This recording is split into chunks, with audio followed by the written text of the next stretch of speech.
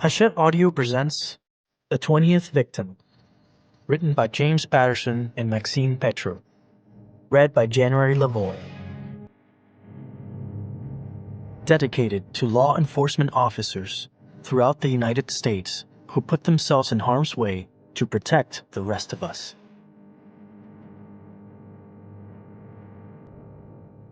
Chapter 1. Cindy Thomas was tuned into her police scanner as she drove through the Friday morning rush to her job at the San Francisco Chronicle. For the last 15 minutes, there'd been nothing but routine calls back and forth between dispatch and patrol cars. Then, something happened. The Whistler TRX-1 scanner went crazy with static and crosstalk. It was as though a main switch had been thrown wide open. Codes in the 400s jammed the channel. She knew them all. 406, officer needs emergency help.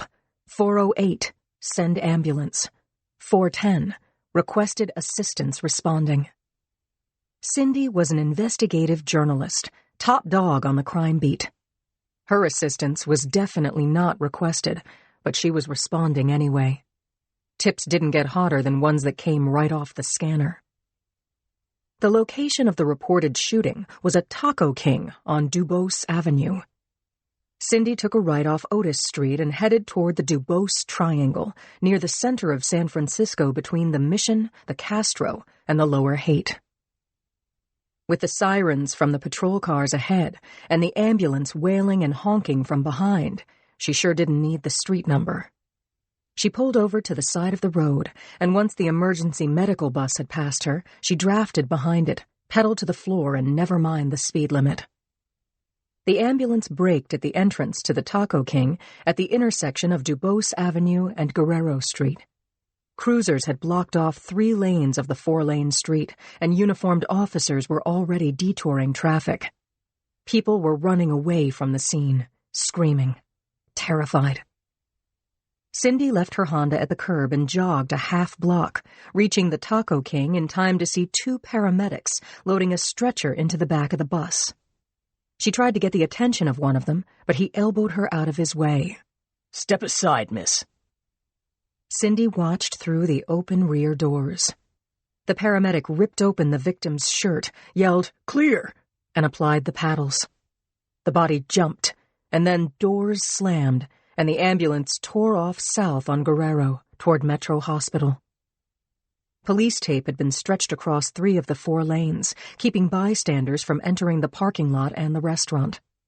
At the tape stood a uniformed cop, Al Sawyer, a friend of Cindy's live-in love, Homicide Inspector Rich Conklin. She walked up to Sawyer with her notebook in hand, greeted him, and said, "Al, what the hell happened here?" "Oh, hey, Cindy. If you hang on, someone will come out and make an announcement to the press." She growled at him. He laughed. "I heard you were a pit bull, but you don't look the part." She wore blonde curls with a rhinestone-studded clip to discipline them, and had determination in her big blue eyes. That was how she looked, no manipulation intended.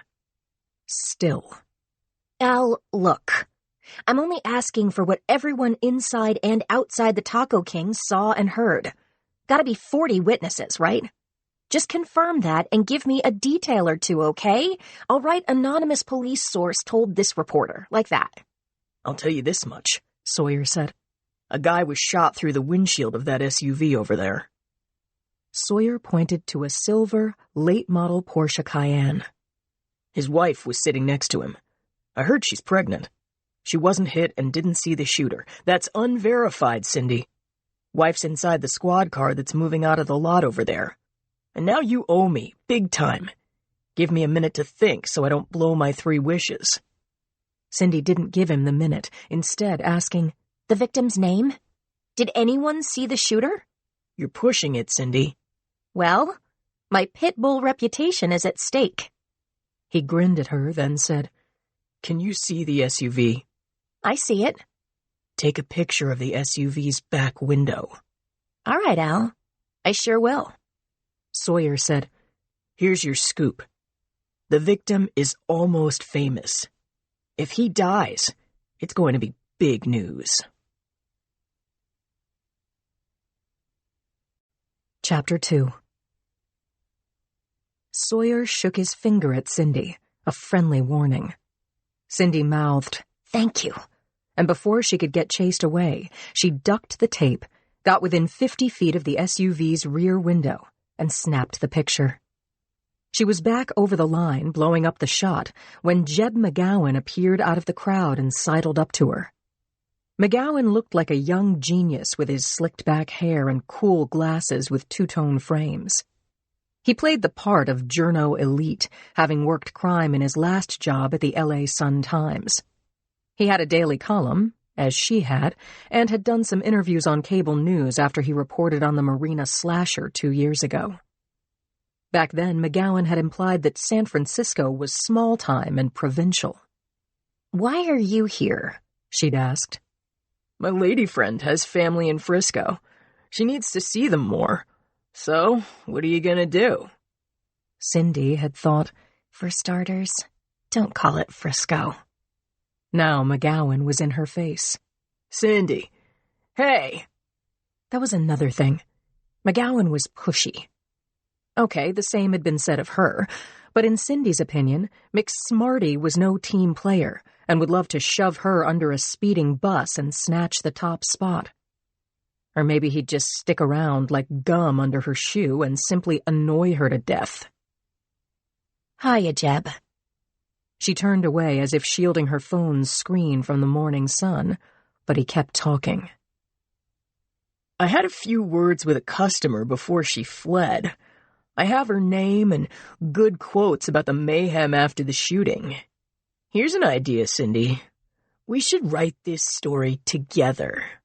"You've got the name of the victim?" "I will have it." "I've already got my angle," she said. "See ya, Jeb." Cindy walked away from McGowan, and when she'd left him behind, she enlarged the image of the Porsche's back window. A word had been finger-painted in the dust.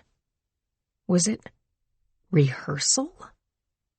She sucked in her breath and punched up the shot until rehearsal was clear. It was a good image for the front page, and, for a change, no friend of hers at the SFPD was saying, "That's off the record." As she walked to her car, Cindy wondered, rehearsal for what? Was it a teaser? Whatever the shooter's motive for shooting the victim, he was signaling that there would be another shooting to come. Cindy phoned Henry Tyler, the Chronicle's publisher and editor-in-chief, and left him a message detailing that her anonymous source was a cop, and she was still digging into the victim's identity. Back in her car, she listened to the police scanner, hoping to catch the name of the victim. And she called Rich to tell him what she'd just seen. He might already know the victim's name. Chapter 3. Yuki Castellano locked her bag in her desk drawer, left her office, and headed to the elevator. A San Francisco assistant district attorney, Yuki was prosecuting an 18-year-old high school dropout who'd had the bad luck to sign on as a wheelman for an unidentified drug dealer. 2 months ago, there'd been a routine traffic stop. The vehicle in question had a busted turn signal light and stolen plates. The cop who'd pulled over the vehicle was approaching on foot when the passenger got out of the offending vehicle and shot him. The cop's partner returned fire, missed, and fired on the vehicle as it took off on Highway 1 South. The cop called for assistance and stayed with the dying man. A few miles and a few minutes later, the squad cars in pursuit forced the getaway car off the far right lane and roadblocked it. The police found that the passenger had ditched, leaving the teenage driver, Clay Warren, and a sizable package of fentanyl inside the car. The patrolman who'd been shot died at the scene. Clay Warren was held on a number of charges. The drugs were valued at $1 million as is and impounded. Warren and the car were identified by the dead cop's partner, and forensics had found hundreds of old and new prints in the vehicle, but none that matched to a known felon. Bastard had worn gloves or never touched the dash, or this was his first job and he wasn't in the system. Yuki doubted that. So, in lieu of the killer dealer, The wheelman was left holding the bag. The DA was prosecuting Clay Warren for running drugs in a stolen car and acting as accomplice to murder of a police officer, but largely for being the patsy. Yuki had hoped that Warren would give up the missing dealer, but he hadn't done so and gave no sign that he would. Using the inside of the stainless steel elevator door as a mirror, she applied her lipstick and arranged her hair, then exited on the 7th floor and approached Sergeant Bubbleen Waters at the desk. Hi, B. I have a meeting with prisoner Clay Warren and his attorney.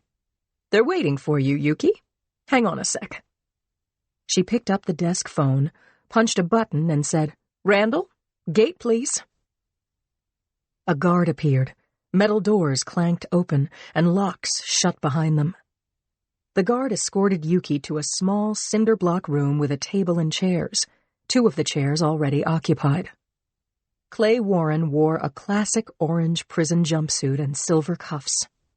His attorney, Zach Jordan, had long hair and was wearing a pink polo shirt, a khaki blazer, jeans, and a gold stud in his left ear. Zach gave Yuki a warm smile and stood to shake her hand with both of his. Good to see you, Yuki. Sorry to say I'm not getting anywhere fast. Maybe Clay will listen to you.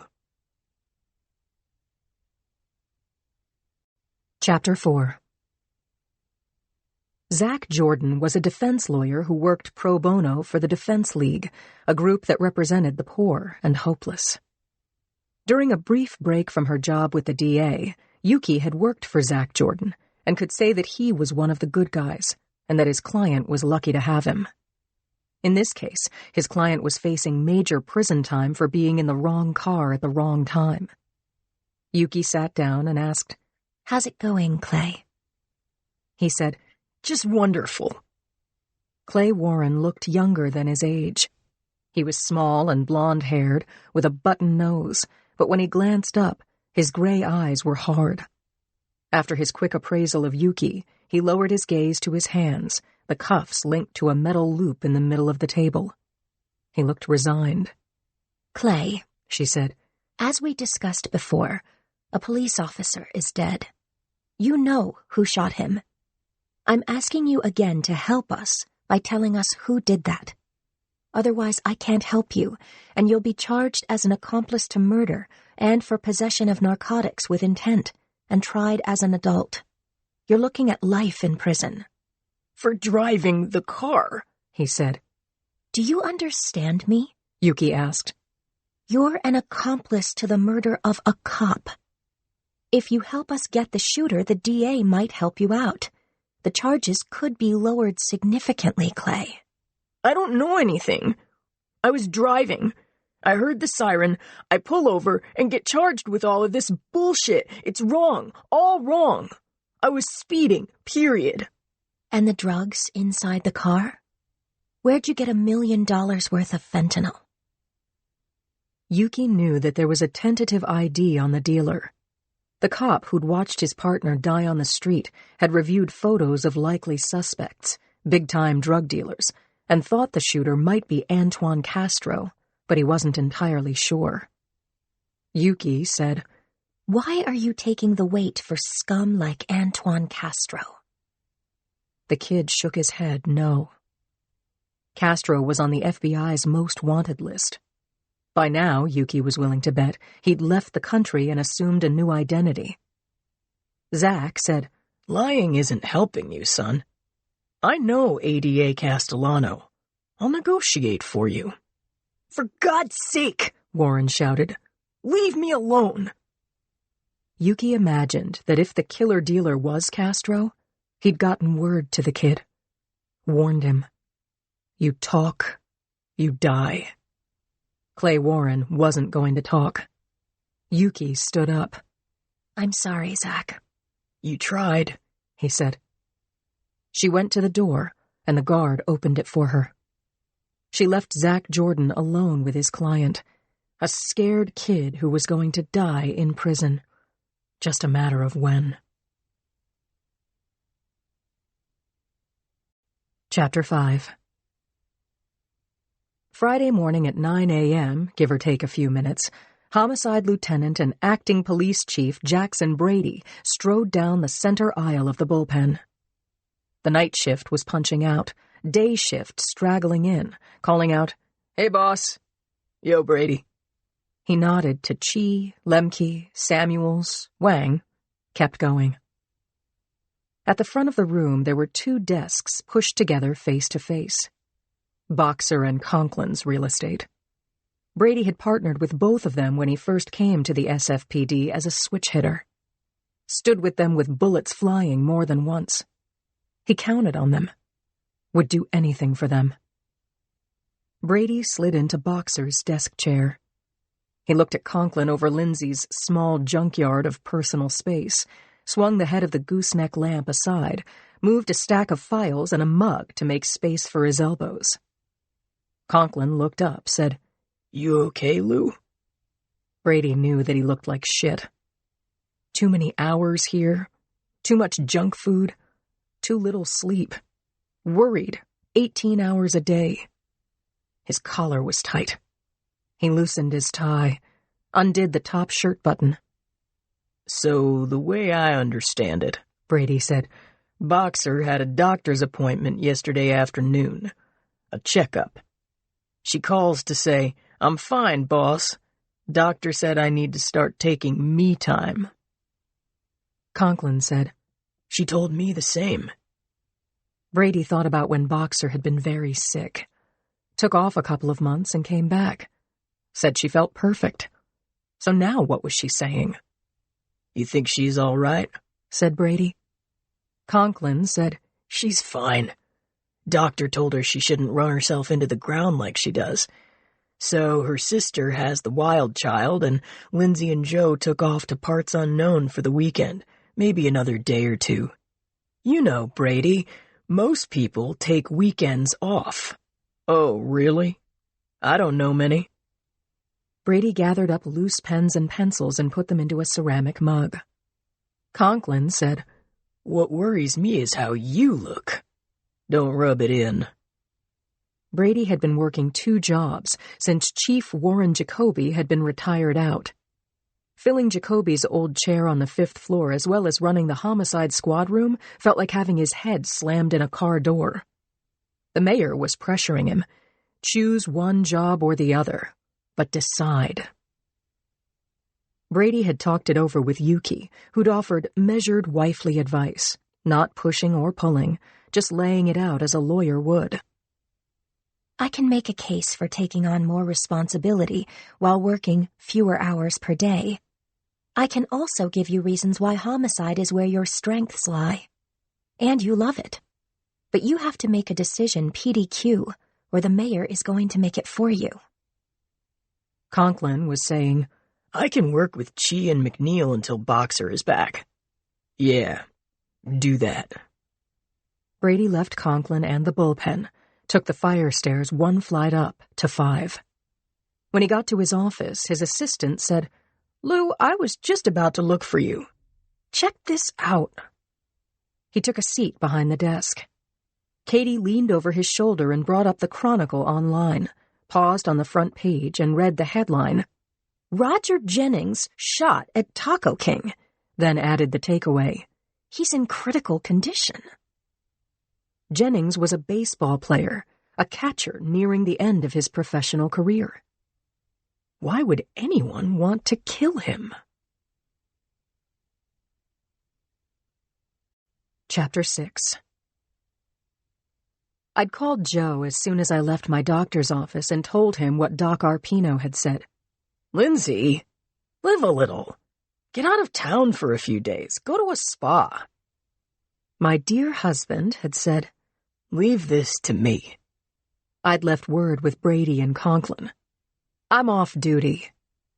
Words to that effect.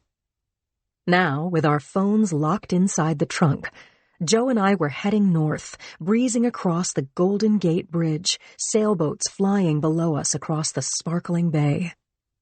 Joe was at the wheel, and I was sitting beside him, saying, "I did not." "You did too. You came to the airport. You said, 'I want you, and I want the jet.'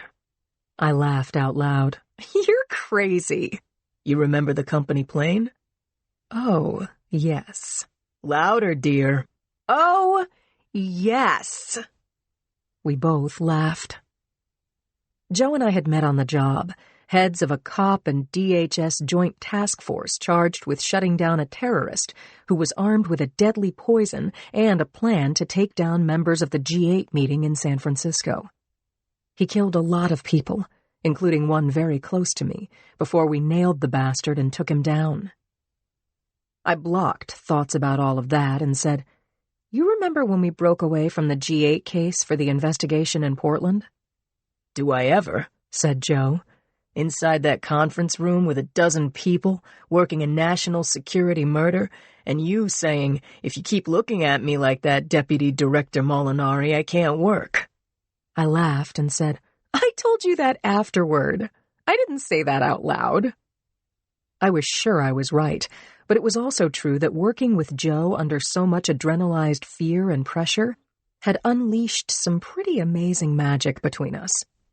And before we'd left Portland for San Francisco, we'd fallen in love. Hard. Was it perfect from then on? Hell no. We lived on opposite sides of the country, and so we rode the long-distance relationship roller coaster for a while, cured loneliness and longing with adventures for a few days a month, until Joe gave up his job and moved to the city by the bay. About a year after our wedding, I gave birth to Julie Ann Molinari while home alone on a dark and stormy night with electric lines down across the city. While I panted and pushed and screamed, surrounded by firemen, Joe was 35,000 feet overhead, unaware. He'd made it up to me and our baby girl when he finally reached home. Joe Molinari, intelligence agency consultant and Mr. Mom. He asked now, "Where are you, Lindsay?" "I'm right here." I leaned over, gave him a kiss, and said, "I was remembering. Where are you, Joe?" He put his hand on my thigh. "I'm here, Blondie, thinking about what a good mom you are and how much I love you." I told him, "I sure do love you too." This weekend, Julie was staying at the beach with her Aunt Kat, 2 cousins, and Martha, our best doggie in the world, while Joe and I got to be 2 40-something kids in love. Joe turned on the radio and found the perfect station. We were cruising. The weather was sunny with a side of sailboats, and we were singing along with the oldies. Free to do what I want any old time.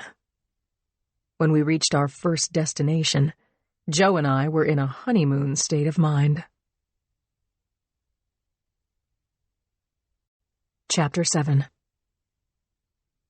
Joe slowed the car and parked us in front of a modest-looking 2-story building made of river stones and timbers, surrounded by greenery.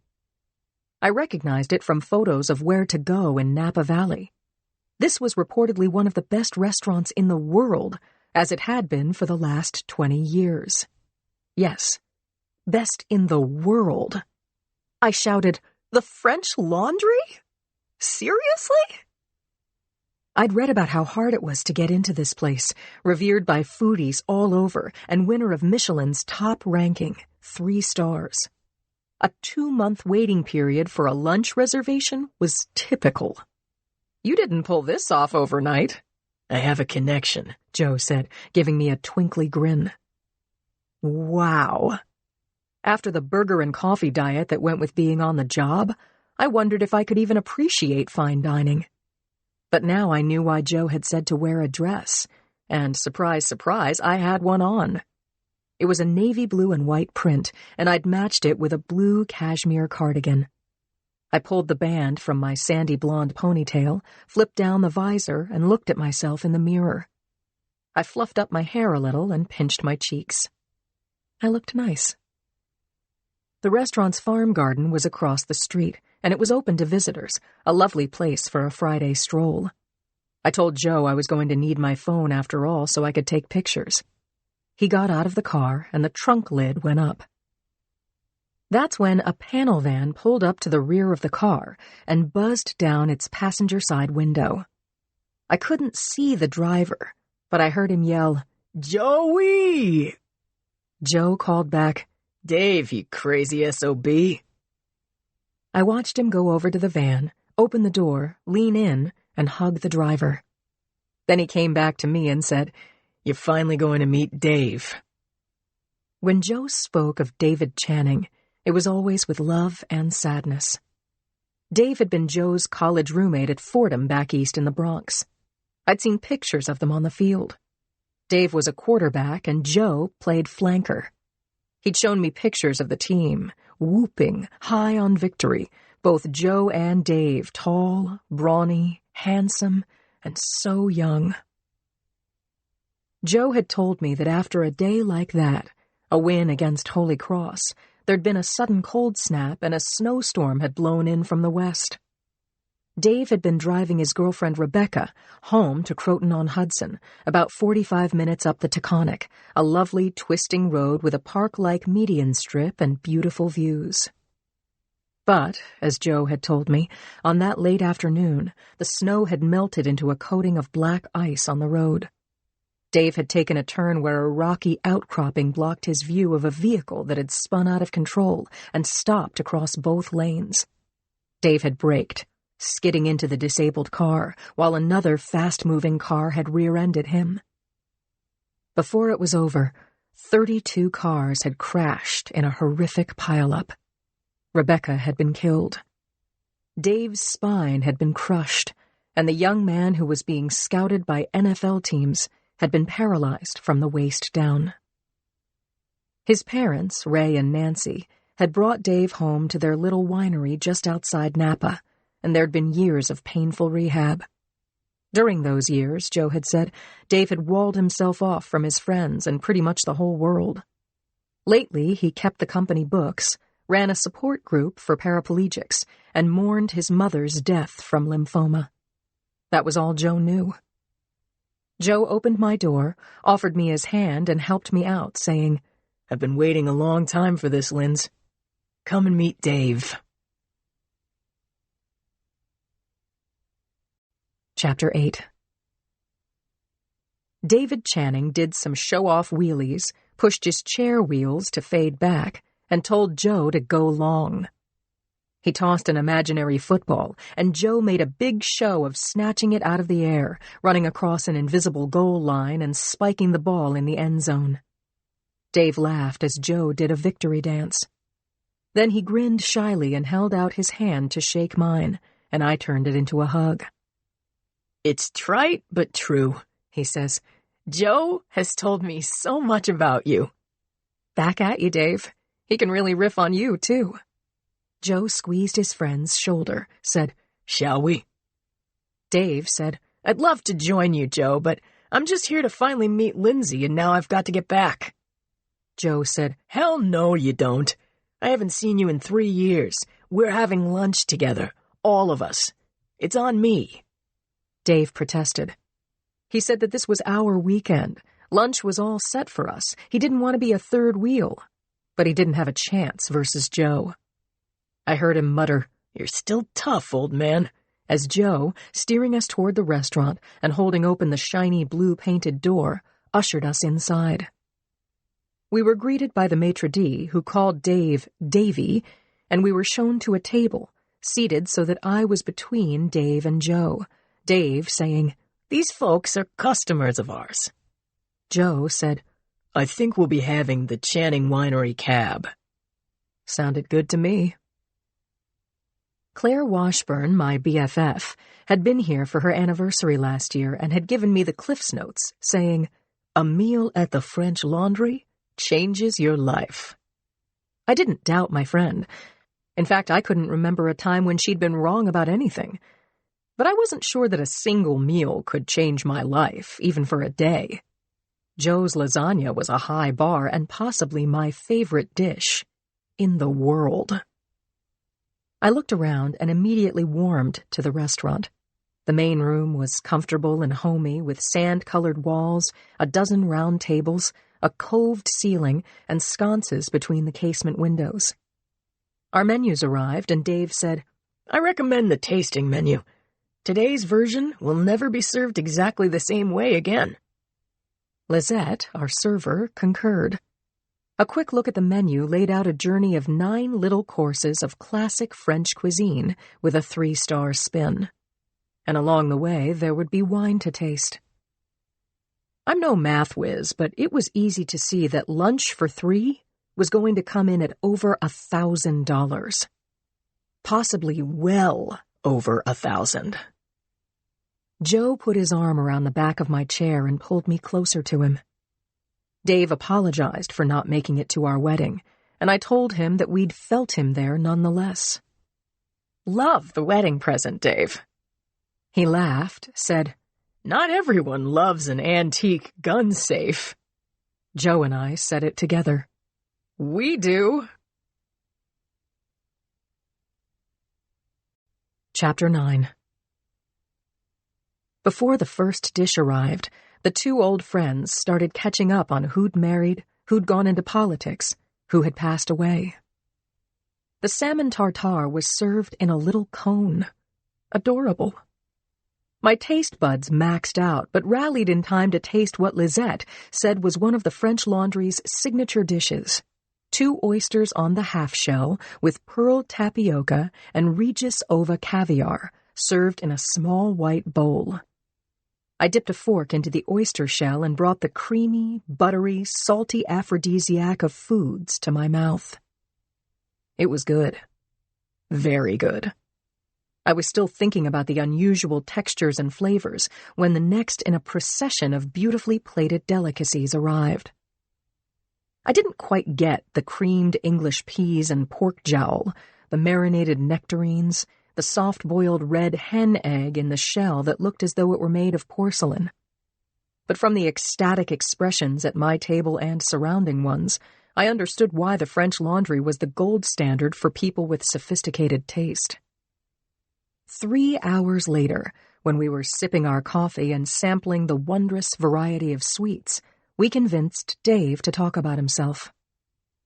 Joey knows this, Lindsay, but my mom passed away just before you 2 got married. My dad and I were always close, but working together has really given us I don't know what else to call it, a deep friendship. Dave sighed. Joe put his hand on Dave's arm and asked him what was wrong. Dave said, Dad's sick, in the hospital, and I'm very worried. Why? What happened? Joe asked. He has a thoracic aortic aneurysm brought on by high blood pressure. It's grown to the size that might require surgery. His doctor prescribed him beta blockers but says he's got age-related system breakdown. But I'm not buying it. He's 72. He's never been sick before. Joe said, I'm sorry to hear this, Dave. If you have any time, Joe, I know he'd like to see you. He was our biggest fan. Joe looked down at the table. I'm pretty sure he was flashing back on those college football years, their families screaming from the stands. Joe lifted his eyes, looked at his friend, and asked, When would be a good time to see him? Chapter 10. As we pulled out of the parking lot, I told Joe, He's great, Joe. I feel bad for him. It was good to see him. Hey, you sure it's okay? Of course. You go see his dad and I'll go to the spa. Joe nodded, said, I'll be back in time for dinner. Perfect, I said. I was thinking of a massage, some kind of exotic wrap. Freak out the guys at work by getting a manicure. I could almost hear Brady saying, What happened to you, Boxer? I grinned, but when I turned to share my joke with Joe, he was in deep thought. He saw me out of the corner of his eye and said, I can't help but think about what his life might have been but for that bad turn in the road. And then, I think that a lot of guys who play pro ball have broken lives. Not just physically, but the fame and money and disappointments, all of that. I'm just glad he's the Dave I know. I nodded my agreement.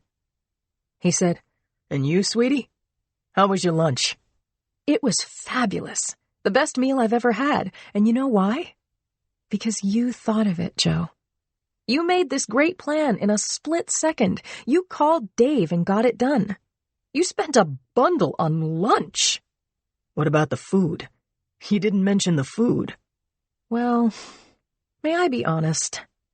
I'm sure that I'm crazy and I should have loved the farm lamb and that steak thing and the green pea puree and the whatever, but you know what I liked the best? Let me guess, Joe said. that little glazed donut at the end, like a mini Krispy Kreme. Come on, how'd you know? 1, you're a cop. And 2, you were making some very sexy noises. Huh. Maybe I was thinking about you. You were not. And since I'm going to the spa, I should be very relaxed and dreamy and smelling like flowers when you get back. Hold that thought, said Joe. Chapter 11. The Milliken Creek Inn is perched on a terraced hillside with views of the Napa River. I came back from the spa to our room with its balcony view of the river, its fireplace, and its huge bed with a novel feeling. I felt no stress whatsoever. No rush. No hurry. No worry. Nowhere to go and nothing to do but rest. I dressed in a white robe and a pair of socks, then climbed aboard the California King with its down comforter and regal headboard. I woke up to Joe calling my name, flipping on the lights in the darkened room. Sorry, Linz. Didn't mean to wake you. What time is it? 7-something? 7:20. When we came back from seeing Ray, Dave and I got into a pile of yearbooks and photo albums, and then, of course, I told him everything Julie has said and done since she was born. I said, "Oh, man, all caught up now?" Joe laughed, asked, Do you want to go to the restaurant for dinner? I shook my head no. I was so comfortable. Me neither. I want to clean up and get into bed. But wait, he said. He sat on the side of the bed and phoned room service, ordered cheese and fruit for 2, basket of bread, bottle of Channing Winery Sauvignon Blanc, concluding with, You got some candles? Good. 20 minutes would be great. He hung up the phone, shucked his jacket, came back to the bed, and kissed me. God, he said, you do smell like flowers. I showed him my newly polished fingers and toes, and he kissed me again, lifted a few strands of my hair away from my eyes. I'll be back, he said. I fluffed my pillow, gazed out through the sliding doors to the balcony as the glow left the sky, and listened to Joe singing an old rock and roll hit in the shower. That oldies station we'd driven to must have gotten stuck in his head. Do you love me? Do you love me? He burst out of the bathroom in a robe singing the chorus. Now that I can dance. I laughed and opened my arms to him, and he got into bed. I put my arm across his chest. He drew me close, and I tipped my head up and kissed him again, this time putting a little heat into it. He said, Look at us. 2 oysters in white. No caviar required. Call your daughter, I said, before it gets too late. Joe got up, found his phone in his jacket pocket, and came back to bed. Together we FaceTimed my sister, her 2 shrieking little girls fighting over who should tell Uncle Joe about their day. And then we shared a sweet conversation with a sleepy Julie, who I could see was in bed with Martha. Julie said, Mommy, say woof. I did it. No! Say it to Martha. Cat cackled in the background as Julie took the phone to my old dog. I woofed on command. Then Joe and I kissed Julie through the screen of the phone and told her to sleep tight. When we were alone again, Joe told me that Ray Channing looked terrible, but that he couldn't suppress his happiness at seeing Joe again after so many years. Told me I hadn't changed a bit. We both laughed, and room service knocked and delivered. Joe and I sipped wine. We nibbled. We talked, and then Joe put the candle in its little glass globe on the dresser before rolling the cart outside and locking the door. He took off his robe and tossed it over a chair, came back to bed, and helped me out of mine. "I have a confession," I said. Now? You wish my chest wasn't hairy? "I love your hairy chest." "The lobster mac and cheese. That was my favorite course. It beat out the mini donut? It was the best thing I've ever eaten." Joe laughed. Mac and cheese.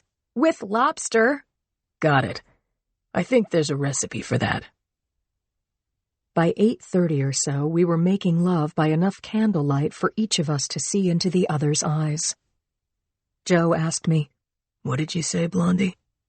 "I'm so lucky." Lucky me, too.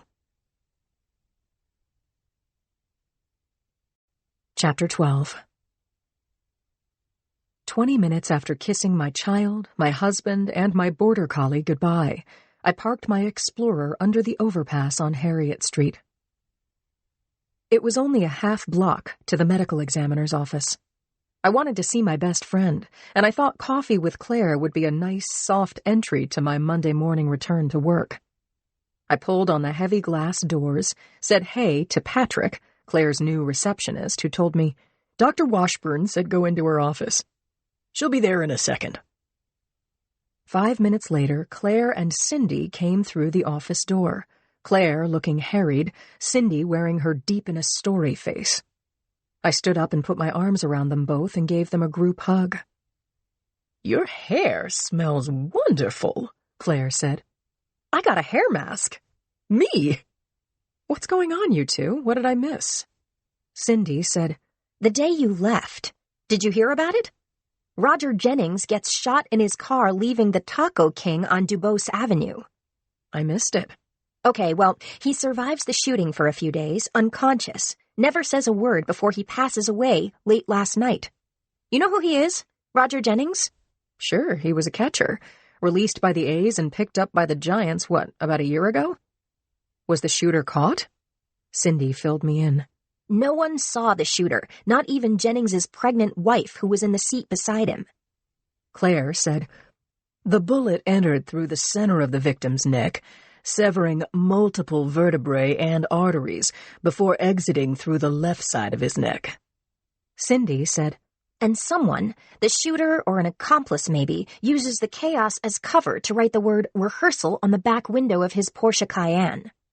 Rehearsal, I said, thinking out loud. The shooting was a trial run. Could be that Jennings was a random person in the wrong place. Maybe, said Cindy. But I've been digging into Roger Jennings. I'm thinking he was lining up his next career, a little more dangerous than baseball. How so?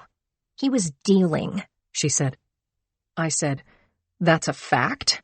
Trusted sources tell me that Jennings was selling MDMA to his teammates. There may be others. Chi and McNeil are on it. And now, said Cindy, I've got to get back and file the story. She blew kisses. Then she was gone. Chapter 13. As Cindy flew out the door, Yuki blew in. I hope there's coffee in here somewhere.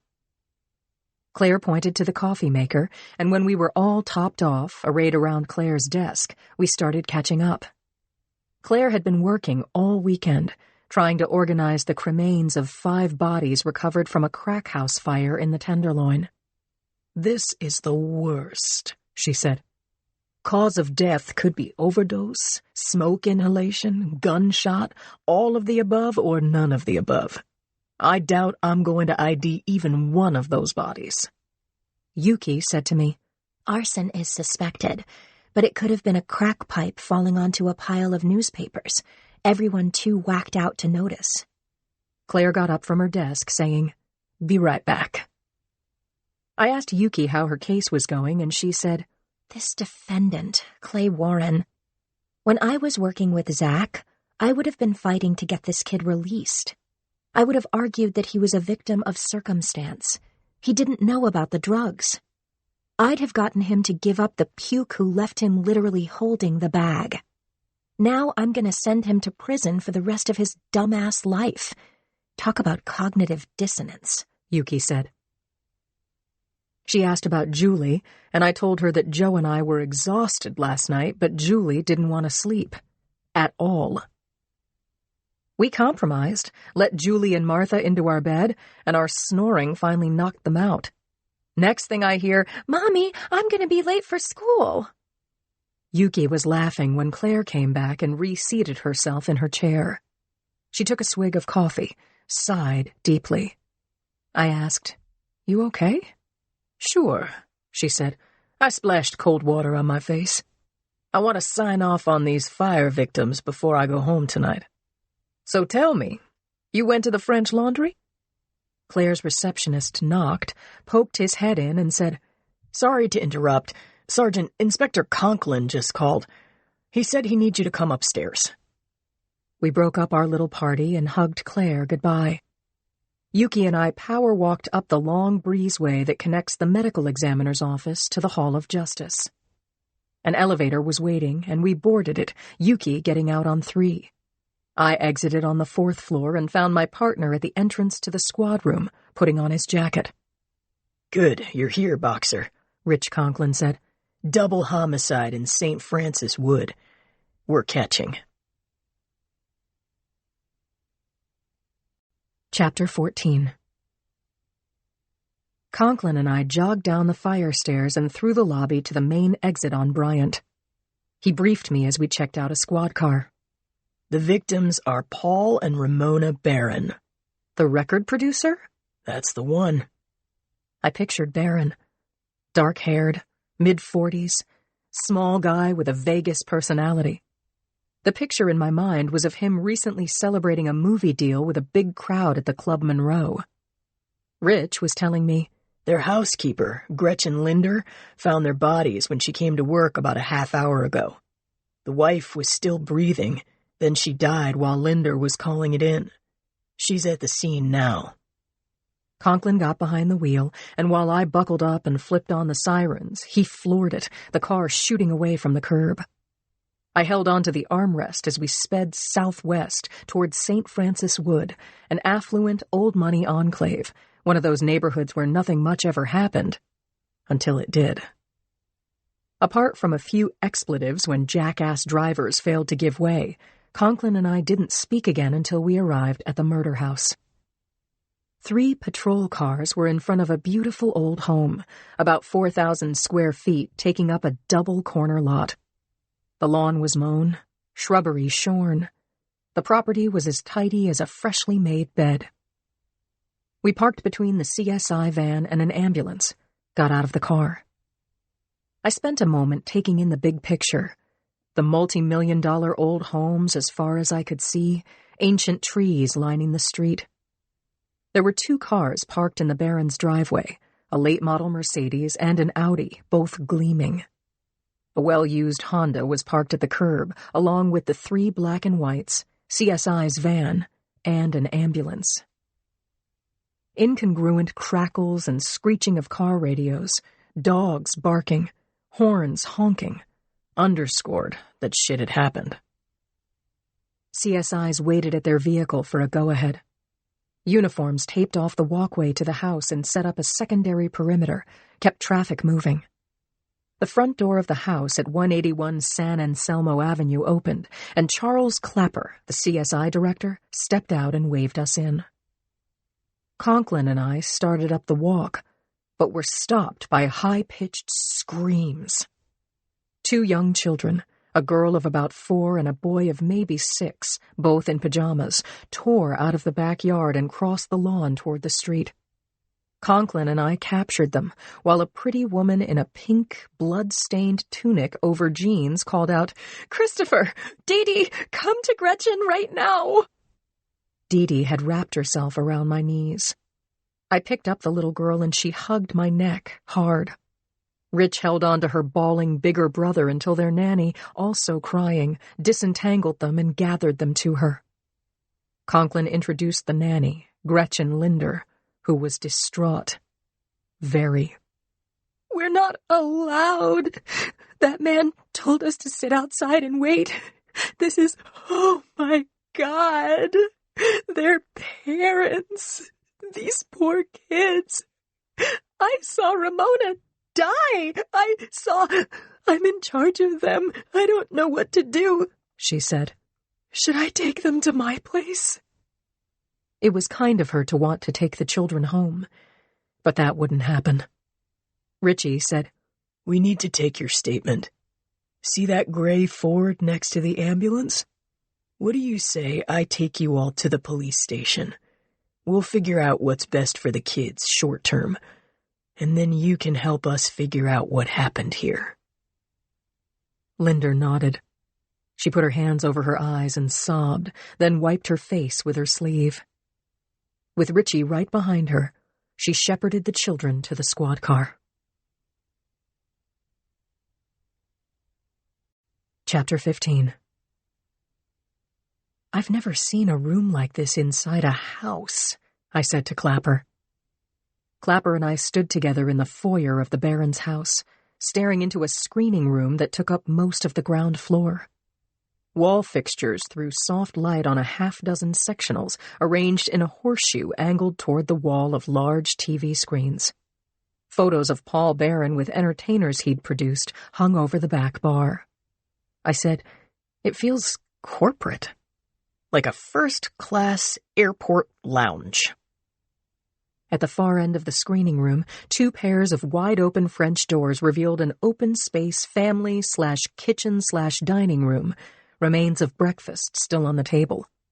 I asked, Where was the point of entry? Clapper shook his head and said, The doors and windows were all secured, except the front door. The nanny opened that and shut off the alarm. What then? An inside job? Charlie Clapper is not only a former homicide investigator, but he's a meticulous CSI. He said, Here's what I know so far. The basement level is the recording studio, accessed by the elevator over there, he said, pointing to the door under the rising staircase, and the stairs at the back of the kitchen. He continued, The studio is like a big soundproof safe with professional recording equipment. No windows. A fire door with a bar lock leads to the outside.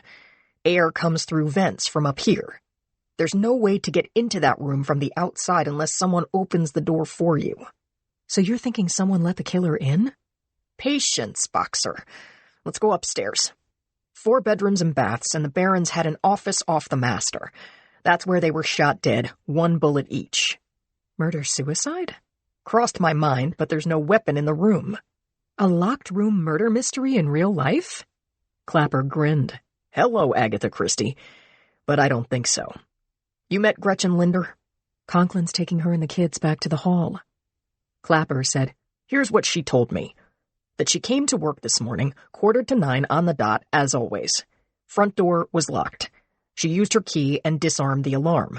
Called out, Hello? No answer.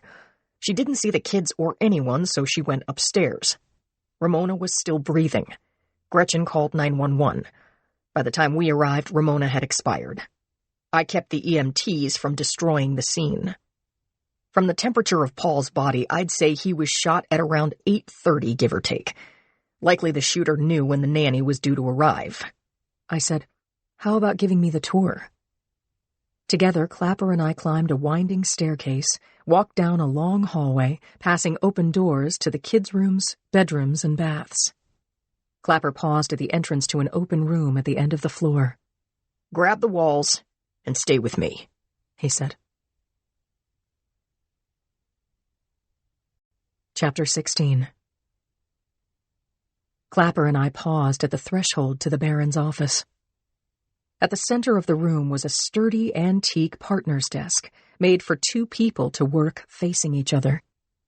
Behind the desk was a wall of casement windows. There was art on the opposite wall, a large TV screen, an exercise bike, and a water cooler, but my eyes turned quickly to the deceased. Clapper said, Paul Baron took a shot to the back of his head. The dark-haired man in plaid and jeans had fallen across his desk, facing the doorway. He had bled copiously over the desk and everything on it. Coffee and blood mixed together and dripped onto the carpet. Continuing, Clapper said, Looks to me like Ramona saw her husband fall toward her. She stood up, and that gave the shooter a good, clean shot to her chest. I followed his line of reasoning. Ramona had dropped and toppled out of her chair and was lying face up on the carpet with her eyes open, blood spilling across her chest. I stooped down to get a closer look. She was wearing tights, a pink V-neck sweater, several diamond rings, diamond stud earrings, and a gold chain with a ruby cabochon pendant hanging just above the neat bullet hole through her sternum. As with Ramona's husband, it looked like one shot had taken her out. The shooter had to have been trusted and standing only feet away. Did he or she have a house key? Know the alarm code? Had Gretchen? Had she done this? It didn't matter how many times I'd seen murder victims. It always hurt. What plans had this couple made? What would happen to their children? How had it come to be that this was their day to die? I was staring at the small, bloody handprint on Ramona's cheek.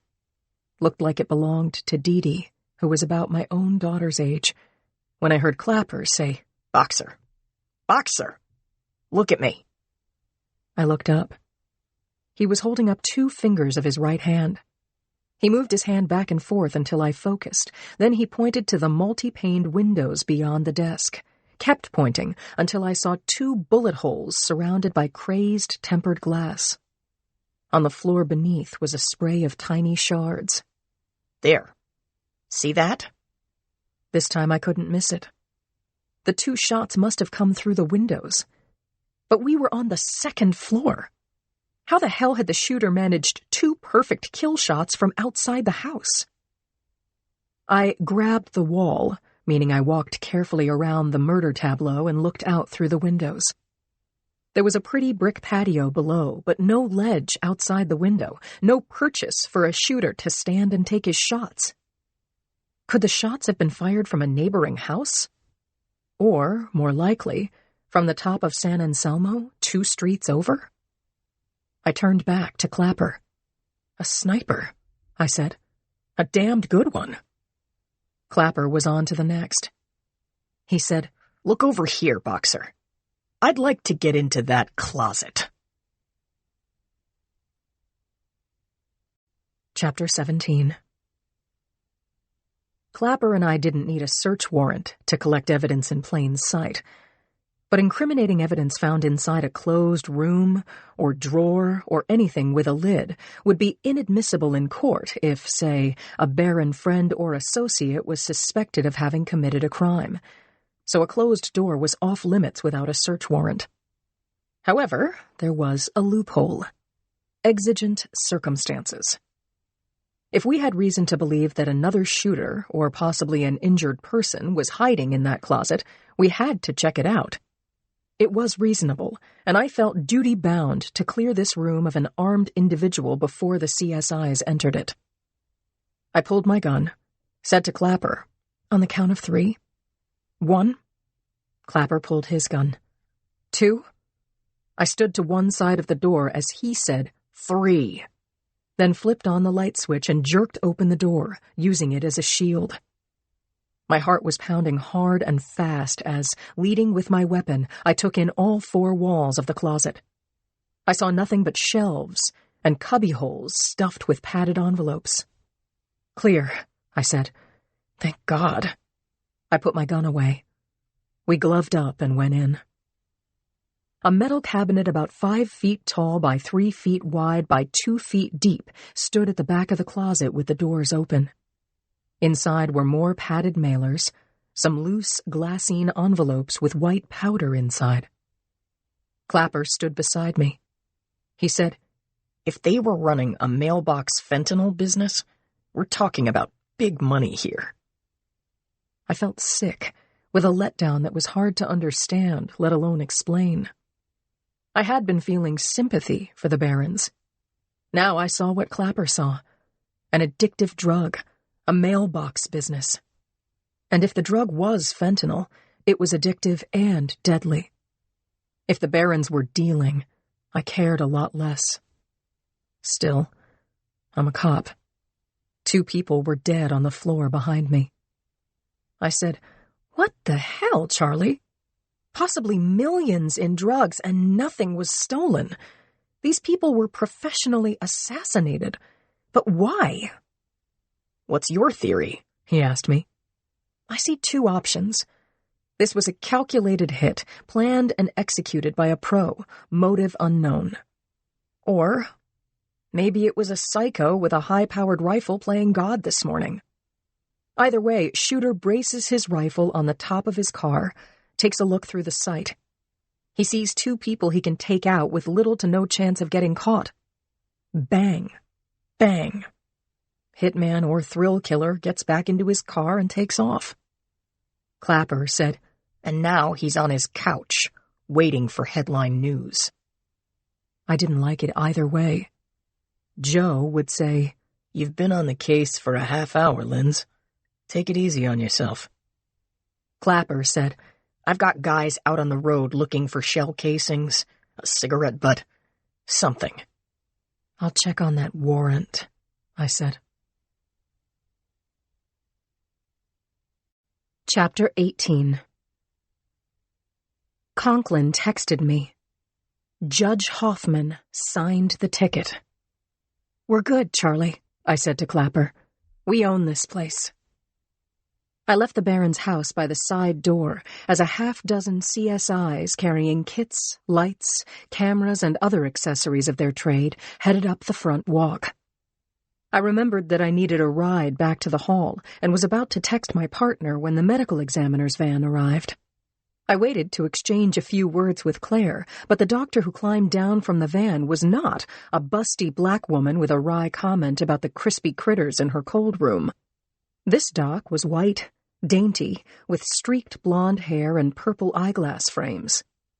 I introduced myself, and the pathologist told me her name, Dr. Mary Dugan, and that she was on loan from Metro Hospital until Dr. Washburn returned.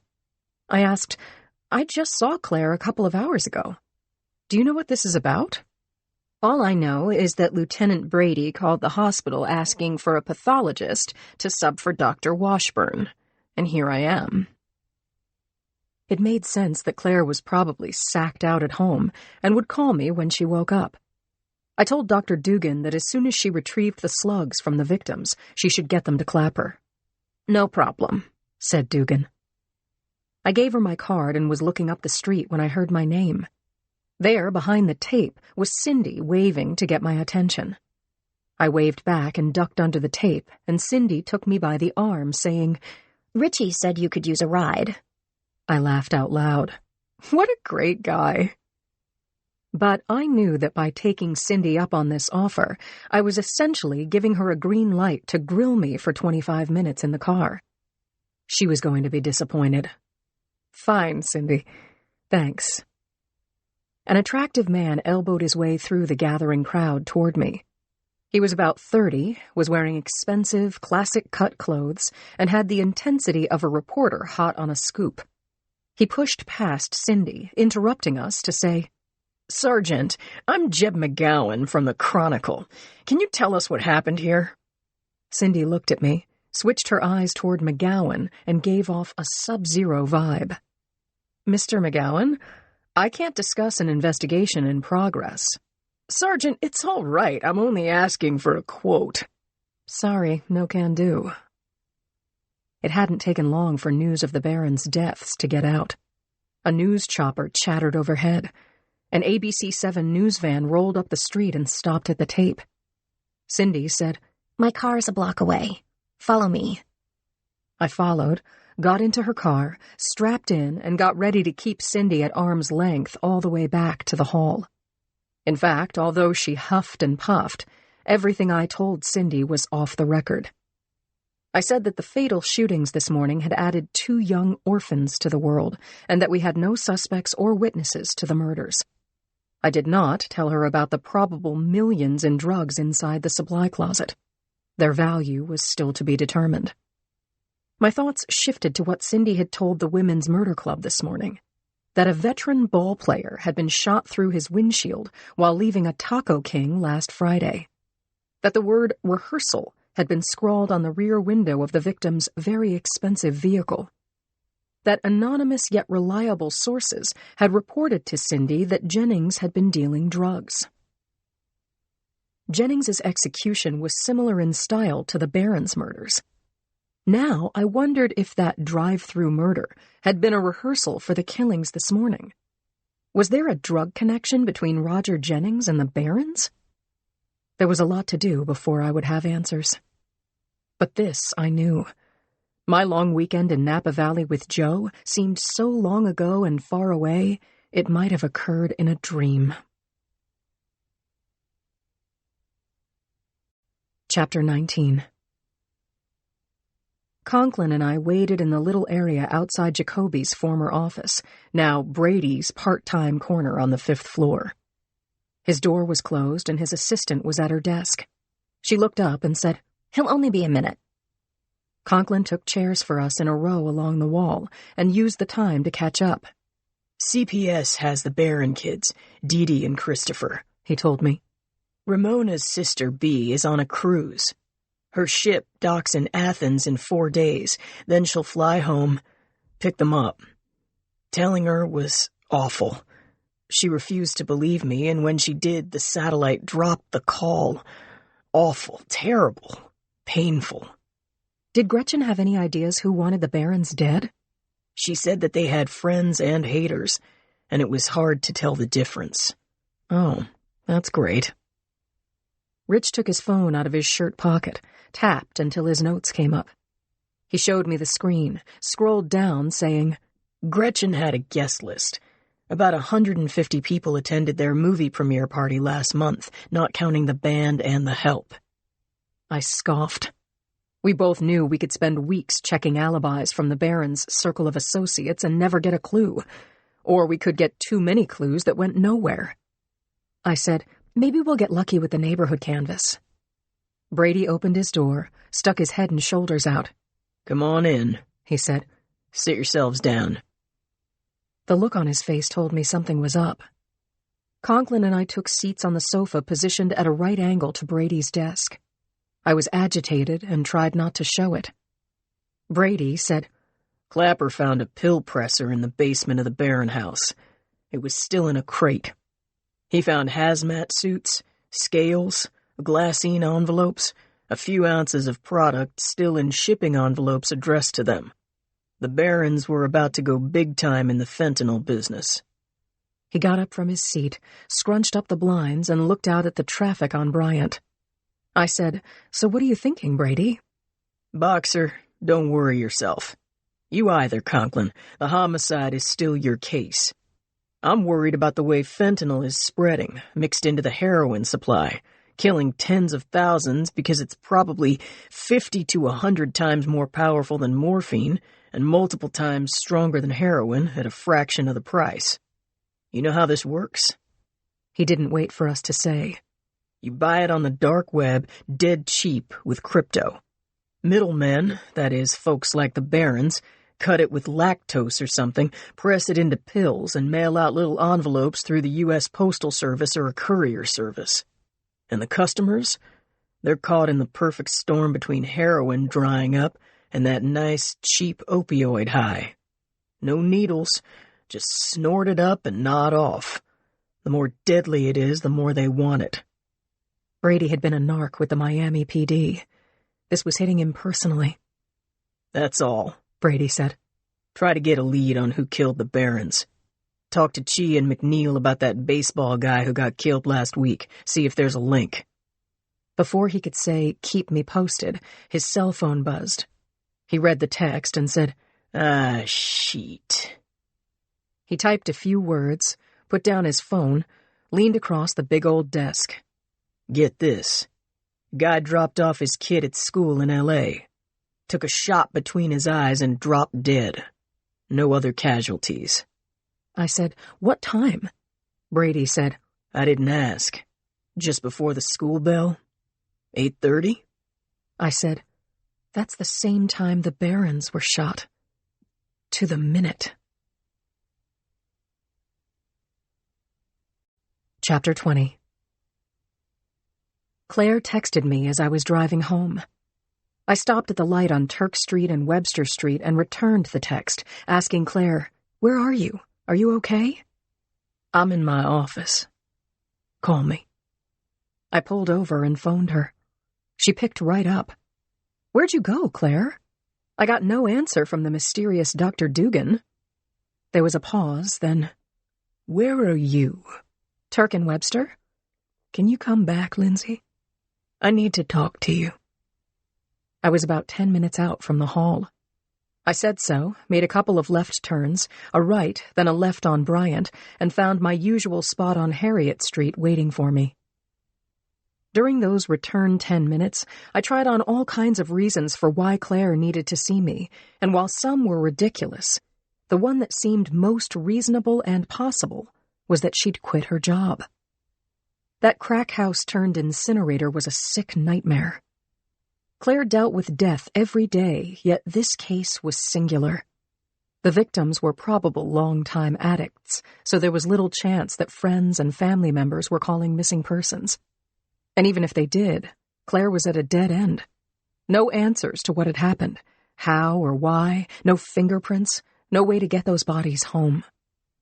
Maybe this fire had been Claire's final straw. I locked the car, buttoned my coat, and took the short walk to the medical examiner's office. The lights shined through the glass. I saw that the receptionist had gone home, but there were a few people sitting in the waiting room. One of them was a cop I knew. I knocked on the glass, and Diaz got up, reached behind the reception desk, and buzzed me in. A moment later, Claire opened the door to reception and leaned out, saying to me, "After I get out of these bloody scrubs and wash up, want to go have a beer?" I nodded. Good idea. We went to McBain's, the bar and grill across Bryant and down the street, named for a valorous homicide captain who'd owned the place and whose portrait hangs over the bar. R.I.P. At 6:30, McBain's was packed with Hall of Justice workers and one departing pair of lovebirds who'd left an empty table by the jukebox. We grabbed it. A sappy pop vocal was on loud, making my teeth vibrate, but at least we had a table. Sid McBain, our waitress, stopped by and dropped off dinner menus. Claire said, "Wait a sec," handed back the menus. "2 Anchor Steams and a bowl of chips," I said. Sid left, and I imagined a cone of silence dropping over our table so we wouldn't be disturbed. In a way, it worked. The Cheers-like ambiance of the place faded. I asked Claire about the fire victims, a way in for her to say, "This damned job is just too damned much, Lindsay." But she didn't. She said, "I've been coughing." I nodded. I knew that. "I have lung cancer." I was sure I was hearing her wrong. I couldn't believe what she had told me. I asked her to say it again, and she did. "I have lung cancer." I shook my head. No. Probably from the disinfectant or the X-rays or whatever fumes I breathe doing autopsies, or all of the above. Claire, you know this for sure? You've had tests? Sydney brought the beer, the chips. We didn't even acknowledge her when she said, "Will there be anything else?" Claire said, "I had a biopsy. Today I saw my oncologist. It's a carcinoma. It has to come out. I haven't told Edmund. Jesus, I keep thinking about Rosie." Rosie is their youngest, their beloved change-of-life baby. Claire coughed into a napkin, then looked at me with water in her eyes. "It's nothing to worry about. I'm a doctor, you know." Bullshitting herself, lying to me, to Edmund, to people who loved her. That's how scared she was. "Don't tell anyone," she said. I reached across the table and grabbed Claire's wrists. We both burst into tears. Chapter 21. Before Claire texted me, I'd been thinking about how much I wanted to discuss the Barron murders with Joe. He has decades of experience in intelligence agencies and spent a number of those years as a profiler with the FBI. I had a new case, A successful record producer and his wife shot dead in their house by a very sophisticated marksman who knew their habits. Possibly knew about their drug business, which was still in a formative stage. The motive was unknown. Suspects, 0. Joe might see an angle on the case, but my thoughts about the Barron murders had become secondary. Now I wanted to hold Julie, spend time with her before she fell asleep, read to her first if I could steady my voice and not cry. I opened the door to our apartment and saw that Joe was across the room in his big leather chair. He lifted a hand in greeting, but I could tell he was deep in conversation. Martha waggled and shimmied into the foyer, yelping her joy that I was home. I ruffled her ears and called her pet names. Everything about this old doggie is precious to me. We've been together for so long. I talked to her as I put my gun in the safe that Dave Channing had given us, and she followed along as I went to find Julie. She was barefoot, still in the school clothes I'd dressed her in this morning, sitting on her bed with a book in her lap. She looked up and said, "Mommy, Martha peed on the floor." "Oh. Did someone forget to walk her?" She shrugged, not willing to implicate her dad, too young to do the chore herself. "Want to go for a walk?" I asked Martha. This is every dog's favorite question, and ours responded with a loud, emphatic bark. Yes. Yes, she did want to go for a walk. We went out to the foyer where I slipped a collar and leash onto Martha, zipped Julie into a coat, and tied her shoes. I got Joe's attention, and he put his hand to the phone and said, "Just take a quick walk, okay?" I nodded, and the 3 of us girls took the elevator down to Lake Street. Martha sniffed around the sidewalk, relieved herself for show, and then herded me and Julie together as border collies, even old ones, do. Back in Julie's room, I found clean PJs and asked her to tell me about her day. She was willing. I brushed the thick, dark curls she'd inherited from her dad, and I thought about Claire. My eyes watered. I heard Julie say, "Mommy, are you listening? That was funny." I hadn't heard a word. "I'm sorry, Julie. Tell me again. Please." "No." she said. I asked her if she'd like me to read to her, and she said, "Not yet." She wanted to tell me about a rabbit a classmate had brought to school, and kept talking until Joe came to the doorway and said, "How about a hug goodnight, Bugs?" She said, "Dad, Mommy is out to lunch." "Then I'll make her some dinner." We hugged and kissed our little girl, told her it was okay to sleep with Martha for a little while, and shut off her light. We were crossing the main room when Joe's phone rang. He picked up and said, "I will, Dave. Of course. I'll call you in the morning. You too. Good night."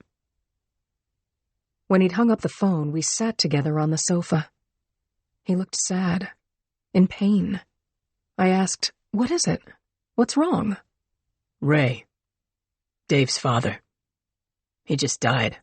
"Oh, no." Dave thinks Ray was murdered. "What?" I have to go back to Napa Valley. I have to be there to help him. Chapter 22. Joe and I sat together on the sofa, our arms around each other. Joe spoke haltingly about himself and Dave when they were roommates. And he told me that he wondered if Dave was in such a bad place that the only way he could accept his father's death was to create a fantasy that Ray had been murdered. "It doesn't make any sense otherwise," Joe said. "Why would anyone kill Ray Channing inside a hospital?" I didn't want to break into Joe's thoughts, but I was also grieving. Moments with Claire were flashing through my mind, starting with the look on her face as she told me about the cancer diagnosis, then back to her smiling at me when she painted my toenails the day Joe and I got married. She was Julie's godmother, and I was Rosie's. Each of us was the go-to person for the other whenever we needed advice, love, support, and the truth. I couldn't imagine my life without Claire, and I didn't want her to go. Joe was holding me, and my body started shaking, and I just couldn't stop it. He turned me so that I was looking into his face, gripped my shoulders, and asked me, Lindsay, what's going on? I blurted out, I said I wouldn't tell anyone. My voice cracked. He was alarmed, and he tightened his grip on me. Tell me, he said. Claire has cancer. I cried. Joe consoled me until he cried, too. Second time I ever saw Joe cry. I was so grateful that Julie was in bed, but Martha felt the sadness, came out of Julie's room and put her nose on the couch between us. Keep talking, Joe said. She said it's nothing to worry about, but she was lying. Joe held me tight. I thought about what Claire must be going through. She hasn't told Edmund. She will. I can't bear this, Joe. You can. You will. You'll be strong for Claire.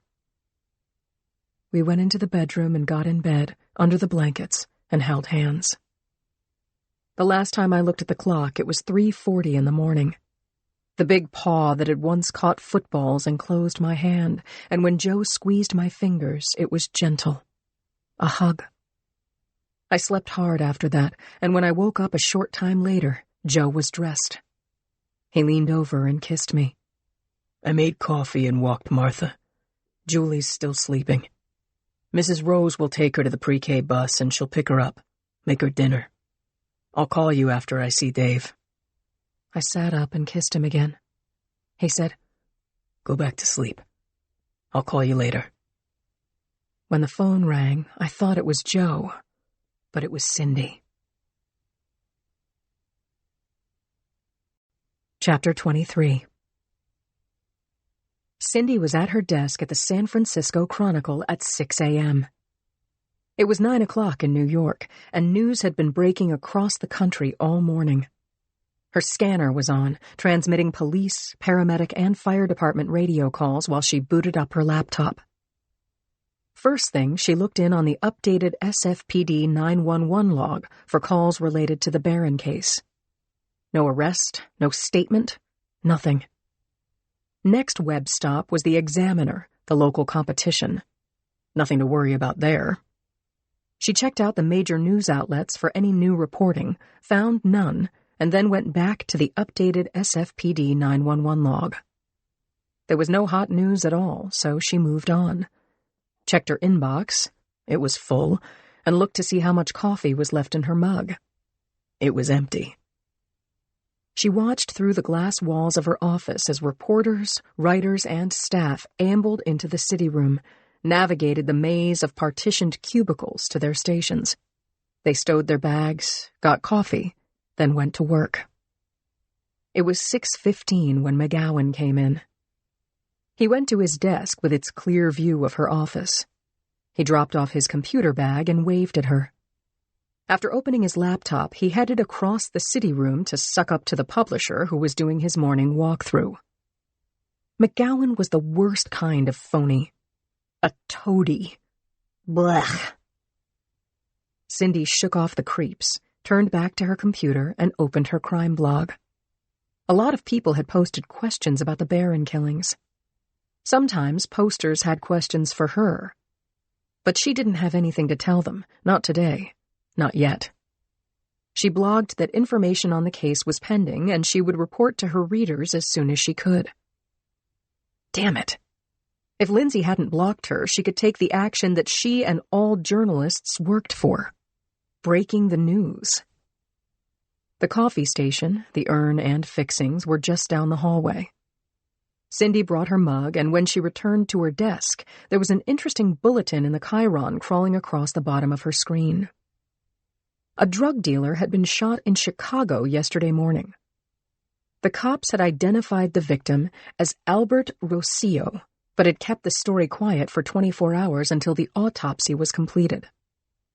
Now the police were asking the public for information on Rossio's death. Cindy opened her link to the Chicago PD website and read up on the victim. Albert Rossio was 54, a Chicago native. Owned a smoke shop on North Broadway where he sold papers, smokes, candy, soft drinks. He had an undetermined number of employees, who Cindy guessed were stock boys doubling as drug runners. Rocio was divorced, no children. He had been exiting his apartment house on his way to work, car keys in hand, when he was shot, one bullet to the forehead. Rocio's girlfriend, Tanya Patton, 48, and her boy Vanya, 8, had been walking right behind Albert down the front steps. One bullet had been fired. Only one.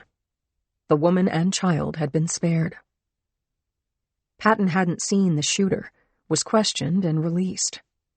Apart from Patton and Vanya, there had been no witnesses to the shooting, no suspects. Police found a half-kilo of heroin taped under the dashboard of Rocio's Subaru Forester. The news crawl resumed, and this time Cindy read it from the beginning. Chicago drug dealers shot in execution-style murder at 10:30 a.m. on Monday. Cindy sat still for a moment and let the connection sink in. Rocio was shot on the same day and at the same time that the Barons had been shot. She called her boyfriend, Rich Conklin, who she knew was still sleeping. Sorry, Richie, but I've got something to tell you. It's hot. Yeah, I'd call it very damned important, Cindy said. Chapter 24. On direct orders from the man she loved, Cindy waited 2 excruciating hours so as not to wake Lindsay, and then she called her. Lindsay, it's Cindy. Everything okay? I'm trying to get out of here. I still need to press a shirt and dry my hair. What time is it, Linz? You don't know? I'm asking you. What time is it? 8:30? That's right, Lindsay. At this time yesterday, the Barons were killed, and at this same time yesterday, Albert Rocio, smoke shop owner in Chicago, was shot between the eyes. Cops found a hefty bag of heroin taped to the underside of his dash. Silence on the phone. Lindsay? Linz, you there? I hear you. Good.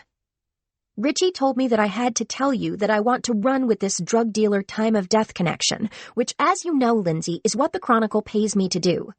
Chicago Dude and Barons, all holding significant drugs for distribution, all shot at the same time, each struck by a single kill shot. I gave you information about the Barons in your car and off the record. Do you remember? Lindsay's voice was thrumming with badass. She'd seen Cindy make headlines from invisible ink before. Cindy loved Lindsay and wouldn't betray her, but frankly, she'd just made a connection that spelled more than a coincidence. It was some kind of collusion. TBD. Which was the difference between writing What to Do This Weekend in San Francisco and investigative journalism. She was onto a gangbuster front-page story. Cindy said, I know you told me off the record. Otherwise, I wouldn't be asking for your permission. Calm down, Cindy. You too, Lindsay. Henry Tyler, the publisher and editor-in-chief of the Chronicle and her rabbi, knocked on her glass door, then came into her office and sat in the side chair. He held up his hand, mouthed, I can wait. Lindsay was saying, I understand this is some kind of sacrifice, but I'm going to give you another off-the-record tip as compensation. Hear me? Cindy scoffed. Yes. What is it? Here's another dot to connect. There was a shooting in L.A. yesterday, 8:30 a.m., but as of now, nothing about drugs. Cindy nodded to Tyler, held up a finger, just a minute, and said to Lindsay, Can you officially confirm that? No. It's an anonymous tip. Find out some other way. You can't quote me or say sources close to the police or anything like that, and do not link that up with the Barron murders. Or what? Roger Jennings was my story, by the way. Don't do it, Cindy. I'll give you the go-ahead with a quote soon, but I need to see if there really is a connection before you take it public and warn off the shooters. Okay. So no problem with the LA piece? Just don't mention the time of the shooting. Cindy exhaled her exasperation, said, Okay. Talk to you later.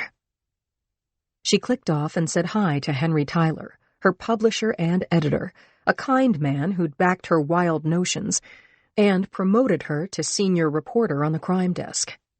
He said, "Sorry to interrupt. Look, do me a favor, Cindy. Take McGowan under your wing, will you? He's a good writer, but he's new to us. He could use some help getting into the swing of things around here." "Sure, Henry," she said. Tyler thanked her and left her office. He had just left when McGowan stepped in without knocking and sat down in the chair. "So, Cindy, what's the inside scoop on the Barron killings? Tyler wants us to work together on the story."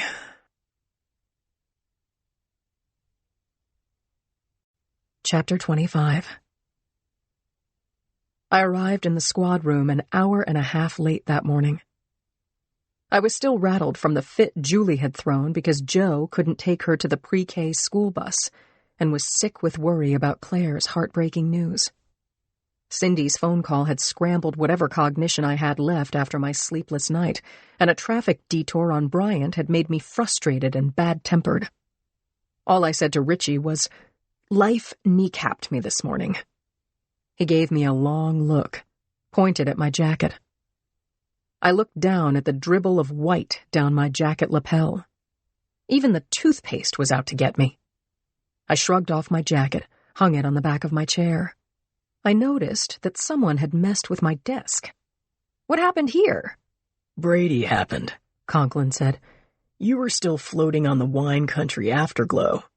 He's a little compulsive." "You think?" I sat down, wheeled the chair up to my desk, and started returning articles to where they belonged. Lamp, notepad, picture of Julie and Joe. I stared at my mug, now full of pens, and said, "Any progress on the Barrons?" He said, "Clapper called. The bullets were recovered, but they're soft points. One was deformed by the inside of Paul's skull. The other went through Ramona, smashed into a wall." "So much for ballistics," I said. Richie went on. "I spoke to Sergeant Noble, LAPD. They have nothing yet on the Peavy shooting, but they want to work with us. And here's the name of the primary lead detective on the Chicago shooting. I left a message. No callback." Conklin passed me a sticky note over the narrow gulch separating our desks. It read, "Detective Stanley Richards. Victim, Albert Rossio, smoke shop dude." It was 11:50 in Chicago. I made the call, was passed around the police department until Detective Richards picked up his phone. I introduced myself, said that my partner was also on the line, and told the detective that I'd read about Albert Rossio. I said, "We've had a couple of similar shootings here." Richards said, "What can I do for you?" I couldn't keep the stress out of my voice as I gave the detective what we had: the rehearsal at the Taco King and the Barron shootings. I also told him about Fred Peavy, the LA dealer who'd dropped his kid off at school and taken one through the forehead. Richards was aware of only the Barrons who'd made the national news. I said, "The Barrons and Peavy happened at the same time, 8:30 a.m., Monday morning Pacific Standard Time." Richards grunted, said, "That's a match. Rossio was off at 10:30 here." He sounded bored. "Boxer, right? Good luck with your DBs." He was hanging up.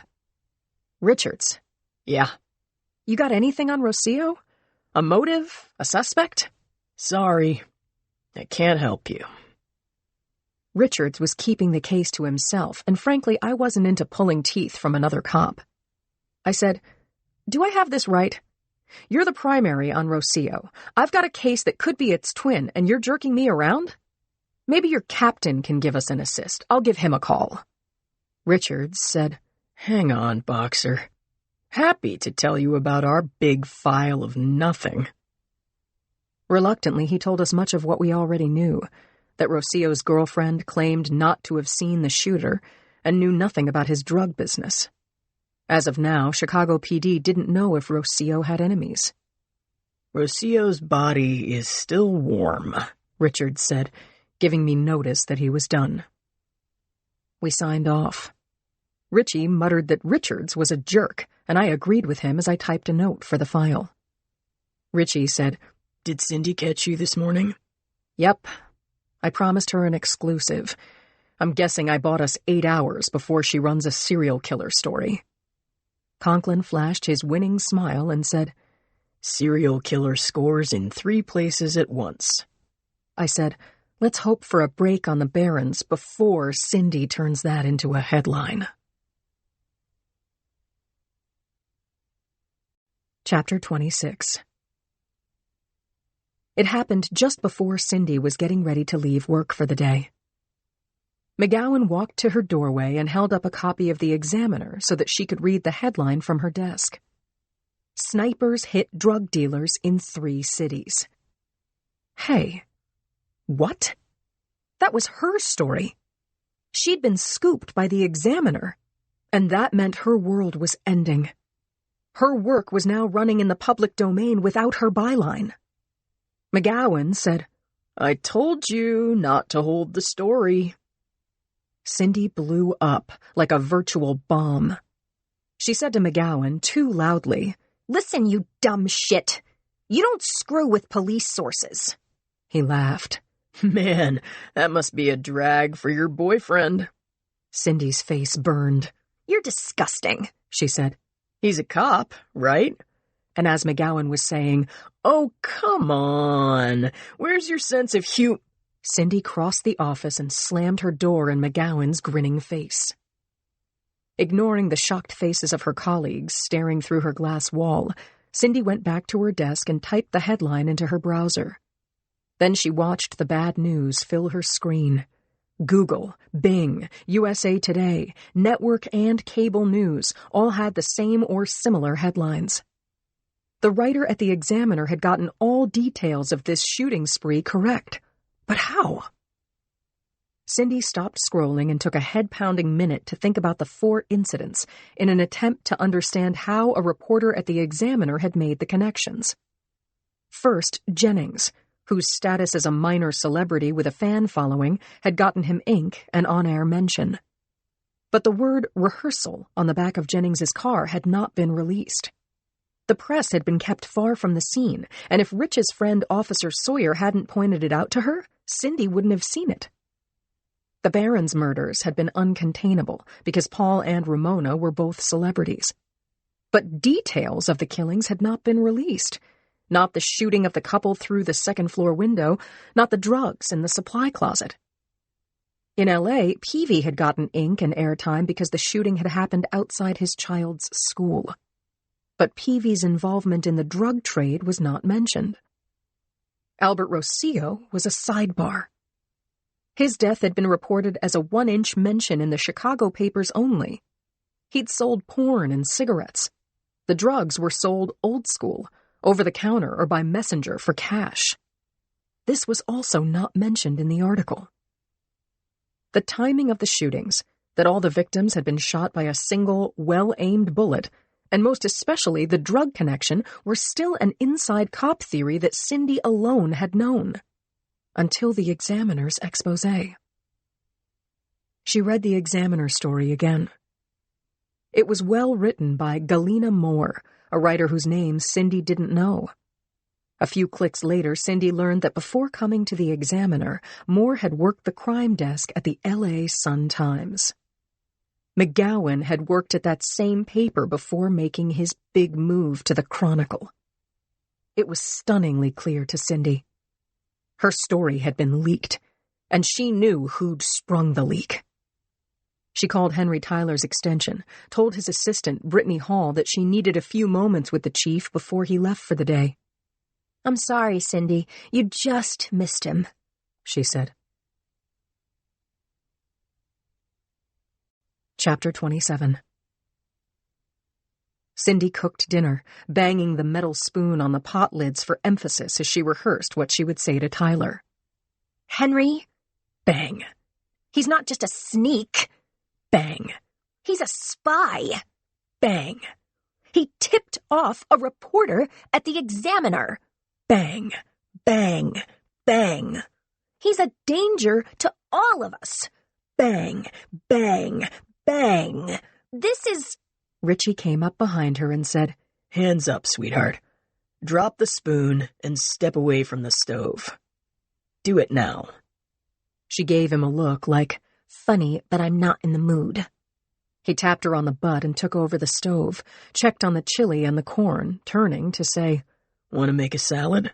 I shouldn't handle knives, she said. Trust me. Cindy paced in the living room, a dark, narrow space banked with bookshelves and Richie's photographic cityscapes. She brooded over McGowan, couldn't help it. He was a bad guy. She'd run into bad guys before, criminals. But this guy had stood outside her office, smiling about handing their news off to the competition. This had never happened to her in her life. Tyler would believe her. She had 100% credibility. Rich called, "Cindy, put some music on, okay? Something chill." I'm eyeball deep in righteous indignation, she called back. And I gotta let it work its way out. Which maybe I can do if you come in and talk to me. "Music," said Rich. "I'm bringing beers." Cindy riffled through the stack of CDs, found one by Metallica that fit her mood. She queued up Fade to Black, pressed play, jacked up the sound, and threw herself onto Richie's old blue couch. She put her bare feet up on the coffee table and exhaled. Rich came in with a couple of bottles of Anchor Steam, saying over the discordant noise, "We don't need a salad. Beans, corn, hops. We're good. So tell me from the beginning." He lowered the volume, sat down next to Cindy, handed her a cold one, and put his arm around her shoulders. She tipped her head back and guzzled half the bottle.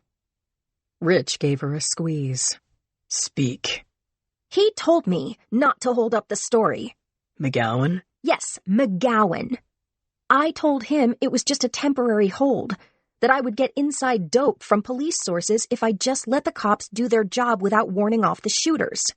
"Right thing to say and do," said Rich. And because Lindsay asked me to, I sat on it. The story leaked. The connection between the hits was the story. Somehow I was scooped. "I hear you, Cindy." That's McGowan, a snake, a traitor. "Okay," said Rich. "I'm going to ask you some questions." She sighed loudly. "How do you know it was McGowan who squealed?" Because, Richie, a writer who used to be at the LA Sun-Times broke the story. McGowan worked there until a couple months ago. "Speculation. What else?"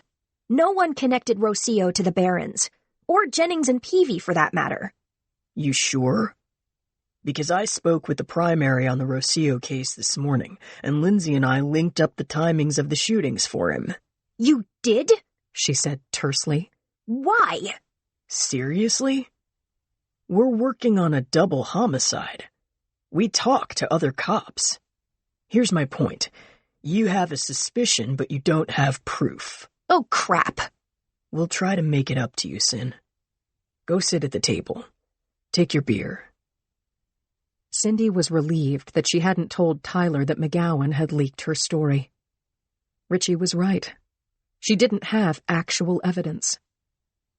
Still, she had a gut feeling that she was right about McGowan, and she was going to harbor that feeling, massage it, and polish it until she could prove it. Chapter 28. Joe walked alongside Dave, who was pushing his wheelchair through rows of grapevines. "I work in these fields," Dave Channing told Joe. "Really? I thought you were Mr. Inside." "I'm multi-talented," Dave said, forcing a smile. Joe recognized that smile, same as when he broke his wrist at practice, same as when Carolyn Kinney broke up with him and he said, "It's not the end of the world." "I do the books, but I also prune, tie up the vines, harvest the grapes. See the clouds? Mare's tails and mackerel scales. It's going to rain tomorrow. We need the rain." Joe felt as though his coat were weighed down with stones. Did Dave's belief that Ray had been murdered make any sense at all? Or was that his grief talking? He didn't know how or if he could help his friend. The two men stopped at the top of the field and looked down at the 2 stone houses and the winery across a country road from the vineyard. "Stick with me," said Dave, taking the lead, setting a downhill course for a stone patio outside the winery. Joe took a seat on a bench with a view, and when both he and Dave were settled, Joe said, "Tell me all of it."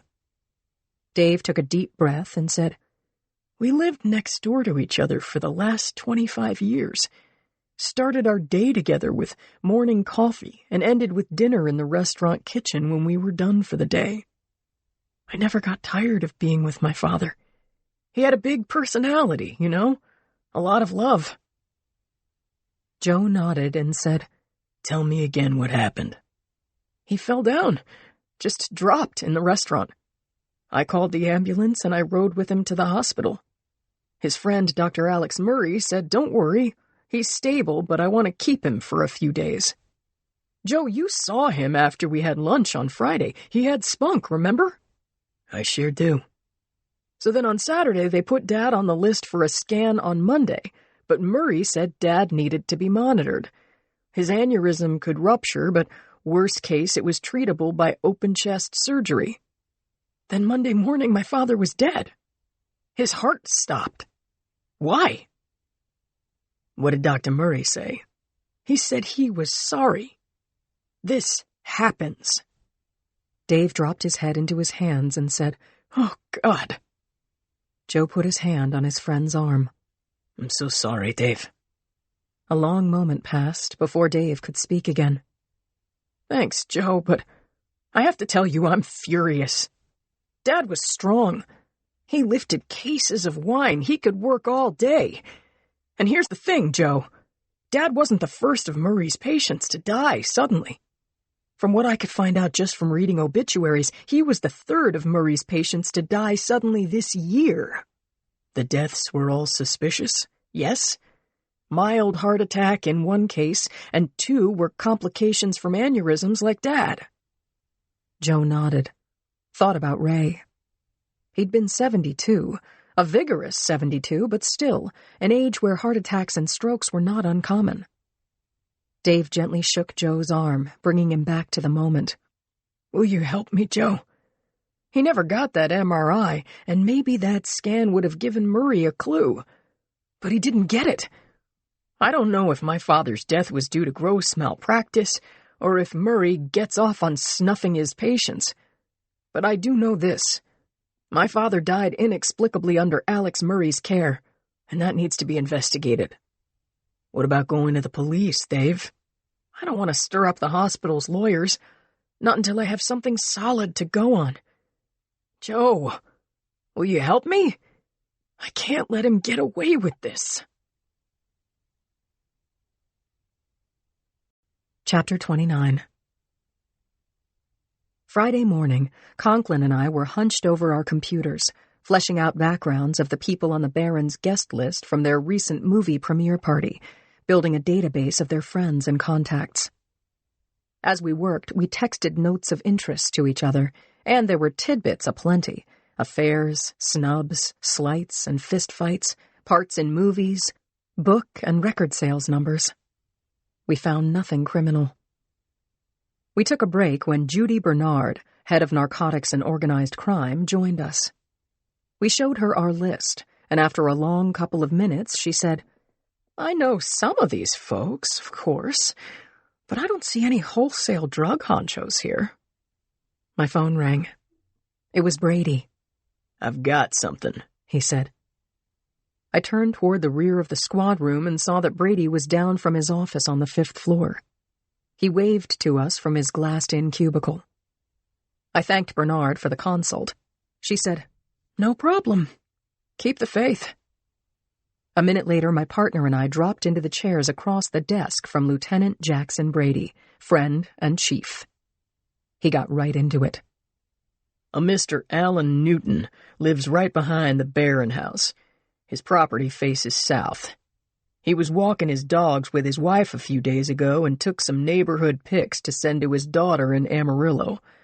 Then when he looked at his photos, this shot raised his hackles." Brady opened a manila folder, took out a photo, and passed it over. Conklin and I looked at the photo of a woman posing with 2 dachshunds. "What are we looking at?" Conklin stabbed the photo. Behind the dogs was a car pulled over to the curb and a man leaning on the frame of his open car door. He was wearing a camo jacket and a knit cap, and he was holding a short tube up to his eye. I could hardly contain myself. That's a gun scope. A little fuzzy, said Conklin, and his face is obscured by his hand, but I'm not throwing it back. When was this taken? 2 days before the shooting. Time-stamped, too. 8:30 a.m. Oh, my God. He was casing the target, I said. Here's another shot, said Brady. A second photo crossed his desk, this one of the same vehicle, a Ford, heading downhill. In this shot, the vehicle's plate number was clearly visible. I wanted to kiss someone. I know I was beaming. Don't get excited yet, said Brady. Too late, I said. I know. But right now this is proof of nothing. It's just a guy admiring St. Francis Wood while looking suspicious. Check him out with our computer techs. See if facial recognition likes him. Report back. Yes, sir. Chapter 30. Our computer tech, Mike Stempian, was on loan from the FBI. He had a free moment and an upbeat attitude. I'm looking forward to this, he said. Good, I said, because I'm not wearing my lucky socks. Mike ran the subject's snapshot through facial recognition, and I'll be damned, we got a hit. Our subject had a name, Leonard Malcolm Barkley, and Conklin and I ran with it. Back at our desks, after some intense pecking on my keyboard with my partner sitting beside me, Barkley's background emerged. He was 40, a former Navy SEAL with a distinguished military record. So it was no surprise that Barkley was highly skilled in a dozen weapons, as well as hand-to-hand combat. He'd been captured in Kabul, and even though injured, he'd fought his way out of his cage and found his way back to his unit at night. He was awarded a Purple Heart, honorably discharged and sent home, where he married Miranda White, also a former Navy SEAL. They bought a house in Silver Terrace, a down-market neighborhood near Bayview. That was 4 years ago.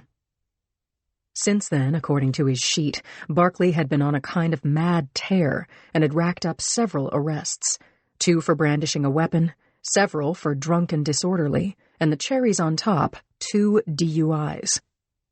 Each time he'd gone to court, he'd told the judges that he was sorry as all hell. Abject repentance, promises it would never happen again, plus good looks and a bad limp from the broken hip and thigh he'd sustained while fighting for our country worked in his favor. He was fined, given warnings, and released. But wait, Richie said, there's more. I scrolled down and brought up the next page of Barkley's sheet, dated only 3 months ago. He'd been arrested and charged for firing a handgun through a window of a bar. That mention of shooting through a window stopped me cold. Richie reached across me and keyed the down arrow, pulling up Barkley's statement to the arresting officer. He'd told the officer that he had been drinking at the bar called Willie's Saloon on 3rd Street. He happened to look out the front window and saw a known junkie trying to jimmy open the door to his vehicle. Barkley threw a shot through the plate glass but didn't hit the guy. Still, firing at another person not in self-defense was illegal. Leonard M. Barkley was arrested, pleaded guilty at his arraignment, not to firing on a person but to shooting out the blinking beer sign in the window. He brought a witness to court, the same person who'd called the police. But now this witness altered his story, telling Judge Crosby that he'd been mistaken, that in fact Barkley had only been shooting out the beer sign. Barkley told the judge how sorry he was, that the sign's blinking lights made him think that Willie's was taking on enemy fire. I have a touch of PTSD, Your Honor. It comes and goes. Barkley was found guilty of the destruction of private property, and his gun was confiscated. He was given a stern lecture, fined $1,000, and given 40 hours of community service at a local food bank. He also had to replace the window and beer sign, all of which he did. His car was relegated to a detail of the shootout, and the junkie was forgotten. But I was interested in that Ford, same model, same color, same tag number as the one we'd seen in the photo of Barkley with a rifle scope to his eye, staring down San Anselmo Avenue toward the Baron's back windows. Barkley was acting like a man with PTSD, all right. He was drinking, fighting, carrying a gun, and firing it, all of which confirmed my opinion that he was armed and dangerous. If he was our guy, he had enough brain power and a steady enough hand to fire a rifle from 300 yards through a window and hit his targets. 2 shots, 2 fatalities. Barkley's last known address was Thornton Avenue near the intersection at Apollo Street in Silver Terrace. I pulled up a map of that area with a street view. Rich and I homed in on the brown stucco house on this residential block. "Let's pay a call," I said to my partner. We high-fived, and I called Reg Covington, our SWAT commander. I filled him in and gave him Barkley's address. "We'll be there in 40 minutes, he said. Conklin and I jogged down the fire stairs, and when we reached the curb at the front of the Hall of Justice, we signed out a car. Chapter 31. Conklin and I watched from our unmarked car at the crest of a hill where 2 roads met in a Y-shaped intersection, Apollo to the left, Thornton straight ahead. The house where Leonard Barkley lived with his wife was one of dozens of small, plain, stucco and wood-slat houses on both sides of Thornton Avenue. We saw movement in the Barkley house as the occupants walked past their ground-floor windows. Mercifully, there were no pedestrians. No one was out mowing the lawn, washing the car, or engaging in other activities that would put bystanders in the way of gunfire. Covington and his team were in an armored vehicle on Thornton. Others of the SWAT team had set up a perimeter ringing the house, extending the line down the hill. We didn't want to enter the house. Yet. A man like Barkley would have access to firearms as well as improvised explosives, booby traps, God only knew what else. We'd put a spike strip in front of his vehicle. If he tried to make a run for it, he'd blow his tires and we'd have him. I had Barkley's home and cell numbers. I checked in with Joe, who told me he was still with Dave Channing. He told me that he'd spoken with Julie's nanny, Gloria Rose, who was now in charge of our darling and our home. I asked myself, as I always did when my gun was in my hand, why I thought I had the right to take chances like this when I had a child. But I didn't take time to search for an answer. A very dangerous man, likely a killer with an agenda, was inside his house only 30 yards away. I looked at Richie. He said, "I prayed. We're covered." I grinned at the man I loved like a brother and trusted with my life, just as he trusted me with his. We gripped hands for a second or two, then I spoke to Covington over our channel. I waited until his Bearcat pulled up next to our car and in front of Barkley's house. Then I called the subject on his landline. I let the phone ring until a man's voice spoke on the outgoing recording. Same thing happened when I called Barkley's cell. I did as requested and left a message. "Mr. Barkley, this is Sergeant Lindsay Boxer, SFPD. I need to speak with you. Please come out your front door with your hands up. Do it now, or we're coming in." No one picked up the phone, but there was a response, the sound of breaking glass coming from a dormer on the second floor. A gun barrel poked through the opening, and shots cracked the air. Covington's team let loose with a fusillade of gunfire, followed by a flashbang grenade. The explosion rang out up and down the street, and finally there was a tense silence. Time to go in. Chapter 32. There'd been no sign of life from that small stucco home in the middle of the block since the gunshots had been fired from the second floor. No doubt the flashbang grenade had laid out the occupants, and they were still in shock and misery. I squeezed the bullhorn's pistol grip and blasted my voice toward the Barkley's house and whoever might be conscious inside. "This is the police. "Come out through the front door with your hands in the air," I announced again, and then Covington's voice was in my earpiece. "We're going in." A half-dozen men in tactical gear boiled out of the Bearcat and swarmed the narrow front yard. Other armored cars screamed down the hill, and the TAC team took positions around the house. 2 men and our SWAT commander charged up to the front door. I heard Covington through my earbud. "On 5. 5 seconds passed, then the men with the battering ram bashed in the door. Once SWAT cleared the ground floor, my partner and I went in. The house was boxy. A staircase in the center hall rose to the 2nd floor. The kitchen was to the left. There were dishes in the sink and breakfast remains on the table. Refrigerator door was hanging open. A TV room to the right was tuned to the History Channel, showing a World War II documentary. In the center of the house, a large Rottweiler mix lay groaning in front of a closed door. Nothing moved. No one cried out. But our arrival had been a surprise, and someone had fled to the 2nd floor in order to take shots at us.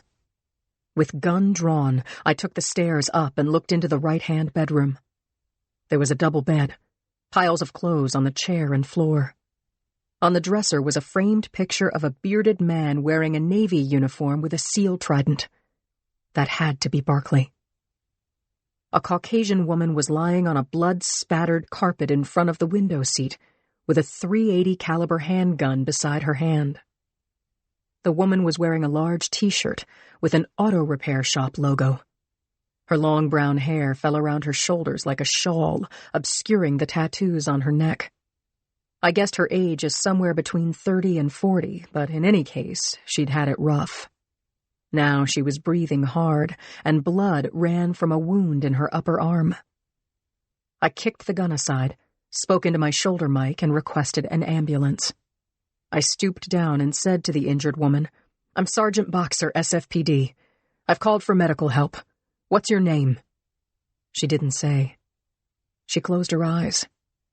Could she hear me? Flashbangs could make a person deaf and sick for a while. I leaned down close to her ear and said my name again, adding, "You fired on police officers. Do you understand? That's a serious crime." She gave me a glancing look, gasped for breath, and said, "You are going to feel so stupid." She groaned, rolled onto her side, and threw up, just missing my shoes. I got her a wet towel and a glass of water from the bathroom and helped her sit up and use the towel on her tearing eyes. I told her to sip from the glass, but she slugged the water down. With my hand on her back, just us girls, I said, "Help me find Barkley. I only need to establish his whereabouts at the time of a shooting, ask him a few questions. That's all." She hacked out a short, dismissive laugh I translated as, "Forget about it." Commandos filled the room where I stood over the injured woman. We cuffed her wrists in front of her belly as she yowled in pain. I didn't enjoy this, but it had to be done. I asked her again, "What's your name?" Snow White. Barkley's wife's name was Miranda White Barkley. Maybe we were getting somewhere after all. Out on the street, sirens wailed toward Thornton from Venus Street, getting louder, cutting out suddenly in front of the house. Car doors slammed. I said, and meant it, "Miranda, we're running out of time to help your husband. Can you hear me? I want to bring him in safely, but our chief is organizing a manhunt. Barkley can't hide. Every cop will be combing the city looking for him." Footsteps pounded up the stairs. Then Brady appeared in the doorway. "Got us a Mincy warrant," he said, slapping the folded document against his hand. "Conklin and I are going to grab up laptops, phones, whatever. Did she tell you anything?" More footsteps sounded on the stairs. Conklin appeared in the doorway with news. "The dog was lying in front of the door to the basement. There's a tunnel down there. If Barkley was here, he's gone down the rabbit hole."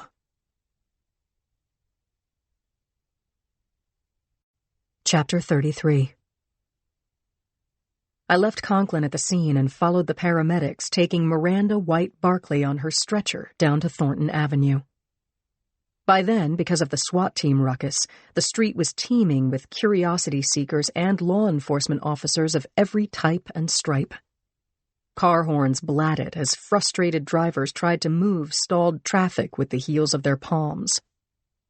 I walked up to one obnoxious jerk who had buzzed down his window and was blowing his horn, yelling at the ambulance, "Move your ass, goddammit!"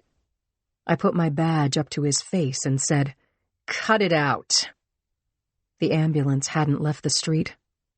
I jogged along Thornton and caught up with EMT Andy Murphy as he and another paramedic wheeled Miranda's gurney up to the back of the bus. "Andy, I need a ride with my prisoner." I held up the handcuff key.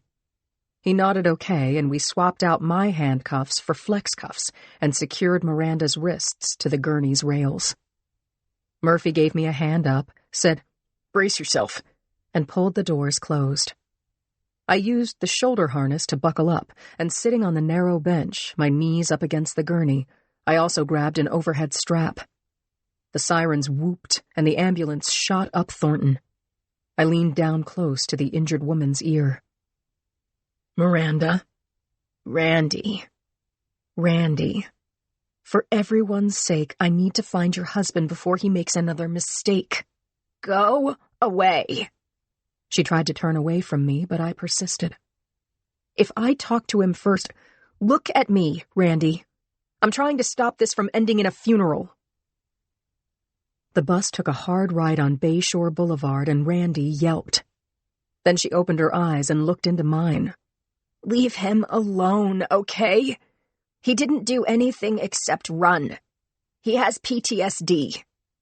I squeezed her good arm and gave it a little shake. "That may be true, but that's only one part of what's happening here." She watched as I took out my phone, then shouted, "He doesn't have his phone. It's on the nightstand. Charging." Well, damn it. So much for giving him a friendly call. I barely clung to my seat on the bench as the ambulance pitched and yawed.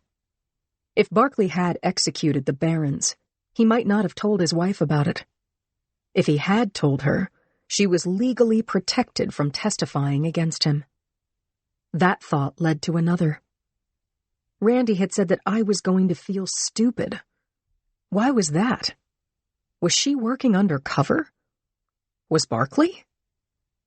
I needed more information, and at about that time the bus took a hard turn, and with tires squealing, we pulled into Metro's ambulance bay. The driver opened the rear doors. I jumped out ahead of the gurney and walked around the corner of the building to the main entrance to the ER. I'd been here so many times for family, for suspects like Randy Barkley, for my own injuries. I knew every corner of the bland beige waiting room by heart. Only the diverse collection of loved ones waiting for news and the magazines ever changed. I knew the intake nurse as Kathleen. She spoke with a trace of an Irish brogue, asking, "How can I help you, Sergeant?" I pointed to the doors to the ER. She buzzed me in, and I waved my thanks as I breezed through. I searched the curtained stalls and found Randy and a nurse in one of them. The nurse had cut the plastic restraint on Randy's bad arm and was cleaning up the wound. She said to her patient, "See? How lucky are you? The bullet missed the bone." I entered the stall, closed the curtain, and said, "Randy, how are you feeling?" "Awesome. Haven't you heard? This is my lucky day." I pulled up a chair. "Explain something to me, will you? Because I'm a little mystified. Why'd you fire on police with a handgun?" She said, "Ever read a book called Competitive Shooting?" You've lost me. "I used a target pistol because that's what I had. Before you showed up, I was going to go to the range and practice shooting to compete." I wanted to shout at her, "Are you crazy? You fired on SWAT. You should be dead." I just stared at her. She went on. "SWAT was outside my field of vision. I only saw you and that cop with you. I wasn't shooting to kill. I shot over your heads. Did you notice?" The nurse was open-mouthed. Randy was looking at me like I was stupid, saying, "Ever hear of a diversion?" Now I got it. She'd created cover so that Barkley could get away. Helping your husband escape from the police makes you an accessory to whatever he's done. Get me? At present, he's under suspicion of committing murder. Chapter 34. It was after 6 p.m. when Brady pulled up a chair to our desks, tightened his white blonde ponytail to keep his hair out of his eyes, and, gripping a red grease pencil, made notes as we summarized our last 10 hours. Item 1. Miranda White Barkley was in a cell waiting for her lawyer. 2. Conklin had traveled with SWAT through the tunnel under Barkley's house, which was a short sprint to the nearest commuter rail station. Barkley had probably boarded the train and could now be anywhere. Son of a bitch, Brady said. We talked about Barkley, clever enough and physically able to dig out an exit. No doubt he'd been well trained by the military.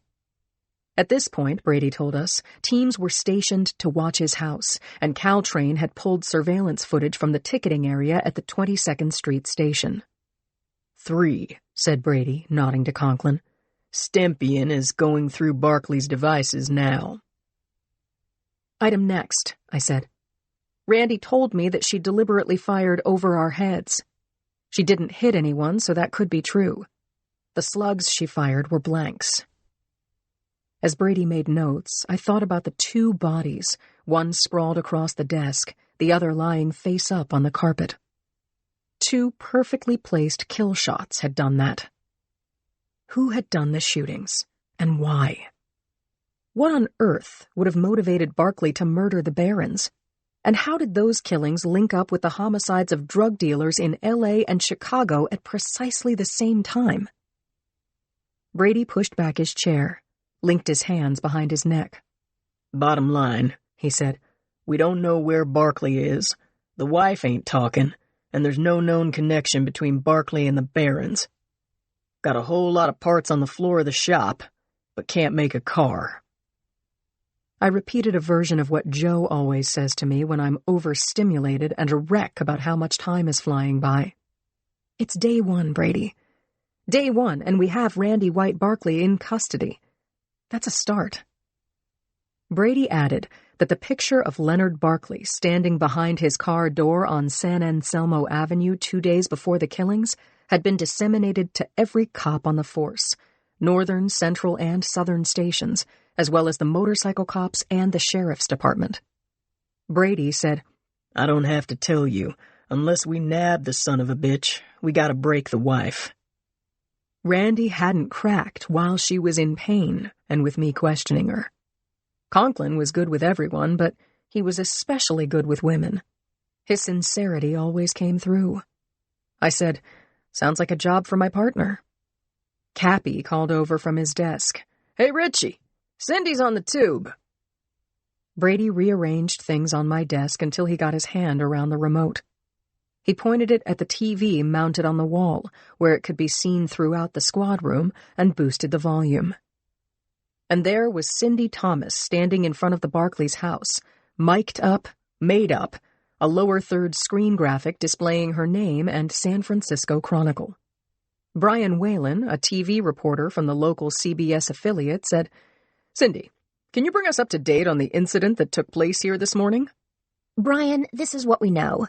This man, she held up an enlargement of a photo I had scrutinized dozens of times, Leonard Barkley, is wanted for questioning in the murders of Paul and Ramona Barron. You're saying he's a suspect in those murders? The police department is calling Barkley a person of interest. He may be a witness and have useful information. The incident this afternoon involved the police trying to bring him in, but he got away, and his whereabouts are unknown. If anyone knows or sees this man, do not approach him. He's presumed to be armed and dangerous. Call the SFPD hotline immediately. She gave the number.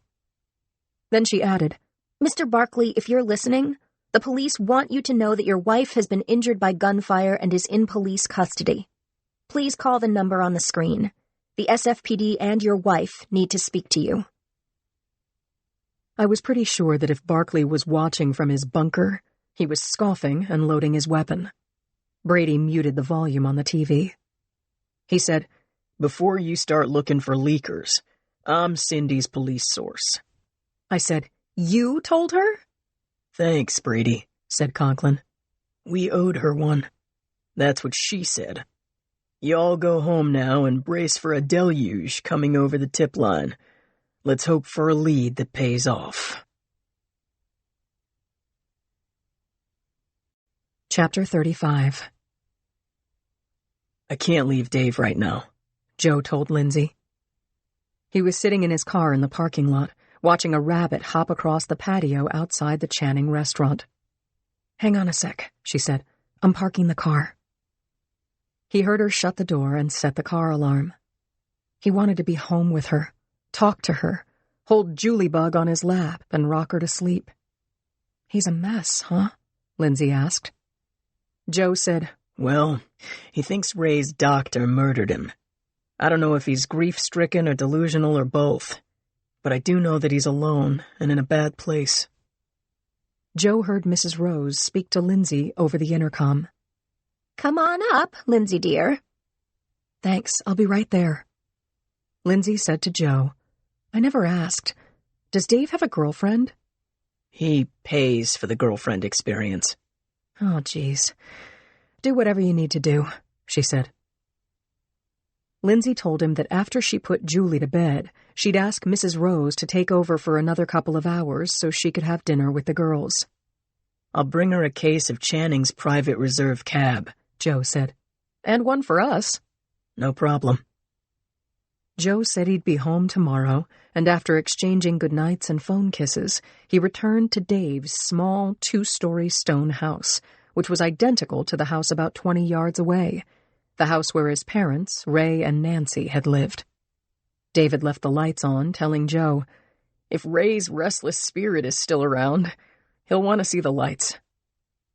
Dave's living room was sparsely furnished with 2 upholstered armchairs in front of the fireplace, a standing lamp, and a handmade end table made from what looked like antique wine crates. A collection of framed oil paintings, including one luminous view of the vineyard at sunup, hung over the fireplace. Joe had taken a close look. They were signed, Nancy Channing. An aged plank dining table dominated the dining area. There were 4 straight-backed dining chairs, and Joe saw a short stack of folders in front of one of them. Joe took a seat and opened the folder on top. It contained a thin sheaf of clippings from local papers, primarily obituaries. Dave brought Joe a cup of tea and said, "Read this one." This one was a glossy Napa Valley monthly publication called Great Grapes, which contained a lot of ads, a smattering of local news, and profiles of artists and business owners. Joe opened the magazine to where a slip of paper bookmarked an essay by a writer named Johann Archer. Archer had written about the death of his 38-year-old fiancée, Tansy Mallory, a dance teacher and long-distance runner who'd been taken to the hospital with heat exhaustion. He'd written that Tansy was in every other way healthy and recovering when she died. Archer had poignantly expressed his shock about the unexpected and still unbelievable loss of the woman he had dearly loved. The writer hadn't mentioned the name of the hospital or the doctor, only that he disbelieved the hospital's stated cause of death. He closed the essay by writing, "Inexplicably, a sunny, generous, and optimistic woman is gone. Somehow my heart still beats, and I continue to live. That's inexplicable, too." Joe finished the article and looked up. "Dave, you got the idea that your dad was murdered from this article?" Tansy Mallory's obituary and 2 others, not counting Ray's, are in that file. It's more than smoke, Joe.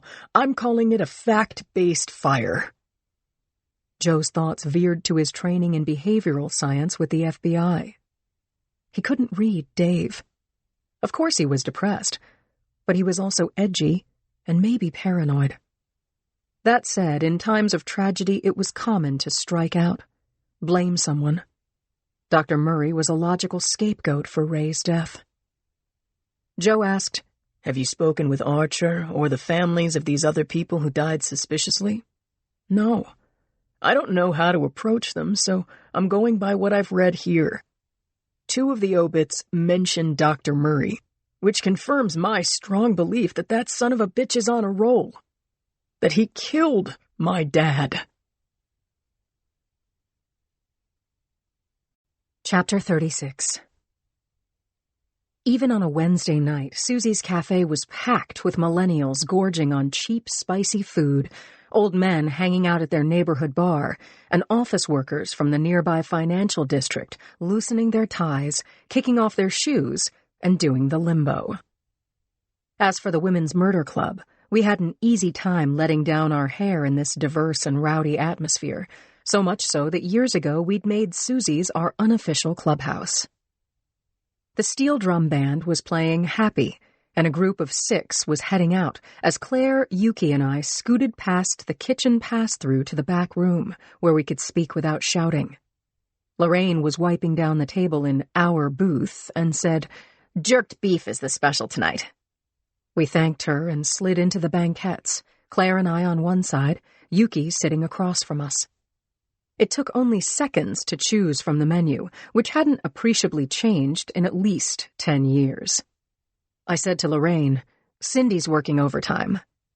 It wasn't a lie, but it was shy of the truth. Cindy had begged off our dinner date because she was still mad at me for asking her to sit on her story that drug dealers were victims of sniper shootings in several cities. It wasn't just any old scoop.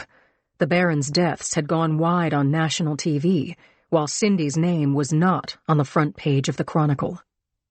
I hadn't been able to give her a full-hearted apology, and Cindy knew how to hold a grudge. I explained that to Yuki and Claire said, "You're both stubborn." Yuki's 2 cents? You had to ask her to hold it. She's a bulldog, but in a day or so, she'll get over it and be on to the next. Lorraine appeared at our table with pencil and pad in hand. Claire and I ordered beers. Yuki ordered a shrimp salad, and Claire said, "I'm gonna say, I'll have jerked beef on a roll." I asked for gumbo and a basket of bread. "That's all?" Lorraine said. "I might order some key lime pie in a little while." "It could be gone, Lindsay. If not, I'll nail down a piece for you while I still can."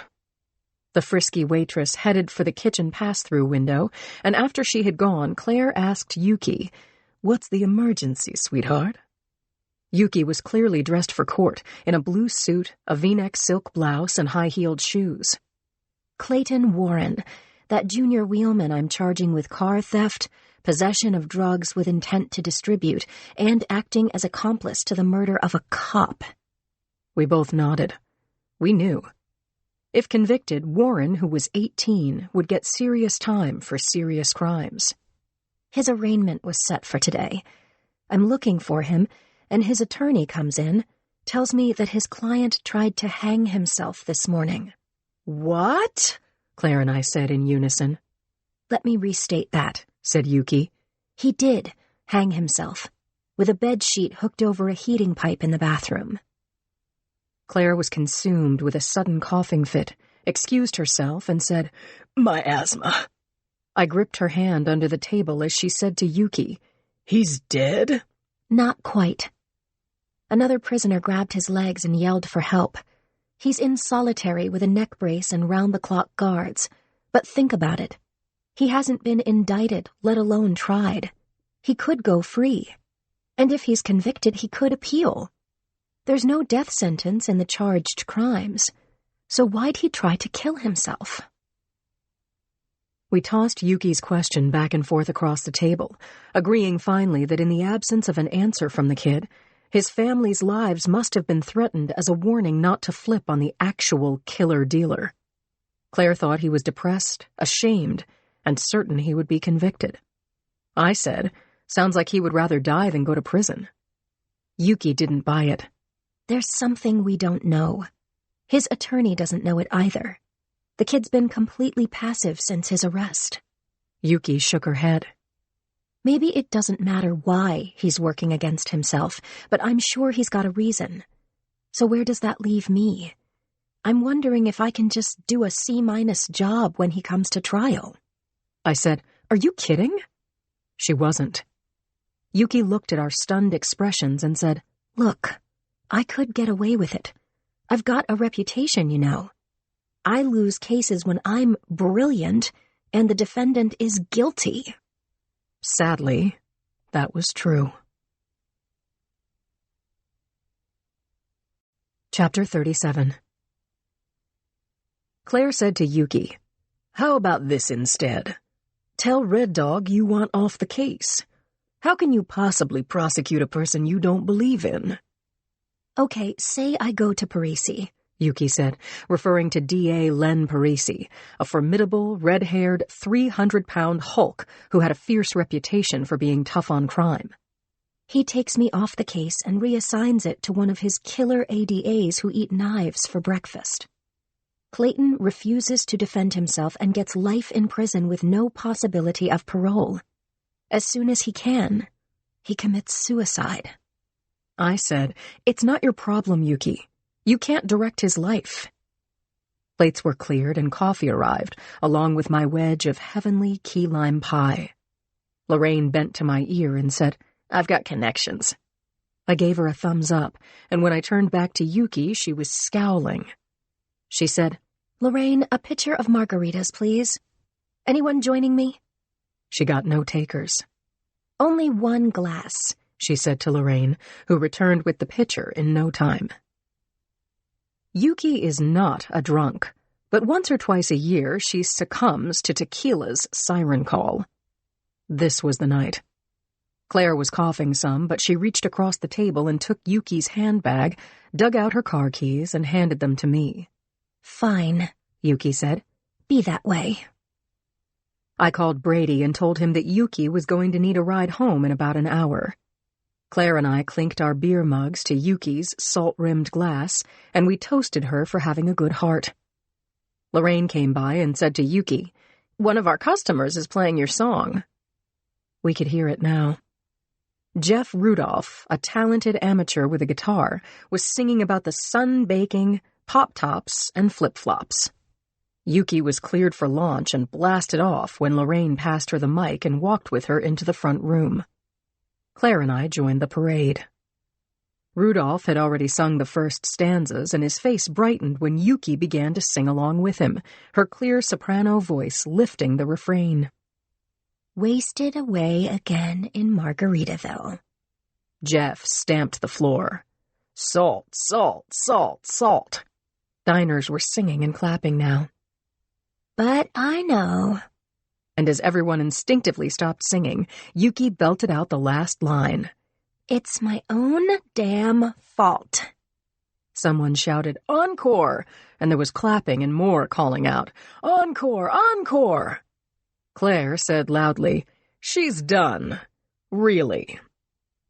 Lorraine took back the mic, and when we were snug in our booth, she asked, "Coffee, Yuki? Just made it fresh."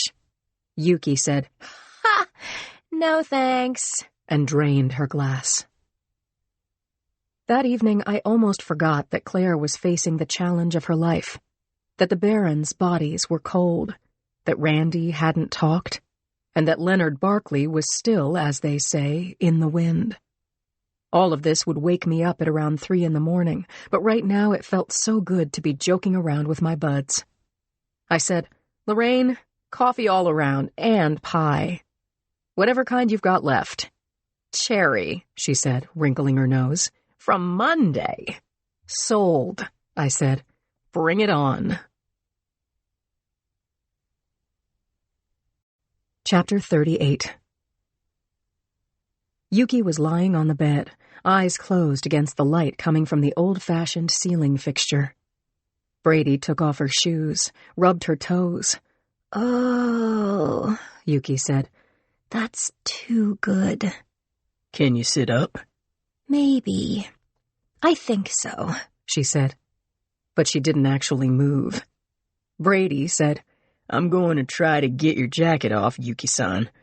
If you can't help, okay, but don't fight me." Yuki laughed. Pretty soon Brady was laughing too. This woman's appealing laughter could send a statue into giggles. He got her jacket off and her blouse while he was at it, rolled her over, and unzipped her skirt. She said, "I'm loving this, Brady. You must have done this before." You are a silly woman, you know that, don't you? "I had a terrible day." I want to hear about it, he said. He unhooked her bra, brought her a Walk for a Cure t-shirt, and asked, Can you handle it from here? "Where are you going?" I'm going to hit the rain box. Be right back. When Yuki opened her eyes again, Brady was in bed with her. His hair was damp, and the light was out. She rolled toward him, and he put his arms around her. His big arms. Loved them. I'm right here, darling. Tell me what happened. "You know what? I'll tell you tomorrow. I don't want to think about it now."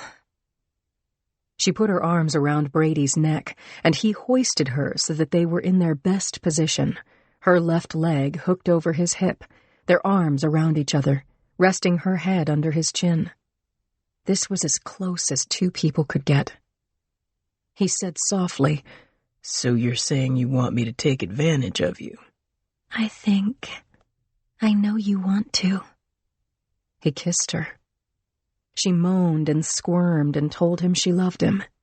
He said, I love me too. She laughed. He said, I love you so much it scares me. "I'm harmless." They rocked together slowly in the big bed. He flipped her so that she was on top, put his hands on her hips, and moved her until they caught fire. Then they held each other until sleep tugged at them, and Yuki slid off her dear husband onto the rumpled heap of bedding.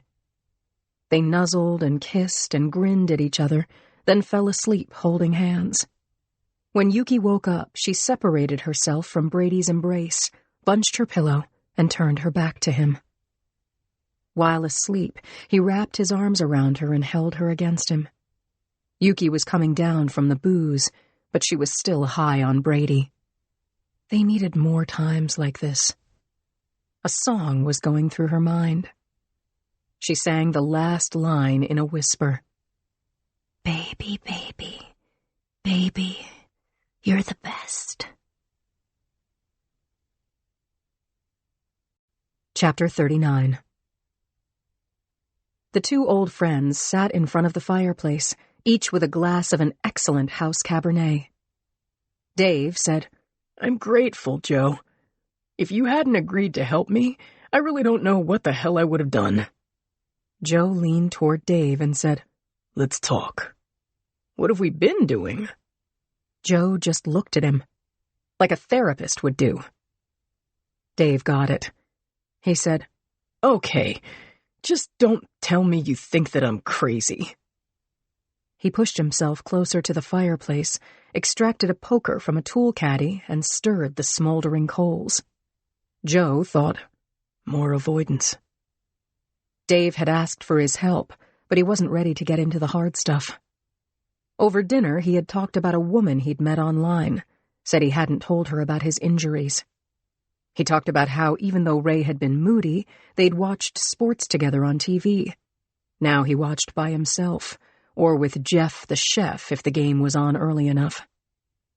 While Dave threw logs on the fire, Joe sat silently, balancing his good feelings for Dave against his unwanted suspicions. Dave returned to the table and said, You were saying? Joe said, I was saying it's time to really talk about all of it, Dave. You, Ray, Dr. Murray, and me. I want to talk to you about my limitations. You? I wish I had your limitations, Dave said. Sorry, that didn't come out right. Joe said, It's fine. I know what you meant. He sipped his wine and watched his friend's face cloud over with sadness. Dave said, Damn Murray to hell for what he did. Was blaming Murray a reaction to grief? Or was Dave right? Joe said, I don't have a badge, Dave. I'm a freelance consultant. I'll try to talk to Murray, but if he refuses, I can't force him to talk.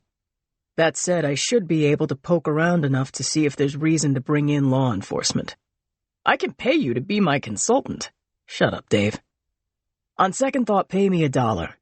Then we're official. Dave thanked him, dug a single out of his shirt pocket, and slid it over to Joe. Joe made a note on the back of his checkbook, hired as consultant to D. Channing, then added the date and his signature. He passed the ad hoc document over to Dave, and Dave signed it too. Then he put his hands over his eyes and cried. Joe tried to comfort him, but he was worried. Although he had accepted without question that Dave loved his father, he couldn't ignore the nagging feeling that had come up almost a week ago when he had gone with Dave to the hospital to see Ray. Ray had treated Dave like a kid or like an employee, sending him to the cafeteria, ordering him around.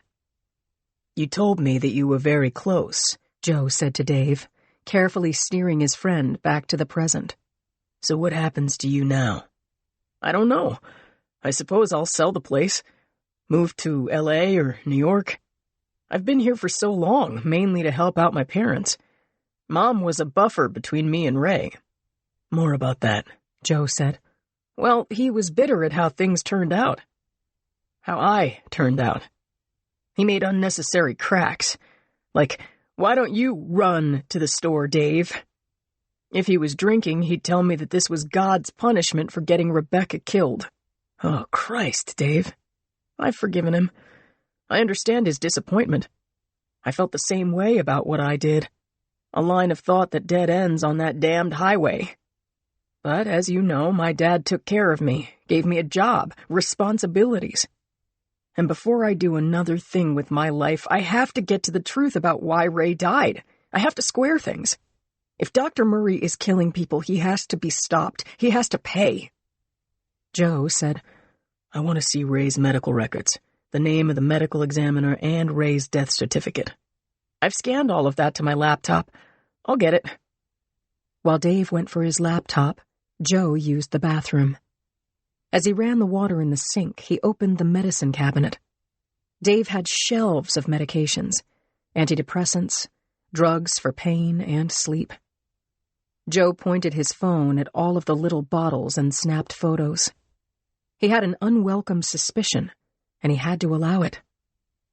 Like himself, Dave was closing in on 50. Had he been tired of being Ray's disappointing, damaged child? Had he come up with a plan to get away from his father? For good? Chapter 40. There was an empty corner office at the end of the fourth-floor corridor that had once belonged to a crooked cop who didn't need it anymore, or ever again. I told Brady my plan to turn that office into a war room for the Barron case, and he said, "Be my guest." Then I told him I was going to form a task force with the primaries on the sniper shootings in other cities. Brady said, "You're about to learn what it means to herd cats." Is that a yes? It's a hell yes, he said. He took the elevator up to Jacoby's former office on 5 and didn't look back. A half hour later, Rich and I had taped up photos of the deceased on the war room walls. Our computers had been moved to our new office, and we each had a mug and a thermos full of coffee. We arranged for a conference call with Detective Richards from Chicago, Detective Noble in L.A., Chi and McNeil from out on the street, and Conklin and myself on whatever lines we could grab at that hour, all of us telephonically together at noon. Richards's victim was the small smoke shop owner, Albert Rocio. Richards had been miserly with whatever he had gleaned about the shooting, telling us that so far he hadn't made any progress. Noble had taken the lead in the case of Fred Peavy, killed by a single shot outside his son's school. He was coming late to his case and had sounded eager to be part of our team. McNeil and Chi were the lead investigators on Jennings's assassination at the Dubose Avenue Taco King. Jennings, the first to die, had been shot from a distance through his windshield. His rear window had been marked with the word rehearsal, written with a finger in the dust on the window. However, Jennings had been shot slightly later than 8:30, like the other victims. It was unclear whether Jennings was part of the same collection of executed drug dealers. Conklin and I were under the most pressure. Paul and Ramona Barron, unlike the other victims, were well known and had a fan base of rich and influential citizens. Those friends were talking to the press and clogging the mayor's phone lines with demands for an arrest of the killer or killers, pronto. I thought Brady was right that egos would be involved in this task force, but I also believed that to varying degrees the cats wanted to be herded if it would result in closing their cases. Rich and I had an immediate and specific goal. At 1 o'clock, we'd be meeting with Miranda White Barkley and her attorney, who would be pushing to get his client released and had a fair chance of getting his way. We had no evidence that Randy had participated in the murders. Still holding her as a material witness, we would have to release her at 2 o'clock. I hoped that by the time the conference call ended, we'd have the leverage we needed to get Randy to talk. I wasn't just hopeful. I was damned well determined. Chapter 41. Ted Swanson's former office had been cleaned, but no flowery air freshener could eradicate the stink of that dirty cop who'd cost the lives of 18 people. He was at Chino for life, but that was old stinking news. I closed the door to our new war room with its large gray desk and 2 phone consoles, and my partner and I booted up our laptops. I clicked on a news link and read the chyron running along the lower edge of my screen. SFPD has no leads in the deaths of Ramona and Paul Barron. Great. Tell me something I don't know. A box with an arrow appeared in the upper right with the title, The Mysterious Deaths of Paul and Ramona Barron. Richie, come here. I double-clicked on the arrow and was immediately alarmed to see a slideshow of images of the Barrons' office after they'd been murdered. There were close-ups of the bullet holes in the casement windows, Ramona's desk chair, the blood-stained carpet, and the taped outline of Paul's body across the surface of the partner's desk. The voiceover reporter was saying, Acting Chief of Police Jackson Brady tells Real Crime News that he can't comment while the Barron case is under investigation. I stabbed the mute button with my finger and said to Conklin, Did you see that?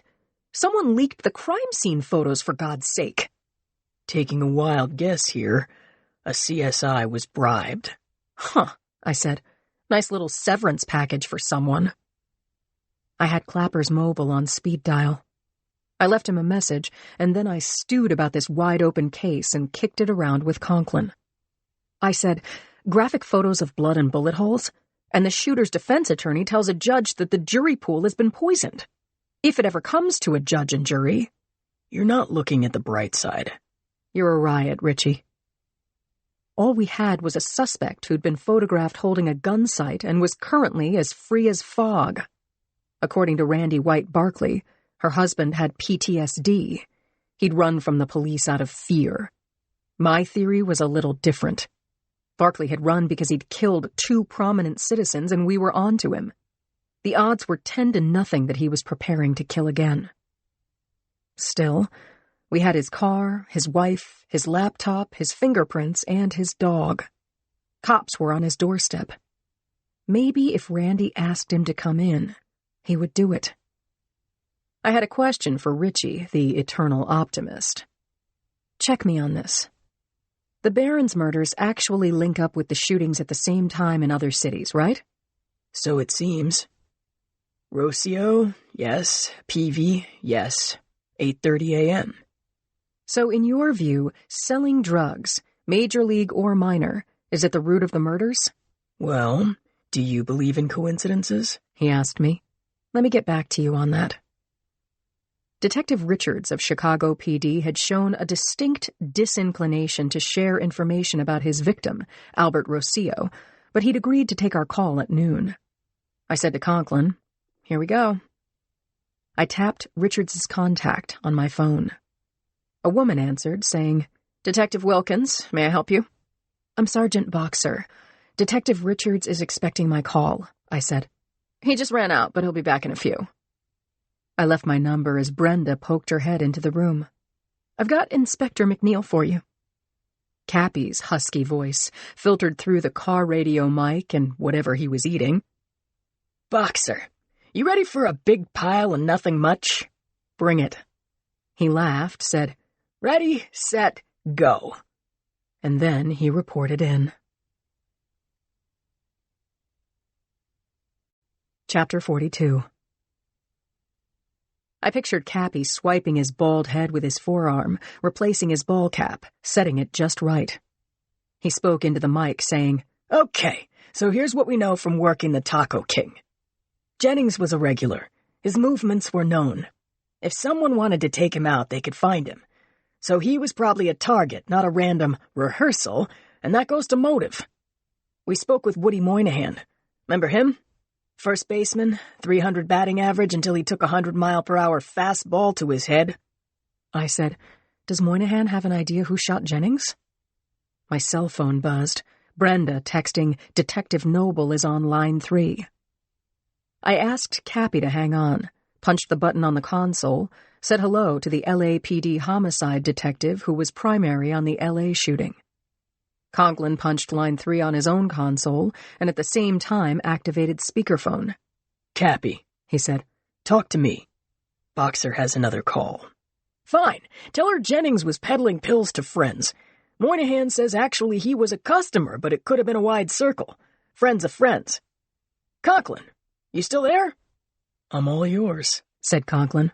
Okay. I talked to myself, but not on the phone. So Moynihan has no idea who would have capped Jennings, but there's a variety of reasons someone might have gone crazy and offed his dealer. It happens, you know. Narcotics might have a line on it. I was listening to Cappy, and at the same time thinking how narcotics was a shell of its former self. There were jobs that had to be filled, and this was a great example of why. Noble said, Hello? I turned my attention back to Noble, saying, Right here. He said, We've doubled up our manpower on this school shooting. Excellent. What have you got so far? Noble said, The parents at Little Geniuses where Peavy was popped are going, ballistic. We've been bringing them in, giving them a chance to air their complaints and fears of their kids being shot, and hoping maybe somebody would finger a suspect. How's that going? Chi's voice came over the speaker, bringing Conklin up to date on the stakeout at Barkley's house. I tried listening to Chi, but Noble was excited and drew me in.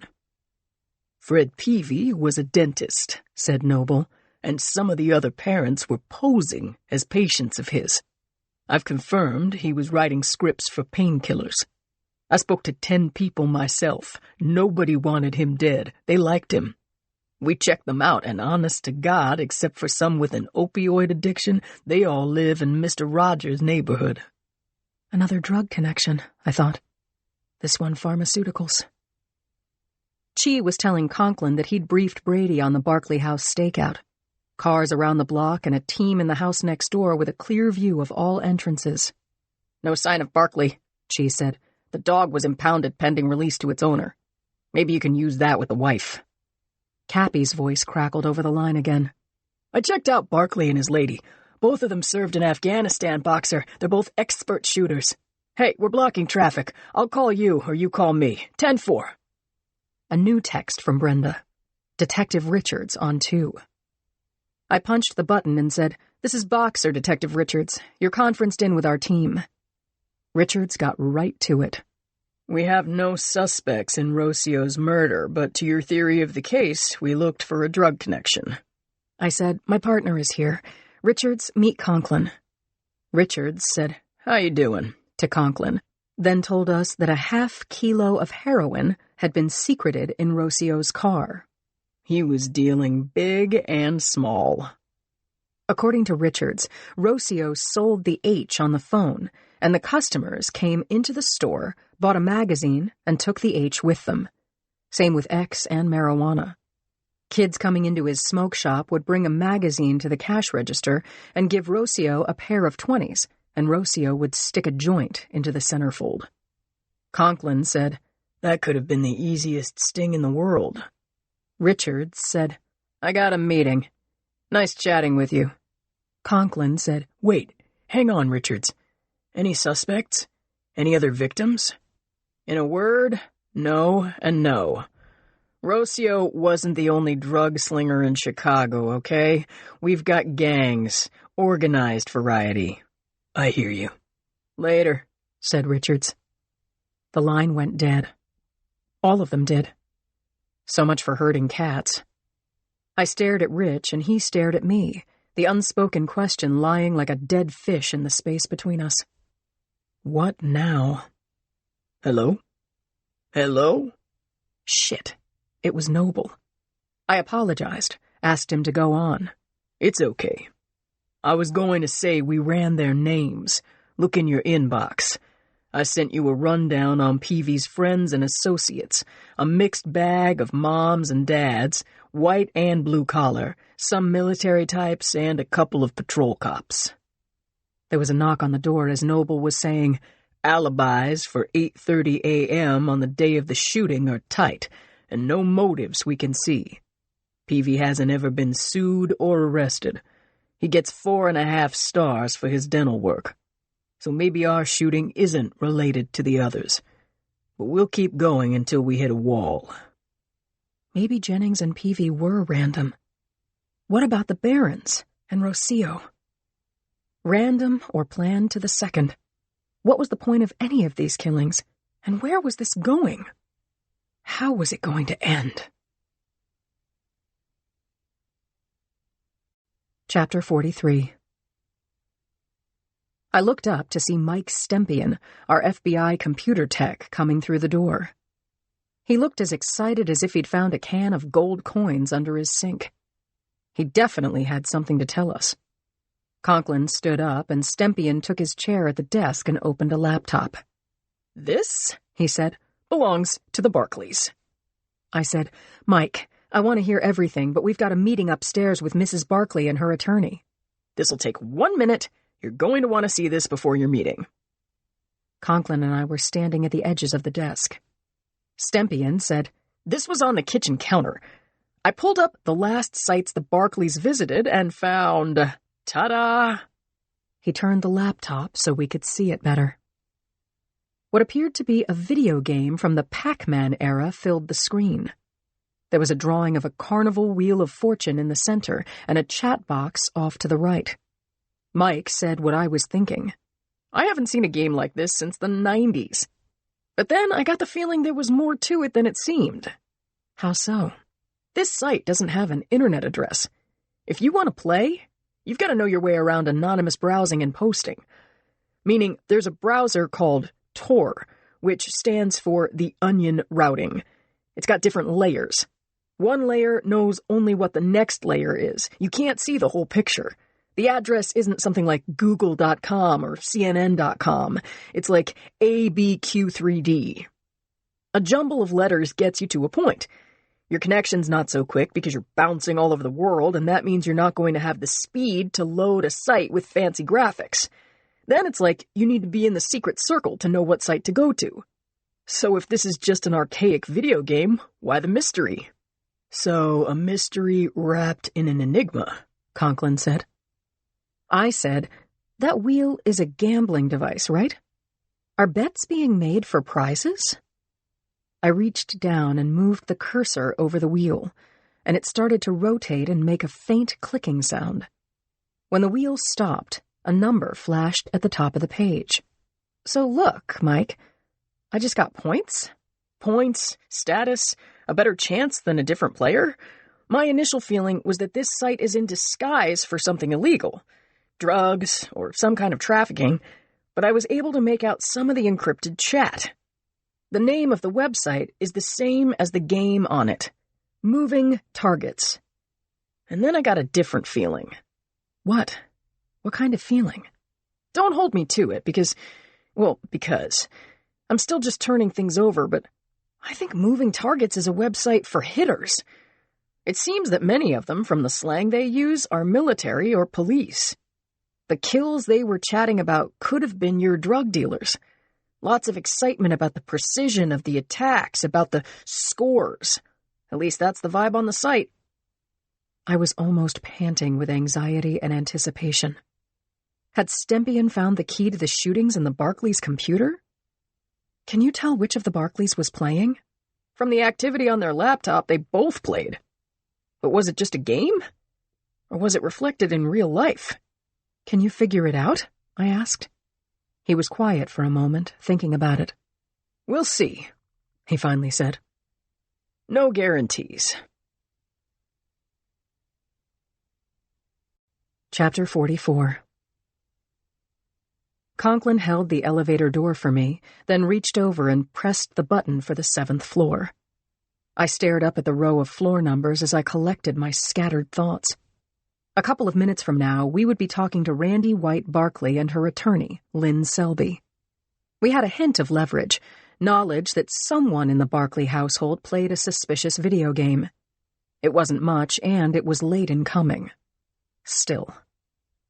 I played it out inside my head, our ADA addressing the judge, saying, "Your Honor, we're charging Miranda White Barkley with shooting 2 rounds over law enforcement's heads and possibly playing a violent video game." Yeah, right. The doors slid open and we walked out onto the worn gray tiles and crossed to Bubbleen Waters, desk sergeant and local karaoke singer of note. We exchanged greetings and Sergeant Waters presented the log. I signed us in, and we followed a guard down a long corridor ringing with intimate voices and the clanging of doors and the echoing sounds of our footsteps. We stopped at the gate to the small, barred room with a table and 4 chairs in the center, and the guard let us in. Randy didn't look up. She wore the standard orange jumpsuit and cuffs and had braided her hair into one long plait hanging down her back. She'd gotten help, no doubt, as her wounded arm was bound in a bulky and conspicuous bandage. Randy's attorney, Lynn Selby, was a public defender with a future. She was blonde with pale pink lipstick and a light gray suit, but I knew her, and although she looked like a pussycat, she had a bulldog's bite. There were stiff greetings all around, and after we'd taken our seats, Selby said sweetly, "Assuming there are no new charges against Mrs. Barkley, your 48 hours expires in an hour." "How are you feeling, Randy?" I asked. "Peachy," she said. I smiled at the sarcasm. Selby said, "Please address your questions to me, and quickly, please. I want to get my client out of here." Randy White had done 2 tours in Afghanistan. She'd been trained to withstand interrogation, to give up nothing but her name, rank, and serial number. And along with her military programming, she also had a guard dog of a lawyer to protect her from us. I said to Selby, "Lynn, Randy knocked out her bedroom window and threw 2 rounds at our marked car. She knew we were police. That's reckless endangerment to start with. She has admitted to providing cover so that her husband, Leonard Barkley, could escape. He's a suspect in a double homicide. That makes Randy an accessory." "Come on, Lindsay. Accessory to helping her husband run away? He's a psychological mess due to his time in our armed services. She fired blanks, over your heads, on purpose. You know that. Furthermore, Randy White Barkley is the only person who was injured in this assault on her home and on her person. That's a lawsuit against the city waiting for me to dictate it into my transcriber. Take it down a notch, will you, Lynn? I haven't asked her a question yet." "Go ahead, Sergeant." As we'd planned, I said, "Rich, why don't you take it from here?" Chapter 45. My easygoing, good-doing partner got comfortable in the metal chair, linked his long fingers together, and placed his hands on the table. He kindly addressed the woman in standard jail orange. "Randy, you feeling okay to talk for a few minutes?" "I guess." "This won't take long. You were in the ER when you asked my partner if she'd ever read Competitive Shooting. You need a how-to book on shooting?" "I can always get better. I was heading off to a range when you and your fellow gangsters pulled up. You go to a range too, don't you?" Conklin smiled and changed the subject. "There was a video game on your open computer when we ruined your day. Something called Moving Targets." Randy scoffed. "You ruined more than one, I'd say. Anyway, Moving Targets. Len and I both play." So what's the appeal of target shooting? I looked you up. You're proficient with just about any kind of weapon. Target shooting is fun, and it keeps me sharp. Selby interjected, "That's enough, Randy. Are we done, Inspector?" Randy overrode her lawyer. She said to us, You know, or maybe you don't. Some people like to shoot, and some people like to kill. I like to shoot at targets. I said, "Can you explain what you mean about people who like to kill? Are you talking about psychopaths?" Maybe. I've seen some military people who get addicted to shooting humans. In particular, bad humans, enemies. You get permission and a weapon, and for some people it's the greatest high. That's how they talk about it. Conklin said, I've never seen that. I mean, sure, I've seen people without conscience, but tell me more about this thrill or high. I knew he was hoping Randy would implicate Leonard. Would we get that lucky? Selby put her hand on Randy's to get her to stop, but her client wanted to talk. Here's something I'll never forget. Me and 3 others from my platoon were in a parking lot outside the base camp, same parking lot we're in every day. Do you know the term blue on green? I shook my head no. Randy said, Green is the friendly host country forces, the ones that we were mentoring in Afghanistan. We're the blue. So we're getting into our Jeep like we do every day, and a shot is fired, and Major Buck Stanley is hit in the face and goes down.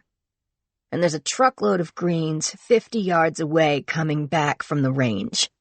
I run to Stanley. I'm guessing one of the Greens became radicalized or was turned by the insurgents, and he looked for an opportunity to shoot an American. He might have palmed some rounds at the range. And in that same moment, one of our officers comes out into the lot and starts shooting the Greens we were training. We knew them, worked with them every day. Oh my God, the screams, the blood spraying, men climbing out of the truck, running. Our guy was firing and walking over to the fallen and shooting each one in the head. We should have had an investigation. Done the right thing. Randy shook her head, then looked at me and Conklin. She said, I looked at this officer's face. He felt good. Maybe great. Was he a psycho? Maybe. Or he'd become addicted to killing. I still don't know. And no, it wasn't Len. The officer who killed, 25 Greens was a U.S. Navy lieutenant named Tom DeLuca. Don't bother looking for him. He didn't come back. No one spoke for a long moment, taking in Randy's words and the shock on her face. And then Conklin said, We're looking for a killer, Randy. An expert sniper or sharpshooter, maybe military, maybe not. I'm thinking I might get a beat on the killer, even identify the shooter, if I join moving targets. I can't help you with that, said Randy. I'm ready to go now, okay? Sure, Conklin said. I'll get your dog home to you by the end of the day. What's his name? Barkley. His name is Barkley? Randy said, Yeah, and he barks. But stop, it only hurts when I laugh. Conklin grinned. Sure, Randy. I'll see you later. Chapter 46. I found Claire in the autopsy suite, still wearing her scrubs. Claire? She looked up, surprised to see me, and said, Oh my God. She pulled a sheet over the dead man, patted his hand, then called out to her assistant, Bunny, can you put Mr. Ryan away? Thanks. Those closest to Claire had made a care plan, each of us with an assigned role. Edmund would be meeting us at the hospital. Cindy and Yuki would be going to see Claire at the end of the day. I would be driving her to Johnson Hughes Cancer Treatment Center and staying with her until she was tucked into her bed at one of the best facilities in the country. She said, I'm sorry, Lindsay. I forgot you were coming. Paging Dr. Freud. We still have time. How are you feeling? Never better. Right, I said, playing along. So get dressed. 20 minutes passed like a snail race, and finally Claire was sitting beside me, buckled into the passenger seat of my car. When I'd parked this morning, I'd found an empty spot on Harriet Street, convenient to the ME's office and the hall. I switched on the ignition and noticed Claire had kicked off her shoes and folded up her legs, and was hugging her knees to her chest. "I need to talk," she said. I turned off the engine and faced her. "Here I am, Butterfly." "You never heard me say this before, but I'm scared. Really, truly freaked out of my mind." "Who wouldn't be? You've got surgery in the morning.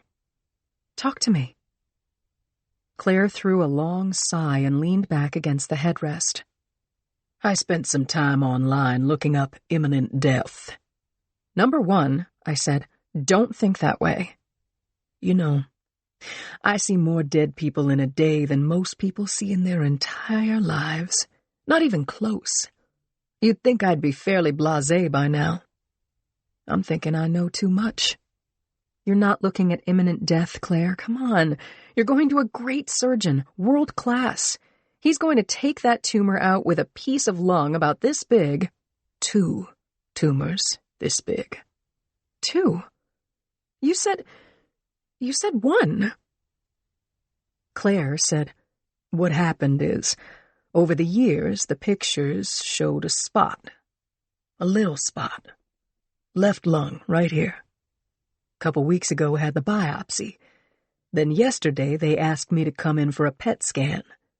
And what do you know? They saw another little spot. If it's spread, I could be looking at a year, more or less." I felt hollow and cold. Claire was telling me this for the first time, and she was mad and scared. As for me, I wasn't ready to accept it. I said, "I don't believe that—" No, let me talk. I'm a doctor and you're not. I don't have to take your word for it." "So when people hear that they have a death sentence, they either tell themselves, 'I have only this much time, so I'm going to make the most of it.' They take a trip around the world or learn to ski black diamond runs. Or they accept that sell-by date and just give up," Claire continued. "Like, why am I doing anything? It's over." Claire, who'd been staring out the windshield at nothing, not looking at my stricken face, turned to me. "See, neither of those 2 options apply to me, Lindsay. I can't quit my job and run off to see the world. I have a husband who is 12 years older than me, and this is killing him. He's literally getting angina. I have a little girl at home. She needs her mother." I pressed my lips together. I wanted to yell, "You're talking crazy. You're looking at a worst case that may not exist." But I had to let her talk. "So this is why I'm freaking out. They're going to cut me open, and I know where and how. They're going to take out something I should have worried about instead of kissing off, and something else to be determined. Lindsay, you know I'm conscientious, right?" "Absolutely. Totally. But doctors are notorious for feeling invincible. I mean, me. Death is a colleague." I was shaking my head, no, and wondering why I hadn't been more vigilant. Why hadn't I kicked her ass? Because I didn't know shit about non-small cell lung cancer. Claire was saying, "And then Dr. Turk is going to stamp my forehead with my expiration date, and I'm going to see it in the mirror every morning. And I swear I don't know what I'm going to do." Tears were running from her eyes, spilling onto her shirt. Claire, listen to me. You're afraid. I get that. But you don't know what the doctors are going to find until they analyze what they take out." She nodded, but I wasn't getting anywhere. "And after the surgery," I said, "you recuperate. You do what your doctor tells you, and if he says radiation or chemo, you do that. And if he says it's okay to work, you decide if you're going to do that. You take care of your family and let them take care of you, and you take some time for yourself. But along with all of that, you fight like hell, Claire. You use all of your contacts and build a team. Check into the latest treatments and alternative treatments. You've got to put on your brass knuckles and load your gun and fight like hell. And that's how you win. My best friend reached out to touch me, but I had to pull away and cry into my shirt sleeve. I grabbed tissues out of the glove box, and when I could speak again, I said, "Hear me? I haven't had a cigarette in 20 years. How could my body betray me like this? How could I ignore the symptoms? I'm not ready for this, Lindsay. I'm not ready to die. Did you hear me?" She nodded. Tears were running down both our faces. Claire coughed long and hard and painfully. Then she said, "Yeah, I hear you. Fight like hell. I'm glad we got that straight." I hugged her over the console in the gear shift. We rocked within the confines of that front seat, and I told her that I loved her, and she said, "I love you too." I started up the Explorer and heard Claire say, "Lindsay, look at me." Posing like a boxer, she showed me her fists. "I hear you." Chapter 47.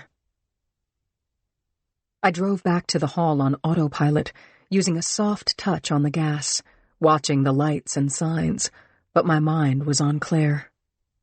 When I'd left her private room, she'd been covered in a light cotton blanket, wearing headphones, listening to the San Francisco Symphony, featuring Edmund Washburn on percussion. From the serene look on her face, it appeared that she was in a high-quality, low-stress zone. I suspected there might be some sedative in her IV bag. I said to her long-devoted husband, "Edmund, you'll call me when Claire is out of surgery?" "You're number one, Lindsay. First call goes to you."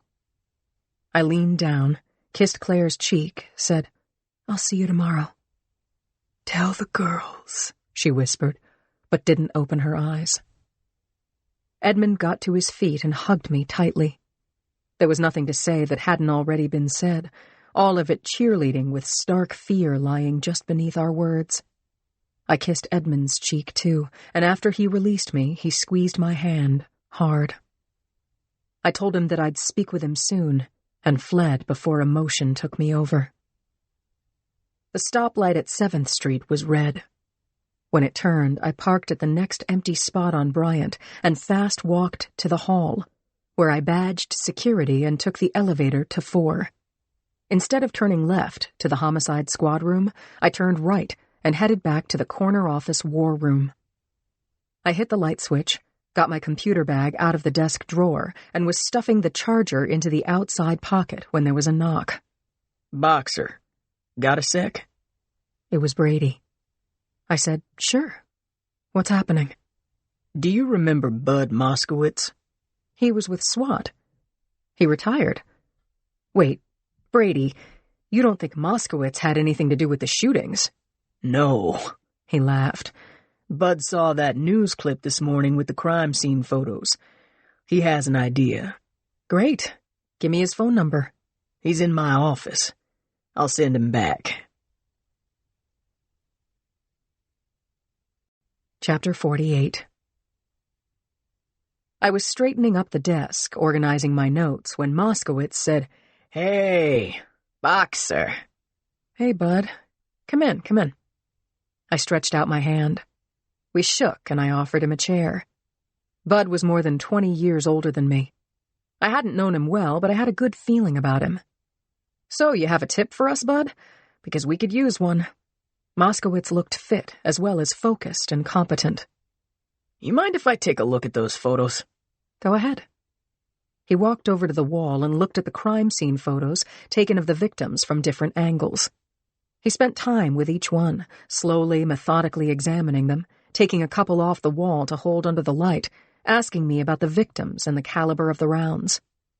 I told him what little I knew, that the shells were of different types, that the casings hadn't been found, that forensics hadn't gotten any hits in the database because of the bullet's impact with bone or plaster or brick. I asked Moskowitz, "What do you see?" "All the shots were taken from a good distance. Very professional work. We all agree. Boxer, I don't know if this is worth anything, but when I read in the paper about all these shootings taking place at the same time, it reminded me of this website I used to belong to. Moving Targets, by chance? Well, He said, slapping the desk. you stole my tip. I'll be going now. I laughed and told him to stay. No, really. Our computer tech also came up with Moving Targets, but we're still in the weeds. Tell me what you know. My wife is waiting for me downstairs, so let me give you the short version. I used to belong to the site. I played the game as a game for target practice. But at some point, I started to think that some of the guys on the board were highly trained experts, very competitive, and that they were crazy. They talked in the chats about killing like it's the greatest high in the world. But I didn't know. Were they talking shit, or were they for real? The site held virtual events, competitions, and there were team events. Points were awarded for the best shots and for teams shooting multiple targets. The more difficult, the higher the points and the bragging rights. It looked like it was pretend. Cartoon murder. But after a while, I wasn't entirely sure. So then the newspaper stories, and something I saw on the internet. A picture of 2 bullet holes through a second-story window, 2 shots that took out 2 people. It set off alarm bells. This is really getting to me, bud. I'm thinking along the same lines. I'd like to get into this site. Can you give me a password or something? I can pretend to be you. I opted out 10 years ago and my codes have expired. Understand, Boxer, I never matched up guys boasting about kill shots with actual deaths. There were groups within the group. I didn't belong to any subgroup. I wasn't working undercover, and I wasn't a serious player. My mind had been dull with pain just minutes before. Now it crackled like a downed electric wire. Let me make sure I understand. You're saying that Moving Targets appeared like a sports forum. People who were known only by screen names shooting off their mouths, playing virtual ball. But instead of making bets on lineups and game outcomes, they're bragging about killing people? Why did you keep this to yourself? Boxer. First of all, there were no names or pictures of real bodies, just chatter and cartoon drawings with X's over the eyes. Bang, you're dead. And a sound effect. Also, I told Tracheo about it. Tracheo had been police chief before Jacoby. Many years had passed, and Tracheo was long retired. Moskowitz went on. Tracheo gave me a direct order. He said if I didn't have real names, bodies, facts, to get the hell off Moving Targets. I did what he said. I was with SWAT. I had plenty of shooting in real life. I quit the site and never went back. It was more than I'd known 10 minutes before, but I still had nothing actionable. Not yet. I thanked Bud and invited him to be part of our team. Thanks, no. I'm going to the Bahamas tomorrow with Bev. Our nephew is getting married. So, look, I left my contact information with Brenda. I wished him a good flight, and after he was gone, I headed down the corridor to debrief Brady. A half hour later, keys in hand, I left the building focused on facts. Drug dealers had been killed. Mostly nickel-bag nobodies except for the barons, celebrities who'd bought massive inventory but hadn't yet launched their drug business. Shooting them through the windows had been much harder than killing the others on the street. Were those executions extra points for a video sniper? Brady had agreed with me that it appeared to be a military operation, and Stempian, too, had said that he thought Moving Targets was heavy on military. Had the drug dealer hits been organized by the members of Moving Targets? Was Leonard Barkley one of those hitters? The answers were just out of reach. The lights were out, and I couldn't see a thing. Chapter 49. I was startled awake by a shout or a shot or a dream, but I couldn't remember a bit of it. My heart was hammering, and my eyes were wide open. A hint of sunrise was backlighting the gray sky as I reached across Martha to better see the clock. Its luminescent hands pointed to 5:30. That's when it hit me. Claire was in the hospital and would be having surgery in a few hours. Going under the knife. Was she awake, too? I stared at the ceiling, finally clapping a pillow over my face, and when I woke up again, Martha was licking my ear, and the sun was rising over the windowsill. I tousled Martha's coat and put my feet on the floor. It was still too early to call Edmund, but I had things to do. I fed Martha, made coffee, and caught up on TV news while unloading the dishwasher.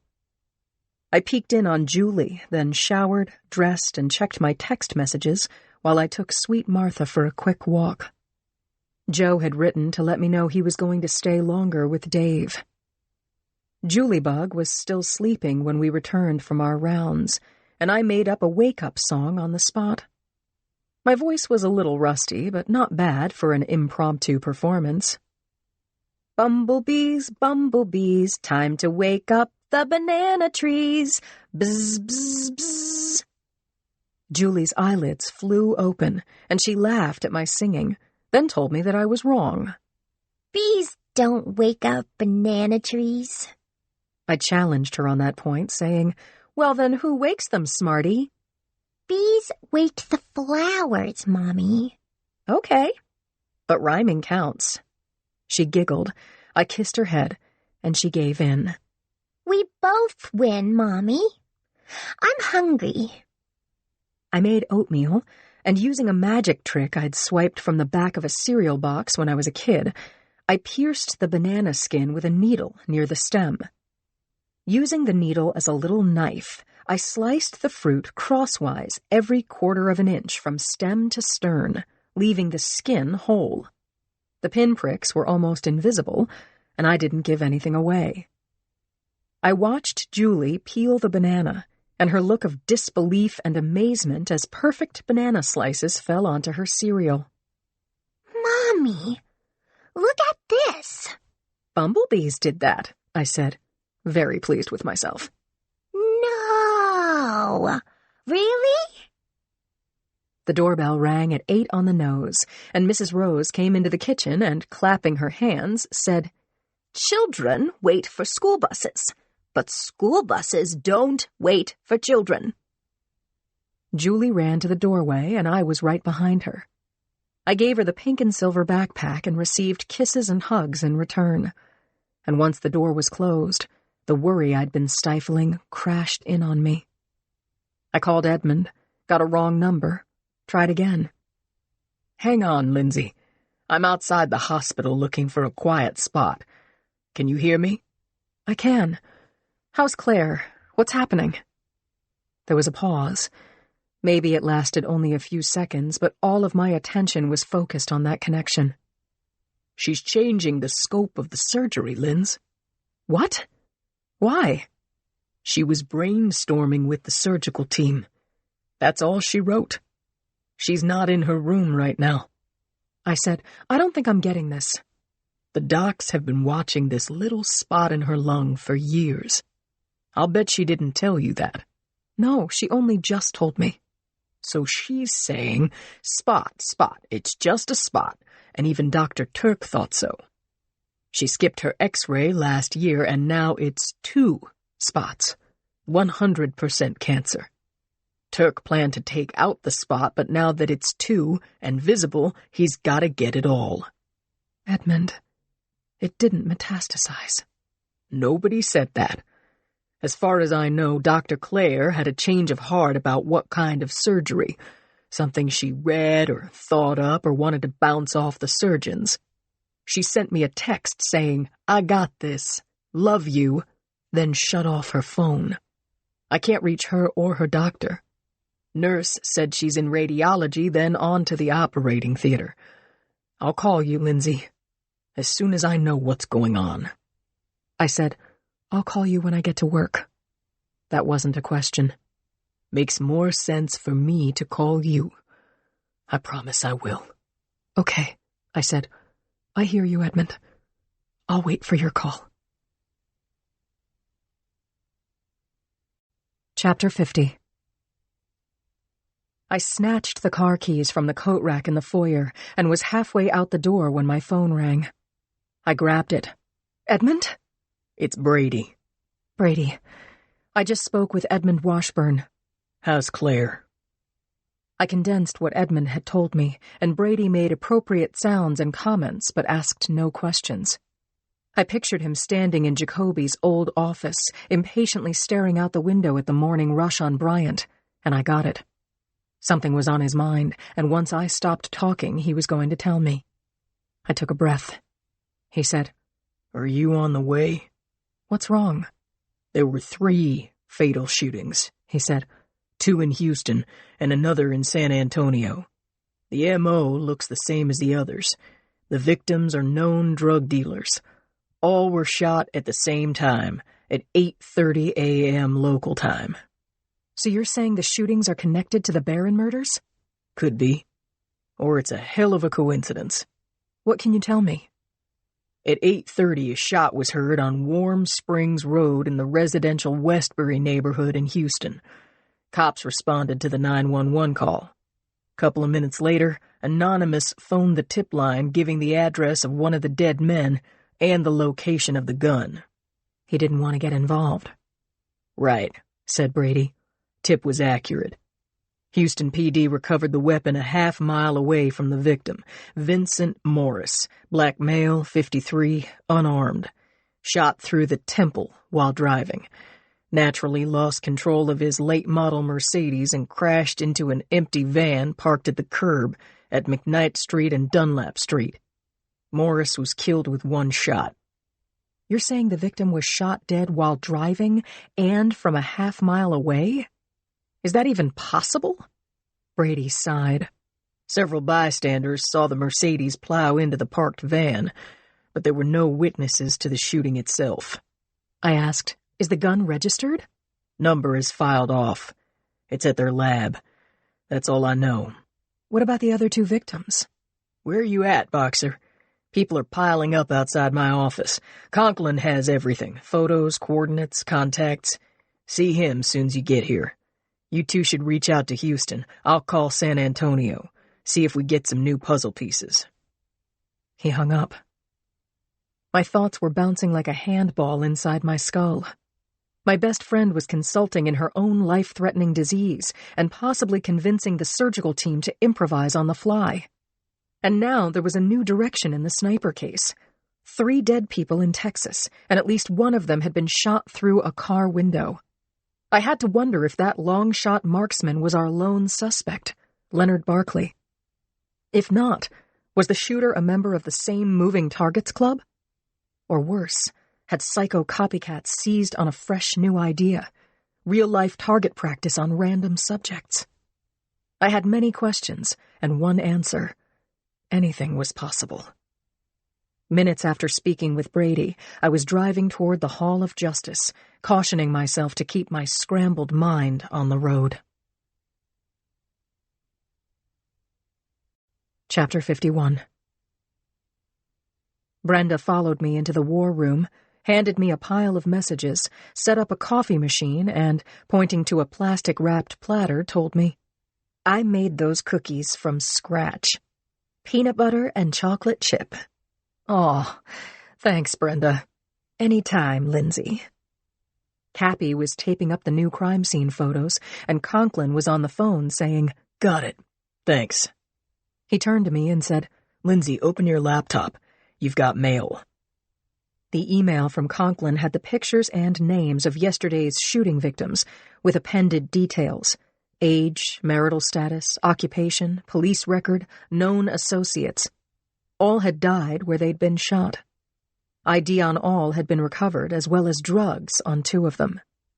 Cindy hooked me up with the Houston PD, Conklin told me, speaking of his beloved roommate, my pissed-off girlfriend, Cindy Thomas. She's been on this since 6 a.m. You know, Linz, she sleeps with the police scanner next to the bed, he said. Brings it to work, which is where she is now. Don't get between my girl and her Pulitzer. I laughed and sighed at the same time. Conklin went on. She says all 3 victims are known dealers. Victim number 1 was shot by a single bullet from a long distance. According to Brady's contact, the shot was fired from a half-mile away. Wow, said Conklin. A half-mile away? That's gotta be some kind of record. Conklin got up, walked to the wall, and scrutinized the enlarged photo of the crash, Morris's Mercedes having come to rest halfway through the rear compartment of the panel van. He moved a couple of feet to the next photo. Victim number 2 is still unidentified, also shot in his car, Conklin said. The light had just changed, and the driver was heading south on San Pedro Avenue when he caught a few rounds to the left arm, chest, and head. Same time as the one in Houston, 8:30 a.m. I got up and took a good long look, trying to work out what had happened from this photo. One of the vehicles had the dead man in the driver's seat. The other was the recipient of a rear-end collision that had turned the intersection into a four-way gridlock. The photo credit in the corner was from a Channel 7 eye-in-the-sky chopper. Reminds me of the so-called rehearsal murder at Taco King. That could have been personal, I said. Maybe this one, too, said Cappy. He was taping up the last photo, victim number 3, who'd been taken down in Houston. The photo showed a body spread eagle on the sidewalk in front of a coffee shop. Cappy said, This killing happened across town from the man who ran his car into the parked van. No way it was done by the same hitter.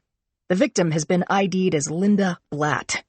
She was a cafeteria worker during the day, delivered dope after hours, Conklin added.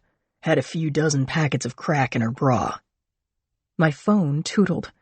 A text from Brady. Boxer, Houston's Detective Sergeant Carl Kennedy waiting for your call. I tapped in the number, broke through the gatekeepers with my authoritative, mad dog cop in a big hurry voice. A man answered. Hello? Sergeant Kennedy? Yes. Oh, Sergeant Boxer. Good to finally make contact with you.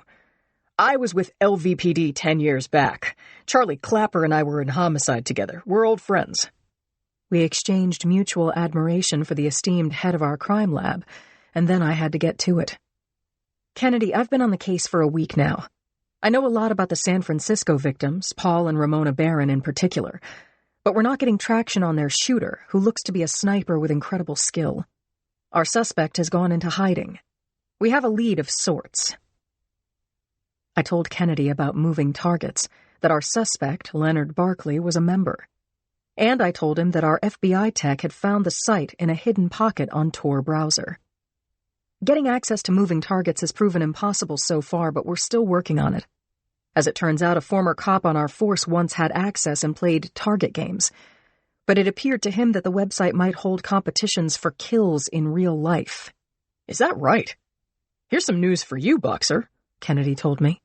A small business called Moving Targets has a brick-and-mortar hole-in-the-wall in the strip mall on North Shepherd Drive in Houston. You're joking. It's next door to an auto parts store. I've passed it 100 times. Always has a no walk-ins sign on the locked door. I peeked in through the glass once and saw a dark room with a half-dozen folks on computers. I checked tax records to see the name of the company because it looked so sketchy. The name is Moving Targets, but what is it? The company description said computer repair by appointment only, and they didn't list a number. My caseload heated up, Kennedy continued, and I lost interest in this small-time little computer store. Now I'll do more research. Maybe I'll pay Moving Targets a visit. That would be great, Kennedy. We signed off, and I summed up the whole story for Cappy, Chi, and Conklin. Brenda brought in a fresh pot of coffee, and I got a text from Edmund. For the first time since my lovely second honeymoon less than 2 weeks ago, I felt good. Chapter 52. Several two-story brick-and-glass medical buildings stood within a mile of St. John's Hospital in Napa. Joe was inside one of those buildings, sitting in a small chair in an L-shaped waiting room shared by a pediatrician and Dr. Alexander Murray, cardiac surgeon, the man Dave Channing believed had murdered his father. The pediatric side of the room was awash in primary colors. There was a bulletin board centered on the largest wall, pinned with dozens of children's crayon drawings, a circus rug on the floor, a pile of blocks, and 2 little boys playing with toy cars, revving them up. Vroom, vroom. Joe waited in the cardio side of the room. There was no decor to speak of, just a rack of magazines and pharmaceutical company brochures, and some no-smoking signs on the off-white walls. Between the 2 waiting areas was a shared nurses' station behind sliding glass windows. Joe flipped through a month-old Newsweek without reading it. He felt like some kind of fraud, a sometime G-man, now a private eye without a license, helping out a friend he hardly knew in a twisted endeavor he no longer believed in. He'd done the spade work, read the medical examiner's reports, met with family members who'd lost a loved one in the previous year to an unexpected heart attack while at St. John's in the care of Dr. Alexander Murray. With the exception of Archer, the writer whose now deceased 30-something fiancé had been a long-distance runner, none of the family members had hinted that Dr. Murray was to blame for the death of their loved one. And so Joe had stirred up grieving people with nothing to support a suspicious cause of death. And why had he done this? Because Dave Channing had become more restless and paranoid as the visit had gone on, and Joe had promised that he would do his best to clear it up, either validate or debunk his concerns. Before leaving the Channing winery this morning, he'd gotten Dave to agree that whether he accepted Joe's conclusions or not, Joe was going home that night. Now he was wondering if he was wronging his friend by setting an arbitrary deadline. Good investigators didn't do that. Joe and Lindsay had spoken on the phone an hour ago as she drove to work. Her voice had been strained as she told him about Claire and how helpless she felt. He pictured Lindsay's face, taut with fear and exhaustion. He had done his best to comfort her, but Lindsay had been too agitated to hear more than, "I'll be home tonight." "God, that would be great," she said. "Promise me." "I promise to try like crazy." Joe tossed the magazine on the chair beside him and hoped that soon he could resolve the complicated feelings of disloyalty and suspicion by determining one of 2 possible truths, that either Dave was losing his mental grip, or that Dr. Murray had caused Ray Channing's death. Chapter 53. A 50-ish nurse with graying, cinnamon-colored hair wearing green scrubs paused in the entrance to the waiting room. Mr. Molinari, if you'll come with me, the doctor will be with you shortly. Joe followed her down a hall to a small office and took the offered seat across from the desk. Murray's office was a plain brown study with a tidy desk opposite a couple of bookcases. There was a plastic model of a heart that could be broken down into valves, ventricles, and arteries on the desk. Between the bookcases was an oil painting of vineyards at sunset. Joe recognized the style. Nancy Channing had painted that. "I'm Carolee Atkins," said the nurse. "We spoke on the phone yesterday." Joe said, "I remember. Thanks for fitting me in." "Would you like me to weigh you and take your blood pressure, just for the hell of it?" Joe grinned and said, "No thanks. I'm up to date. 6'1", 178, 127/70. Atkins smiled and said, "Very good, Mr. Molinari. How's Dave doing?" Joe made the universal hand motion for so-so and added, "He doesn't understand why his father went from alive and well to suddenly dead." Atkins said, "That happens with thoracic aortic aneurysms, but that's my unofficial opinion. Ray has been a patient and friend of Dr. Murray's for over 5 years. I guess I can tell you that the doctor is heartbroken. He considers Dave a friend, too. Hold on, I'll see how much longer he'll be." Joe said, "Wait. Explain heartbroken." The nurse hesitated, then stepped back into the office. "Obviously, Dr. Murray cared about Ray Channing very much, and he cares about Dave, too. Dave is taking his grief out on Dr. Murray, which is so unfair, and maybe a little bit unbelievable." "Really?" "See for yourself. I don't know exactly what salt of the earth means, but I'm pretty sure Dr. Murray fits the definition. I'll make sure he knows you're here." 5 minutes later, Dr. Murray entered the room. He was a white-haired man in his 60s, about 20 pounds overweight, wearing metal-framed glasses and a bright red tie under his lab coat. He smiled as he introduced himself and shook Joe's hand. Then he said, "You look familiar. Do I know you?" Joe said, "You might have seen me on the news years ago. I was with Homeland Security during the Bush administration." "Maybe that was it," said Dr. Murray. He went around his desk, sat down, felt his coat pocket for his glasses, then touched them on the bridge of his nose. "These things are so light, you can't even feel them."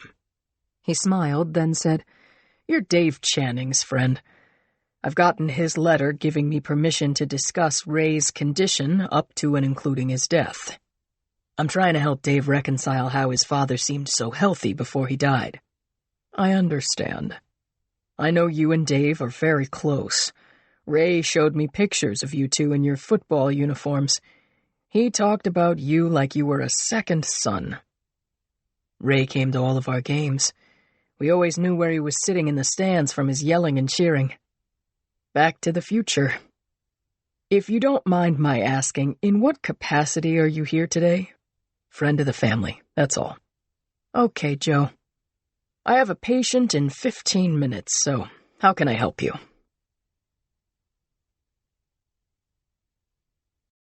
Chapter 54. Joe fixed Dr. Murray with a hard, "don't dare lie to me" stare and said, "Dave feels that something untoward happened to Ray." "He's made that pretty clear," the doctor said. "He barged into the waiting room last week and accused me of murdering Ray. Murder. Me. In front of a room full of people." The doctor shook his head. "Maybe I should be asking you how you can help me. I don't want to have him arrested. Kid got dealt a beautiful hand, then it all got taken away, and he blames himself for that. Then his mother dies, now his father. I feel terrible for him. But if he can't get a grip on himself, he has to get help. I have a couple of questions myself, Dr. Murray. Dave gave me a look at Ray's medical charts, and the ME's report says that Ray died of complications from his thoracic aortic aneurysm. Is that your opinion?" "No doubt about it." Murray lined up his pens, straightened the plastic heart and the papers on his desk. He had a slight tremor in his hand. He went on, "Ray refused to believe that he wasn't in perfect health. He was 72, with the arteries of a man 10 years older.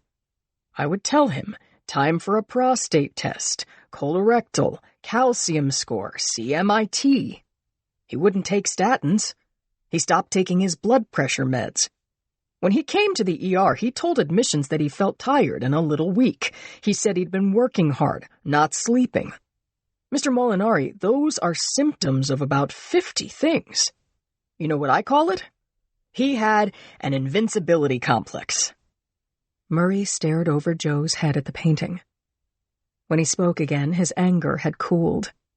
He said, "St. John's isn't Cedars-Sinai. It's a country hospital, and we did our best, you understand? Ray's blood pressure was high, cholesterol was high, but he was stable. As I understand it, you saw Ray the day after he was admitted." "Yes, I did," Joe said. "He looked good to me. Sounded good too, but I'm no expert." "I am an expert. I saw him on Saturday. I told him that after he got his MRI on Monday, if everything looked okay, we'd release him. I put in some provisos. That he was going to have to see me more often, do what his doctor ordered, blah blah. Monday comes, he turns down the MRI. He said, "I don't need it, Doc, I'm fine." I stopped by on Monday late afternoon to see his chart, make sure it was okay to release him the next day. He wasn't hale, but again, he was stable. I prescribed a mild sleep aid.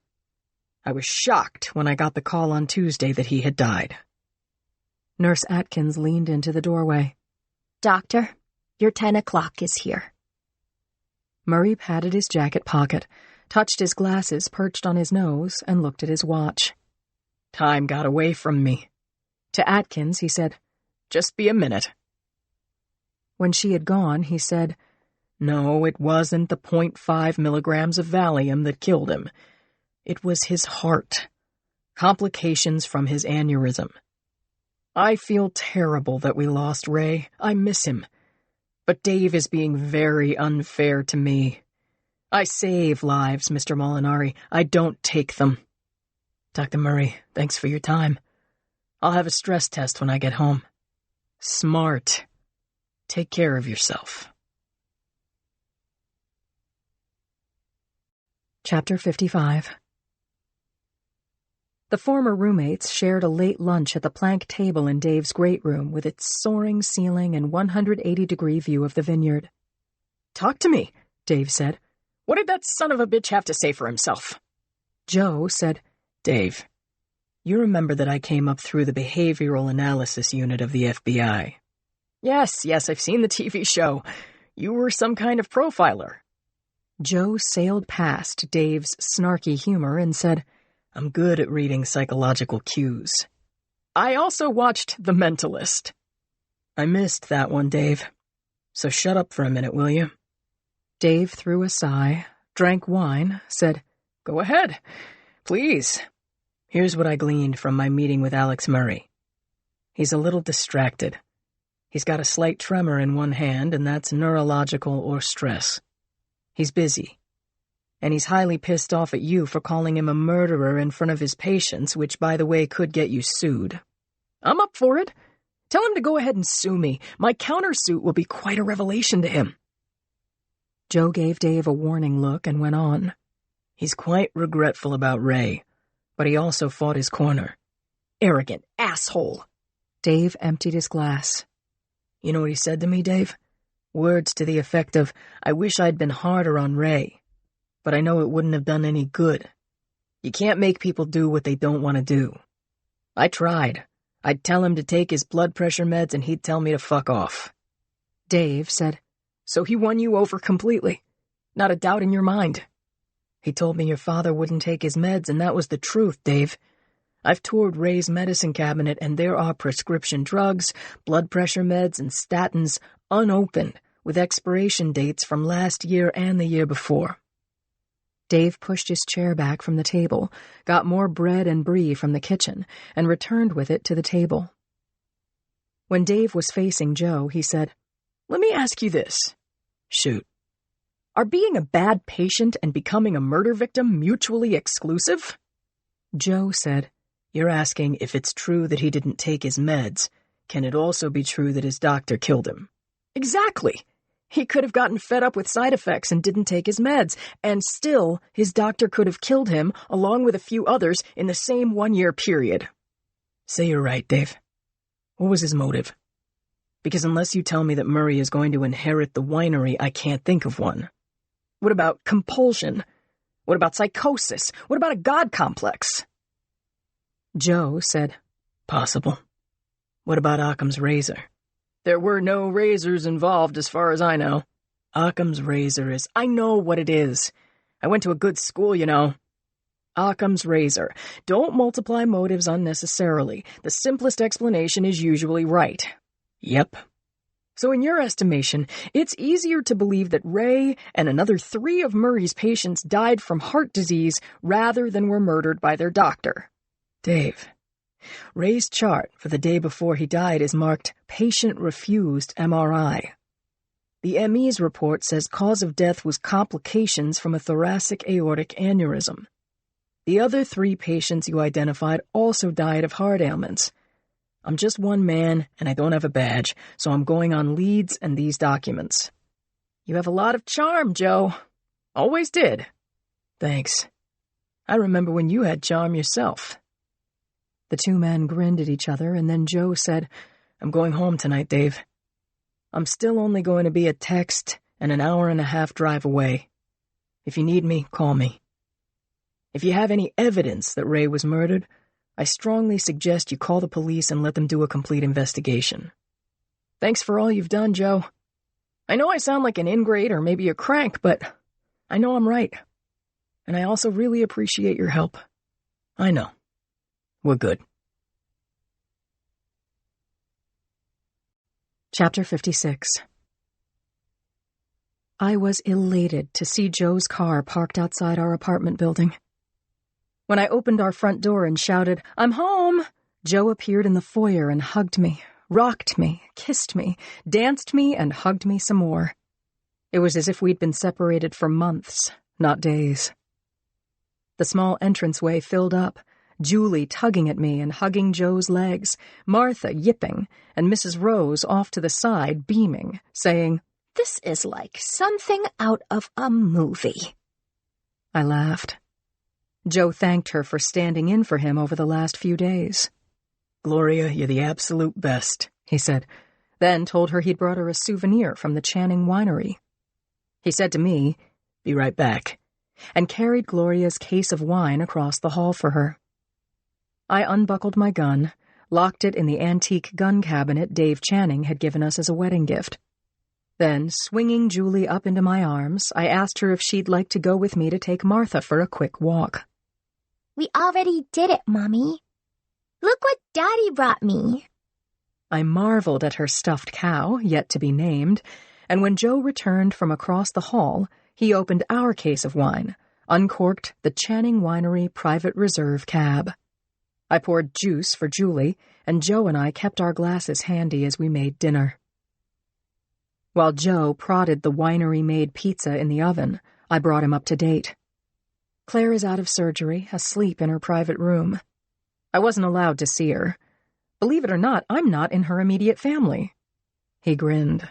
"How did they know that?" They had a list. Edmund told me that she's resting comfortably, considering they took out half of her lung. Half? A half of her lung? Edmund told me that Claire argued for the most aggressive treatment, and that's what she got. Sounds like she decided to take her best shot. Julie came back to the room with Martha, demanding to know what we'd just been talking about. Joe distracted her. "You know, if you have a cow, that makes you a cowgirl. Really? And even cowgirls eat dinner." Joe's reheated Channing Winery pizza was delicious, and so was the arugula salad with shaved Parmesan and fresh Napa fruit. The Channing vino was also mighty good. As soon as was reasonable, Juliebug plus her new cow were tucked into her bed. The dishwasher rumbled, and after changing into sweatpants and t-shirts, Joe and I stretched out together on the long leather sofa. Of course, we both fell asleep. I heard his phone and tried to slip it out from his pant pocket. Woke him up, of course. I said, "This is the second call, Joe." He looked at the screen, saying, "It's from Murray's office." He pressed the talk button, but the caller had hung up. He played the message on speakerphone. It wasn't Dr. Murray. It was a woman's voice. "Mr. Molinari, I couldn't tell you today for fear of being overheard. One day I saw Dave Channing hurl a potted plant at Ray. One of those heavy terracotta urns. And he threw some punches, too. Thought you should know." The call ended abruptly. Joe clicked off and said to me, "That was Nurse Atkins, Dr. Murray's nurse.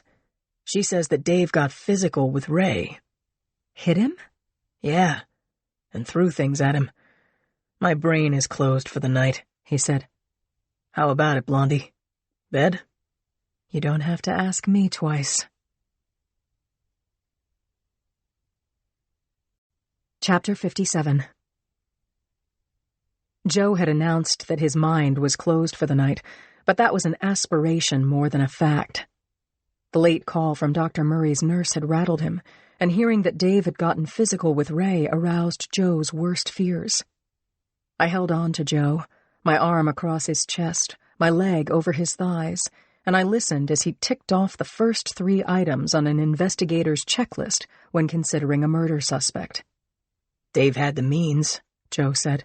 "He has sleep meds in his medicine cabinet. Could he have crushed an overdose of sleeping pills, loaded up a glass of juice, and handed it to his father? Yes. Here, Dad, drink this. He definitely had opportunity. He visited Ray in the hospital several times, and Ray had a private room. You're going to ask me about motive, Blondie, and that's the tough one. So what could be his motive to kill his only living relative?" Joe rolled onto his side and put his arms around me. Exactly, I said. Ray was Dave's everything. His life is going to be a lot poorer without the love and support of his father. Without Ray, who is there for him? His by-the-hour hot dates? The seasonal workers? His virtual friends online? Sounds lonely. Joe said, Well, I can imagine it a different way. Ray ran everything.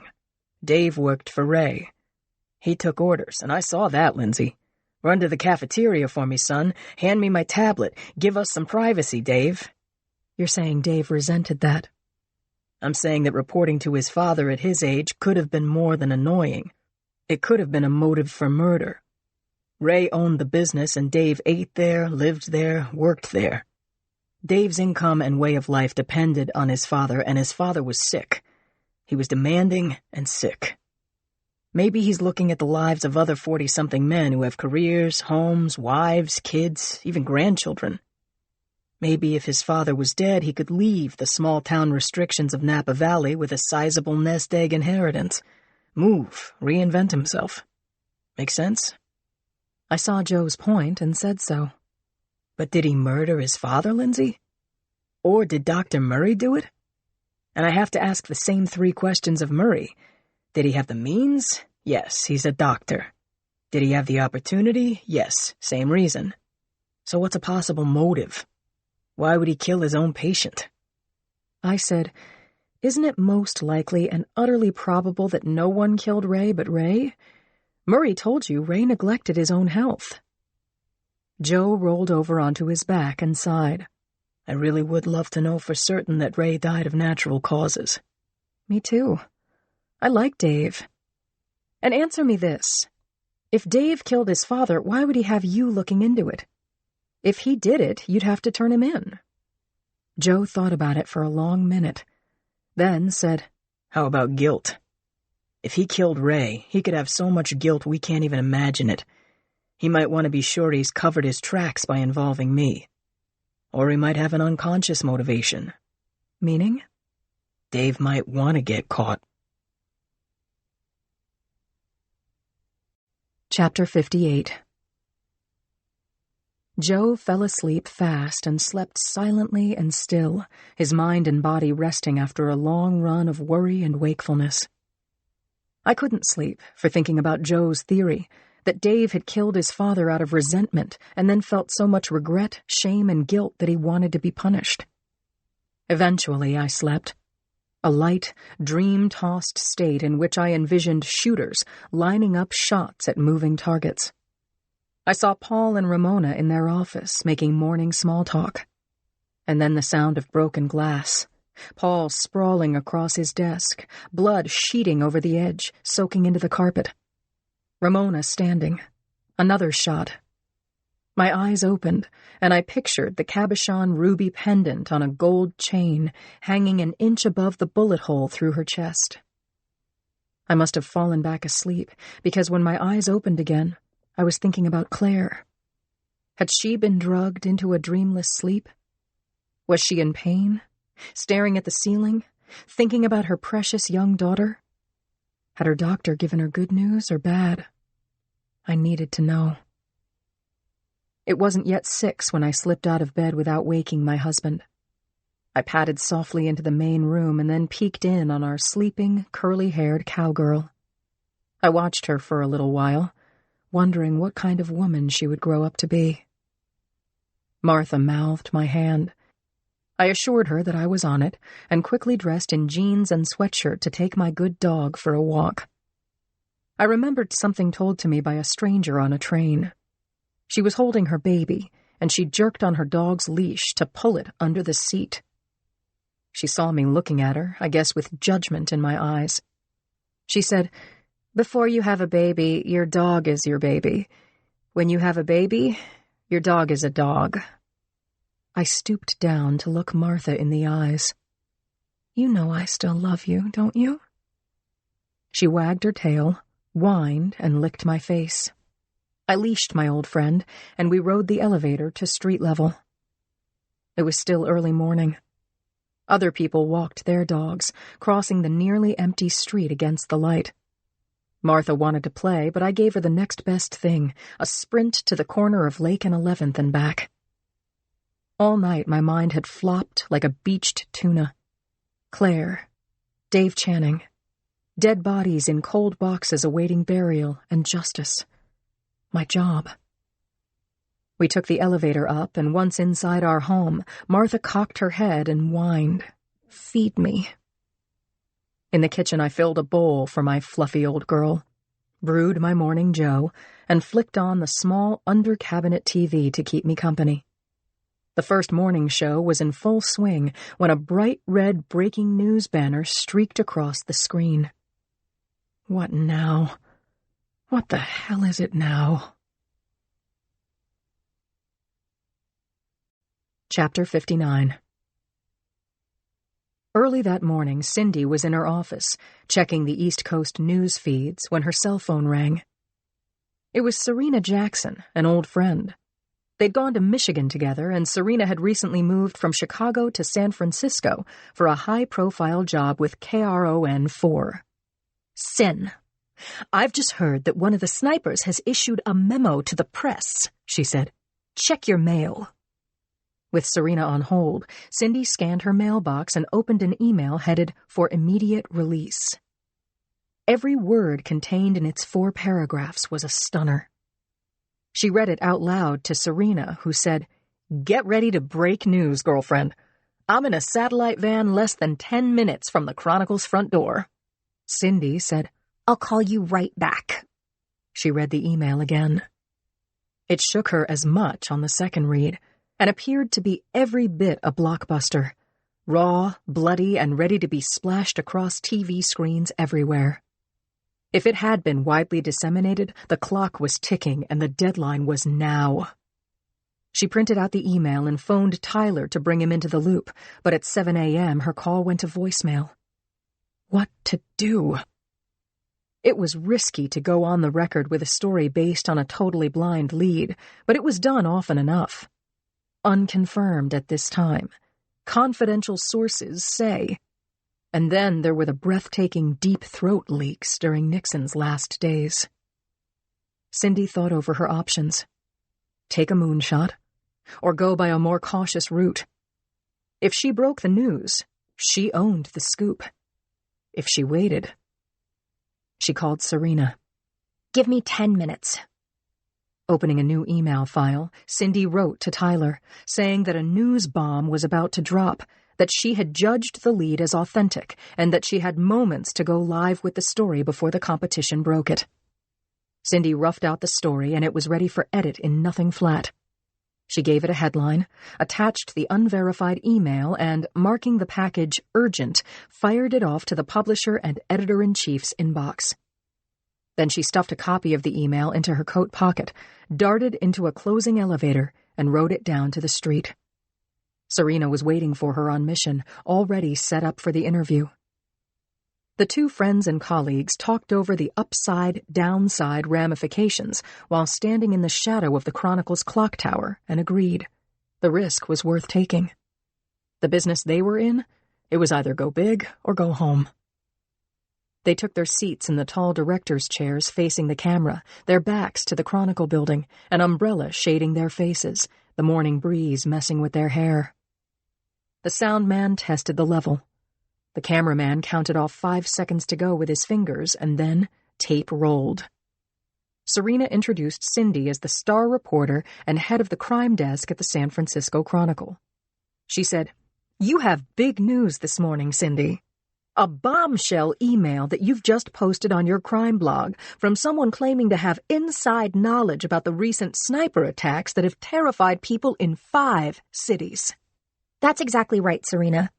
I received an email just minutes ago giving reasons for the sniper attacks and warning of future executions, Cindy said.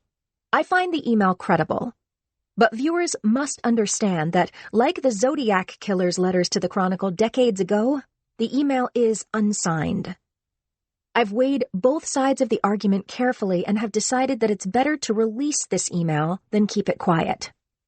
Cindy, is there a time stamp on that? It landed in my inbox early this morning. The headline was "For immediate release." Can you read it for our viewers now? Cindy raised the sheet of paper from her lap and began to read the highlights. Quoting now. This is a warning to all drug slingers, the pushers who sell grass, coke, meth, and molly, the sickos who sell oxy, heroin, fentanyl, unprescribed pharmaceuticals, and designer drugs, or name your poison. Deaths from overdoses have risen to 70,000 Americans per year, nearly half of those from opioids like fentanyl. It's not okay. It's not stopping. It's getting worse. A coalition of citizens across the country has had enough of ineffectual ad campaigns and political slogans. We've launched a new war on drugs. A real war. 9 scum dealers are dead so far, and we're just getting started. We have a list. If you're part of the problem and value your life, stop selling drugs now, whatever it costs you. Destroy your product and get straight. Or spin the wheel. You'll never know when your number comes up. Jackson said, Cindy, correct me if I'm wrong, but until right now, we have not known the motive for the shootings that have taken place here and in Chicago, LA, and as of yesterday, Houston and San Antonio. Is that right? Cindy said, There have been theories that there was a drug connection, but to my knowledge, this email is the first public communication from someone asserting a connection with the shooter or shooters, and that their mission is to rub out drugs. We have to take it seriously. Chapter 60. Cindy wove through the maze of cubicles in the messy, crowded newsroom. Artie Martini, sports writer, called out over a partition, Great interview, Cindy. I sent you the clip. That was fast, Martini. Thanks. Cindy glanced through the glass wall of her office while fishing her keys out of her coat pocket.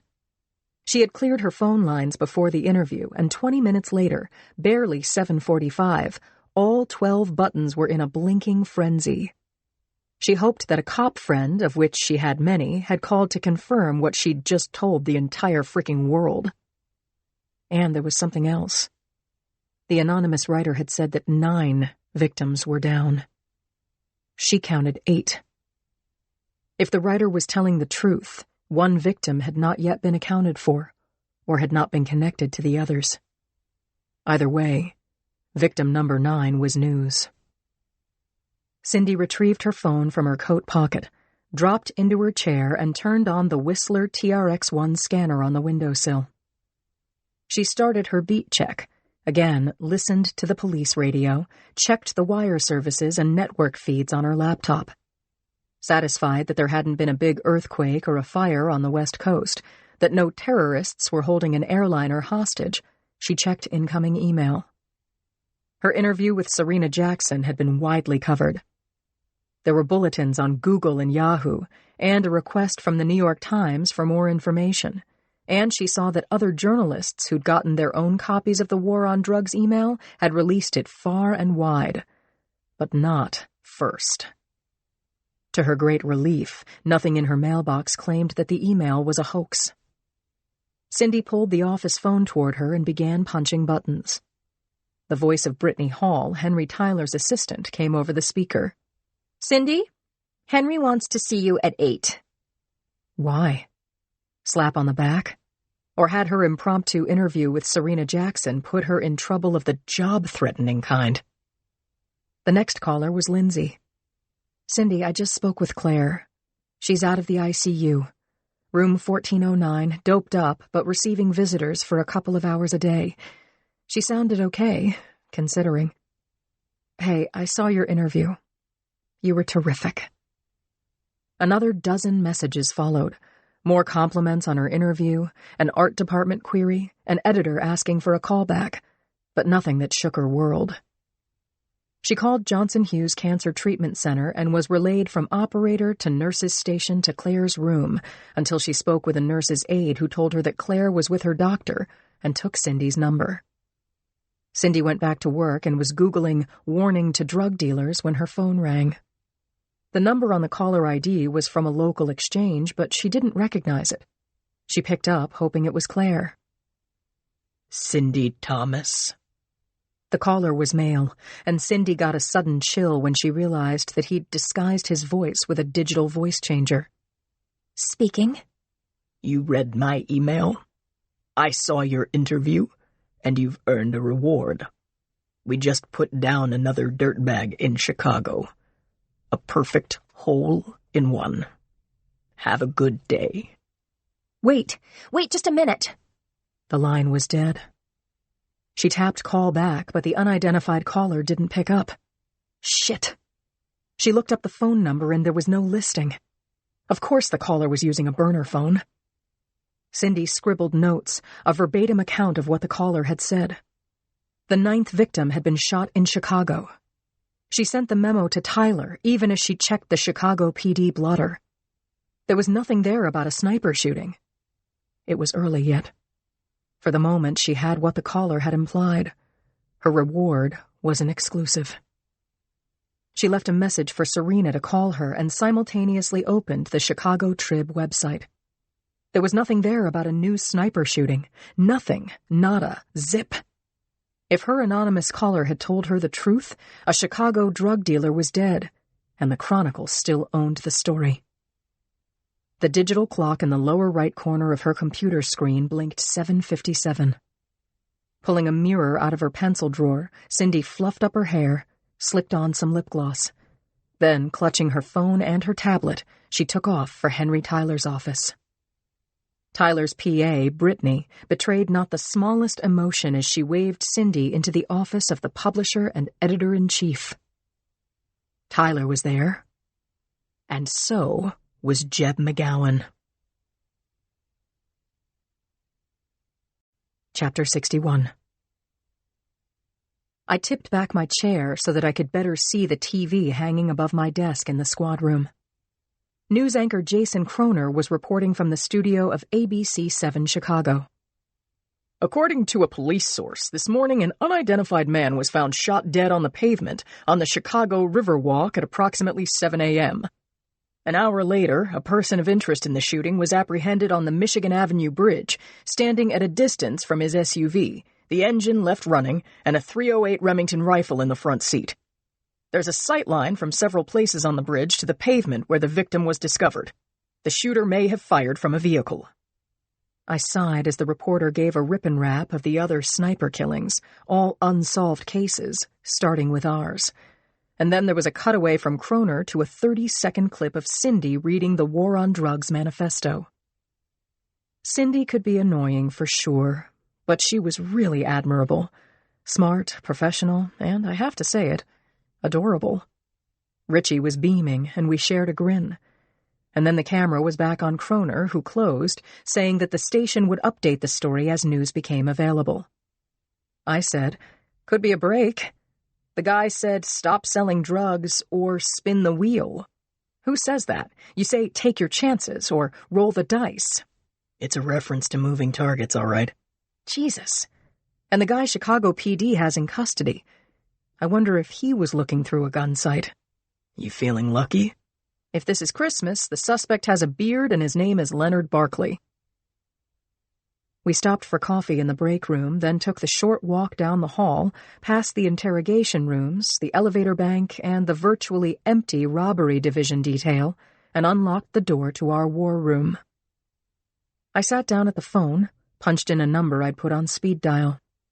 When a phone rang inside Chicago PD, I asked for Detective Richards. He picked up, saying, "Boxer, are you haunting me?" "I guess I am. Have you spoken to the unnamed gunman?" "I processed him. His name is Jacob Stahl.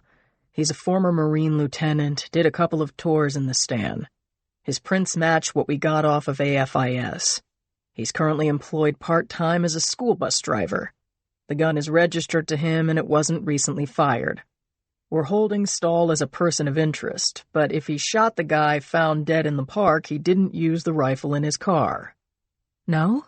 "The gun hasn't been recently fired. We'll hold him as long as we can. It's possible he shot the victim with a different firearm, maybe tossed it off the bridge." Conklin said, "Maybe he's revisiting the scene to watch what the cops do." "Possible," said Richards. After we get him in the box, we'll hear what he has to say. I said, Richards, the so-called video game, Moving Targets, the person who tipped off the press used the phrase spin the wheel. Yep. I got your email and saw your screenshot of the site. I'll try to work it in when my partner and I talk to Stahl. Would you be interested in watching our interview, live streamed from our house to yours? Hell no. Excuse me? Just kidding, Richards. That would be great. What do I have to do? Stand by for a password. One more thing, Boxer. What's that? You owe me. Chapter 62. Conklin and I sat side by side at the old desk in the war room, staring into a computer screen that was, in effect, a window into an interrogation room at the Chicago PD Violent Crimes Division. We got our first look at Detective Sergeant Stanley Richards. He was 40-ish, of average height and weight, a restless, hands-in-his-pockets, coin-jingling man with a 5 o'clock shadow at 10 in the morning. He took his hands out of his chinos and dropped into a seat at the table, approximately 2,100 miles away from our desk in the war room. Sitting beside him was his partner, Detective Sandra Wilson. She was black, wearing a man-tailored white shirt, a navy blue blazer a lot like mine, and a hint of a smile, an expression I would have loved to wear myself. She looked calm, relaxed, and unreadable. The suspect, Jacob Stahl, sat opposite from the detectives and had sprawled across both chairs on his side and folded his arms over the table. His body language was saying that he owned the table, the room, the story he was about to tell. My hope that Stahl was Leonard Barkley by another name evaporated. Unlike Barkley, who was a Fidel Castro look-alike, Stahl had a fleshy face. He looked to be 6'2" to Barkley's 5'9", and he had a wide, toothy grin, perhaps prompting Detective Wilson's Mona Lisa smile. He said to her, "You're a really good-looking woman, Detective. You know that?" Wilson said nicely to Stahl, "Jacob? Okay if I call you Jacob? Mind taking a look at this?" She held up her phone so that Stahl could see a photo. Richards had forwarded it to us, and I recognized the shot of the recently deceased man. According to the police report and the dead man's blood-stained shirt, he had taken a bullet through his heart. According to Richards, he'd also had a boatload of heroin in his backpack. Stahl said, "May I?" Without waiting for an answer, he took the phone from Wilson and gave the screen a good long look. Then he handed it back. "I don't recognize him, at least not from that angle. I can't swear he wasn't one of the 3,000 enlisted men I trained or served with. But this I know.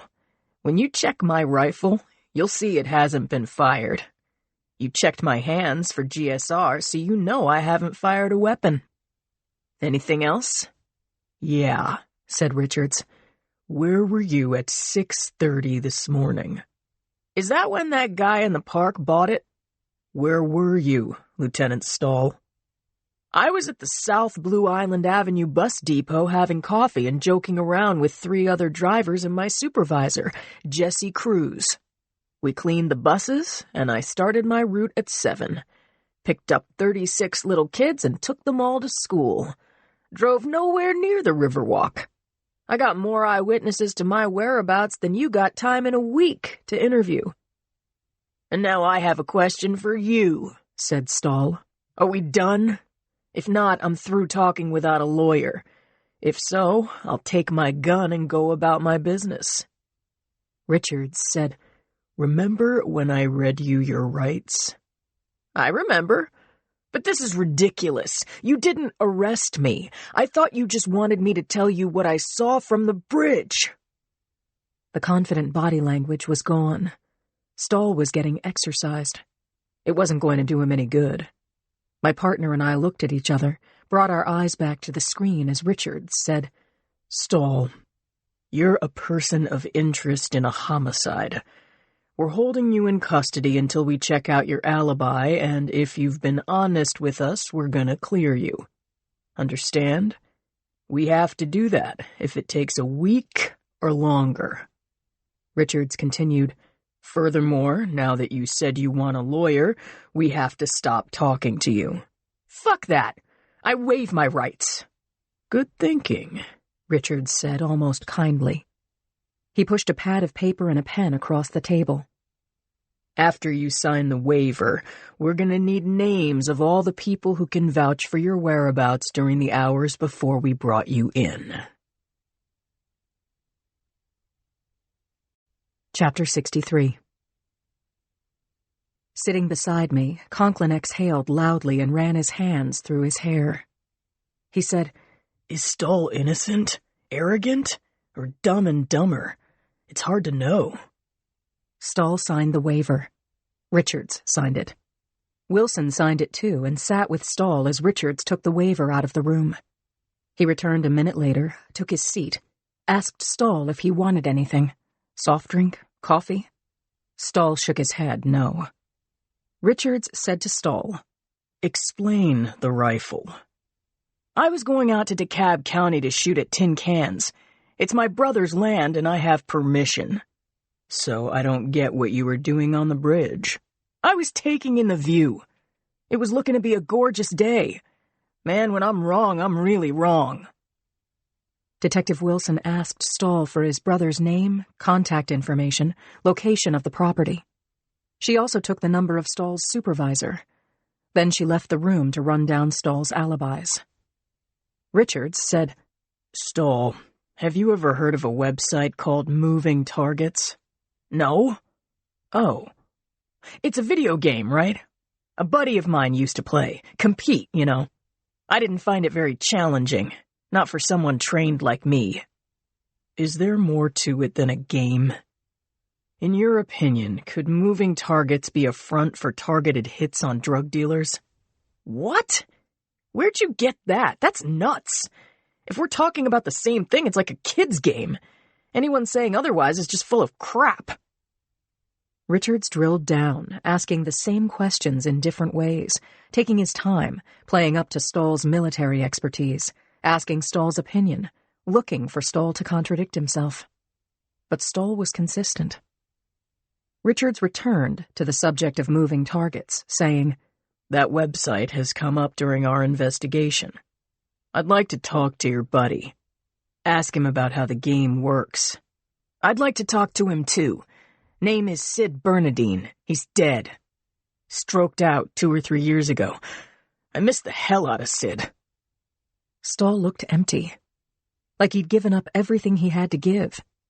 Richards had done a good job. I don't know anyone who could have gotten more or better out of Stahl, not me or Conklin or Brady or Jacoby. Wilson returned to the room with another cop. Stahl said, So what's this now? Richards said, I told you, Stahl. We're gonna make you comfortable here while we check your alibis and your gun. You get a phone call. You want to do this nice? Or should we go ahead and cuff you? Richards put his hands in his pant pockets, and that opened his jacket. I caught a flash of yellow, the handle of his taser gun. I'll take that phone call now. The room emptied, and our screen went black. Chapter 64. Henry Tyler had been breaking news at the Chronicle since before Willie Brown was mayor. Cindy liked him, respected him, and was anxious to get his thoughts on the anonymous email and its writer, who called out the new war on drugs. When Cindy entered Tyler's office and saw McGowan, she had a visceral reaction. Why was the nervy Chronicle cub in Tyler's office? What kind of meeting included the two of them? She flashed on him prowling around, his leaking her news to the competition, showing signs of marking her territory for future acquisition. She said hey to McGowan, morning Henry to her boss, and took a seat next to McGowan on the edge of the leather sofa. She hoped that Tyler wasn't going to give her hell for airing an unconfirmed story with McGowan in the room. Tyler said, Cindy, I just saw your interview. Well done.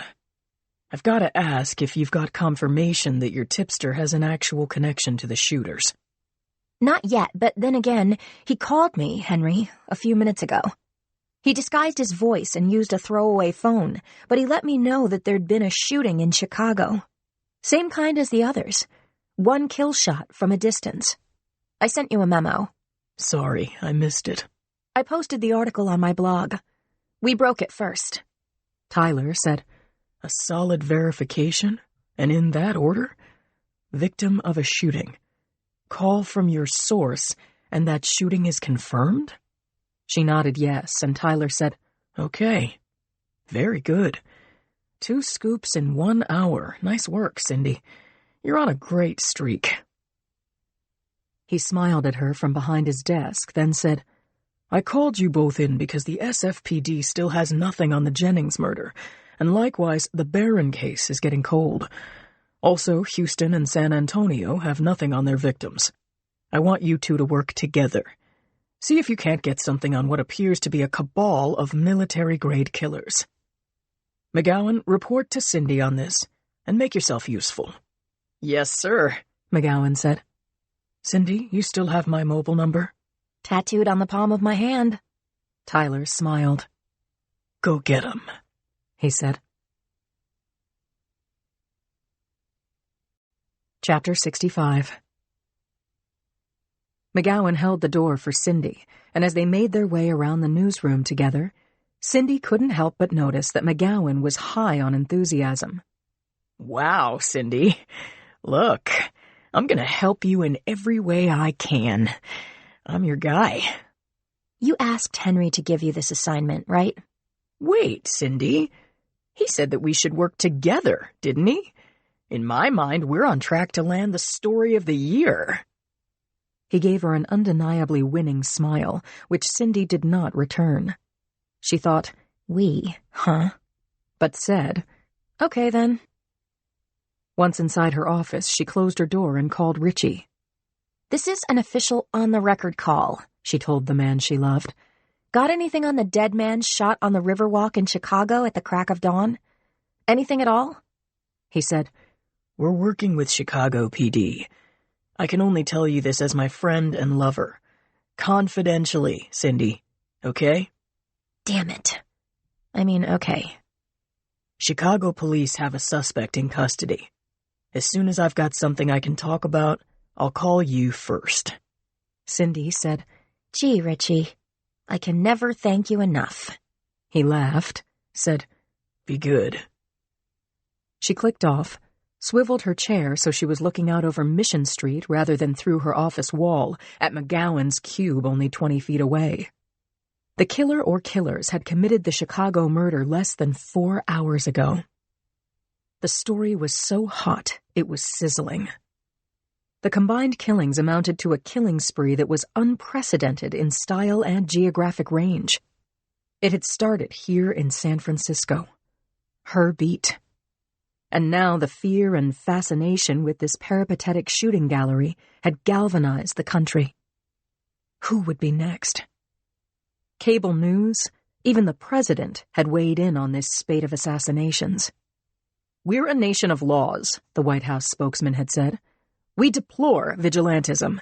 Innocent people will be killed, and they are all innocent, until proven guilty by a court of law. Cindy agreed in principle, and she still had a job to do. She had to unlock this story. She went to her doorway and called out to McGowan, who stood up and came over to her. Jeb, work on this morning's Chicago victim. Who, what, when, where, and if you uncover a shiny new why, that would be great. Then, separately, build a timeline starting with Jennings. Next, the Barrons, Rocio, Peavy, the 3 Texas victims, today's guy, too. Profile of each. We'll update this timeline, keep it running as a sidebar.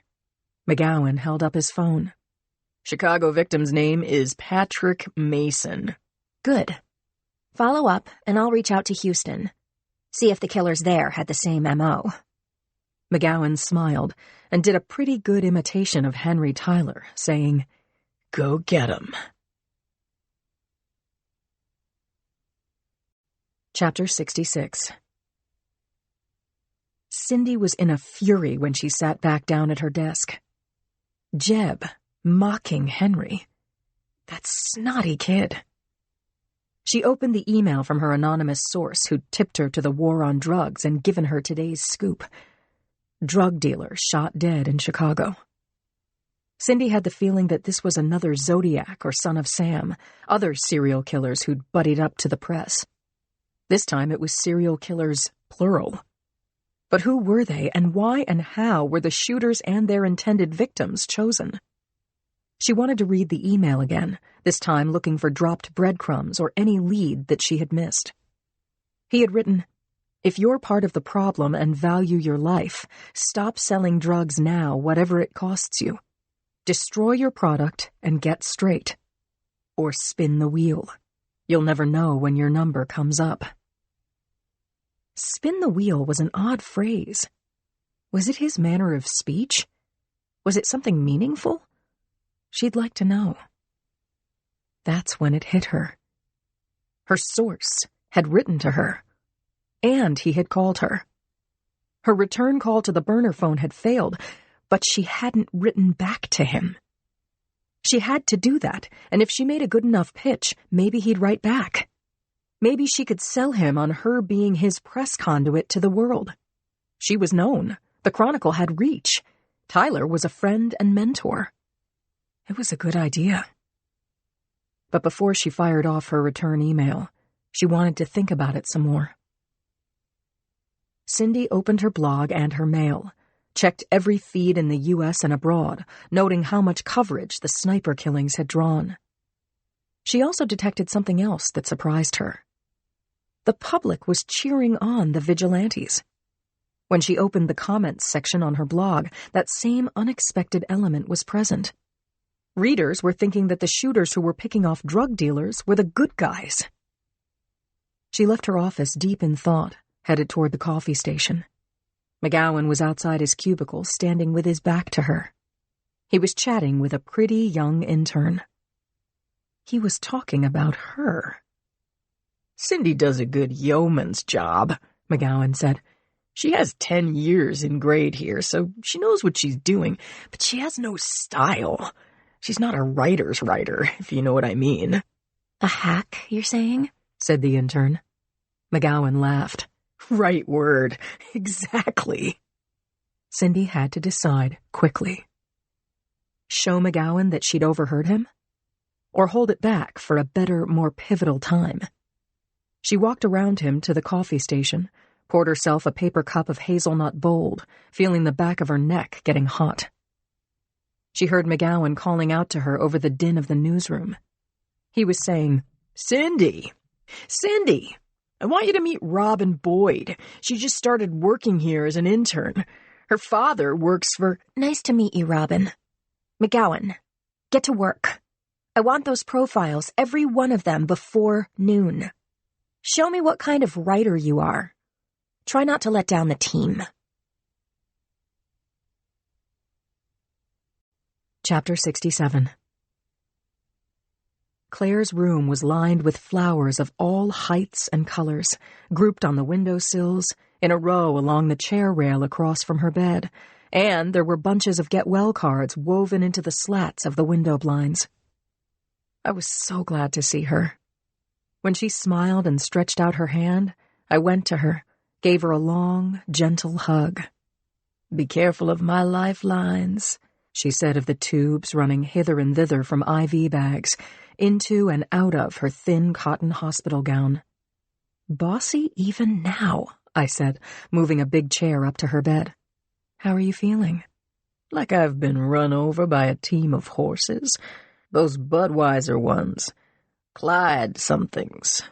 I laughed with her, picturing that. Well, they didn't trample your sense of humor. No, thank God. I need it. But I'll tell you a little secret.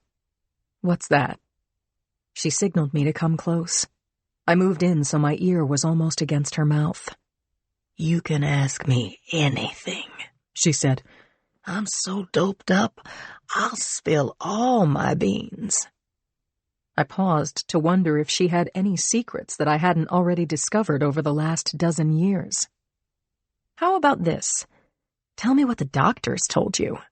"That's it? she drawled. "That's like you got one of those genie lamps with the 3 wishes, and you wished for a sausage on the end of your nose." I couldn't help cracking up at the image from that ancient parable or fable or whatever it was, but I refused to be sidetracked, and so I persisted. What did Dr. Turk say? "Oh, you know. Looks like they got it all, but they're not committing. Not yet." When are they letting you out of here? "What day is it?" Tuesday? "What year?" When, Claire?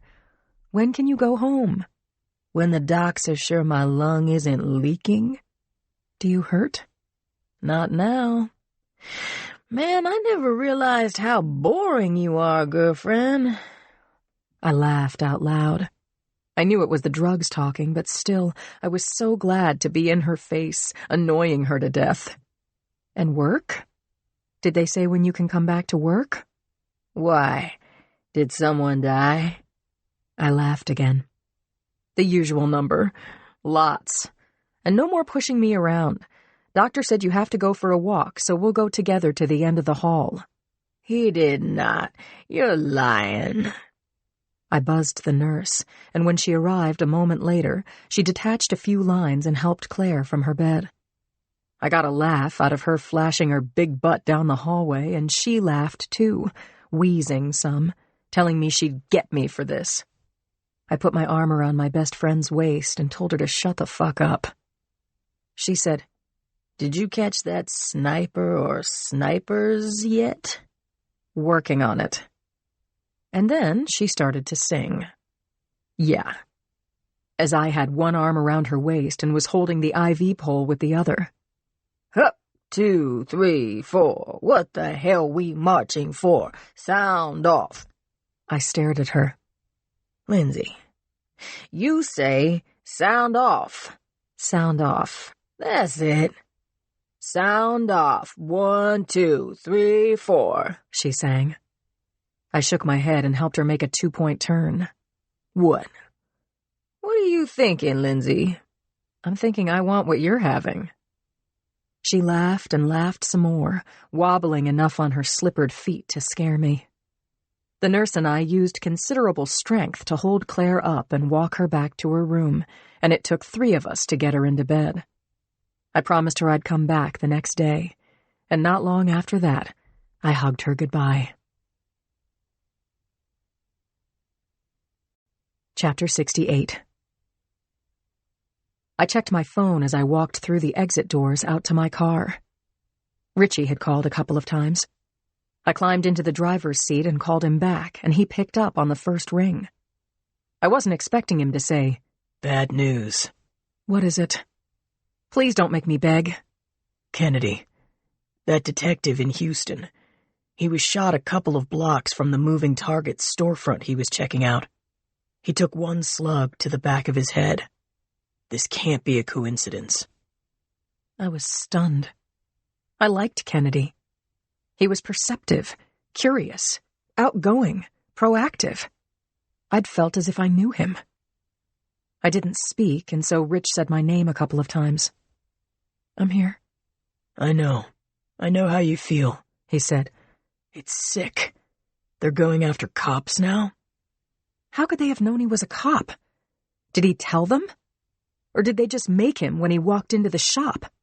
And then what? They followed him out, tailed him for a few blocks, and shot him? Houston PD is on it. They crashed moving targets and the space was empty. No computers, no nerds, no fingerprints, no cameras.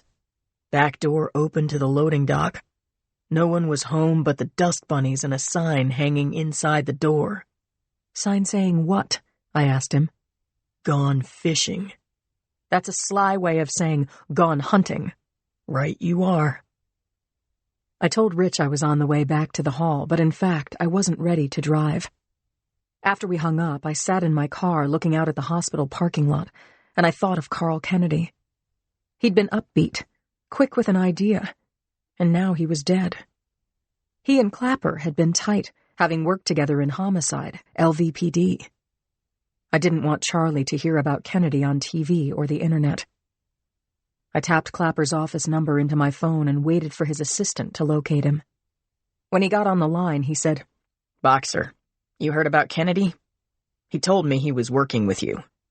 "I just heard. Charlie, I'm very sorry."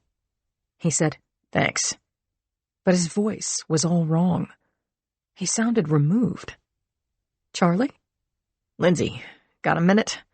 I'll take this to my office." I turned off the police radio, pressed my phone to my ear, and waited for Clapper. And then he was back on the line. "Boxer, what do you know about what happened?" I gave Clapper background on moving targets and said that Kennedy knew of an in-real-life location that was possibly Moving Targets HQ. I said Kennedy was going to check them out. Then he was shot a few blocks from their store. Houston PD found the store had been cleaned out. I hadn't heard that part, Boxer. I'm starting to form a theory. Tell me. What if Kennedy knew these Moving Targets people? I should tell you he was known to cross the line. Like how? Skim cash, pocket drugs, stash a gun. My just-formed theory is based on his character, Boxer, not on evidence. Maybe he told Moving Targets he wanted to make them an offer. They pay him off. He keeps the cops in the dark. And so they shot him. Evidence will tell, Boxer. Regards to Richie. And then he hung up the phone. Chapter 69. Cindy drafted an email to the mystery man who had given her the tip of a lifetime. The motive for 9 killings and counting. A manifesto on a new war on drugs, followed by a lead to a new shooting in Chicago. The man wanted exposure. He had proven that he had inside knowledge. He wanted to get the word out that he and/or others were eliminating drug dealers, one piece of crap at a time. He'd obscured his identity, but he wasn't being coy. His message to drug dealers was twofold. Do you want to live? Or do you want to spin the wheel? The final draft of her email to him was short and simple. I am sympathetic to your cause and have an idea for spreading your message. Please write or call me again so we can discuss. In fact, she abhorred frontier justice. But if she could be this man's conduit to the worldwide press, he might give her the key to the whole shooting match. She would love to draw the killers out of their hidey holes and into the hands of the SFPD. But she was impatient. She felt a breeze. It was the passage of time. The clock on her computer screen read a couple of minutes after noon. Where was the mystery man right now? Was he at his computer, reading the news, basking in the growing public praise for what he was calling the new war on drugs? Cindy sent her 2-sentence email, got the message sent notification, and now she was on the hook, waiting for his reply. She turned her mind to other things. She spoke with Claire, who told her she'd never been so bored in her life. They laughed when Cindy added, Better bored than dead. She texted Richie to say, Can you tell me anything? No. Screw you, Buster, she responded, forcing herself to add, Kidding. She got up, made a wide counterclockwise circle around the newsroom so that she could avoid not only McGowan but Tyler as well. The lunch wagon was in the outer corridor near the elevator. She bought an egg salad sandwich and a bag of pretzels, then took the long way back to her desk. She checked her email, hoping that the man of the spinning wheel had replied in the 10 minutes since she'd invited him to be her confidential informant. Nope, he hadn't. And he hadn't called either. So she opened her crime blog, skimmed the new comments on her original post, and found a thread she was least expecting. It was about the love of killing, the high of shooting, of slicing arteries, of stabbing and hacking off body parts, of taking trophies. Oh my God. What door to hell had she opened? Chapter 70. Cindy skimmed the new comments on her blog, gobbled them down, then went back to the top of the page and read them again. The posts were about the love of violence and, to her mind, had been written by psychopaths. Like this one. Daily life is gray. When you're a soldier, you're trained to kill, given direct orders from your CO, and compensated with the guilt-free experience that's the greatest high in the world. Then you come home, and everything is gray again. If you're like me, gray is not good enough. The post had been signed with a screen name, and the writer hadn't confessed to a specific killing. Interestingly, he'd gotten dozens of likes. Other writers had expressed similar thoughts, sending her anecdotes about bloodlust that only war could satisfy. Some veterans of foreign wars had detailed the taking of trophies, ears and hands and fingers, spelling out in loving specificity the pleasure of taking body parts, as well as taking photos of piles of the dead. The language used to describe these atrocities was too graphic for the Chronicle to print. More to the point, the posts were about killings in war. Nowhere in this avalanche of gory imagery was there a connection to the snipers and the victims in American cities. Cindy kept reading, and finally, at the bottom of the fourth screen, she found a post with a completely different feel. A declaration. Her vision narrowed. She knew who he was. She read fast, then again more slowly. There are killers who torture, who revel in taking life, sometimes in rage, sometimes for pleasure. This is not my style. When I kill a drug dealer, I am in control. My fellow travelers and I know our targets long before we fire a gun. They are guilty of ruining lives and of taking them by the tens of thousands as a byproduct of their sales jobs. I'm proud of the recent work we've done. We've saved countless lives while only taking a few. I feel no pleasure in the shootings. I feel proud of the results. I'm doing good work, and I stand by it. The post was signed Killshot, and Cindy knew from the cadence and structure of his post that this was the man who'd declared the new war on drugs. She grabbed the phone to call Tyler but stopped because McGowan had appeared in her doorway. She put down the receiver. What is it, Jeb? What do you need? Chapter 71. Cindy stared up at the creep Tyler had forced her to take under her wing, wishing that she could make him disappear just by looking at him. "See how you feel about this," said McGowan. "I roughed out the profile of the first victim." Cindy knew a lot about Roger Jennings, the ball player who'd been killed at the Taco King. She and Jeb had seen the car, the pregnant wife who'd been spared, and the hole punched in the windshield by a bullet before it killed the Giants' catcher. Thanks to Richie's friend Sawyer, she had a photo of the word rehearsal written in the dust of the Porsche's rear window. It had been verified that the veteran ball player had sold recreational drugs to his teammates.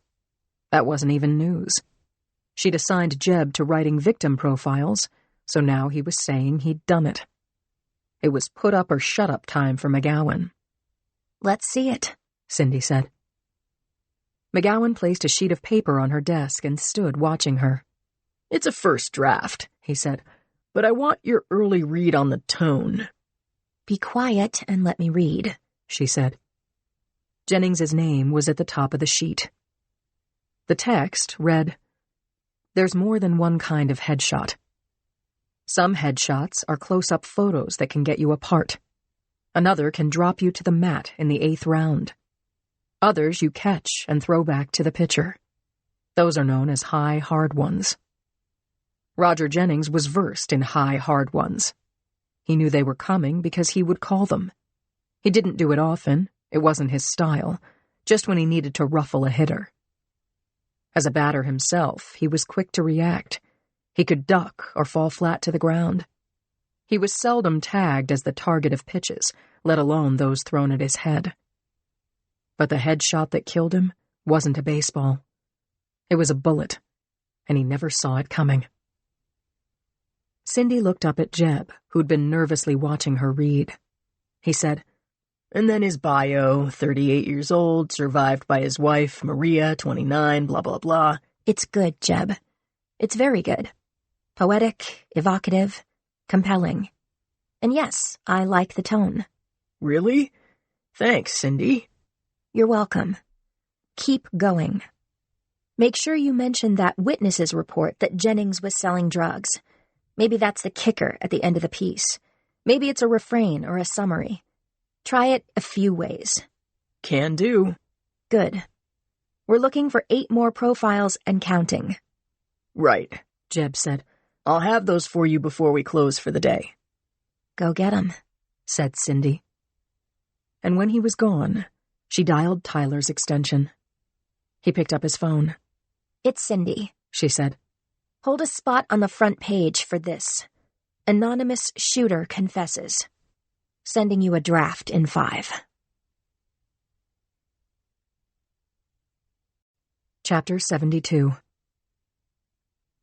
Joe was working in his home office, outlining a security analysis proposal for the TSA. It was pleasant work. He'd written the book on the Transportation Security Administration when he was in Homeland Security, and figuring out the new TSA specs gave him a chance to use comfortable tools that were right at hand. Julie had left her stuffed cow, Mrs. Mooey Milkington, on his desk to keep him company. Martha was snoozing next to his feet. Bill Evans's soothing "peace, peace" was coming through his earbuds, and in about an hour Joe was going to break for the meatloaf sandwich that was chilling in the fridge. It was while Joe was in this fine-tuned, contemplative mood that his phone rang, breaking it all into shards. Joe glanced at his caller ID, which read, Napa County Jail. He let the phone ring a few more times as he decided whether or not to pick up, but by the 3rd ring, he really had no choice. Molinari. Joe, thank God you're there. Dave, please don't tell me you're in lockup and that this is your one phone call. You want me to start lying to you now? Dave said. It was a joke, but not a good one. What happened? Give me the condensed version so you don't use up your quarter. Okay. This morning, after I drank my breakfast, I went to Murray's office and called him out. His nasty nurse, Atkins? Yeah, her. She barred the door. So I made a general announcement in the waiting room that Murray had killed my father, and I was shown the door. I saw Murray's Beamer in the parking lot, so I rolled past it and keyed the side of his car. Next thing, cops came, lifted me out of my chair, and carried me into the squad car. What are the charges, Dave? It was vandalism, with a side order of defamation. How bad was the scratch? Headlight to taillight? I don't need a lawyer to tell me it was more than $400 in damages. I could go to jail for 3 years. A muffled sound coming over the phone was Dave crying, and Joe had to strain to hear the guard tell him, Say goodbye. Time's up. Dave argued with the guard, said that he was talking to his lawyer and that he needed to get bailed out. 30 seconds, said the guard. Make it count. Joe said, Dave, what's the bond? It's $10,000.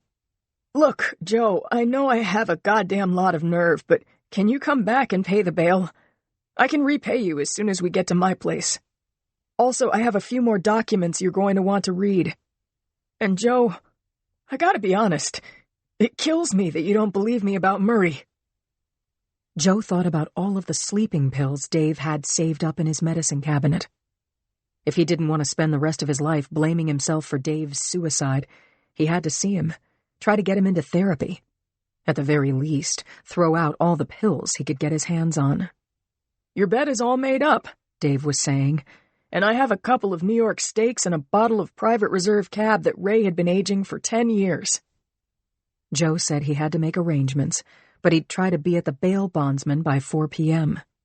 Thanks, Joe. Take it easy, he said, but the call had been disconnected, and there was a dial tone in his ear. Over the next couple of hours, Joe spoke to Lindsay, made an arrangement with Mrs. Rose, squared away his notes, and wrote a couple of emails. He went to the bank, and then he was on the road, heading north to Napa Valley. As he picked up speed, Joe was starting to look forward to what would come next. He wanted to see the new documents Dave had mentioned, and more than that, he wanted to have an honest conversation with Dave. There was a question he'd never asked him. and he wanted to watch Dave's face when he finally did. Chapter 73. Dave was using a disreputable wheelchair that had been ridden hard in the Napa County Jail for a couple of decades. Dave's own chair had been lost, and there was no finding it. He said, "Don't worry, Joe. I have a spare at home." A guard helped Joe transfer Dave from the chair into his passenger seat, and Joe got behind the wheel.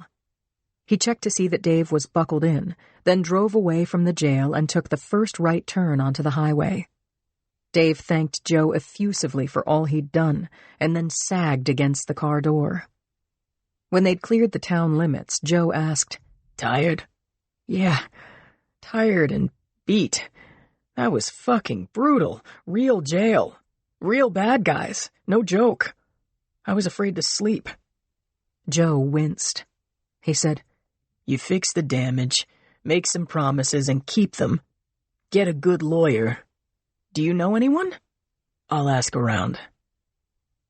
It got quiet again, and Joe turned on the car radio, fiddled with the dial until a classical station came in strong. He tried to relax. He was fine with Beethoven and an open road, but it was 7:30. He was hungry, and he needed to think. He wondered, not for the first time, what the hell he was doing here. Nearly an hour after leaving the jail, Joe pulled onto the dirt road leading up the side of the hill to the winery. A minute or two later, he'd parked in front of Dave's cottage and, following his directions, located the key under a stone rabbit and entered the dark house. He located the lights and the spare wheelchair folded up in the hall closet. Returning to the car, he found Dave sitting with the door open, his legs outside the car and a look of mortification on his face. "Dave, what's wrong?" He waved his hands in the general direction of his lap until Joe got it. Dave had peed his pants. Joe felt heartsick for Dave and positively ashamed of his own selfish feelings. If he took Dave at his word, his friend had suffered an incalculable loss. His father was dead. He was facing 1 to 3 for the childish vandalism, and a good lawyer might or might not keep him out of jail. It was becoming clear to Joe that even if Dave was acquitted, he couldn't run the winery by himself. This was an awful and desperate situation. Joe helped Dave into the chair and pushed it to the foot of the ramp. Dave was saying, "I've got to clean up." "Do you need help?" No, I can do it. And I need to go online for a couple of minutes. Make sure no one is suicidal. I never go 24 hours without checking into my website." Joe knew he was speaking of his support group for paralytics. "I'm good to go now, Joe. Just hold the door." "Sure. There should be a bottle of wine around somewhere." Joe cracked a smile. "We're 15 or 20 minutes from a stake on the fire." "Take your time," Joe said. "I'm fine." As Dave rolled his chair to his quarters at the back of the house, the thought Joe had had so many times before came back to him. What had happened to Ray? Had he simply died? Had Murray killed him, as Dave insisted? Or was Dave behind it all, doing a head fake, playing the victim, and in so doing, covering up his real crime? Chapter 74. Joe sat at Dave's big plank dining table and called Lindsay. "I have to stay overnight," he told her. "Dave's a wreck." "Call me after lights out," she said. "I want to hear about Dave, and I have a few things to talk about." "He's in the shower. Tell me now." Lindsay filled him in quickly on the Houston cop, Carl Kennedy, who had been part of her task force. Her voice was strained when she told him that Kennedy had been killed, shot from behind, and that moving targets might be involved. They had an office, she said. By the time the cops got there, it had been cleaned out to the walls, and of course no one witnessed the shooting. "So who do you think shot him?" Joe asked. "Hang on a sec," Lindsay said. "There's more." Clapper just spoke with Houston's forensics lab. Kennedy was armed when he was shot. 1 bullet had been fired from his gun, and he had a shell casing in his pocket. "I'm not getting it." "Here's the thing, Joe. A drug dealer who was killed in Houston yesterday was found with crack hidden in her bra, and when the slug was removed from her neck, it matched... It was a match to Kennedy's gun? Yes. So who shot Kennedy? What are you thinking, Linz? I'm not my sharpest tonight. I'm speculating here. Say that Kennedy was with moving targets. It's a wild thought, but according to Bud Moskowitz, ex-SWAT and former moving targets player, cops and military were members of the inner sanctum. Let's also say that for some reason, moving targets turned on Kennedy. Did he know too much? Did he threaten them? Had he just found religion when he took out that female drug dealer and was going to turn himself in? Joe, I just don't know. Listen, you've never heard me say this before. These vigilantes outnumber us. They're more organized than we are, and probably smarter. Joe listened to Lindsay's breathing. She was exasperated and maybe on the verge of tears. He said, Okay, I get it. Now that you've got that off your chest, what's your next move? She groaned, but Joe wasn't letting her go without an answer. Come on, Blondie, from your gut. Out with it. Okay. I have one thought. And that is? Paul and Ramona Barron are being buried on Saturday. Rich and I should go to the funeral, see who's there, take some pictures, and hope a suspect shows up with a long gun. Chapter 75. The prisoners' ward at Metropolitan Hospital was grim, but no grimmer than the rest of the place.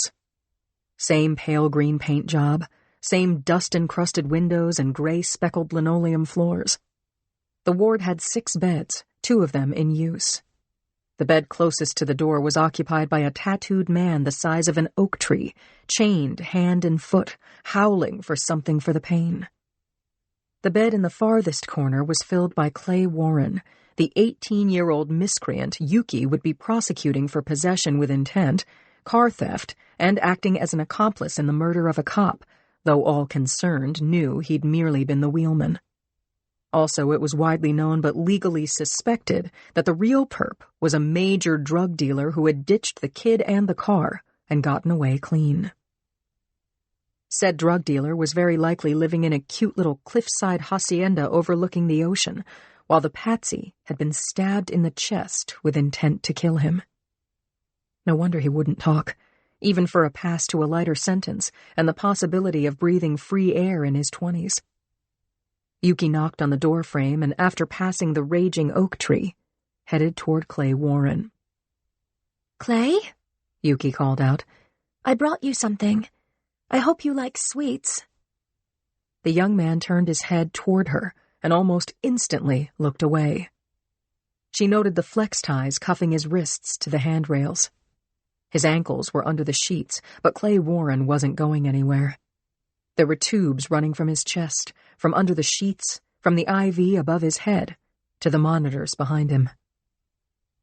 It was then that Yuki saw an older woman sitting in a chair at the far side of the bed, keeping the patient company. The woman, who was probably Clay's mother, stood up. She was Yuki's size, about 40, wearing drab gray clothing that hung to her ankles. And she was furious. Yuki said, Hello, I'm ADA Castellano. I know you. I've seen you in court. How could you do this to my boy? Look at him. Look at him. Clay, just barely conscious, was present enough to say, Mom, stop. Mrs. Warren? The woman didn't answer. She stood facing Yuki, her eyes locked in a hard stare, her fists clenched. Mrs. Warren, I want to help Clay. Please understand that I need him to help me with the guy he worked for so I can go to the DA. You're lying, ADA cutthroat. ADA career woman. You don't want to help, Clay. You want to win. How much time do you get for lying to his mother? Yuki looked down at the floor, not out of shame or to avoid the woman's anger, but in an effort to compose herself and explain her position. If Mrs. Warren could get Clay to agree to testify against Antoine Castro, Yuki would be able to get the charges against him lightened significantly. Let's go to the cafeteria and talk, Yuki said. Maybe together we can make a plan. You should leave, that's what. Leave my son alone. Please tell me what happened to him. Do you need glasses? Yuki was actually wearing glasses, through which she watched Clay's mother point a shaking finger at the whole length of Clay's chest and abdomen, bandages wrapped around him. He must have been stabbed multiple times. He was shanked in the shower, Mrs. Warren said, so loudly she got the attention of the huge man at the front of the ward. Is that right? He said. Clay's mother ignored him. You have children, ADA Castellano. Try to imagine it. My son had lost gallons of blood by the time they got him here. His heart even stopped. Grace of God, he's alive. He should be out on bail, not in that place with those animals. There was laughter from the oak tree. You don't mean me, right? Because I didn't do it. Mrs. Warren, I have no power over Clay's situation if he doesn't help himself. He was driving a stolen car with a trunk full of dope. A cop was shot dead. The gun was inside the car. If Clay won't testify against the real criminal, I cannot do a thing but try to convict him. If he talks, he'll be dead before his birthday. After strafing Yuki with her condemning eyes, Clay's mother, who had dressed as though she was already in mourning, returned to her pale and motionless son. She sobbed as she leaned over the side rails and caressed her boy's head. Yuki went over and touched her arm. She was roughly shaken off. Yuki knew damned well she shouldn't be here, shouldn't see Clay without his attorney present, but she felt sick for the kid. His mother didn't really get it. It was highly probable that Clay wasn't talking in order to protect her. If Yuki couldn't turn him around, he was cooked. Could he hear her? Clay, here's my card again. Feel better soon. Yuki placed the card and a bag of small chocolate bars on the side table, said, "Take care," to Clay's mother, and headed for the doorway. Mrs. Warren shouted after her, Pull some strings, damn it. Throw your weight. Be humane. If you don't stand up, you will think of Clay every day he is in prison, and then when they kill him, you will think of him forever. Welcome to hell, ADA Castellano. Yuki called for a taxi, and one was waiting by the time she got to the street. Hall of Justice, she said to the driver. She stared out the window as she headed back to work. Parisi would have to listen to her. This wasn't justice. This was closing a case by charging the wrong man. Chapter 76. I watched Yuki blow through the swinging gates to the squad room in a great big hurry. She waved at Brenda without stopping and landed at my desk, saying, "Lindsay, you've got to come with me." "Where are we going?" She pointed to the far end of the room, took me by the wrist, and led me to Brady's office. He was working, head down, but he looked up when she spoke his name from the doorway. "I can't go downstairs," she told him. "Can we use your office for a couple of minutes?" His look said, "Why?" "We need some privacy." Okay, sure thing. Have fun, darling. He headed to the front of the bullpen and appropriated my desk. Yuki dropped into Brady's well-worn swivel chair. I closed the door and pulled up a seat. We settled in, but I didn't think we were going to have any fun. I was highly agitated. My brain was sparking from 3 sugared cups of black coffee and my newfound obsession with the so-called new war on drugs. I pictured the photos on the casualty wall of the war room, starting with Paul's body splayed across the desk, Ramona's dead and staring eyes, and the ruby cabochon hanging just above the bullet hole through her chest. From there, I ticked off the victims in L.A., Chicago, San Antonio, and Houston. At that point, I stopped ticking off and dwelled on Detective Carl Kennedy, a murdered cop, leaving even more questions about moving targets. As is completely normal for detectives, I was obsessing, or as I call it, searching what I knew for a missed clue, an anomaly, or a pattern beyond the one obvious correlation. The victims had all sold drugs. Had Kennedy been killed because he threatened moving targets? Or had he been marked as a target because he, too, sold drugs? I didn't know, and neither did Houston PD. But we knew the shooters were active in multiple cities and states, either a constellation of groups or one group making their kill, then changing location and killing again. Cops in 5 major cities had no idea where the snipers would strike next. But we agreed. There would be a next. Yuki was also agitated, and it had nothing to do with high-octane caffeine or snipers. She said, "I've just been to the hospital prisoners ward. You know the kid I'm prosecuting?" Clay Warren. "Right. He got shivved in the shower last night. Someone upstairs loves him because it's a miracle he survived. So I went to see if I could, talk him into giving up the actual drug dealer and cop shooter. He's bandaged from here to here," she said, demonstrating from below the waist to collarbone. "But no. His mother kicked my butt around the room, told me to do something, that he's going to get killed. Lit my fuse, but good, Lindsay. And she was right." I nodded and said, "Go on." "So I charged into Red Dog's office," she told me. "He was meeting with a couple of suits," Yuki said.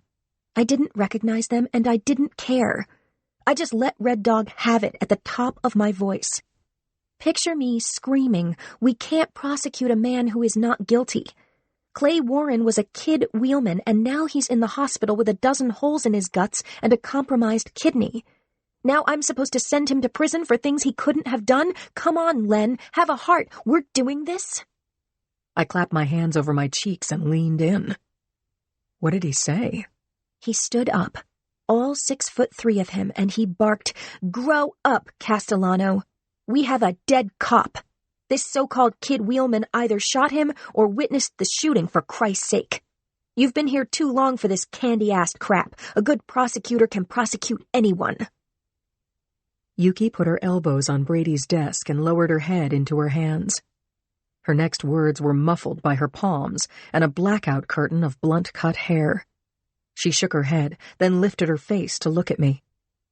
I was standing my ground, but he was coming toward me. I started backing up. This was his parting shot, Lindsay. "I don't appreciate you barging in here. We're done." "Yow," I said. "I'm mortified," she said. "I almost said, I don't give a flip what you appreciate. Am I trying to get fired?" "Are you?" "When I quit before, I was sad all the time. Len begged me to come back." "I remember." "I emailed him an apology, but I didn't grovel." "Good. On both counts. What now?" "I'm going to avoid Red Dog for a couple of days if I can. I've got to tell Zach that I saw his client and what happened, and he has to get a continuance for the latest possible date." I said, "Could be when cops come to take Clay back to jail. His mother will change her mind. Get him to give up the crime boss in exchange for witness protection." She said, "Yeah, I saw Goodfellas a few times, too." I smiled, and my phone buzzed. I glanced at the screen. "It's your dearly beloved," I said. "I gotta take it." Just as I hung up with Lieutenant Brady, Yuki's phone rang. She handed it to me. "It's Conklin." I looked over my shoulder and saw Conklin through the glass wall. He signaled to me and at the same time spoke into my ear. "Need you, Lindsay. We have to make a plan." "I'm coming," I said. I walked Yuki to the elevator, hugged her goodbye, and rejoined Conklin. "We've got to get organized for the funeral tomorrow," he said, "and please do not fight me on this. In the interest of domestic harmony, I'm bringing Cindy." Chapter 77. Conklin and I were attending the Baron's funeral because there was a chance that their killer might show up. It happens. Sometimes a killer will return to the scene of the crime to gloat or bathe in the memories. Funerals are the after-party, not only to exult in and rerun the bloody memories, but also to enjoy the grief of the bereaved. We were in the town of Bolinas, Population 1,600 on the edge of the Pacific. If the Baron's killer paid a call, he would see that it was a beautiful day for a funeral. Soft sunlight warmed the clean lines of the old Presbyterian church. The cemetery was across the road, an acre of sloping, clipped grass, marked with old tombstones and ringed with a stone wall. There was also an imposing wrought iron gate. Dozens of people would be in attendance, but the hundreds of fans, press members, tourists, and curiosity seekers were not welcome. Warren Jacoby, former chief of police and my close friend, had volunteered to be a consultant, my undercover escort for the day. Partnering with him was like old times, and as clueless as we were about who done it, the whole team was revved up. We were hoping that Leonard Barkley or Jacob Stahl or a previously unknown suspicious character might crash the funeral. I wore a skirt and a boxy black jacket to hide the holster at the small of my back. Jacoby and Conklin were both armed, and Cindy wore a somber gray dress, playing her part as Conklin's civilian date. We all blended in and took our seats in pews at the front and the rear of the church. The church was lovely inside and out, and the funeral service was touching and hopeful, given the circumstances. Reverend Grand George was elderly and sweet. He talked about the Barons being at home in heaven, and said that he knew we hoped they were comfortable and at peace. I had a different take on that. I thought that if there was a heaven and they were in it, they would be enraged that their lives had been cut short, and that their children would be raised by other people. The organ played. People prayed. And when the service ended, we all left by the double-wide front doors. Outside the church, in parked cars camouflaged by a fringe of woodland around the parking area, our colleagues Chi and McNeil, Lemke and Samuels were armed with guns and cameras, ready to pursue a fleeing suspect. Jacoby offered me his arm and I took it, tottering a bit on my high heels as we crossed the dirt road between two lines of yellow tape, backed by local police who were charged with keeping the press in check, which wouldn't be easy. Photographers jostled for good angles as reporters shouted questions about the police investigation. Paul Barron's parents were long dead, but we accompanied Ramona's family, her parents, Jill and Charles Greeley, her sister, Bea, and the two small children, Dee Dee and Christopher, through the cemetery gates. We mingled with mourners, walked a few hundred yards across the acre of grass, coming at last to the white tent over the two open graves. The mourners gathered. Remembrances of Ramona as a child were offered, as well as shared laughs, hugs, and tears. The children clung to their grandmother. I looked around surreptitiously and noticed a beefy man in a canvas jacket, red-faced with clenched fists, standing off to the side. I nudged Jacoby. Conklin was already looking at the big man as he stepped toward the tent. When he was standing near the open graves, the man in canvas said loudly, "What a load of crap!" He then coughed up a wad of phlegm and spat on Paul Barron's coffin. Chapter 78. The 40 people standing under the tent gasped as one. Even I was shocked, but my reflexes snapped me out of it. At the same time, someone shouted, "You asshole!" and two men moved toward the one who'd spat on Paul's coffin. They each took an arm and pulled the man in canvas away from the gathering, but he stuck out a leg and snagged the tent pole, and the pole bent. The tent wobbled and slowly, hypnotically, collapsed. Screaming broke out and anger rose up. Men began milling in a loose circle. Jackets came off and were flung to the ground. Provocative curses flew, and the circle of men broke into two groups. It looked to me as though it was Paul's friends and family against those of Ramona. There were many obstacles on the hill of the cemetery lawn. Trees, headstones, stunned women and children.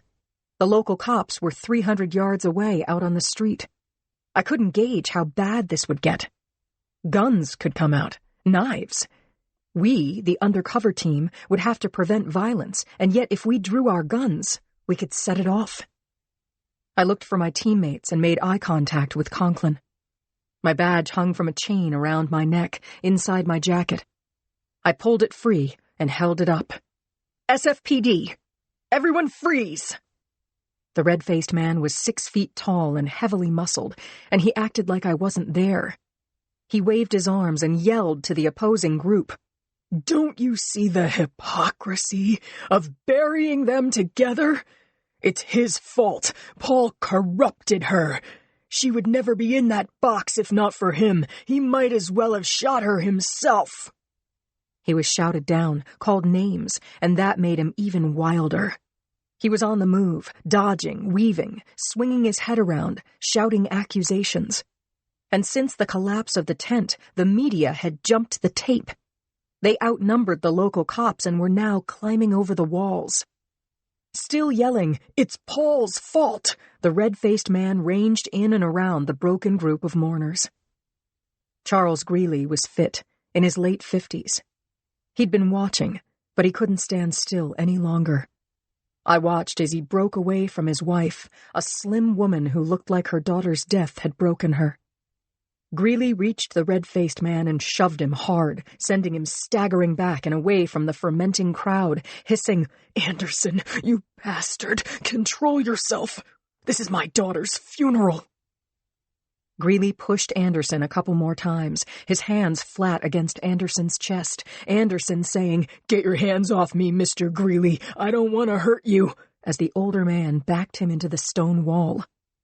I saw potential for tragedy. I shouted, "Freeze! Everyone freeze!" But no one was listening.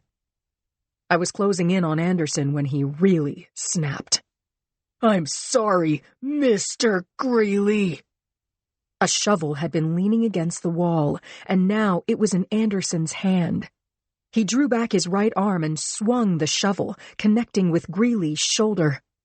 Greeley cried out and spun into a tombstone where he crumpled and dropped.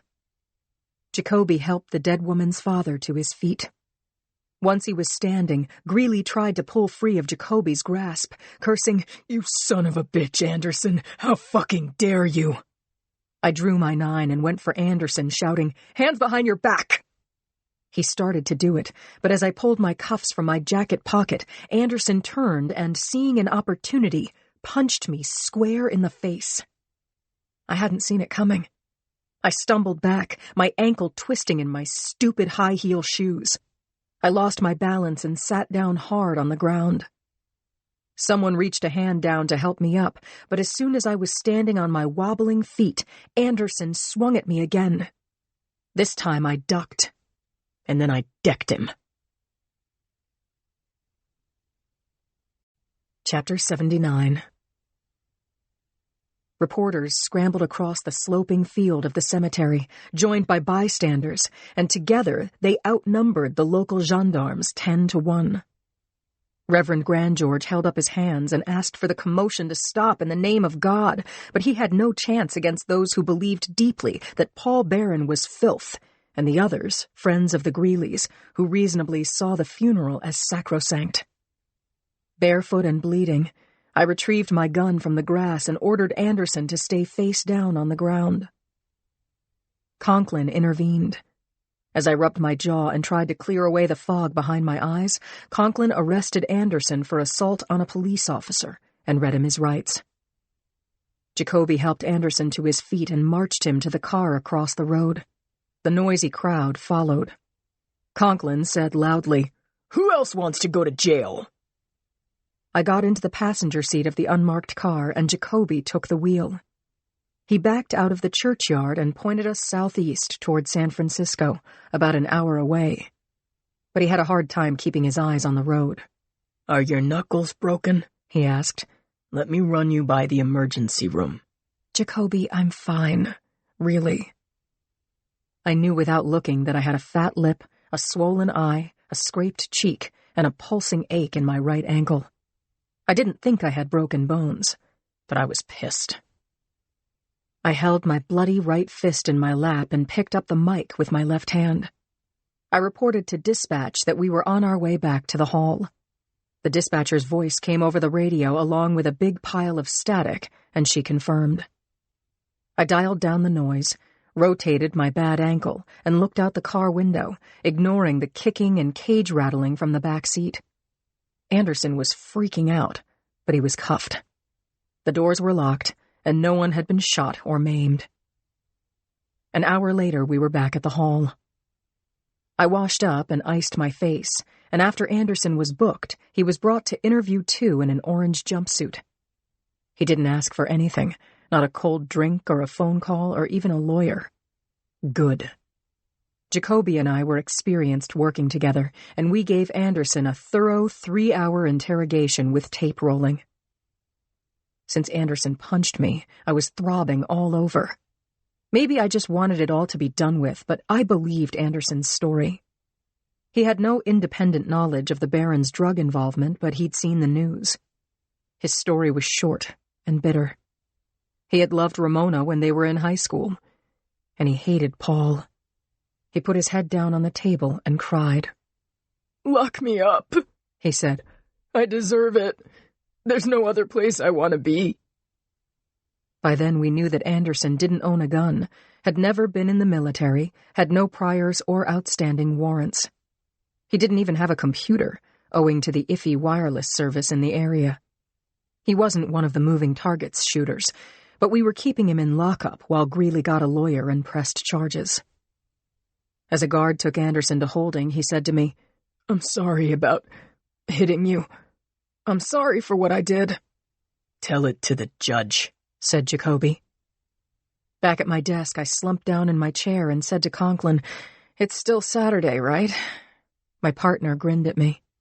"Want to go out to dinner with me and Cindy?" "Thanks, but no. I have a date." Chapter 80.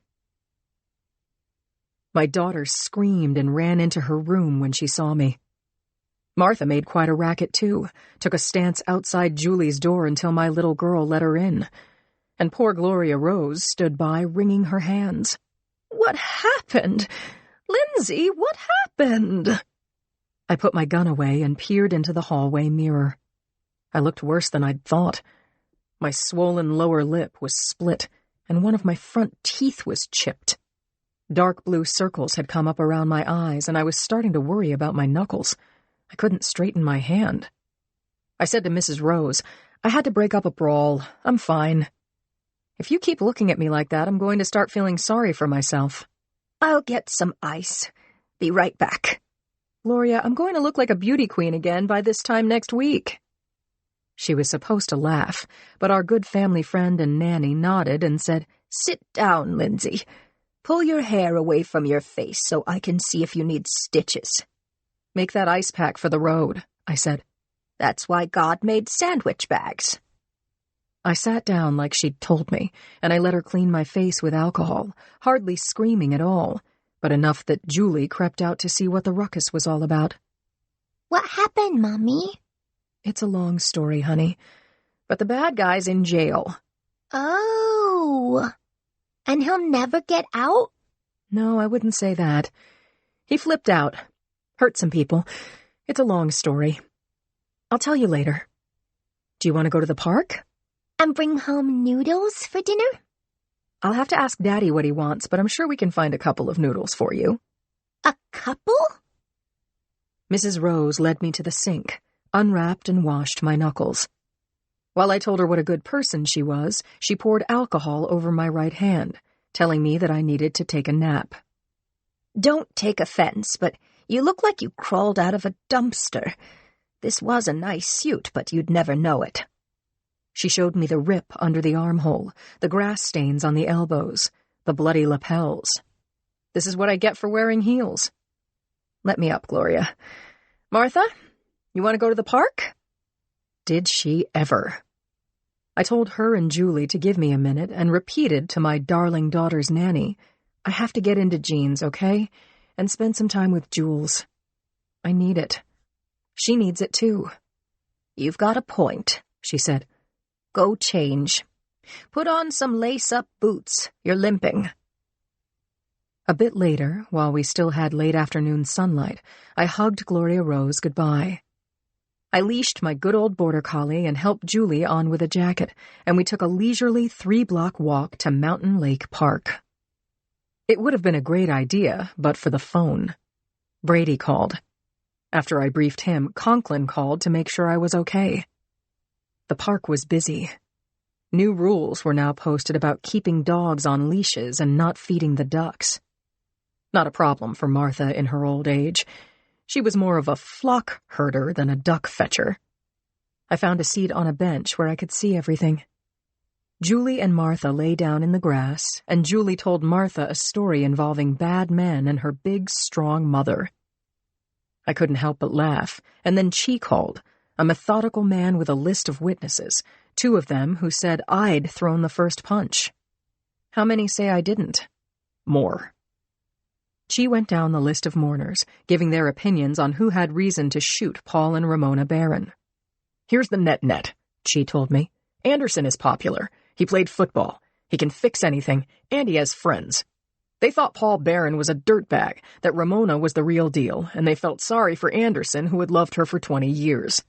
None of them had any thoughts about the snipers. Nothing. Moving targets, what's that? Never heard of it. But they trusted we would crack the case, and nobody is filing charges against you.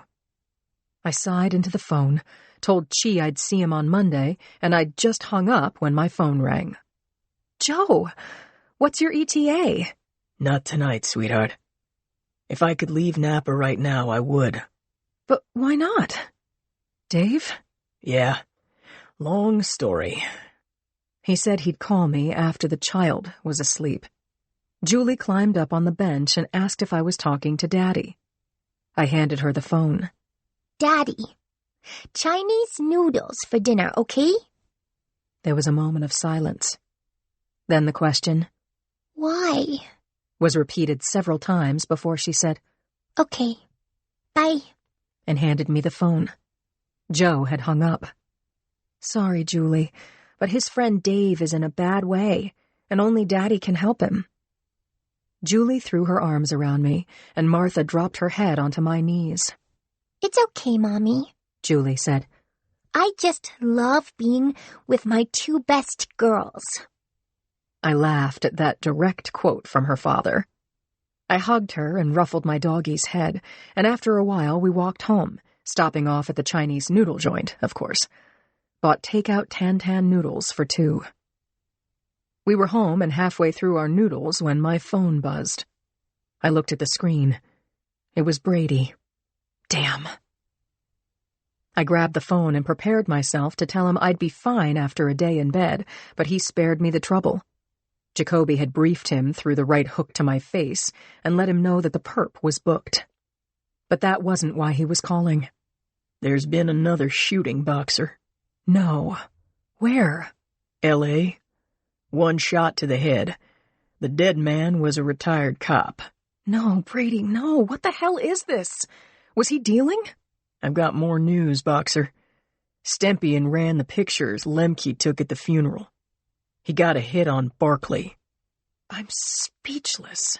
I sent you the photo. He's shaved, but it's Barkley with a rock-solid alibi for the shooting today. He couldn't have been in Bolinas and the City of Angels at the same time. I looked at the picture of an average-sized white man, clean-shaven, wearing a black sports coat, white shirt, and a tie. Had I seen him and not recognized him? Lemke will circulate the photo, he said. You take the day off. I laughed. It was about 6:30 p.m. See you in the morning, said Lieutenant Brady. Chapter 81.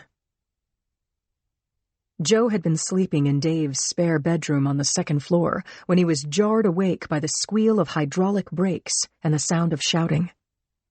He peered out the window and saw Dave directing a crew in overalls, carrying furniture and boxes from Ray and Nancy Channing's house next door and loading up a large truck. This disturbed Joe, as it would any investigator. Was there something in that house that could be evidence against Dave? If so, there was nothing he could do to stop him. In fact, the whole situation stank of secrecy, misdirection, and Dave's uncharacteristic anxiety and paranoia.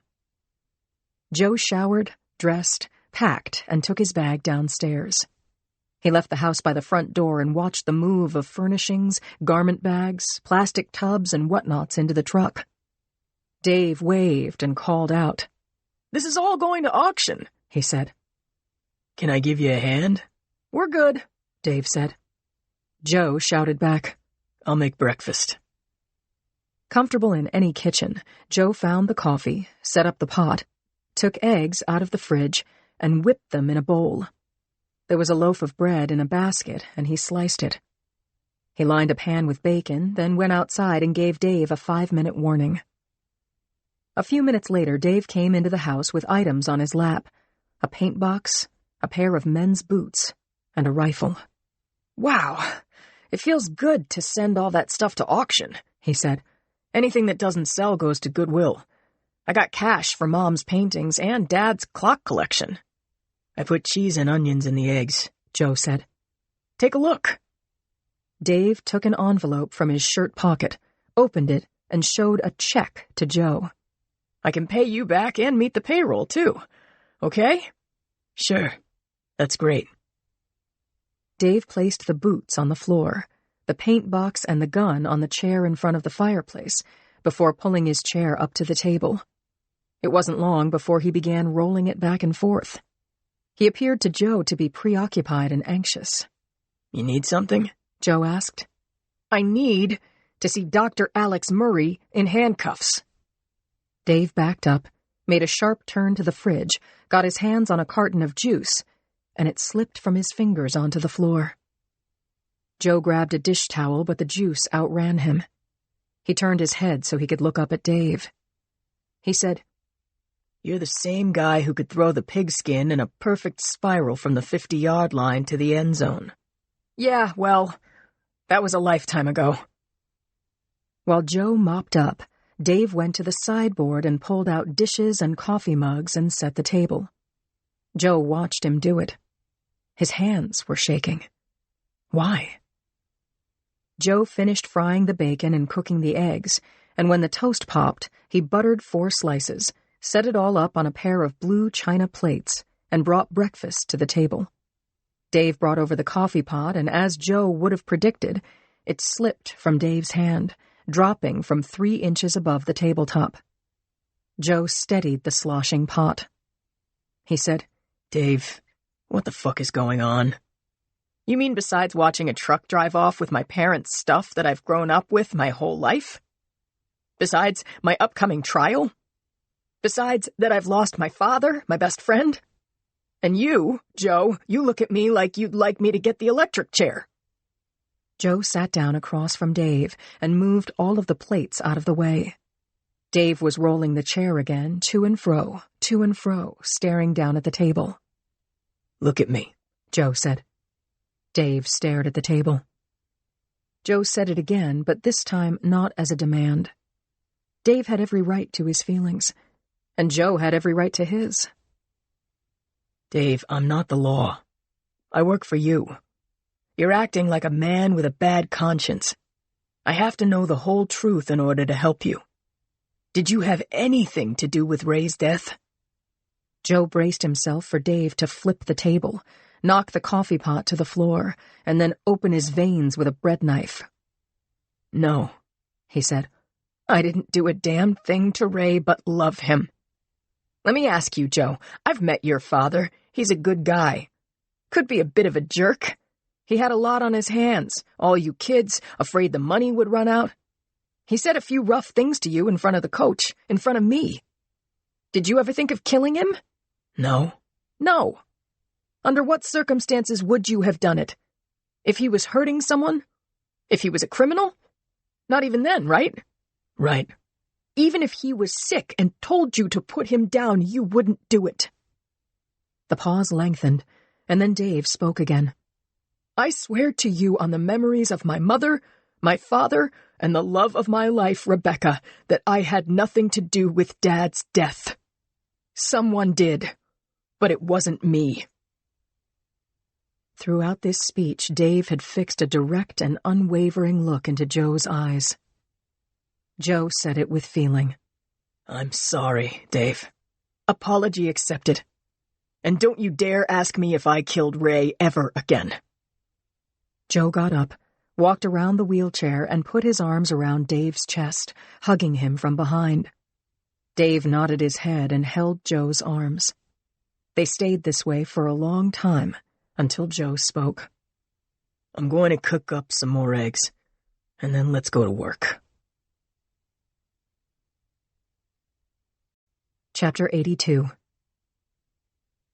Dave and Joe moved into the sitting room, where Dave had laid out papers on the coffee table.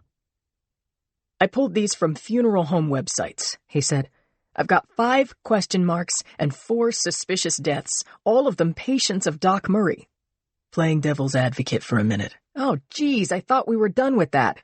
People die, Dave. Older people with heart conditions die all the time. Murray's a cardiac surgeon. His patients all have heart disease. Correct, Joe.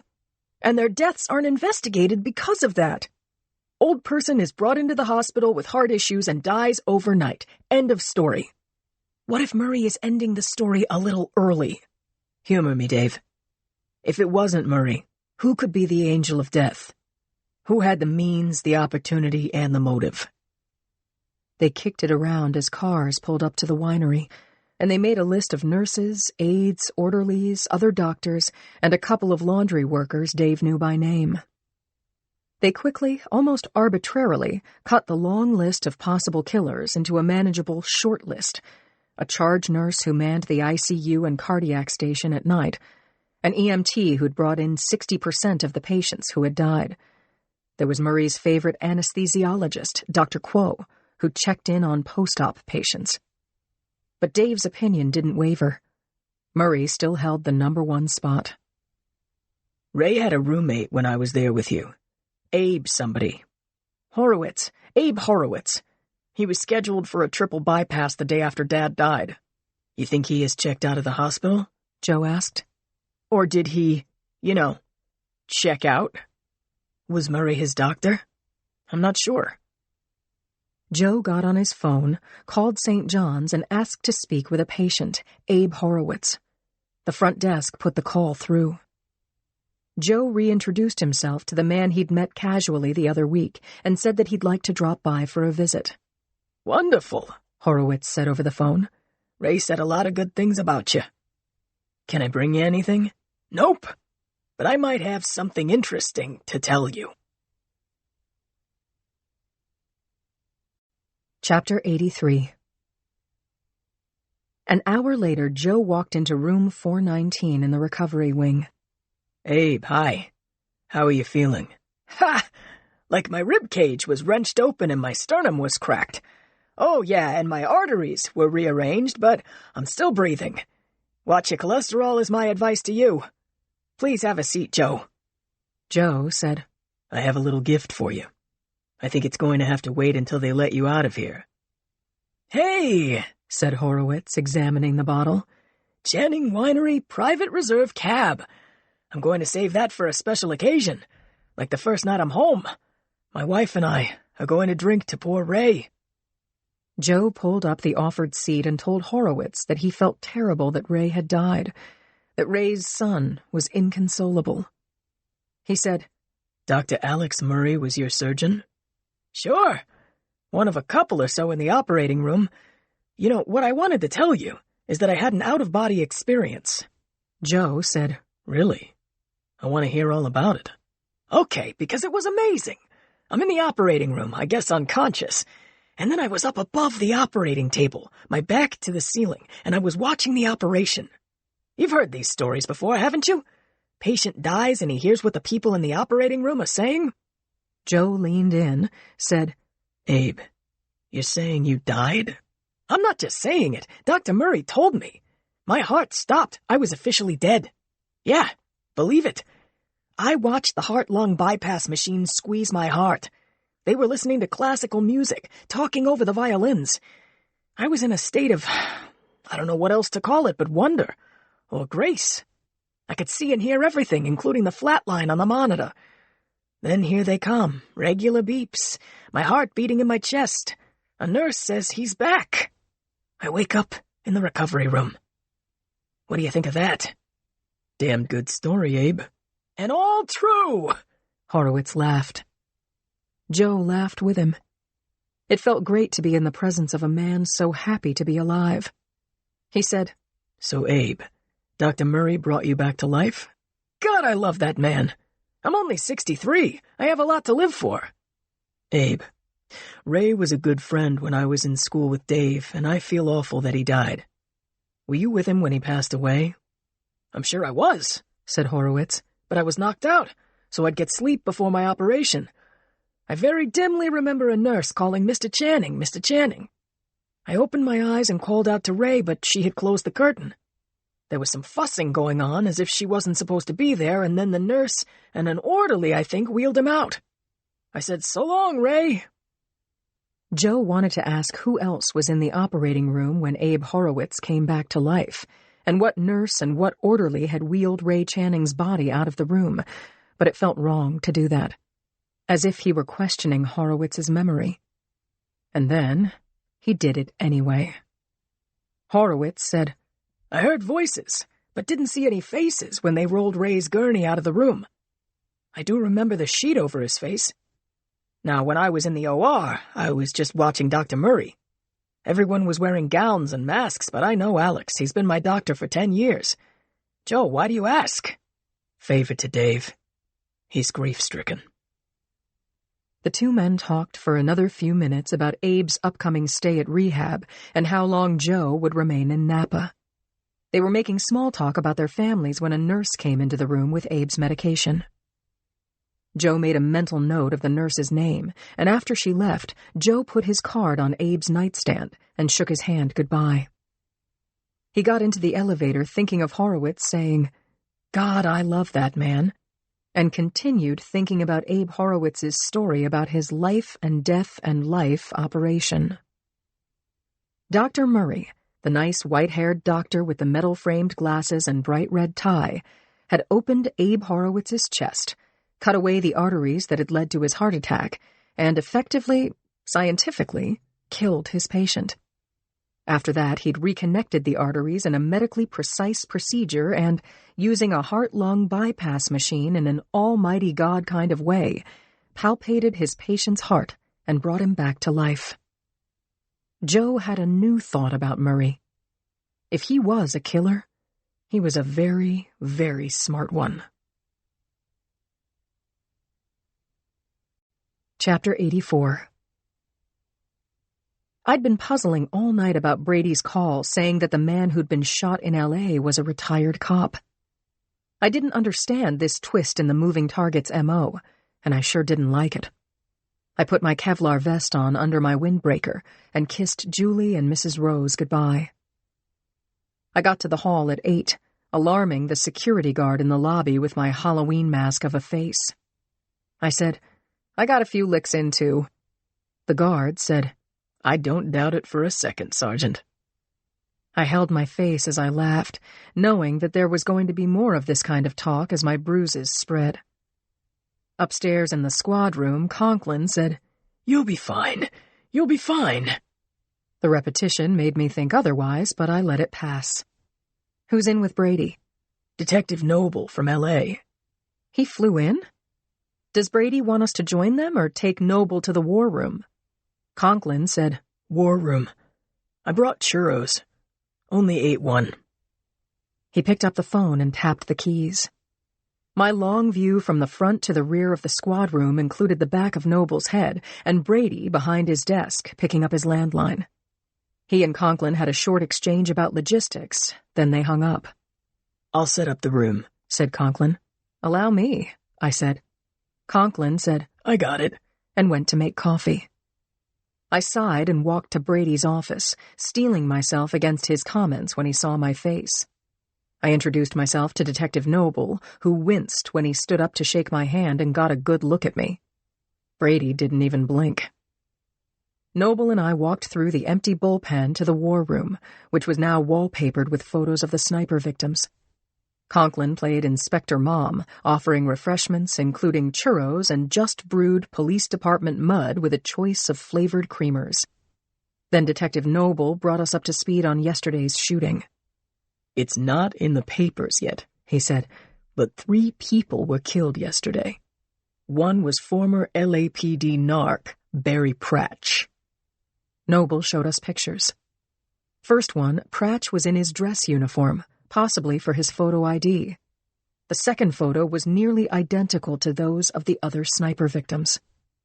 Pratch was spread eagle, face down in a street that had been cordoned off and banked by cruisers. He wore civvies, jeans, polo shirt, running shoes. His khaki jacket had reinforced shoulders, patches on the elbows, a hunting jacket, or what you'd wear to a shooting range. I looked up and asked Noble, "Do you know anything about who killed him? Why was he wearing a shooting jacket? Please say you've got witnesses." Noble said, "If only. No. The whole thing is odd.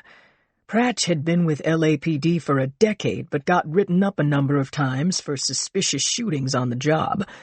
Rumor had it, never officially stated, that he was using oxy, very likely taken off perps. Maybe he was selling, too. Wouldn't surprise me," Noble said. Clapper had said similar things about Detective Carl Kennedy. The only difference that I could see was that Kennedy had moved from LAPD to Houston and was on the job when he was murdered.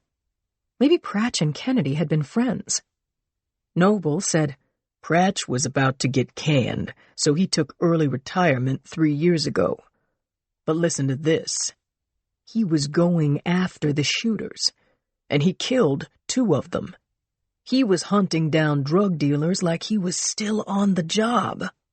"What does this mean to you?" I asked Noble. "My theory is that Pratch took out 2 of the snipers and would have kept going. But someone, a 3rd shooter, capped him first. Dead men don't shoot." Noble went on to tell us about the shooters' bodies. One of the dead men had been found on the roof of a 2-story office building. The other had been standing outside an apartment house. Neither of the snipers had been identified yet, but LA's overworked forensics unit had photos, prints, and expended bullets, and would ID the dead men as soon as they could. "Which could be weeks," Noble said. We refilled our coffee cups and kicked it around. Why had a disgraced police officer killed 2 trained assassins? How had he known them, and how had he known where they would be? Was he one of them? Had he gone straight and decided that shooting drug dealers was dead wrong? Or had he had moving targets in his sights from the beginning and joined them? Maybe he'd seen a way to redeem himself by bringing them down. All good theories, but where was the key to the answer? Would we ever know? Noble had said, "Dead men don't shoot." Correct. And they don't talk either. Chapter 85. Brady stiff-armed the door and burst into the war room, saying, "Barkley was just seen entering the sleep well in Portola." I knew the place. The Sleepwell Motel was pinkish in color with a traditional motel design, a square U-shaped building enclosing a parking area which faced San Bruno Avenue. Brady snapped out his orders. "Take Lemke and Samuels. I can't raise Nardoni. Boxer, you're first officer. SWAT's on the way." I followed Brady down the center aisle with Conklin right behind me. Lemke and Samuels were at their desks. Lemke's jutting lower jaw made him look like an old pit bull. Samuels was round-shouldered with glasses and could pass for an accountant. People underestimated him. They were wrong to do so. They were both good cops, inseparable, and now Lemke had a halo because one of his snapshots at the Baron's funeral had turned out to be Barkley. Conklin conveyed Brady's orders. Samuels forwarded their phones to Brenda, and the 2 of them grabbed their jackets. We were all hoping for another crack at Barkley. I wanted him alive and in the box because he was all we had, and he might be a key to the whole moving targets operation. The 4 of us jogged down the fire stairs to Bryant and signed out a couple of squad cars. Conklin took the wheel of ours, and we went to Code 3, switching on our sirens and flashers, Conklin stepping on the gas. I reported in, requesting a dedicated channel, and signed off. A minute later, 4 codes streamed over the speaker. Officer needs emergency help. Send ambulance. Requested assistance responding. A second request. Send ambulance. Traffic parted ahead of us, and within 10 minutes we were on the main road through Portola, a working-class neighborhood on the edge of the city. We flew past the small businesses, shoe repair shop, bakeries, grocery store, a couple of restaurants, and then I saw the blinking neon sign up ahead. Sleep Well Motel. Vacancies. Free Wi-Fi. By the time we arrived, the motel's parking lot was filled with law enforcement vehicles and cops on foot who were attempting to clear the area of bystanders. My job as primary responder was to stabilize the scene, secure it for CSI, and determine what had happened for the record and for the lead investigator who, please God, wouldn't be me. I reached out to Clapper and filled him in. We need prints right away. In a motel room. Wish us luck. All the luck in the world. I looked past the cruisers, ambulances, and guest vehicles, trying to get a fix on what the hell had gone down. Where was Nardoni? Brady had said Barkley had been seen. Given time spent relaying orders and driving through noon traffic, it was a fair bet that Barkley was long gone. I was out of the car before Conklin fully braked. I hobbled on my twisted ankle to the ambulance that was taking on a patient. The paramedic wouldn't let me inside. He's got a head injury. Please, get out of our way. What's his name? What's his name? Glenn Healy. Officer Healy. Where are you taking him? Zuckerberg, San Francisco General. The rear doors closed, sirens shrieked, and the bus moved onto the main road. Someone called out to me. Sergeant Boxer. Over here. Sergeant Robert Nardoni was sitting on the 3rd step of a staircase running from the parking area to the 2nd floor. Cleaning supplies and toiletries were heaped around Nardoni's feet as if Mr. Clean and Bed Bath & Beyond had purged their trucks, haphazardly flinging samples across the area. My eyes were drawn to an overturned housekeeper's cart that had crashed into a vintage Buick some 20 feet from the foot of the stairs. That explained the toiletries. But I still couldn't picture what had happened here. Nardoni would have to tell me. I asked him, "Bob, are you all right?" We lost him, Boxer. Bastards stole our car and booked. Chapter 86. Nardoni was pale and had a nasty abrasion down the left side of his face, and he was holding his left arm tightly to his chest. Any minute now, paramedics would load him into an ambulance, but I held on to hope that before then I'd get his statement. I'd known Sergeant Robert Nardoni for years. He had a sharp eye, worked hard, and was angling for a job in homicide. Although he'd been injured, he was sitting up, speaking, and seemed to be tracking the scene as it devolved. I said, "Nardoni, are you okay?" Good enough. The guy who did this, was it Barkley? I forgot to ask for his ID. Sarcasm was a good sign. Nardoni had a gift for it. I brushed little bars of soap, bottles of shampoo, sponges, and a spray bottle off a step and sat down beside him. I now had a wide view of the parking lot. Tourists, paying guests, and local looky-loos meandered across the 200 square feet of asphalt, stepping on possible evidence and getting in the way of the cops, who were doing their best to clear and cordon off the area. No one was taking witness names or statements. A lot rested on what Nardoni had to tell me. EMTs with lights flashing and sirens whooping filed into the area, and civilian drivers leaned on their horns as they tried to leave. I told Nardoni I was concerned that Barkley had hijacked a police cruiser. An armed criminal driving a patrol car could speed without being stopped, could pull drivers over, and if he could get them to step out of their vehicle, he could rob them, kill them, take their car. That stolen black and white made Leonard Barkley more dangerous than before. Nardoni gave me his car's tag number and I called it in, requesting an APB forthwith. And now I saw another victim. Standing beside the second bus, Lemke and Samuels talked to a patient who was strapped onto a gurney. She was sobbing, and I saw blood running down an arm. I turned back to Nardoni. Who is she? Housekeeper. Accidental casualty. He'd dropped the bravado and was fixing me with a hurt look in his eyes. He kicked the shit out of us, Boxer, and took everything but our skivvies. Healy got the worst of it, way worse. Okay, I said. Please start at the beginning. Nardoni sighed and gingerly touched his face with his fingertips. When he was ready, he said, Healy was driving. We were looking for a coffee shop when I saw a guy looked like Barkley cross the road, heading to the motel. I was pretty sure it was him, but the picture I have of Barkley, the dude had a beard.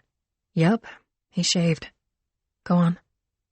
So we pulled in the lot and saw him take the stairs to the second floor and enter room 208. You can see it at the head of the stairs. We parked over there where we could watch the room, and I called in a sighting of a suspect wanted for questioning, and we requested backup. But he saw you, right? Yeah. He peeks through the curtain, then opens the door, and I see him assessing his next steps. He's going to either bolt for the elevator at the end of the building, or he's going to vault over the railing. Healy and I get out of the car, draw our weapons, and I yell, "Stay where you are! Show us your hands!" That's when the cleaning woman comes out of room 206 and slow walks her cart along the second-floor walkway, blocking our view of the suspect. She's wearing earbuds and she's humming. I can't see around her and she doesn't hear me. And then? And then fucking Barkley lunges, grabs her, and shoves her and her cart down the stairs. I'm in front, and she bowls me over. Strike! I fall on top of Healy, who hits his head against the railing. Now all three of us are in a pile, right? Disoriented, out of breath. The suspect, assumed to be Barkley, grabs Healy out of the pile, pushes him against our car, and yells into his face, "I'm the good guy, you dumb shit!" Ah, jeez. Nardoni swallowed, coughed, and then he continued. I'd lost my gun while rolling down the stairs with 400 or 500 pounds of people in a cleaning cart on top of me. I hear Barkley gut-punching Healy, who's grunting and trying to get free of him. Then I see that Barkley has bent Healy over the hood and he's patting him down, saying, "Give me the keys." And then the keys jingle. He's got them. Chapter 87. Nardoni wanted to tell the story as much as I wanted to hear it, but he was running out of gas. There were some small plastic bottles of water among the litter of toiletries. I got one from under the cart and brought it back to Nardoni. He thanked me, sipped from the bottle. Then he said, I tried to shove that poor woman off me, but she's dead weight, unconscious. By the time I'm out from under her, I find Healy lying in his vomit, bleeding from the side of his head. Our guns are gone. The dude has also stripped off our shoulder mics. I didn't even feel him do it. But now I'm on my feet and I see him get into our car and pull out. My phone is in the car. And your badge? I have mine, but he ripped Healy's off his shirt pocket. I gotta say this, Sergeant, and not as an excuse. We didn't have a chance. The dude is MMA or something. If it's Barkley, he's a Navy SEAL. That explains it. You did your best, Bob. Paramedics approached with a gurney. Nardoni protested. They insisted. Paramedics won. Out on the street in this light commercial area, horns blared, hydraulic brakes squealed, uniforms closed a lane and tried to control traffic. If the runaway psycho was Barkley, he had PTSD. Now he had weapons and a badge and a police cruiser. And he thought he was the good guy. The mayhem could set him off. Conklin came over and said, I spoke with Cappy. McNeil and Chi had been assigned to watch the Barkley house, in hopes that Barkley would need clean underwear and maybe a conjugal visit. But according to them, Barkley hadn't shown up, and Randy had been followed whenever she left it. I called Brady, told him we needed to move Barkley's wife, put her in protective custody. He said he'd get a warrant. I got into our squad car, turned on the radio, checked in with dispatch. Specialist Hess told me, Good news, Sergeant. The cruiser was found on San Bruno, near Cliff's auto body. Abandoned. Engine left running. Were there guns inside? No guns, no nothing. Barkley had given us back the car. Good news. I no longer had to worry about him flipping on the siren and driving at 100 miles per hour to parts unknown. But it wasn't enough. Where was Barkley? Maybe he was across the street, watching us. Chapter 88. By 2 that afternoon, I was settling Randy White Barkley into her safe house in Parkside, which, in my humble opinion, was several grades above the shack she and Barkley called home. It had 2 freshly painted, sunny rooms, comfy furniture, an ocean breeze, and a park only a few blocks away. Barkley, her large Rottweiler mix, climbed onto a white sofa and fell asleep. He felt at home, but Randy complained while uniforms secured the windows and checked the door locks. She didn't know that we had court orders allowing us to set up hidden cameras, bug the landline, and hack into her laptop. Randy asked, "Is this actually legal?"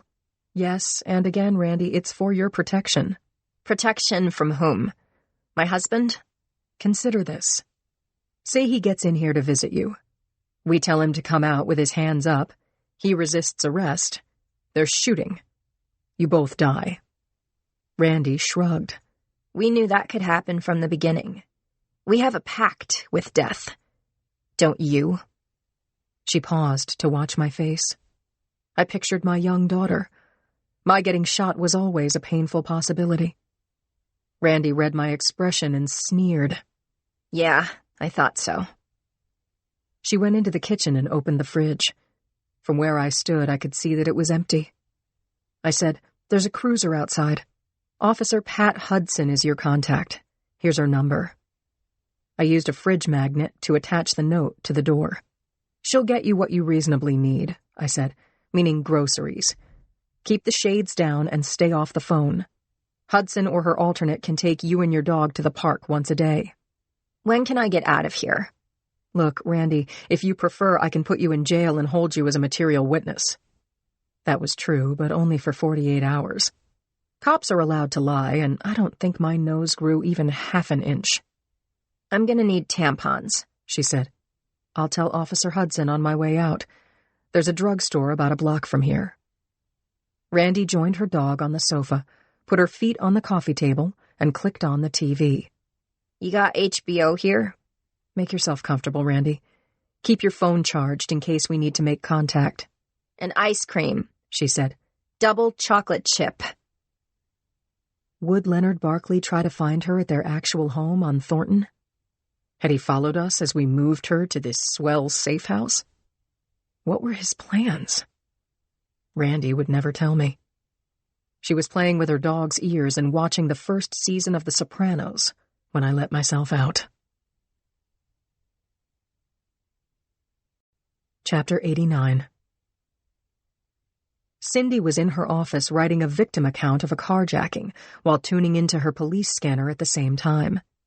She was on deadline and deep into her writing when someone knocked. It was Henry Tyler saying, "Returning your call." Cindy invited him in and told him she'd have the story for him shortly. "I only need a teaser on the front page," she said. "Then maybe half a page anywhere in the B section." "I'm leaving tonight at 6. On the dot." "You'll have it before then."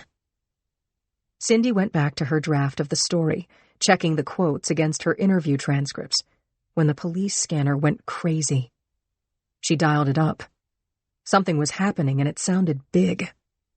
This was why she kept her scanner with her at home and work and in between like it was her flesh and blood. First thing she heard clearly was a call for backup, followed by dispatch saying that backup was on the way. Then there was a string of 4 codes. Officer needs emergency help, send ambulance, requested assistance responding, and send ambulance again. Officer needs emergency help was like an electric shock to her spine. She speed-dialed Rich, pressed the phone to her ear, and listened for him to pick up. No answer. Cindy looked through her glass wall. McGowan was not at his desk. She sent him a text message saying, "Hold the fort. I'll be back in an hour." She wanted to call Rich again, but throttled the impulse. If he was at his desk, he'd call her. If he was out, he was busy. A new voice came over the radio, an officer asking dispatch to repeat the location. The dispatcher answered, "The Sleepwell Motel, 2701 San Bruno Avenue." Cindy couldn't tell what was happening, but her instincts were on high alert. She felt a big story coming to life in Portola. If she got clear road, she could be at the Sleepwell in 15 minutes max. Cindy slipped her phone into her handbag, zipped up her baseball jacket, and slung the bag over her shoulder. Last, she tucked her radio under her arm and exited the office. Her curiosity and imagination caught fire. She overrode her throttled impulse and called Rich again. This time she left a message. "Call me, Rich. Let me know that you're okay." She unlocked her blue Honda, plugged the radio into the lighter jack, connected her phone to the Bluetooth app, and buckled in. It was normally a 10 to 15-minute drive from the Chronicle to Portola, but that didn't count traffic jams. Paying almost full attention to the road, Cindy took every shortcut, ran every yellow light, and when she finally arrived at the crime scene, there was nothing to see but tattered yellow tape. Something had happened here. But what? Cops were taking down the tape. Motel guests were pulling out of the parking lot. She headed to the motel manager's office. Chapter 90. Cindy read the nameplate on the counter. Mr. Jake Toohey, manager. Toohey was broad and balding, and his body language spoke loudly, conveying, "What now?" and "Who cares?" But Cindy thought she could turn him to her side. She unzipped her jacket, tossed her hair, and introduced herself. "I'm Cindy Thomas from the San Francisco Chronicle, and I wondered if you could—" Toohey interrupted. "Let me see your card." Cindy handed him one from her jacket pocket. She glanced over his head and saw the framed picture on the wall of a gutted deer hanging head down from a tree, Toohey standing beside it, grinning. Cindy zipped up her windbreaker as he pinned her card to the bulletin board over the coffee station. He turned around and patted down the flyaway hair in his horseshoe-shaped fringe. His smile was absolutely chilling. "What do you want to know?" he said. "Everything. Why don't I just let you tell me what happened here?" She pulled out her phone, pressed record, and put it on the counter between them. She said, "Can you spell your name for me?" He said, "I could, but I won't. Turn that off." Cindy sighed, then complied. "Sorry," she said. "It's my job to cover this story." "Do not use my name. I will deny I ever spoke to you." "Deal. Let me start over. What can you tell me?" "There was a guy staying here last night," said Toohey. "What I heard is that he shoved our cleaning woman down the stairs. We're insured, but her papers are wonky. I don't know for sure, not my business. Oh, a couple of cops got injured." "Shot?" "Shot? No. Who told you that?" The manager wouldn't give her the name of the cleaning woman or of the man who'd booked the rooms, or the names of the police officers, saying, "I don't want to lose my job, understand?" "Of course," Cindy said. "I feel the same way. Thanks for your time." Cindy shook off the yucky feeling of the last 5 minutes and walked out to the street, where a couple of uniforms were taking down the tape. She didn't know any of them, but she found one who didn't look like a hard-ass. He was in his 30s, wore a wedding band, and still knew how to smile. She checked the name on his badge, Officer S. Bender, and introduced herself to him, saying that she was head crime writer at the Chronicle. She said, "By chance, do you know Inspector Rich Conklin of Homicide? He's a close friend. Was he involved in the incident?" The cop said, "Yeah, he responded to the call. He's fine." Cindy exhaled her relief and asked, "Could you tell me what happened here?" "I will because your close friend is on the job, but do not quote me. I'm not authorized to speak to anyone about an open case, let alone the press." "All right, Officer Bender." Ha ha, no, I mean it. Really. "No problem. I promise to keep your name out of the story." He gave her a stern look. "I swear." She extended her hand and they shook on it. Then Bender told her what he had heard. None of it was first-hand, but it was a scoop. Big one. It was that guy Barkley who fired at the cops, I think, and he escaped. The thinking is that he could be one of those drug dealer killers, but I have not heard that officially. Unconfirmed, unidentified person says, right, Ms. Thomas? Exactly. Good. Word is that after this incident went down, he stole a squad car and disappeared again. I also heard that he used to be a Navy SEAL. Wow. And thanks, Mr. Anonymous Source close to the police department. Bender grinned. I mean it. Thanks very much. Cindy groaned through the traffic jam on Highway 101, and after parking her car in the garage across from the Chronicle, she headed upstairs and went directly to Tyler's office. Got a minute? She asked. For you? Take 2 minutes. Henry, I got a scoop on background. Better than the carjack piece? Cindy said, I can do both. Then she laid out what she knew about the incident at the Sleepwell Motel. Get going, said Tyler. You have 3 hours. Cindy went to her office and set up her scanner on the windowsill. She'd gathered a lot of information on Barkley since his wife fired on police, giving her husband a chance to escape. She had a research file on the sniper victims, and Bender had confirmed what she'd heard, that Barkley had been a Navy SEAL. At her request, McGowan had gathered a stack of research on the SEALs, and now, as if she'd called him up, McGowan was at her door. Need help?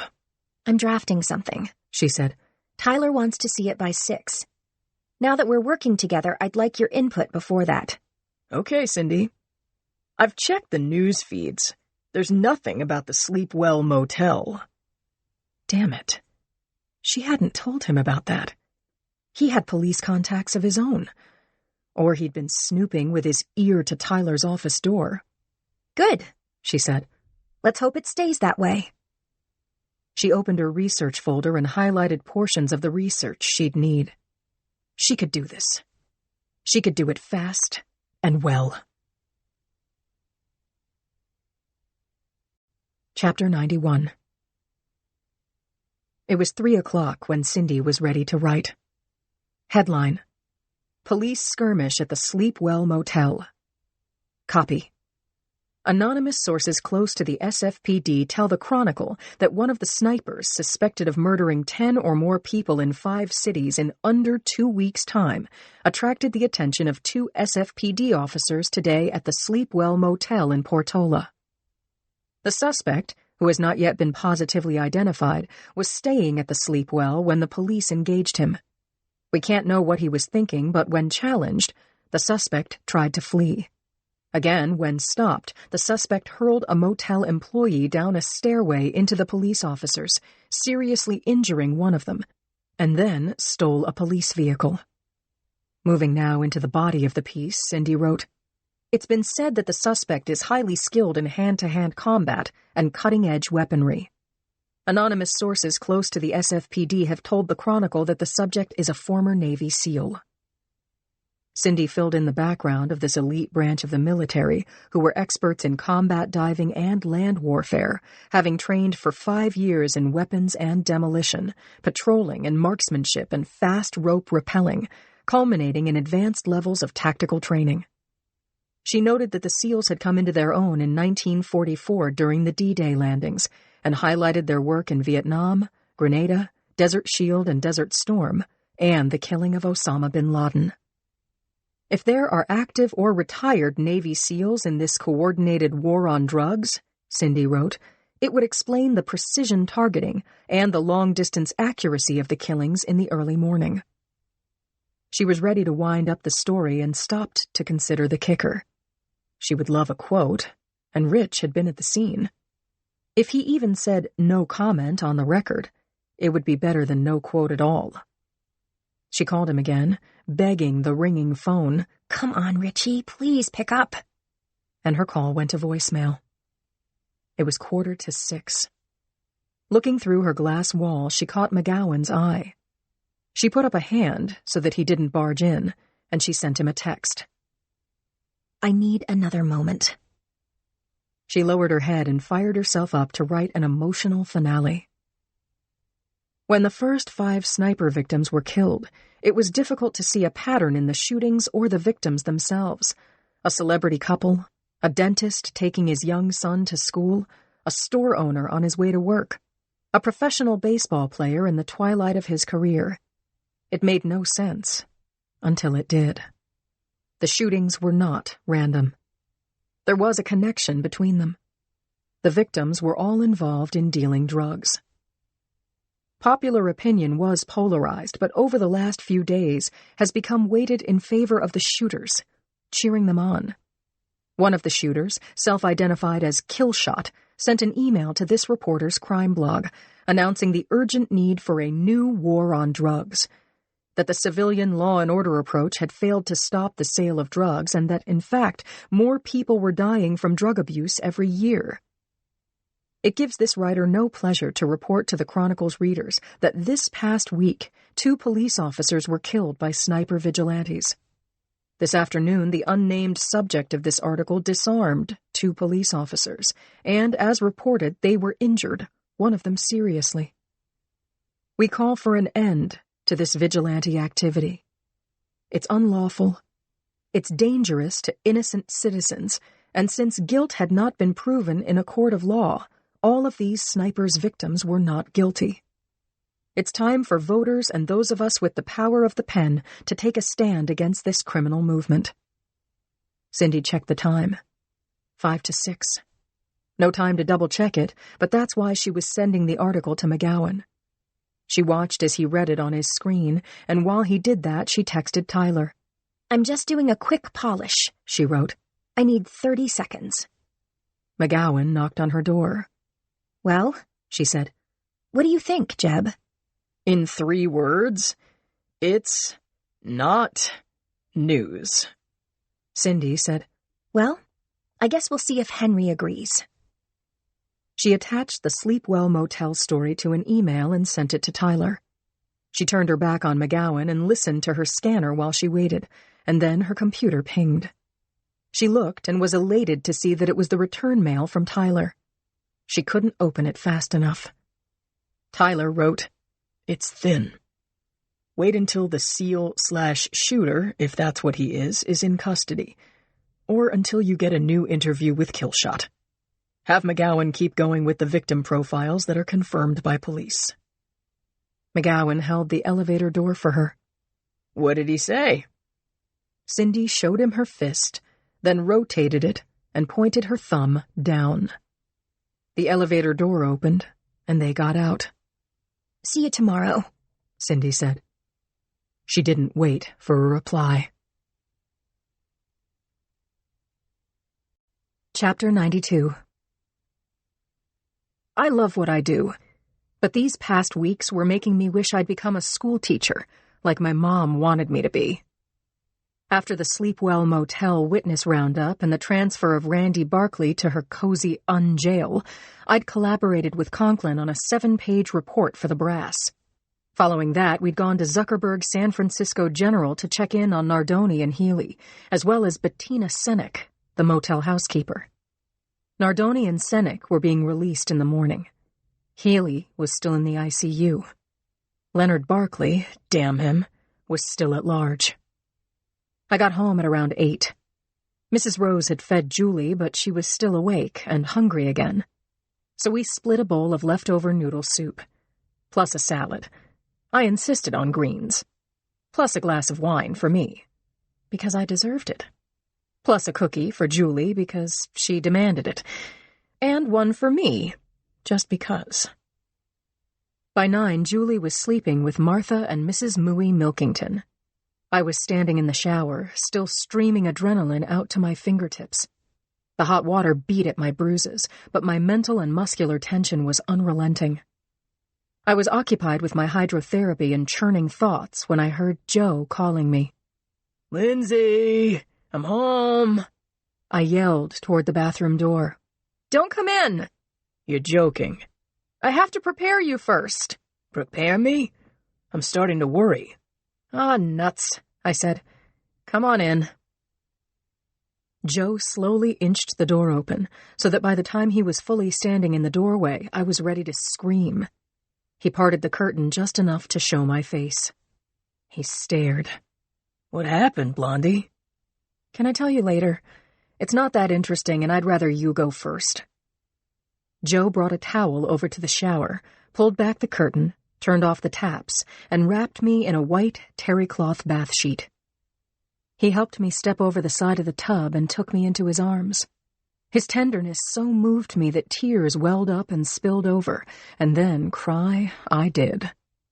What happened, sweetie? He said. Don't tell me you walked into a door. I got punched in the face. Look at me, Lindsay. I looked into Joe's eyes and remembered when, not long ago, while he was attempting to rescue people from a bombed glass and steel building, a second bomb had gone off. A heavy structure had fallen on his head, and I had thought I would lose him. The operation to relieve the pressure on his brain had been successful. He was as smart and funny as always. His brain was intact, and now he also had a winding scar road from the top of his head to behind his left ear. Lindsay? I returned to the moment, and my dear husband kissed each of my eyes and then my split lip very carefully. I said, "Please take me to bed."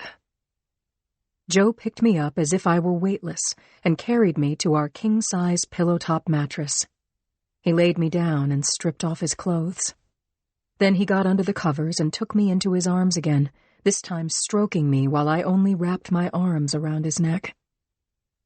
He made love to me tenderly, but I was in a different kind of mood. I was reeling from adrenaline overload. I felt the punch to my face and the one I'd thrown. I was charged up about Barkley, the beating he'd given to Healy, and that he'd gotten away again. I was enraged about that and couldn't find relief. I said, Tell me. I need to push back. He pinned my wrists to the bed with his big hands, and I submitted. Then I got free, turned him onto his back. He gave me what I wanted and more, and I gave him as good as I got. I couldn't remember when making love with my husband had ever been more satisfying, more cleansing, and at such a deep level, and it was because I loved and trusted him entirely. Afterward, we lay on our backs, touching side to side, hands clasped together. And then Joe rolled over and looked into my eyes. Who hit you? I want his name and contact information. I laughed. I laughed some more. And when I was all laughed out, I told him about the saloon fight in a country church cemetery, and that the guy who'd hit me was in jail awaiting arraignment. And I told Joe that I loved him. He said, No kidding. I love you too. I know. Put your clothes back on. He swatted my butt. We dressed, and after we looked in on our little girl, we walked our family dog in the moonlight. I thanked God that we were all well and together. I counted my blessings. Chapter 93. The next morning I called Claire's hospital room. Again. Edmund had been keeping me up to date on her condition through texts, and I'd sent messages to her through various nurses who'd passed them on. But Claire hadn't called, and all that I could learn from Edmund was that she was healing from the surgery, walking a little more every day. I missed her and wanted very much to get my own sense of how she was feeling. I wanted to hear in her own voice how she felt, and I had a couple of tales to tell her. I called her as I dressed for work, and she actually answered the phone. There was a moment of stunned silence before I said, "Claire? Who were you expecting? You're awfully fresh. I've been worried out of my mind." She laughed, and that cheered me up, but I was still feeling both worried and in need of a one-on-one conversation. "When are they sending you home?" "I guess that's up to the parole board." "You're a riot, Butterfly. Are you free for lunch?" "You bet I am. I've watched as much Rachel Ray and CNN as I can stand. I need Boxer news." "Well, I've got some." "Bring it," she said. "Noontime is good." I left Julie in her booster seat next to Joe at the breakfast table. I kissed them and Martha goodbye, and once inside my Explorer, I headed toward the hall. My spirits had transformed overnight. My skin was pleasantly whisker-burned, and I had a lunch date with Claire. She hadn't seen my face, and she was going to give me the business. I thought about picking up something she might like. Perfume. A nightie? My wandering mind was jolted back to the present by my phone buzzing. It was the same buzz as always, but I knew, just knew, that it was Brady. He said, "There's been another shooting. Actually, a threesome." I said, "For Christ's sake! A triple homicide!" But he talked over me. "Outside the Jazz Center. Northern Station got the call, but you've got to be there." I changed course toward that large glass and steel building on the corner of Franklin and Fell. I ran my tongue over the chip in my tooth and turned up the scanner. It began crackling like a forest fire with codes that were becoming commonplace. Ambulance requested. CSI. Medical examiner. The Jazz Center is a beautiful building, but today all anyone would notice was the jam-packed area around the base of the building. There were squad cars, unmarked cars, paramedics schmoozing outside their vehicles, the CSI van and the ME's van just arriving, and they were in the process of closing off the immediate area. And there was something else, or rather someone else, only I would notice. My good bud, still mad at me, was startled when I pulled the car up to where she stood at the intersection waiting for the light to change. I lightly honked my horn. Spinning around, she recognized my vehicle, then turned her eyes to me. She came toward the window. "Oh, man," she said. "Rich said you got punched. I hope your lip doesn't scar." "Did he tell you I punched back?" I showed her the cuts on my knuckles and the artistic bruise changing color as it rose up my hand to the wrist. "Impressive," she said, turning to leave. "Anyway, I gotta go, Linz." I said, "Wait, Cindy, do you know anything about the victims?" She didn't answer. "Cindy, have you heard any victim names?" She gave me a hard look that said, "You must have mistaken me for someone who gives tips to cops." I sat in the car for a long moment, watching her walk ahead, thinking that this situation totally sucked.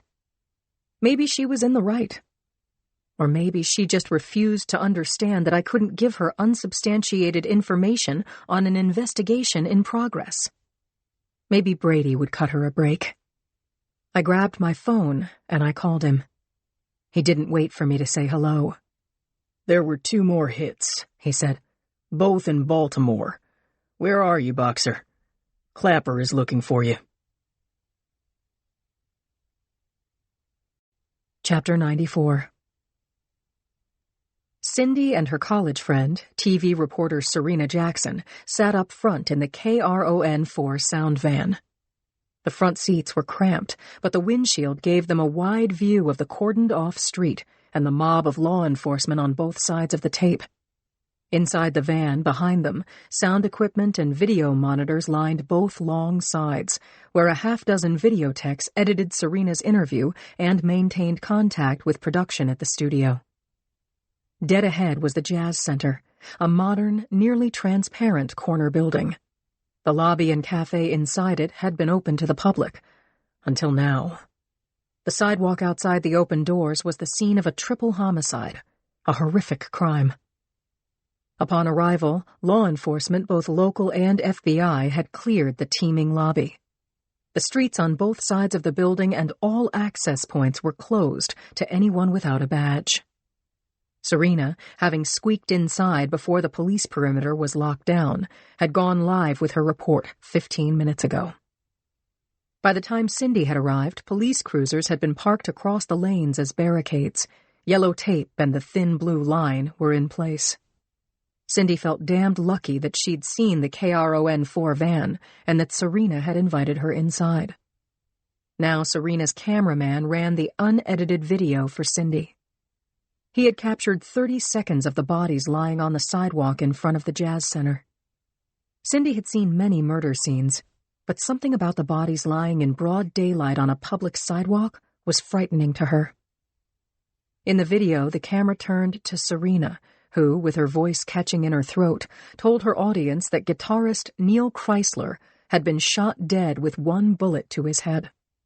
This murder had happened just outside the entrance to the Jazz Center. Chrysler's 2 bodyguards, names still unverified, had also been brought down by single kill shots to the head. Serena said to the camera, "There was another person in this group of musician and bodyguards, a minor who was unharmed, and in his best interests, this station will not release his name. But I did speak with him before he was taken away by a police escort. This witness told me that he didn't see the shooter. One minute he was walking up the stairs near Chrysler. One bodyguard was in the lead. The other was bringing up the rear. According to the young man, the guard behind him was shot first. The leading guard screamed, 'Get down!' and this young man did get down, and that probably saved his life." Serena went on to say that the witness didn't know anything about the shootings or why the victims were killed. He had told her that it all happened super fast, and after the first shooting he didn't see anything because he was lying on the pavement with his arms crossed over the back of his neck. When it was quiet and he looked up, he realized that he was the only survivor. "Thank God he was spared," Serena said. "And now the investigation into this terrible crime begins." Serena gave a hotline number and signed off.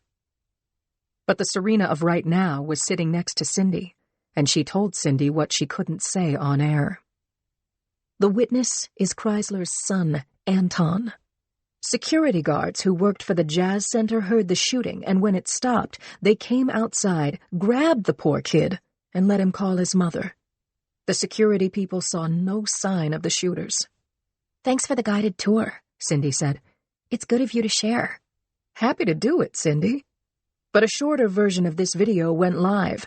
Every news outlet in the country has the story, but maybe you can get it onto your blog while it's still warm. Don't mention the witness's name unless you can get it from someone you love in the SFPD." Cindy thought, "That'll be the day." She watched through the windshield as CSI unloaded the halogen lights. They were still taking pictures, but soon the ME would take the bodies away. "I have a tidbit for you," Cindy said. "Before I left the office, I heard that 2 drug dealers were shot in Baltimore." "Huh. So the war on drugs heads east," Cindy said. "And that's not all. The Baltimore victims were shot at different times, one at around midnight, the other at about 3 a.m. Plus, those shootings didn't happen at the same time as the Jazz Center shootings." "I see what you're saying. The killings weren't synchronized," Serena said. "The MO is changing. Where is Killshot when you really need him?" "I've kept the porch light on," Cindy said, "but Killshot has gone dark. Maybe all he wanted was a platform, some limited exposure. And we gave it to him." "Or maybe," said Serena, "he's dead." Chapter 95. After leaving Serena, Cindy drove back to the Chronicle, taking a few chances with the speed limit. She parked in the garage across the street from the newspaper building, made a dash for the entrance against the light, and took the elevator to the 2nd floor. Once in the newsroom, she stopped at McGowan's cube and filled him in on what she'd learned from Serena. "I saw the coverage. Pretty gory. That poor kid. I'll bet he was Chrysler's son. I predict he'll be in therapy for about 40 years. "Jeb, have you gotten anywhere with the Baltimore victims?" I've got one name. Robert Primo was 29, killed while walking toward a gay club called Occam's Brain. He was picked off about 20 feet from the entrance and a bullet fragment cracked the front window. I've got pictures." He stood beside her and held up his phone, swiped his thumb across the screen, showing her snapshots of Primo. First one, he was with a group of people his age, and they were all laughing. Next, there was a shot of Primo's body lying on the sidewalk outside the club, followed by a close-up of the crack in the front window. The last was a photo of innumerable bottles of Xanax on a tabletop in what looked to be a police station evidence room. "Tell me this is an exclusive," Cindy said. "Sorry, Cindy. As fantastic as I am, I got this off the net.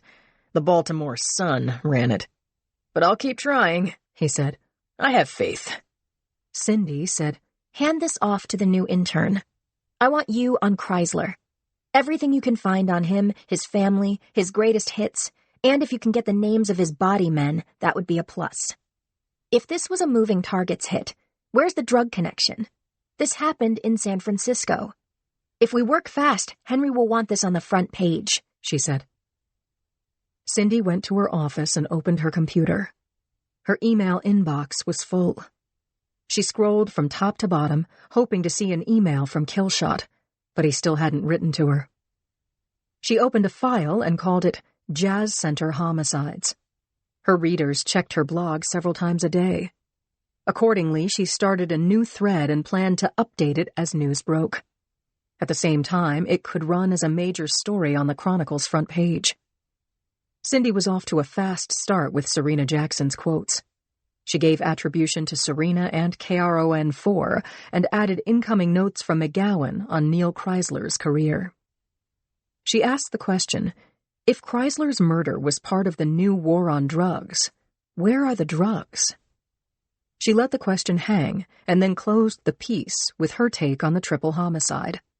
She wrote, in addition to the execution of Neil Chrysler and 2 men who worked for him, 2 men were killed in Baltimore before sunup by the same method, a precision kill shot to the head. No sign of a shooter. The Chronicle has been running biographies of the previous single-shot victims, and even when the victims were killed in different cities, the times of death were synchronized. But today's crimes differ. Item: the men killed in Baltimore were shot at approximately midnight and 3 a.m. The 3 men killed in San Francisco were executed at some time prior to the morning rush hour. Are the new war on drugs snipers going rogue?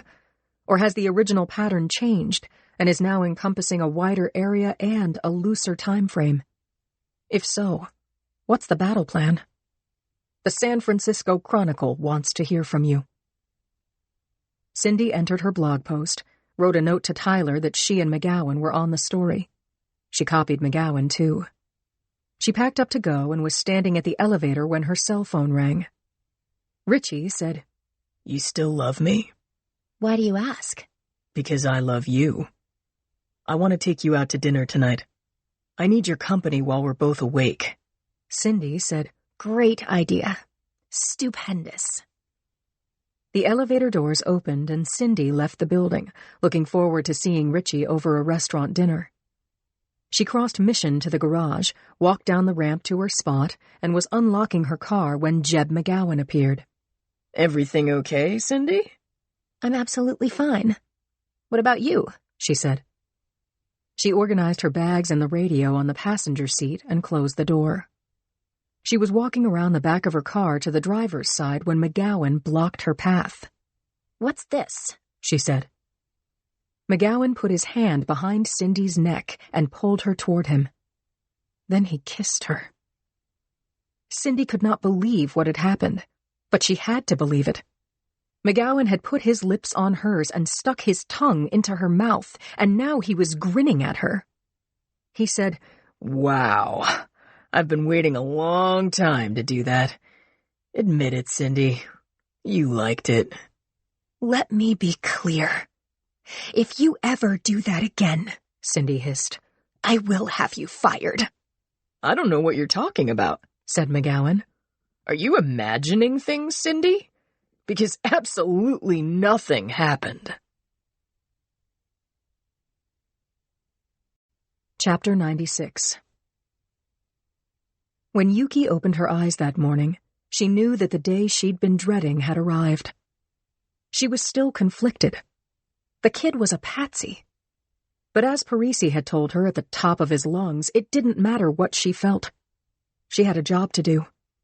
A good prosecutor can prosecute anyone. And since the defendant had refused to cooperate, she couldn't do anything for him. So in 2 hours, Yuki would drop the hammer on Clay Warren. Careful not to wake Brady, Yuki showered, blew out her hair, dressed in a classic blue suit, and stepped into her high-heeled blue suede shoes. There was a note on the table in the foyer next to her keys that read XXX Heart B. She smiled, pressed her lips to the back of the note, and after returning the lipstick kiss to the table, Yuki gathered her stuff and drove to the hall. During the drive, Yuki reviewed her prep for the trial. She'd rehearsed her opening and saw no holes in her argument. She'd prepared her witness and set up the props, and she liked the jury. And she thought about opposing counsel, her friend Zach Jordan. Yuki had worked pro bono with Zach at the Defense League and learned a lot from him. He was smart, had a passion for the underdog, and had a gift for connecting with a jury. She'd also learned that Zach lacked a killer instinct. But even if he sprinkled broken glass on his cereal, his teenage client was facing grand theft auto, possession of a firearm, and holding a kilo of an illegal substance with intent to distribute, to name 3. The really bad news for Clay Warren was that even if he hadn't stolen the car, owned the gun, or possessed the drugs, a cop had been killed during the commission of those felonies. That made Clay just as guilty as the guy in the passenger seat. The charge was felony murder, and the penalty was 25 to life. Yuki had gone way out on a very weak limb for Clay, but her sympathy for him had been wasted. The kid had brought the hammer down on himself. Minutes after leaving her car at the all-day lot across from the hall, Yuki reached her office with time to spare.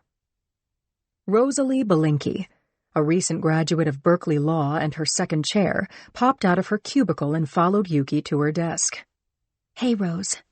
Anything happening that I need to know? Rose said, "No calls, no walk-ins, and no semaphore signals from sinking ships. I checked your mail 10 minutes ago and there was nothing regarding Clay Warren." She placed the thick folder of highlighted deposition transcripts and Yuki's opening statement on her desk and handed her a container of milky coffee. The young lawyer said, "I just have to tell you, I'm pretty excited. I wish my parents could see this trial." Yuki smiled at her number 2. She sipped coffee without getting any on her suit and picked up the folder. Ready, steady, go, she said. Rose Belinkie locked the office door behind them. Chapter 97. Yuki and Rosalie left the DA's offices and walked 50 yards along the corridor, their heels clacking in time against the terrazzo floor. Yuki felt her pulse speed up as a court officer opened the door to 6A, and she and her deputy entered the small, oak-paneled courtroom. The gallery was filling as they walked down the center aisle, through the gate, and took their seats at the prosecution table. Yuki looked across the aisle to where Clay Warren sat beside Zach Jordan at the defense table. Zach was going over his notes, and Clay looked as he had the last few times Yuki had met with him. His expression was fixed and hard, wordlessly expressing his decision not to defend himself. Yuki turned another 90 degrees to check out the spectators. Clay's mother was watching her with drill-bit eyes, boring holes through Yuki. Yuki dipped her head in respect, and then took in the rest of the gallery and got an entirely different feeling. Wall-to-wall cops gave her nods of encouragement. Yuki had just settled back into her seat when Judge Stephen Rabinowitz entered the courtroom through his private door behind the bench. Yuki had tried 2 cases before Rabinowitz. She'd found him fair and even-tempered. You couldn't ask for better than that. The bailiff stood at the base of the bench and called, "All rise," and all did. Rabinowitz took his chair, which was positioned between the Stars and Stripes and the flag of the great state of California. The legal teams and spectators also took their seats with a considerable amount of shuffling and whispering. The judge exchanged a few words with his clerk and the bailiff. Someone sneezed. A cell phone tinkled a little tune. Rabinowitz said, "No phones. Are we clear? Turn 'em off." Yuki felt like a young racehorse inside the gate waiting for the bell and the release. She was ready for this trial, prepared and involved and sharp. The jury filed in and took their seats. The bailiff read out the case number and announced that Judge Stephen Rabinowitz was presiding. The judge brought his gavel down, calling the court to order, and greeted the jury. As he began his instructions to them, Yuki thought this case was hers to win. She would make sure that happened. Chapter 98. Joe woke to morning light slashing across his face, the sheets twisted around his ankles, and the rumbling of Dave's chair rolling across the rough-hewn boards on the floor below. He remembered now. The late-night call from Dave. The drive to Napa. He heard Dave talking with Jeff the chef clearly enough to get the gist. They were insulting each other like old friends, going over the menu and getting ready for the day. Joe had a job, too. Or call it a moral obligation. All he had to do was solve the mystery of Ray Channing's suspicious death without having a badge or any authority at all. Joe no longer believed that Dave had killed his father.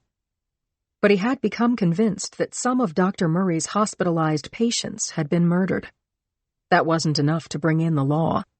There had to be a viable suspect, and there had to be evidence. Currently, he didn't even have a theory. Joe kicked off the sheets and thought about the people he had met over the last couple of weeks.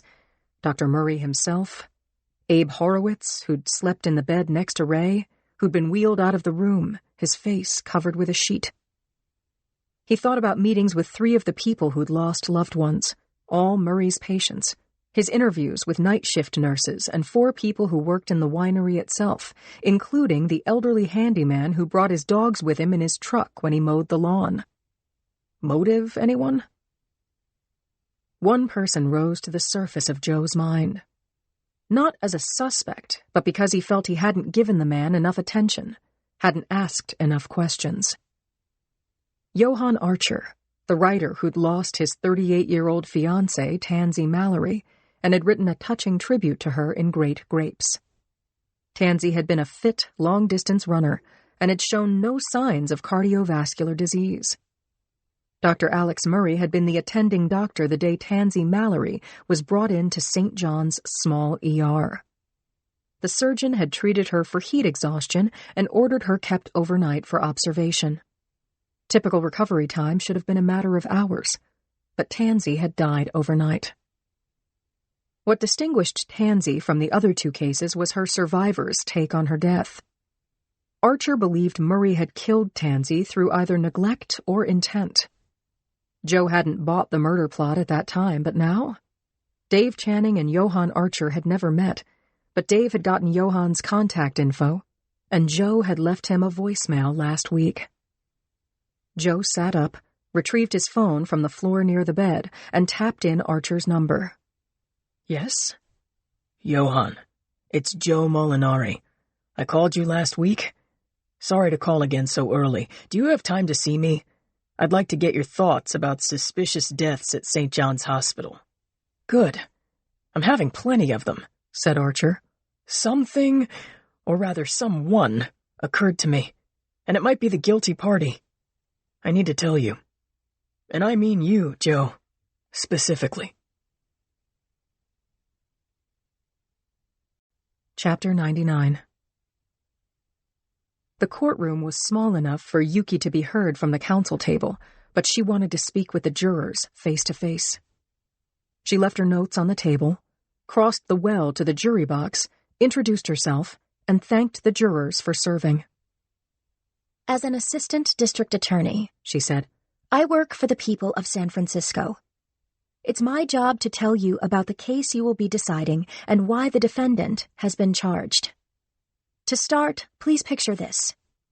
At 11:27 on March 15th, Officer Todd Morton and his partner, Officer William Scarborough, are driving in the Sunset District on 19th Avenue, when a white Chevy Impala speeds through a red light at the intersection of 19th and Taraval. Officer Scarborough is at the wheel, and Officer Morton is in the passenger seat. Morton turns on the flashers and sirens, and Scarborough follows the Chevy. Normally, the driver sees the lights and hears the sirens and pulls over. But the Chevy's driver speeds up. Officer Morton calls it in, and the police dispatcher tells him that the vehicle in question has been reported stolen. Now the Chevy hits Highway 1 South at 90+ miles an hour. Cars are going off the road as they see this car running up on them. But there is something the driver of the Chevy doesn't expect. The vehicle in front of him doesn't have enough pickup to get out of his way, and now the Chevy is boxed in by the slow-moving car ahead of him, and cars streaming past him on both sides. Officer Scarborough pulls into the fast lane and makes a hard right in front of the Chevy, roadblocking the lane. The Chevy brakes but skids, hitting the rear compartment of the squad car. Fenders bend. Drivers lean on their horns. A simple traffic stop has gone all to hell. Leaving that image with the jury, Yuki walked back to her table and returned with a large foam core board. She turned it so that the jurors could see the attached photos of the white Chevy in various degrees of speeding ahead and burning rubber, as it was brought to a halt by the patrol car. Yuki told the jury, Officer Scarborough will take us through the entire 15-second video, but for now, we've cut and pasted the relevant frames. See here. This is Officer Morton. He has gotten out of his cruiser with his gun drawn. Officer Scarborough is still behind the wheel. He's calling for backup and making sure that the dash cam is working. Yuki continued laying out the sequence of events. Everything is happening very fast, she said. The time between when Officer Morton gets out of the cruiser to approach the Chevy and when he is shot measures only 15 seconds. In that brief gasp, a good man, a public servant doing his job, dies. His wife becomes a widow, and his 3 children fatherless. And the man who shoots him gets away. The defendant knows the shooter's identity. Yuki let that last sentence hang in the air. But he's not talking. Chapter 100.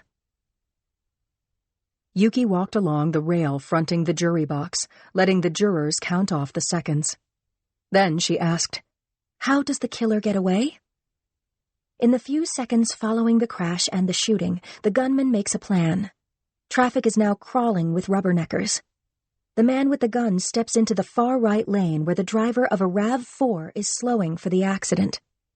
The gunman points his weapon at the driver's open window and shouts, Get out of the car! The driver of the RAV4 is Mr. Jonas Hunt, 70 years old, and he tells Officer Scarborough later on that he wanted to see 71. He complies with the shooter, gets out of his car. The motor is running. The shooter gets into the car, makes a U-turn across a break in the median strip, avoiding the clotted traffic, and makes his escape. The cruiser's dashcam has recorded the Chevy's plate number, and although every law enforcement officer in California looks for the car, they can't find it. The RAV4 is found 2 days later, abandoned in a junkyard. Mr. Hunt cannot describe the carjacker except to say that he was either white or Hispanic, and frightening. Mr. Hunt didn't want to look at his face, and so his description is vague. The carjacker wore gloves, and to date his prints have not been retrieved. The dashcam view of the shooter is grainy and doesn't ring any bells with law enforcement software. Officer Scarborough can't identify the shooter either. He tried. He looked at mugshots and he spoke with a police artist, but he couldn't make a positive ID. He saw the man from a distance, then he saw him at an angle when he shot Officer Morton, and then when the killer hijacked Mr. Hunt's car, Officer Scarborough saw him with his back turned. But one person does know the shooter's identity. The driver of the stolen white Chevy at the center of this true story. Officer Scarborough arrests him, and after being futilely interrogated, he is incarcerated in the men's jail. Right now, he's sitting with his attorney at the defense counsel table. His name is Clay Warren, and he is the defendant. Yuki stopped speaking for a moment and let the jurors get a good look at the teenager facing a life sentence. Then Yuki said, Back at the scene of the crime, Officer Scarborough attends to Officer Morton until the ambulance arrives. Sadly, Officer Morton has already passed away. Yuki told the jurors that stealing a car is, by law, grand theft of an automobile, a felony. She said, The defendant may or may not have known that the car was stolen, or that the shooter had a gun, But guns, licensed or not, must be stored in the trunk or another locked box. This gun was not locked up. It was on the shooter's person. And that felony is charged against the defendant as an accomplice. That's not all, Yuki said. A kilo of high-grade, unadulterated fentanyl was secreted in a suitcase in the trunk of the stolen Chevy. Another felony, and another charge against the defendant. As you have seen and I have told you, a police officer making a routine traffic stop was killed during the commission of these crimes. That makes the defendant an accomplice, and just as guilty under the law as the shooter. Since Officer Morton's death, Mr. Warren has not identified his accomplice, nor has he cooperated with the police or the district attorney. Now he is left to take the weight of justice alone. Please find him guilty of felony murder. Chapter 101. Judge Stephen Rabinowitz turned to the defense table. Mr. Jordan, ready with your opening statement? Yes, Your Honor. Zach stood, patted his client on the shoulder, and stepped out into the well to address the jurors and the court. Your Honor, members of the jury, I'd like to tell you about Mr. Clay Warren, the unfortunate defendant who is also a victim. My client is an 18-year-old who failed to graduate from high school. Until recently, he lived with his mother and 12-year-old sister, Trina, in Crocker, Amazon, and worked a part-time job not far away at the Shell station on Alamany Boulevard. He does not know his father. His mother, who is here today, works as a housekeeper. Money is tight in the Warren household. Mr. Warren hasn't told me how he found himself driving a stolen car, running a light, crashing into a patrol car, and witnessing his passenger shoot a police officer to death. This young man has never before been charged with any crimes, not even for stealing an apple, before he was involved in the very serious crimes of March 15th. So what happened on that particular day? Zach focused all of his attention on the jurors. He said, "Let me offer a speculative explanation." Yuki stole a look at Clay Warren, at his unchanged, mask-like expression, then turned back to watch Zach mount his case. It's self-evident that the man Mr. Warren was driving in the white Chevy was dangerous, Zach said. He had a gun, a stolen car, and $1 million of drugs in the trunk. He killed a police officer in cold blood. Mr. Warren was arrested as an accomplice. I'm going to add, unwitting. That he was an unwitting accomplice, and he may have been forced to take part in this criminal endeavor. After his arrest, my client was locked up in the general population of old-time jail in the Hall of Justice. He recently attempted suicide by hanging. Despite being placed under observation, within days he was attacked by one or more prisoners and stabbed repeatedly to his abdomen with a sharp implement and nearly bled to death. Since then, Mr. Warren has been held in solitary confinement under constant watch so that he isn't murdered and doesn't kill himself for being victimized by the true criminal, and to the eternal grief of his family. One could even say that he has been punished and has paid his debt to society.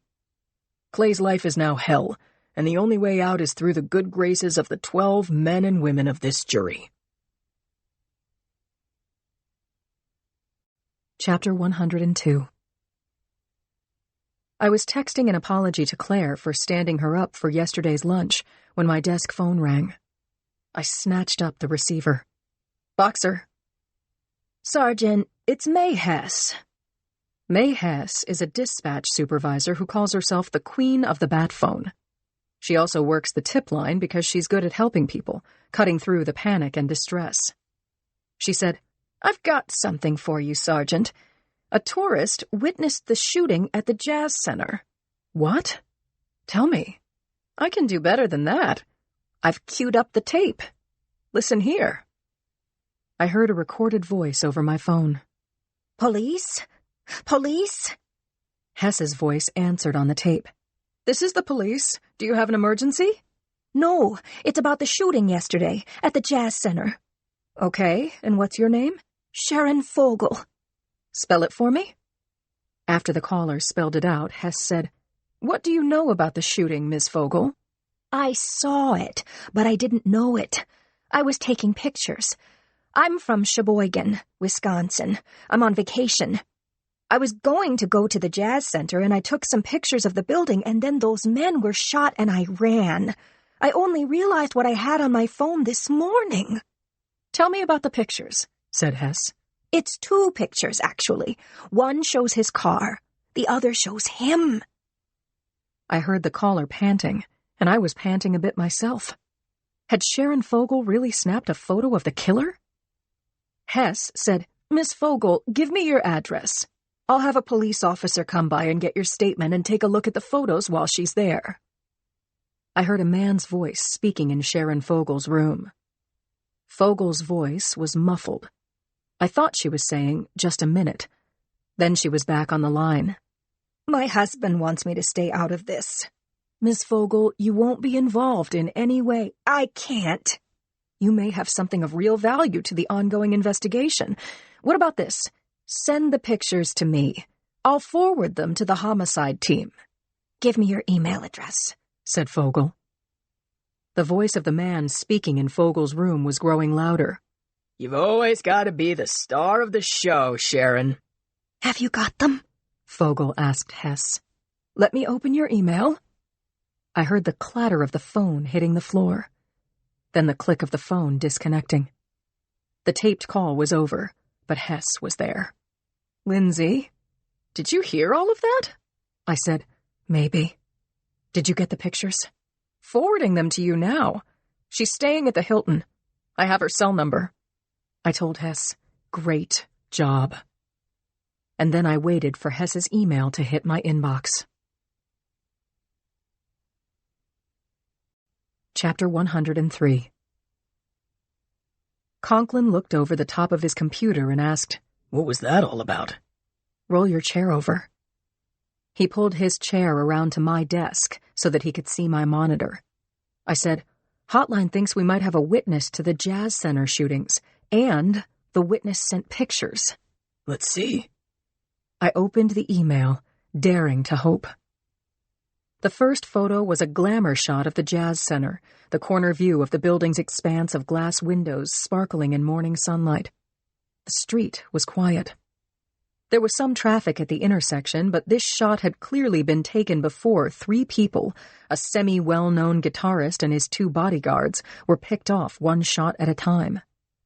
Fogel had said she'd taken a picture of the car. In the lower right corner of the photo, on the opposite side of the street from the Jazz Center, was a black Ford Taurus. I said, "The witness said that the gunman fired from inside a car. Maybe this one. I can read, 4 numbers on the tag." "Not a bad line of sight from the car to the entrance of the building." There were a couple of other cars parked in front of the Taurus, all of which would have to be checked out. I jotted down the tag numbers as Conklin said, "I'm ready for the next one." I clicked on the next picture. It had been shot only a few seconds after the first. It showed a man in the driver's seat of the Taurus, his gloved hand on the window frame, pulling the door closed. "Uh-oh," I said. "So much for his prints." My partner adjusted the monitor so it faced him square on. "Am I hallucinating? Or is that Barkley without the beard?" I enlarged the man's face so that it took up most of the screen, but the more enlarged I made it, the more his features went out of focus. I had seen photos of Barkley with and without the beard, but I couldn't be sure that this was him. I said, "I'll find Stempian. You run the plates." I called Stempian, but he didn't pick up. It was 20 after 12, lunch hour. When I ate out close to the hall, my cheap eatery of choice was McBain's. Was it Stempian's go-to joint, too? Conklin looked up from his computer and said, "The Taurus was reported stolen 36 hours ago." "Could be Barkley stole it before the shooting and still has it," I said, trying out a theory. "Or, Richie, he could have left the car after the shooting and walked off the scene. The car could be right where it was yesterday. The street was closed all day for CSI and until late last night." "I'll go take a look," he said. "You find Stempian." I transferred the 2 pictures to a flash drive and went across the street to McBain's. The place was crowded. It always was at lunchtime. True detective that I am, I spotted Stempian at a table by himself, a plate of steak fries, a burger, and an iPad Pro in front of him. I navigated a path through the congested bar and grill, and when our FBI computer guru looked up, I smiled and said, "May I join you?" He said, "Absolutely," but his look told me that he was checking out my face. "Fist fight," I said. Whoa, you okay? "Never better," I said. Sid came to the table and I ordered what Stempian was having. Once she'd departed, I held up the thumb drive and said, "Mike, you feeling heroic today?" Love to be a hero. How can I help? "I brought you a snapshot. Can you look and tell me if it's Barkley? If you're not sure, you have to run it through your deep face recognition program. ASAP." What you call ASAP is what I call normal. As if I've heard anyone in the past 5 years say, "Mike, take your time." And I've been waiting. I laughed. Stempian pushed his plate aside and plugged my thumb drive into his tablet. He stared at his device. He finger-swiped and pressed buttons, but he didn't speak. I don't think I breathed as I watched him work. Chapter 104. The judge asked Yuki to call her first witness. She called Officer William Scarborough, and once he'd been sworn in, Yuki told the jury that the witness would run the video and explain what had happened at each moment in time. Yuki asked the court officer to dim the lights, and then Officer Scarborough pointed the remote at the laptop, downloading the digital recording from the cloud. He said, "First, we see the Chevy speeding through the light, and we take off after him." He stopped the video as the Chevy slowed. What's happening here is that the driver is going 90, and that green minivan in front of him is full of kids and going about 40. For all the horn blowing, the van doesn't speed up. Scarborough started the film again. Now, the Chevy is forced to slow down. The van is crawling in front of him, and traffic is flowing on his right and left sides. Here's where it all goes down. I pull into the traffic on the left, speed ahead, and see daylight between the back of the van and the front of the Chevy. Scarborough paused the video to make sure the jurors got a fix on the next move. Scarborough said, I make a hard right in front of the Chevy. It's a tight squeeze, but I'm just trying to stop the guy. He T-bones our cruiser, hitting in the rear compartment, and we all come to a stop. Scarborough explained the action in the last part of the video. That's Officer Morton, walking over to the driver's side of the Chevy, ordering the driver to step out of the car. But what Morton can't see is that the passenger door opens and a tall man in black clothes gets out. I can't see his face, Scarborough said. I've watched this video so many times, but the crash put our car at an angle to the Chevy, and this guy walks out of the shot. I've got less than a second of his profile. He resembles a dangerous criminal I've seen on FBI posters, but resemble isn't enough for a positive ID. Scarborough's voice cracked. He cleared his throat and let the video roll. He walks around the Chevy to where Todd Morton is standing with his back to him, talking to the driver. Here, it's painful to watch. The gunman opens up on Todd. He goes down, and then the son of a bitch fires at the cruiser. At me. The dash cam catches me as I get out of the cruiser and go toward Todd, and I'm calling for an ambulance, and traffic is going nuts, and by then the shooter has evicted the old man from his RAV4 and takes off. Scarborough hit pause again and said, At this point, Clay Warren gets out of the Chevy with his hands up, and I direct him to put his hands on the roof and not to move. I cuff him, pat him down. He wasn't armed. The ambulance arrived fast, but Todd was dead from the time he hit the ground. Yuki asked for the lights to go on. Several people in the gallery were crying, and one person left her seat and pushed open the door. Yuki said, I know everyone here feels for you and Todd Morton's family. What can you tell us about your late partner? Scarborough sighed and spoke for several emotional moments about Morton, lauding him and stating that neither of them had ever been involved in a shooting before. You said you couldn't identify the shooter? His features are regular. He wore sunglasses and his jacket had a high collar. Mostly he was on the move, standing away from me or half away from me, and then he was shooting at me. Things were happening fast. Judge Rabinowitz asked defense counsel if he had any questions for the officer, and Zach Jordan said that he did not. Yuki thanked Officer Scarborough and asked him to step down. Rabinowitz said, "Miss Castellano, please call your next witness." We have no other witnesses, Your Honor. "Mr. Jordan? I have a character witness, Your Honor." "In that case, let's take a brief recess, a half hour. And then after your witness, Counselor, we'll hear your closing arguments." Chapter 105. I snatched up the receiver of my ringing phone. Conklin said, "I'm on Fell Street outside the entrance to the Jazz Center." "You're right again, Boxer." "We got a break?" "Black Taurus with a 180-degree view of the entrance to the Jazz Center and a surprise inside the car." "Don't make me beg." "Try not to take all the fun out of this." "Fine. Please, Richie, tell me." "Good enough. I found a shell casing under the gas pedal. I'll stay here until CSI comes with the flatbed. A uni is taking tag numbers up and down the street." "Good work, Rich." As I waited impatiently for my partner to return, I looked for Brady. He wasn't in the bullpen. He wasn't in Jacoby's old office on 5. His assistant told me he was in a meeting out of the office. And then he walked through the squad room door. "I was with the ME, Brady said, speaking of Claire's stand-in. "Where's Conklin?" "Right here," he said, coming through the gate. Brady said, "Follow me." Once we were seated in his office, Brady said, "Close the door, will you?" Conklin reached behind him and swung it shut. I was dying to start the meeting with what we knew. A witness to the massacre at the Jazz Center had come forward. She had taken pictures of the probable shooter. The photo had been vetted by Stempian, who had stated with 95% certainty that the man in the picture was Barkley.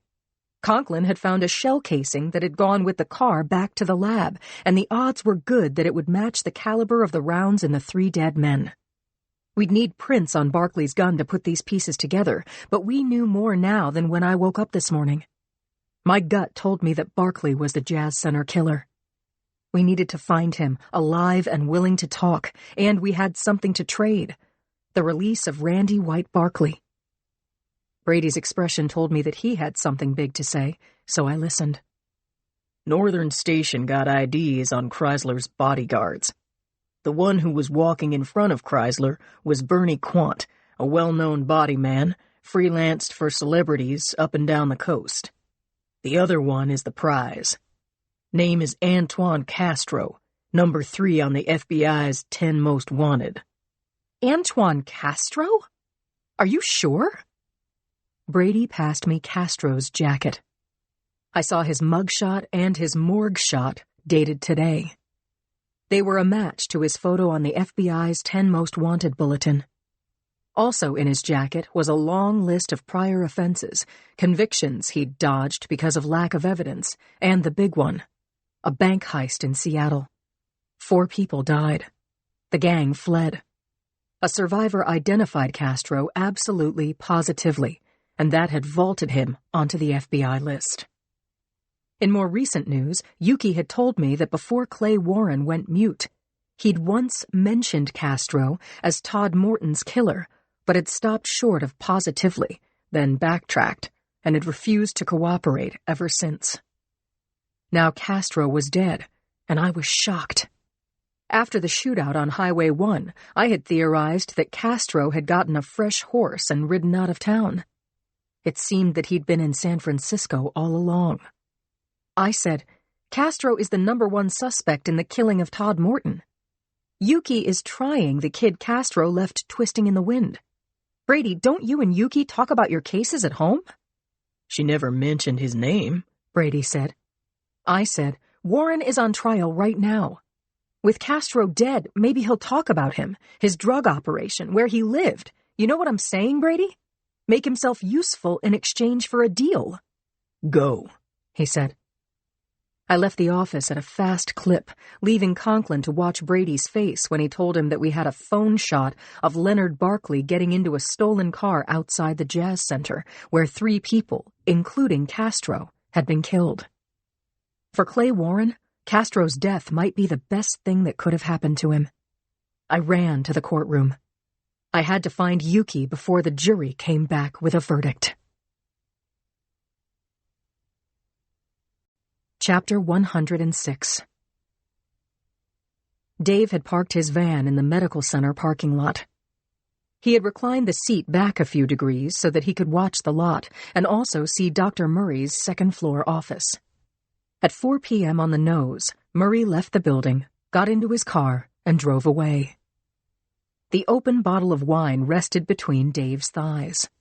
He lifted it, took a couple of pills along with some fine Channing Cabernet, and waited for his pulse to slow. Then he made a phone call to the doctor's office. He recognized her voice. Nurse Atkins? Yes. To whom am I speaking? It's Dave Channing. What do you want, jackass?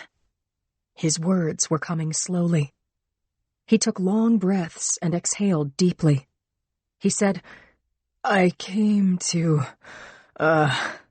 bring something for, the doctor. He just left, she snapped. Don't call here again. Before she hung up, Dave shouted, Wait! I brought something. An apology. And a check. For the damage. For what I did, to his car. Leave it in the lab pickup box downstairs. I'm hanging up now. Again, Dave yelled, Wait! I have things to do, Dave. You should have your lawyer send the check to the doctor, but I know what you're doing. You're trying to show remorse so that the judge doesn't put your sorry ass away for the full 3 years. That's not it. Listen. Make it quick. I took pills. I don't have much time. I wrote an apology to you, too. And I brought you a gift. My mother painted a small oil. Could be worth more than 20,000. My way of saying I'm sorry. What kind of pills did you take? Dave's laugh was a croak. I took 'em all. Sleep, heart, BP. Digoxin? Yeah. If he had it, I took it. I barfed some, but he had spares. I'm drinking Dad's best wine.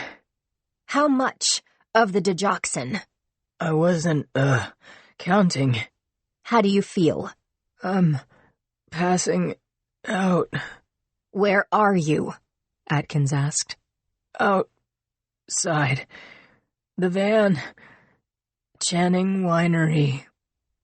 Blinds were cracked open on the second floor. Then Atkins hung up the phone. Dave watched the lights in Murray's office go out. He took his phone out of his hip pocket and placed it on the dash. He took another swig of the wine he'd helped grow and bottle. Then he laid his head back, waiting.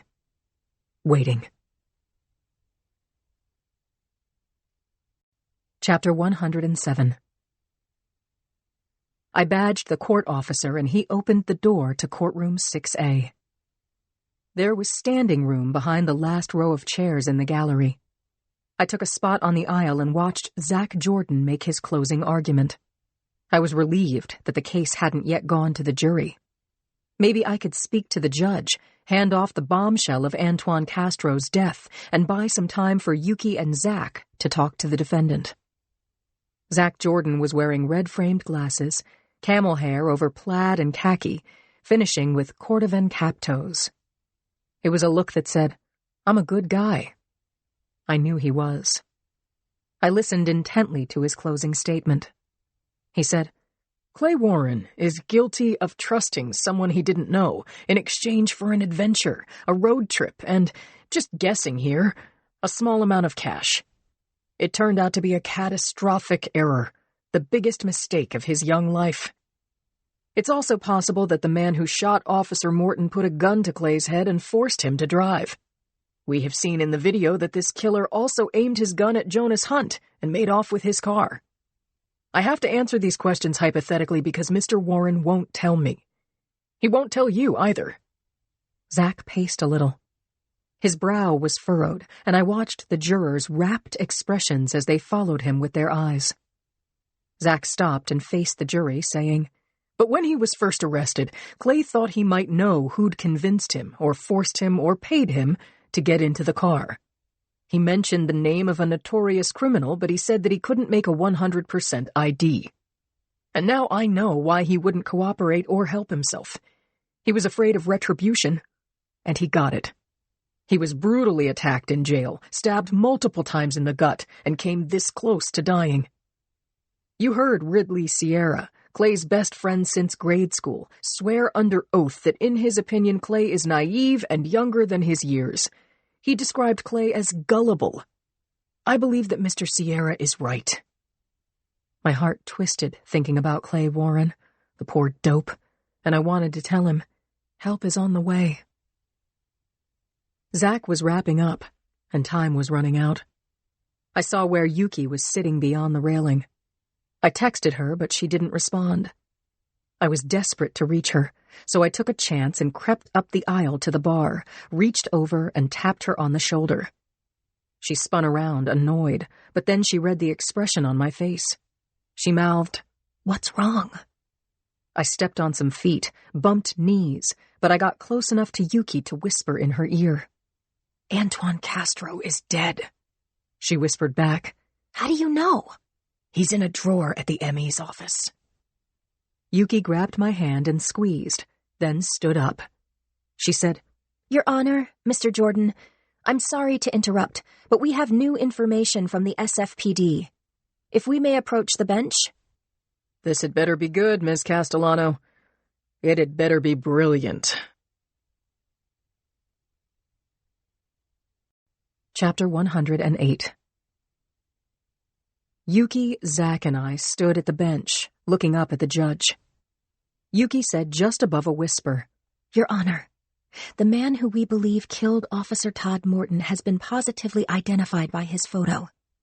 His fingerprints on his gun matched his prints inside the Chevy and Mr. Hunt's RAV4. I would prefer you hear this information from Sergeant Boxer, who is a homicide investigator with the SFPD." Judge Rabinowitz looked at Zach. "Okay with you, Mr. Jordan?" "Yes, Your Honor." He said, "If we were on a TV show, I would say, this is highly irregular." Irregular or not, the judge called court into recess, and Yuki, Zach, and I followed the judge into his private chambers. He didn't ask us to sit, so we stood around his desk. Judge Rabinowitz said, "What can you tell me about this individual, Sergeant?" I said, "The man we believe was the passenger in the stolen white Chevy, the one who shot Officer Morton, is a drug dealer by the name of Antoine Castro." "You have him in custody?" "He was shot dead yesterday, Your Honor." "You say the man suspected of shooting Officer Morton is dead?" Rabinowitz said. "And what do you infer from that, Mr. Jordan?" Zach Jordan said, "As I've told the court, Clay Warren was terrified that the shooter would have him killed or harm his family. Absent the immediate threat, my client may cooperate with the DA. If he tells what he knows about the drugs in the car, if he had a working relationship with Castro, we may be able to roll up some major criminal activity." "Lot of ifs and maybes," Rabinowitz said. Zach added, "We need a little time, Your Honor. The defense requests a continuance." "This is highly irregular," said the judge. "But you've got until 1 week from today." Chapter 109. Leonard Barkley knocked on the back door of a small brown stucco house on Thornton Avenue, 2 doors down from the nearly identical house where he'd lived with Randy for 4 years. His neighbor, friend, and co-conspirator, Marty Floyd, opened the door and gave Barkley a wide smile. "I was worried about you, man," said Floyd. "I never saw so many cop cars as was on TV yesterday. Hey, I've got pork chops and potatoes still hot. Sound good?" "Fantastic. Got milk?" "Sure do. And I set up the game. Maybe we can go a few rounds." "I've walked miles," said Barkley. "I need to wash up, change out of these clothes. And no kidding, I need to sleep. Eat first, shower later. Sleep when you're dead. Sounds like a t-shirt slogan, doesn't it?" Barkley laughed. He hadn't eaten since yesterday morning. He couldn't remember when he'd last laughed. "You win, Marty. Eat first." Marty Floyd, transit cop, political junkie, and full-ranking member of Moving Targets, carefully placed a heaping plate of food in front of his friend Barkley and sat down across from him at the kitchen table. "Barco," he said, "you're a folk hero. There's going to be ballads written about you someday. How'd it go down?" Barkley put his phone down next to his plate. A clamshell burner. He sawed off a hunk of pork chop with a steak knife. "Eat first," he said. "Then talk." Floyd laughed, got up, and poured Barkley a glass of milk. 5 blocks away, Randy White Barkley was riding inside a squad car with her minder, Officer Pat Hudson. The dog had been left behind, because as Randy had told Hudson, she just needed to pick up her electric toothbrush, her own pillows, a box of dog treats, a phone charger, and her personal massager, none of which she'd taken when the police kidnapped her. Hudson found Randy quite amusing. She pulled up to the Barkley house on Thornton near the junction with Apollo and parked in the short driveway. She said, "We should hurry." "I told you, officer. Pat, this'll take 2 minutes. Just wait for me." "You're in custody, dear," said Hudson. "Besides, I'm coming too." "Suit yourself," said Randy, as if she had a choice. She walked up the 3 wooden steps to her door, cautioning herself not to look at Marty's house 2 doors down, where a kerchief had been tied to his car antenna, signaling her that Barkley was there. The house key was in her hand when she heard Marty Floyd call out to her across 2 patchy front yards. "Randy, how's it going?" "Good, Marty. I have company." "Yeah, I see. You look rested." "Later, buddy. Be good," she called out. Feeling nervous because Leonard was so close and knowing that she wouldn't get to see him, Randy opened the front door. "Home sweet home," she said without enthusiasm. Then she went inside with her jailer. Chapter 110. The Chronicle's city room was loud and busy, everyone bending their heads over their computers, working toward a 6 o'clock closing. Jeb McGowan knocked on the glass wall of Henry Tyler's office, and Tyler motioned him in. "Sir, I need a minute." "Anytime. Take a seat." McGowan chose to stand. "Mr. Tyler, something happened, and I have to tell you about it." "Go ahead, Jeb. And for Christ's sake, sit down." Jeb sat on the edge of the leather sofa facing Tyler's desk. He said, "I don't know how to say this." "Speak, Jeb. Out with it." "Yes, sir. This is it. Cindy ambushed me in the garage. She kissed me, and clearly she wants more. It's classic sexual harassment, Mr. Tyler. She sees my potential. She wants to sideline the competition." Tyler picked up his desk phone and called Cindy. "I've got a fire in my office. Can you come down?" Cindy told him she'd be right there. She saved her file and, skirting the center of the city room, took the perimeter route, the long way around to Henry's office. His door was open, and after knocking, she went right in. "Where's the fire?" she asked Tyler. She saw McGowan sitting on the edge of the sofa but didn't acknowledge him. She sat in the side chair next to her publisher and editor's desk. "Jeb," said Tyler, "tell Cindy what you told me." McGowan, now red-faced, gutted it out. "You know where the fire is, Cindy. I told Mr. Tyler about those unwanted advances you made in the garage, and since you're technically my superior, that's sexual harassment." Tyler asked, "Cindy, what happened?" He sneaked up on me, Henry.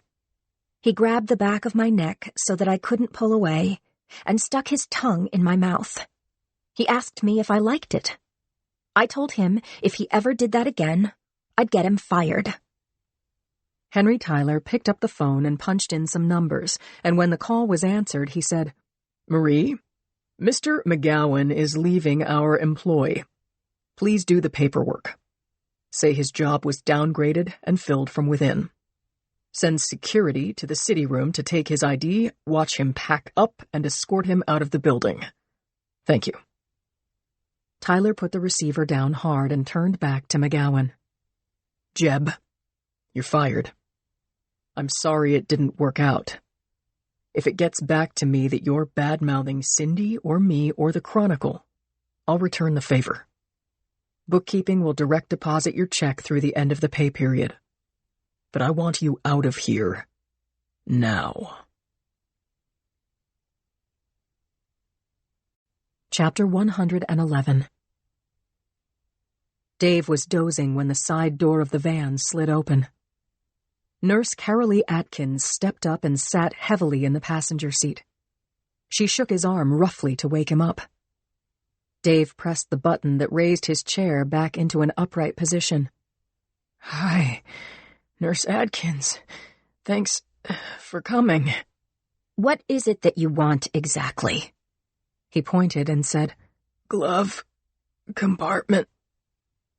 Atkins opened the glove box and took out 3 manila envelopes, one marked with her name, one with Murray's name. The third one read, "Last Will and Testament." Where's the painting you were talking about? She asked. "Cargo compartment. I crated it up for you. Wrote your name." He yawned widely and left the sentence unfinished. Dave? Is the cargo compartment open? "You mind," he said, gasping, "talking to me? My last day." Atkins sighed. Okay, but I have guests coming for dinner, so let's keep it short. What do you want to talk about? "Tell me about Ray. Something you liked. Closing my eyes. Tell me." Atkins said, I liked your father a damned sight more than I like you. One time I couldn't leave for lunch because we were short-handed. He went out and got me a sandwich and pickles. Dave Channing was sleeping deeply. Whatever he'd taken, a cocktail of heart medication, blood pressure medication, diazepam, digoxin, which alone could have killed him, and what looked like half a bottle of wine, was shutting him down. Dave? He groaned. Atkins opened the envelopes. Yes, there was a check for the doctor, $10,000. She read the apology from Dave to Dr. Murray, and it sounded sincere. He said that he'd lost his mind in grief. He hoped the money would cover the cost of repainting the car. He was very sorry for being such a pain in the ass and asked the doctor to please forgive him. Dave tried to speak. What is it, Dave? "Pain?" Sorry. If you'd asked me to help you out, you wouldn't have felt a thing. "Help me now." Atkins ignored him. She lifted the envelope with the words "Last Will and Testament" written on the front. She opened the envelope, took out a piece of typed paper, and started to read. It was a long narrative in which Dave thanked all of his online friends and left his paltry possessions to the staff and the money from the sale of the winery to a children's charity that specialized in helping kids with disabilities. The document had been signed and witnessed by a Jeff Cruz. Nice. She'd saved the envelope addressed to her for last. Dear Nurse Atkins, I apologize for being very disrespectful and making your job harder. I know you did your best for my father, and I'm indebted to you. I've left you a painting my mother named The Sun Also Rises, after an Ernest Hemingway novel. It was her favorite painting, and all I have to give you. Peace and light. Goodbye, Dave Channing. The letter was also signed and witnessed by the same Jeff Cruz. Atkins knew what Nancy Channing paintings were worth because Dr. Murray had one. Now she'd have one too. Dave sputtered, then asked haltingly, Was Dad in pain? Atkins sighed. Yes, he was in pain. I only help the ones who are in pain. How? Dave asked. How do you help? She said. Dave, don't bother yourself with details. He wasn't in pain, like you are. Okay? I'm going now. For God's sake, help! He bent over and, grimacing, wrapped his arms tightly across his abdomen. Your father had been sedated, Dave. They're all sedated. I put a little something in the drip line. They're already asleep, and they're asleep when they die. Ray felt nothing. He didn't have to suffer like you.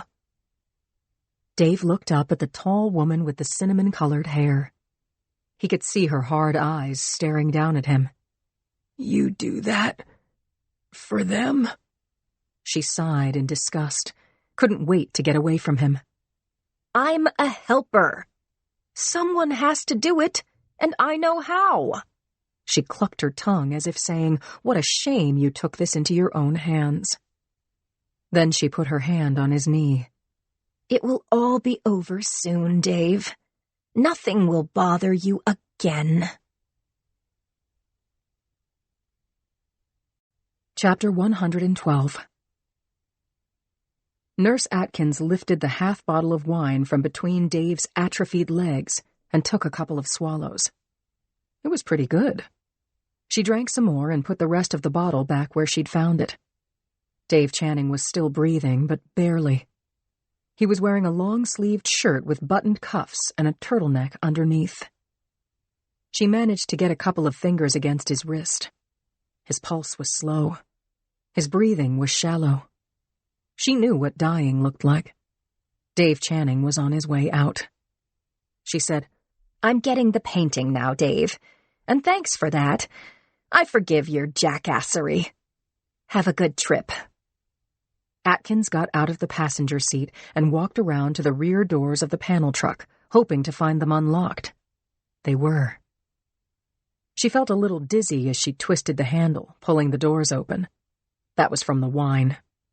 She focused on a pile of quilted movers' blankets on the floor of the cargo compartment. She didn't see a crate or a mailing tube or any kind of box at all. Had Dave's last act been to prank her? She got into the rear compartment on her hands and knees and felt along the back wall. Nothing. That son of a bitch. She backed out of the van, cursing. Had he forgotten to put the crate in the van? Or had he been so stoned he couldn't lift it? Getting out of the van was proving to be harder than getting in. There was no light back there, and now she was feeling nauseous. She'd left the papers in the front seat. She had to get them. She carefully backed out of the rear compartment, made for the front door, passenger side, and gasped. Something hard had poked her in the back and was pressing against her spine. It could only be a gun. A man's voice said, Put your hands behind you, Ms. Atkins. I'm taking you into custody. She recognized the voice, but still turned her head to check. It was Dave's friend, Joe something. He was strong, a former football player. She couldn't outrun him, but maybe she could talk him down. Dave said he left something for me in the back. You should call an ambulance. He took all of his father's pills. I wanted to call 911, but he wouldn't let me. Atkins continued to look at the man who was threatening her with a gun. I've done nothing wrong. You'll see the papers. Dave decided to commit suicide. He wrote it all down. Carolee Atkins planned her next move. She would leave the papers and just start walking toward the office. It was only 30 yards to the door. Her keycard was in her bag inside the van, but people leaving the building would let her in. Even now, the parking lot was coming to life. The sounds of electronic locks opening, headlights coming on. She heard the purr of a motor. She was taking a chance, but she didn't believe that this Joe guy would shoot her in the back. She'd taken a few steps toward the medical building when Dave came around the side of the van, maneuvering his chair so that whichever way she walked, he blocked her way. What was going on? He looked wide awake and fully cognizant, and he too held a gun on her. He had his phone in his lap, and he lifted it, pressed a button. She heard her own voice saying, "Your father had been sedated, Dave. They're all sedated. I put a little something in the drip line. They're already asleep, and they're asleep when they die. Ray felt nothing. He didn't have to suffer like you." Then Dave's voice. "You do that? For them?" "I'm a helper. Someone has to do it, and I know how."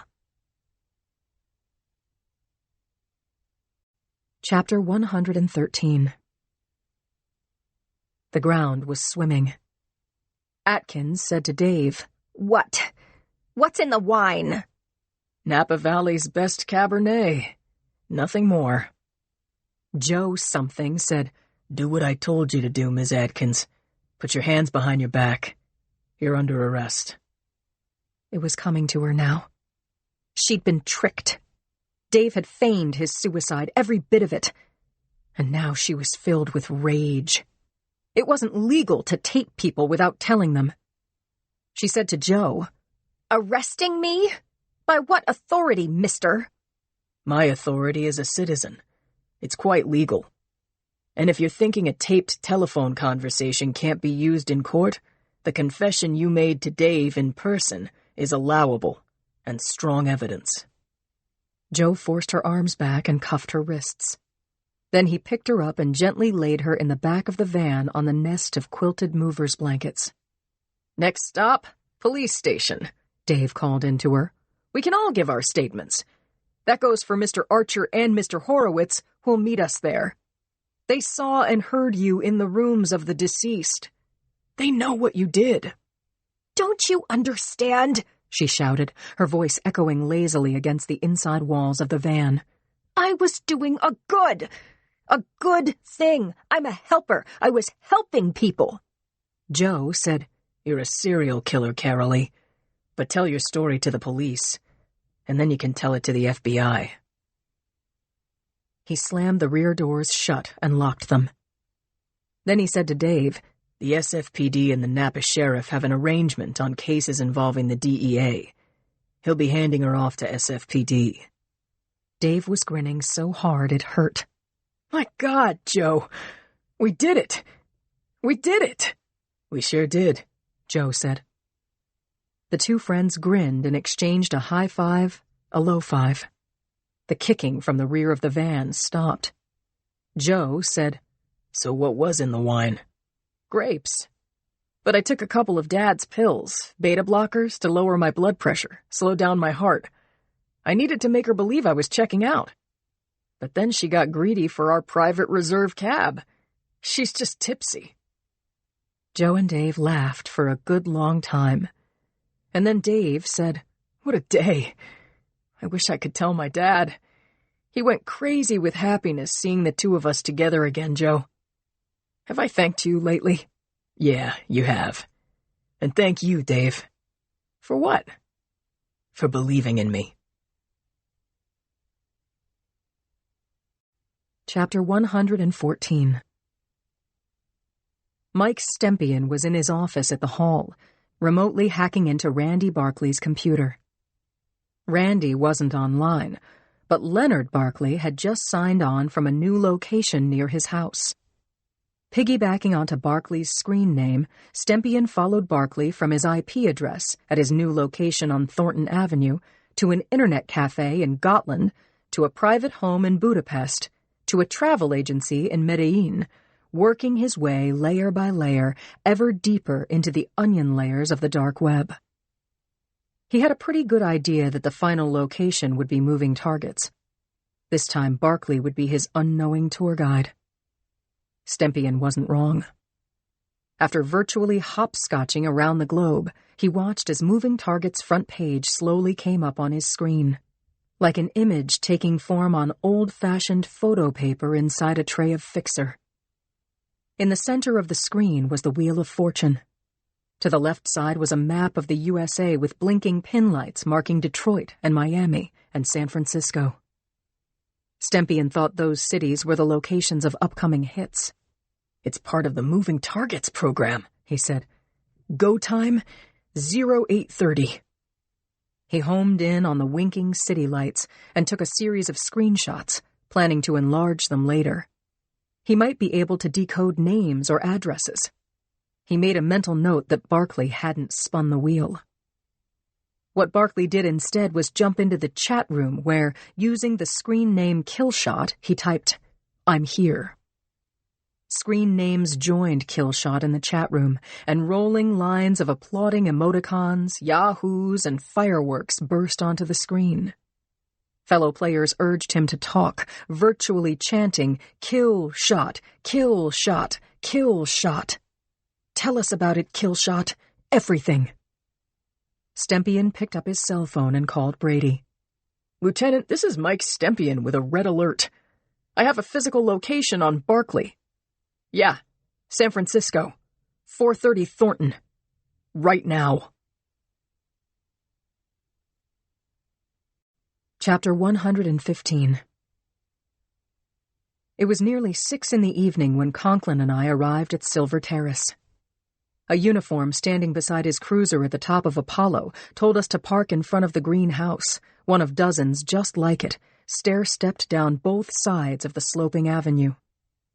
Conklin drove us down the hill, passing the herd of black armored SWAT and FBI vehicles banked at the curb in front of a brown stucco house that Stempien had identified as belonging to Barkley's Moving Targets comrade Marty Floyd. We slowed in front of the green house with an overgrown front yard and a stubby, empty driveway and parked as directed. This was the house between the Barkley and Floyd residences, and the interior was dark. The brown house to its left belonged to the Barkleys. 2 unoccupied, unmarked cars and a cruiser formed a barricade in front of it. Overhead, an Eyewitness News helicopter chopped at the air, and any minute now the press would attempt to penetrate the scene. They would be barred from this section of the street, but there was every chance that Leonard Barkley would flip the table, set off explosives, and turn this porous residential neighborhood into a shooting gallery. As I had those thoughts, a pair of black and white cruisers parked crosswise on the north and south ends of the 800 block, cordoning off the area, bracketing Floyd's brown house, Barkley's brown house, and the greenhouse in between. The stage was set. Richie and I were there mainly to arrest Barkley, and I hoped to God that that would happen without anyone firing a shot. I had an edgy feeling, a cross between high anxiety and disbelief. We'd been looking for Barkley so intently, and he had gotten away so many times that I could hardly accept that he was trapped, that we would be reading him his rights within minutes or hours. As I mentally prepared for the unknowable, Conklin spoke on the phone with Paul Chi. I picked up that Chi and McNeil were inside the Barkley house with Randy and her personal cop escort, Officer Pat Hudson. That Randy and her husband were separated by one 25-foot-wide front yard had to have been planned. Conklin hung up from his call with Chi and filled me in on the consensus of the cops inside the Barkley house.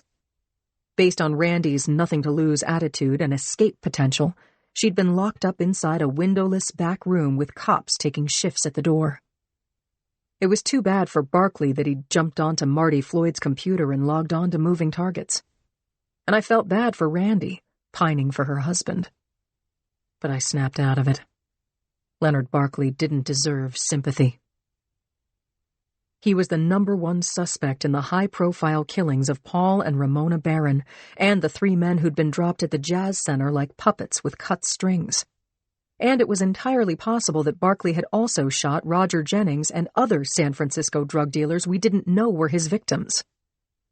Was Barkley in charge of the entire moving targets operation? Was he a soldier taking orders?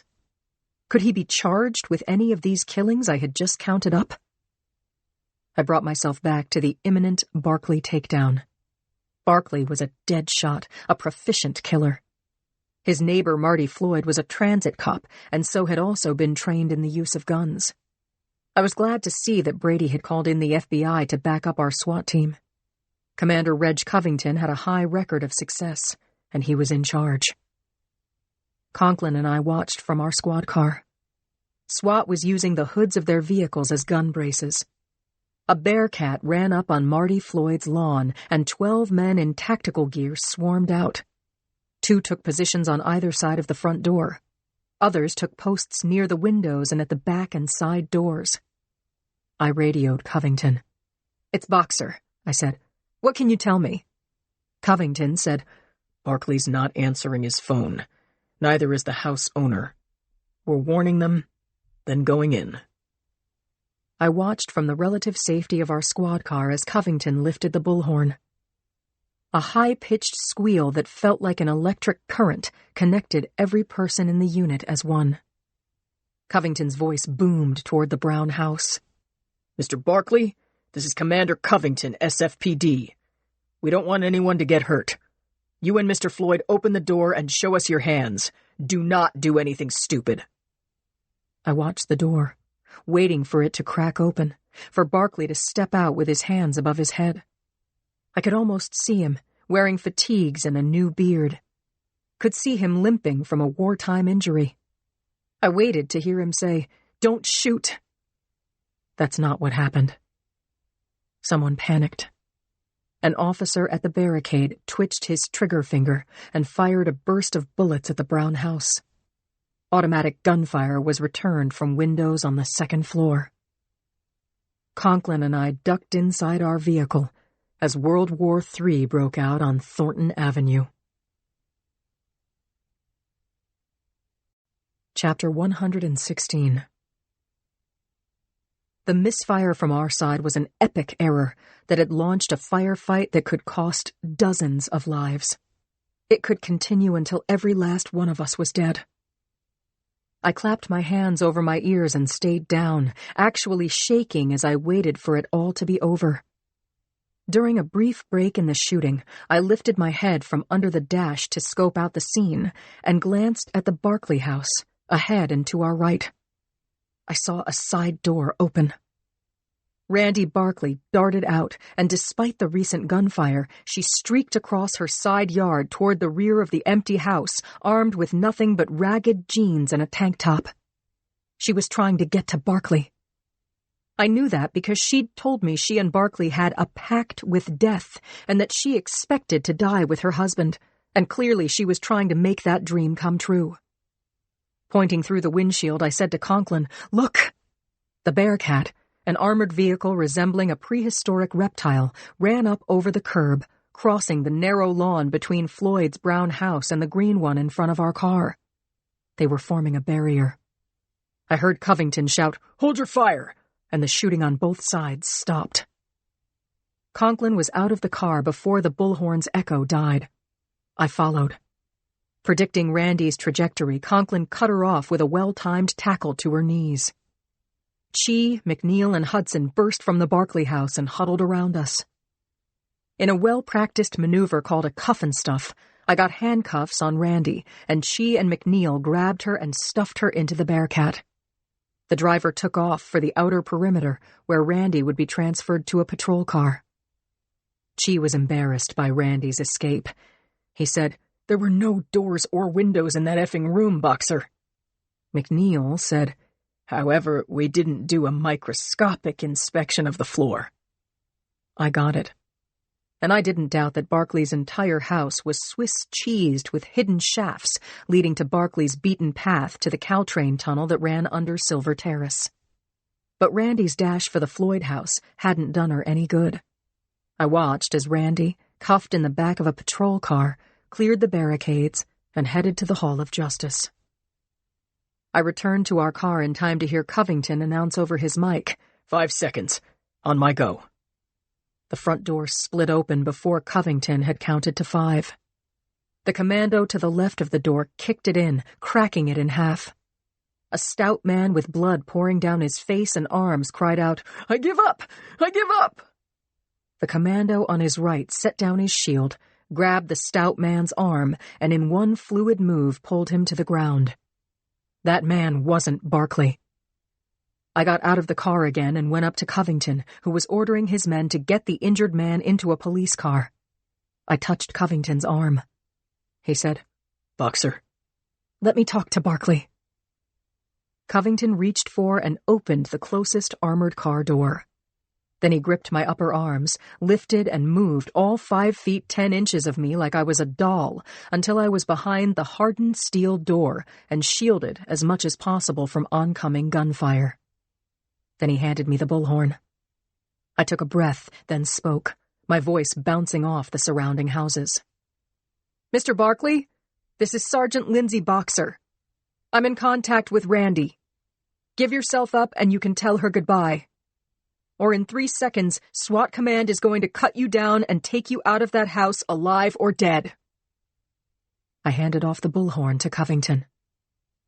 The broken front door clattered apart, and Leonard Barkley emerged, holding his hands above his head. I gave him a visual pat-down. Was he holding a weapon? A grenade? He limped out onto the front steps into the open air. "I surrender," he shouted. "It's over. You should all be proud. The drug dealers win." Chapter 117. Yuki and opposing counsel Zach Jordan met with District Attorney Len Parisi in his office that Friday morning. Parisi was in a decent mood, and Yuki observed lipstick on his collar. Maybe that had something to do with his sunny, "Hello, you two. Come in." Zach shook hands with Parisi, and Yuki flung herself onto the couch. She was so emotionally exhausted she'd dressed in jeans and a blazer this morning. In her mind, it was casual Friday, and to hell with anyone who objected. When Parisi was sitting behind his big man desk, papers all straight-edged and tidy, with the red dog clock on the wall showing 8:30 on the dot, Yuki began to explain the situation. "Len, the death of Antoine Castro robbed the justice system, but it was a good thing all around. Castro is of no danger to anyone now, but he was an El Chapo wannabe. Some aspiring drug lord is going to pick up his business unless we get out in front of it." "What do you suggest?" Zach said, "I've spent a couple of hours with my client, Clay Warren. As you know, he was almost killed in jail, presumably by Castro's crew, who wanted to stop him from talking. He's not a bad kid. I wouldn't call him greedy or psychopathic.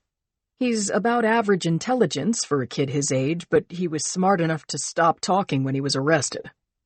Zach went on. "I've got the real story out of Clay, and Yuki can back me up." Parisi said, "And you want to what? I'm not getting it." "If you agree with what you hear," said Zach, "we're hoping you'll drop the charges. Because honestly, he's not a criminal, and the shanking he got is going to shorten his life. Maybe the judge will see that he's been punished enough. Dismiss the case and get him to a place where Castro's gang can't find him." "Make it good," Len said. "Right now, he's still on the hook for felony murder. Your trial is due to resume early next week." "Clay is outside," said Yuki. "Let me bring him in, so he can tell you himself." Chapter 118. Zach held the office door for Clay Warren, who leaned heavily on a cane as he came through the entrance. Parisi stood as Yuki made the introductions, and Clay stretched out his left hand and said, "Thanks for seeing me, sir." "Hello, Mr. Warren. Have a seat." The teen was in obvious pain. Zach knew he had bandages wrapping his torso under his orange jumpsuit. He looked for and found a chair with arms, close enough to Parisi's desk. Zach stood and took a stance he might have used to examine a witness in court. He said, Clay, why are you now willing to discuss your relationship with Antoine Castro? Because he's dead, Mr. Jordan. He can't personally hurt me, but I don't feel exactly safe. Explain what you mean. He's a gangster, Mr. Jordan. I did nothing to Antoine, but snitches don't live to sing. I didn't say anything, and his crew just about destroyed my, organs. My stomach is punched through in about 4 places. Why did you try to hang yourself, Clay?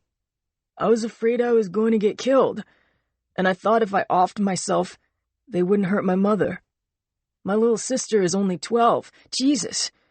I can't stand to think about those animals getting to her. Tears were falling now. Yuki walked to the credenza behind Parisi's desk and brought a box of tissues over to Clay. He took a handful and held them to one eye and then the other. His hands shook.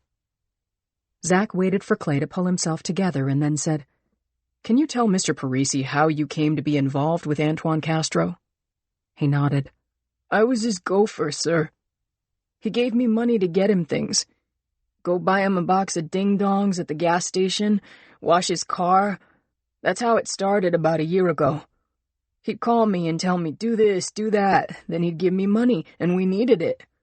I have a part-time job. Mom makes almost nothing. He sighed and said, I didn't like Mr. Antoine, but he said he was watching out for me. Zach said, "Tell Mr. Parisi about the day Officer Morton was killed." Clay Warren said, Mr. Antoine, needed me to make some deliveries with him. "Deliveries of what?" Zach asked. Drugs. I didn't know what kind. They were in a suitcase. I put that into the trunk for him." "You knew he was a drug dealer?" "Everyone did." "Go on," Zach said. "So he hands me the car keys and tells me, first stop, South San Francisco. He says he'll tell me which way to go. I said okay. I like to drive, and the car handles good. So I'm driving, and this part is all my fault," said Clay Warren. "The light is yellow, but it turns red. No one is coming, so I gun it. Mr. Antoine's laughing, like, good job, boy. Now there are cops following me, and the rest is a blur. Somehow I got locked into traffic. Then the cop car makes us crash. The cop comes over, and I don't have a driver's license. I don't have registration. Next thing I know, Mr. Antoine is over on my side of the car, and he shoots the cop and steals the car. He's gone, and I get arrested for everything." Yuki asked, Did you know that Antoine had a gun? I didn't see it, but sure, I knew he had a gun. You say you knew he sold drugs. How about the car? It wasn't his, but he didn't tell me it was stolen. Parisi said, "Mr. Warren, so you knew a lot, but not everything. Here's what I need to know now. Do you know where Castro got the drugs?" "Yes, sir, I know his special source." "Do you know the names of his customers?" "Sure, I've driven him before." "And do you know the names of his crew? People who are also participating in Mr. Castro's criminal enterprise." There was a long silence as Clay more or less shut down. Yuki saw the same expression on his face that she had seen when he'd stopped talking to Zach and to her, when she'd been looking at a slam-dunk conviction for felony murder. His expression was flat. He didn't make eye contact. No one was home. Chapter 119. Yuki stood in the center of the room with her hands on her hips, staring at the kid. Zach, tell him, she said. "Clay," Zach said, "if you don't want to go through with our agreement, I'll be happy to take you to jail and say goodbye." The kid shook his head, looked past Yuki and Zach to the doorway as if he were going to make a run for it, a physical impossibility. Sorry, Len, Yuki said. We won't take up any more of your time. Clay seemed to understand he'd reached the point of no return. He said, "I could give you a list. Better than that, I have Mr. Antoine's book. I hid it. Everything you want is in there. His allergies are in there, his PIN codes and passwords to his phone, his lists of people, and I don't know what all. He was always afraid the government would hack his phone. But I have a question. How are you going to stop his crew from killing me and my family? Zach said, Mr. Parisi, I haven't seen the book, but I know where it is. If it's all my client says it is, we need to get him into witness protection. Where is it? Len asked. It's in the property desk on the 7th floor. What? What are you talking about? Clay, tell Mr. Parisi. It was on the seat when the police car made us crash. Fell out of his pocket. It's only this big. He showed with his fingers a rectangle about the size of a deck of cards. Clay Warren looked at his lawyer, who nodded. I put it in my jacket, and when I was booked, I handed over all my possessions. The book, some change, my keys. They put all of it in an envelope with my name. Parisi said, Miss Castellano, please go up to 7 and get the book. Mr. Jordan, you and your client please wait outside with Tony. Thank you. Yuki buzzed out of the office. Zach helped Clay to stand and walked with him to the door. It hadn't quite closed when he heard Parisi's chair squeak as he spun it so that his back was to the entrance. Your Honor, it's Len Parisi. I may have some exculpatory evidence to show you before the Clay Warren trial resumes next week. Chapter 120. The full membership of the Women's Murder Club planned to have dinner at Susie's tonight. It had been a week or two since Yuki had sung Margaritaville in the front room, since Cindy and I had broken bread together, since Claire had given up half a lung, since Yuki's trial had gone backward, which was what she had wanted. And I had yet to tell how I survived the shootout at the Thornton Avenue Corral and, with a lot of help from my friends, brought in the baddest gunman in the West. We were all excited to catch up, listen, talk, eat with our fingers. Plus, I was having a pre-dinner meet-up with Claire. I missed her so much. I had to hear what Dr. Turk had told her, and she felt this wasn't a conversation to be had on the phone or in email. I said to Joe at breakfast, Please have dinner without me. This is a major girl catch-up night. Urgent, vital, long overdue. My husband had never looked more handsome. His stay with Dave Channing had given him a glow. He'd told me all about it, and I admired his ingenuity and his commitment, and that his faith in his friend and himself had been renewed. We'd had a wonderful welcome-home night together, and now he was sitting on a bar stool at the kitchen island. I moved in close and stood between his legs, combed his hair with my fingers. He wrapped his arms around my waist and kissed me, so that I felt a charge down to my toes. He looked at me and said, You want to go out with your friends? How could I possibly say no? But before you decide to go to Susie's, you have to see this. See what? Joe got up from the table and opened the freezer, took out a large white paper bag that he'd squeezed in behind the ice cube trays. He brought it back to the counter and said, Take a look. I pulled open the bag and peered in at a big round container, the type commercial ice cream is packed in. This container's lid bore a logo that I remembered well. It was from the French Laundry. What is this, Joe? Ice cream? What was your favorite dish? You were my favorite, remember? Don't make me guess. This is so mean. He laughed. I was planning to defrost this for dinner, Linz. Lobster, macaroni, and cheese. 3 Michelin stars. That's the most stars you can get. I kissed him. I hugged him. I made sure he knew exactly how crazy I was about him for remembering that, and for scoring a quart of it, too. And then I had to say it. How about a rain check, Joe? I need a night out with my girls. We'll always have Napa. Chapter 121.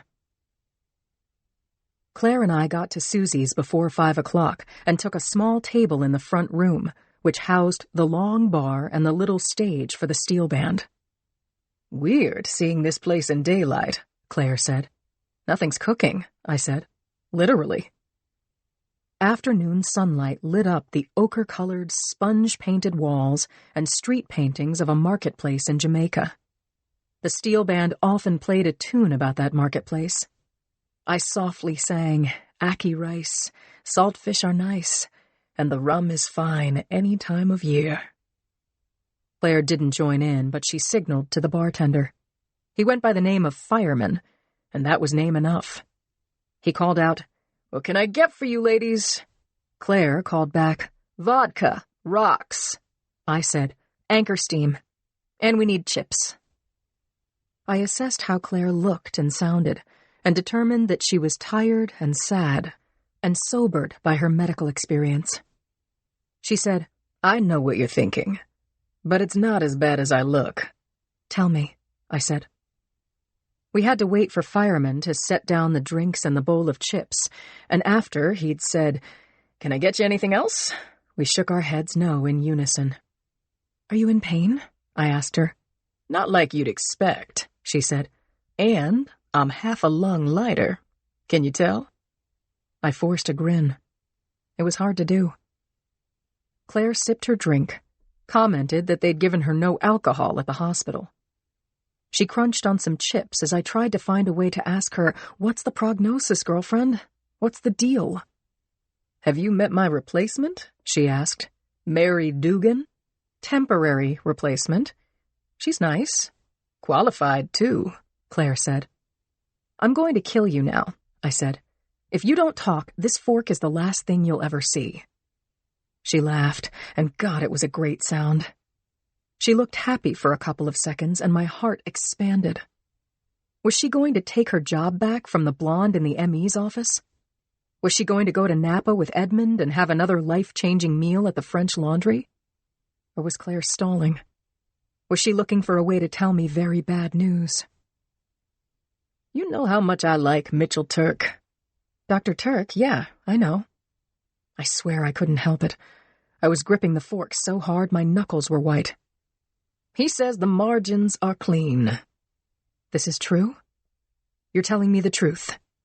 She gave me a look like, "This is me. I don't lie to you." "There's a little more," she said. "Don't stop now." "Put down the fork, Sergeant. Keep your hands where I can see them." I laughed hard. Then I said, "Will you please frickin' tell me, Butterfly?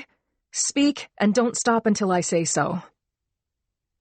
She took a pause to sigh, then said, "Cancer's a bastard, Linz. I'm good right now. But I have to go in for a checkup every 3 months for a while, then every 6 months. And I have to take doctor's orders. No problem. Turk said, I'll dance at my daughter's wedding. He'll be dancing too." I stood up, reached across the table, and put my arms around Claire's neck. It was not the most graceful hug in the world, but I couldn't let go. Claire got an arm around me and patted my back and said, "I love you, Lindsay." I told her that I loved her too, bent to kiss her cheek, and rocked the table, knocked over the drinks, soaked the chips, listened to the beer bottle hitting the floor. "Oh, man." Fireman called from the bar. "Set you up again, ladies?" "Please and thank you," I said. "This time, double chips, and I'm having what she's having, with a bow on top." Chapter 122. Fireman said, "Your table is ready." That was great news. Claire and I made our way through the bar, which was filling up rapidly, past the pickup window, and crossed into the back room. We slipped into the red leatherette booth we considered our own and sat opposite each other. Lorraine checked in with us and brought sparkling water, and within a couple of minutes Yuki arrived, looking like she'd had a full body massage and a mani-pedi. "So damned great to see you," she said to Claire, sliding in beside her. "What's it been? Couple of decades?" "Couple of weeks, Yuki dear. All's well. I was just telling Lindsay it's checkups for a while, but Dr. Turk blew the all-clear whistle and said I'm free to go." Yuki hugged Claire and said, "We missed you. When are you coming back to work?" "Soon. Going to try something new. Sleep late. play with my little girl, listen to music. I told the powers that be not to expect to see my shadow until Groundhog Day.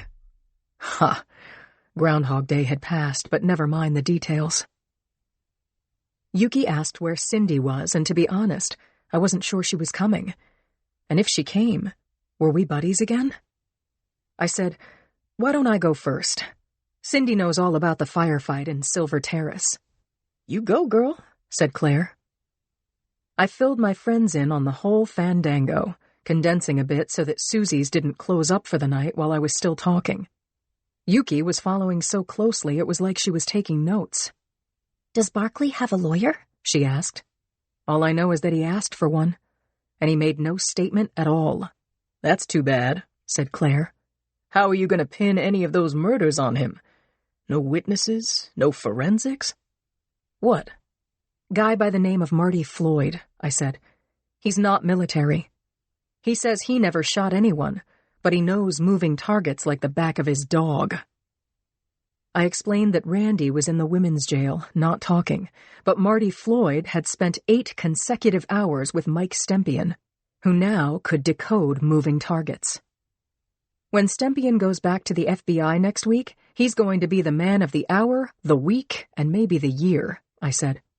Here's hoping there's going to be a clean sweep of moving target shooters on both coasts.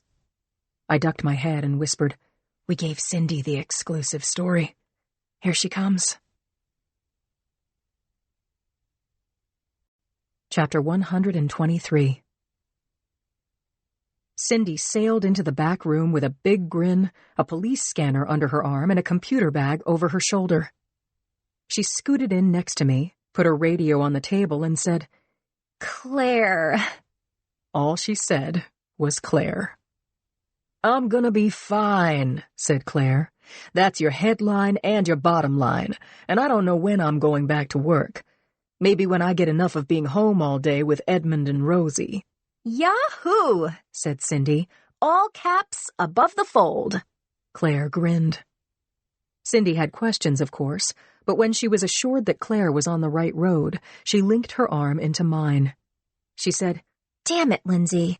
That was awfully good of you." To hand me the finale on the Kill Shot series. Holy cow, I've been struggling to keep up, let alone get a good front row seat on these killings, but that interview with Brady ahead of the FBI announcement gave me a seat on the stage." Great, Cindy. I'm glad it turned out that way. And when Stempion's back with the FBI, I think they're going to shut down the whole moving targets operation. "It's going to be hard," Cindy said. "Killing drug dealers really caught fire with the populace. They liked it. They cheered every time a drug dealer bit the dust. But the good guys won. Oh, before I forget, I got a raise." Yuki said, "And that means dinner's on me," Cindy said. We lifted our glasses and ordered our dinners, and I swear it was like starlight was beaming down on the 4 of us. And as our meals were served, Yuki had a few things to say. "I picked this up on the ADA grapevine," she said. "Lindsay, Joe was mentioned." My Joe? "The very one." Yuki told us what she'd heard about Carol E. Atkins, RN, who was some kind of angel of death. "The DA's office here will be prosecuting her. 2 murders have been charged to her so far, but I have a feeling about this. More bodies are going to turn up. When old men with heart disease die in a hospital, nobody is alarmed. But I think the alarm has just sounded. I see autopsies in the near future, looking for a medication that just plain stops your heart." Claire said to Yuki, "Last I heard, you were trying a case of a kid wheelman in the wrong place at the wrong time." Yuki said, "Sorry to say I cannot tell you more, but that young man disappeared with his family, and we're about to roll up a lot of drug dealers without firing a single shot." We ate with our fingers, got a little sauced, and reveled in our camaraderie. Before we refused to let Cindy take the check, she asked me to come with her to the ladies' room. "Hey, Linz, I'm sorry I was such a pill. I was wrong to push you where you couldn't go." "You were doing your job, Cindy." "And you were doing yours, Sergeant. I really cannot express how much I admire you. I thought of the many times Cindy had been instrumental in solving crimes with her press card, by being the dogged bulldog she is. I remembered her taking a bullet and bringing down an armed killer on the block where I lived. I said, "I feel the same about you, Sin. You're the best." Back at the table, we made a coffee toast to the Women's Murder Club and to how lucky we all were in our jobs and our friendships. Claire said, "I'm going to add some heavy cream to that." She creamed her coffee, and then all of us, even those who hadn't had real cream in years, dosed our Java. I looked around at my 3 friends and thought how we didn't take our luck for granted. We never did. We split the check and, soon after, went home to the men and children we loved. May it always be so.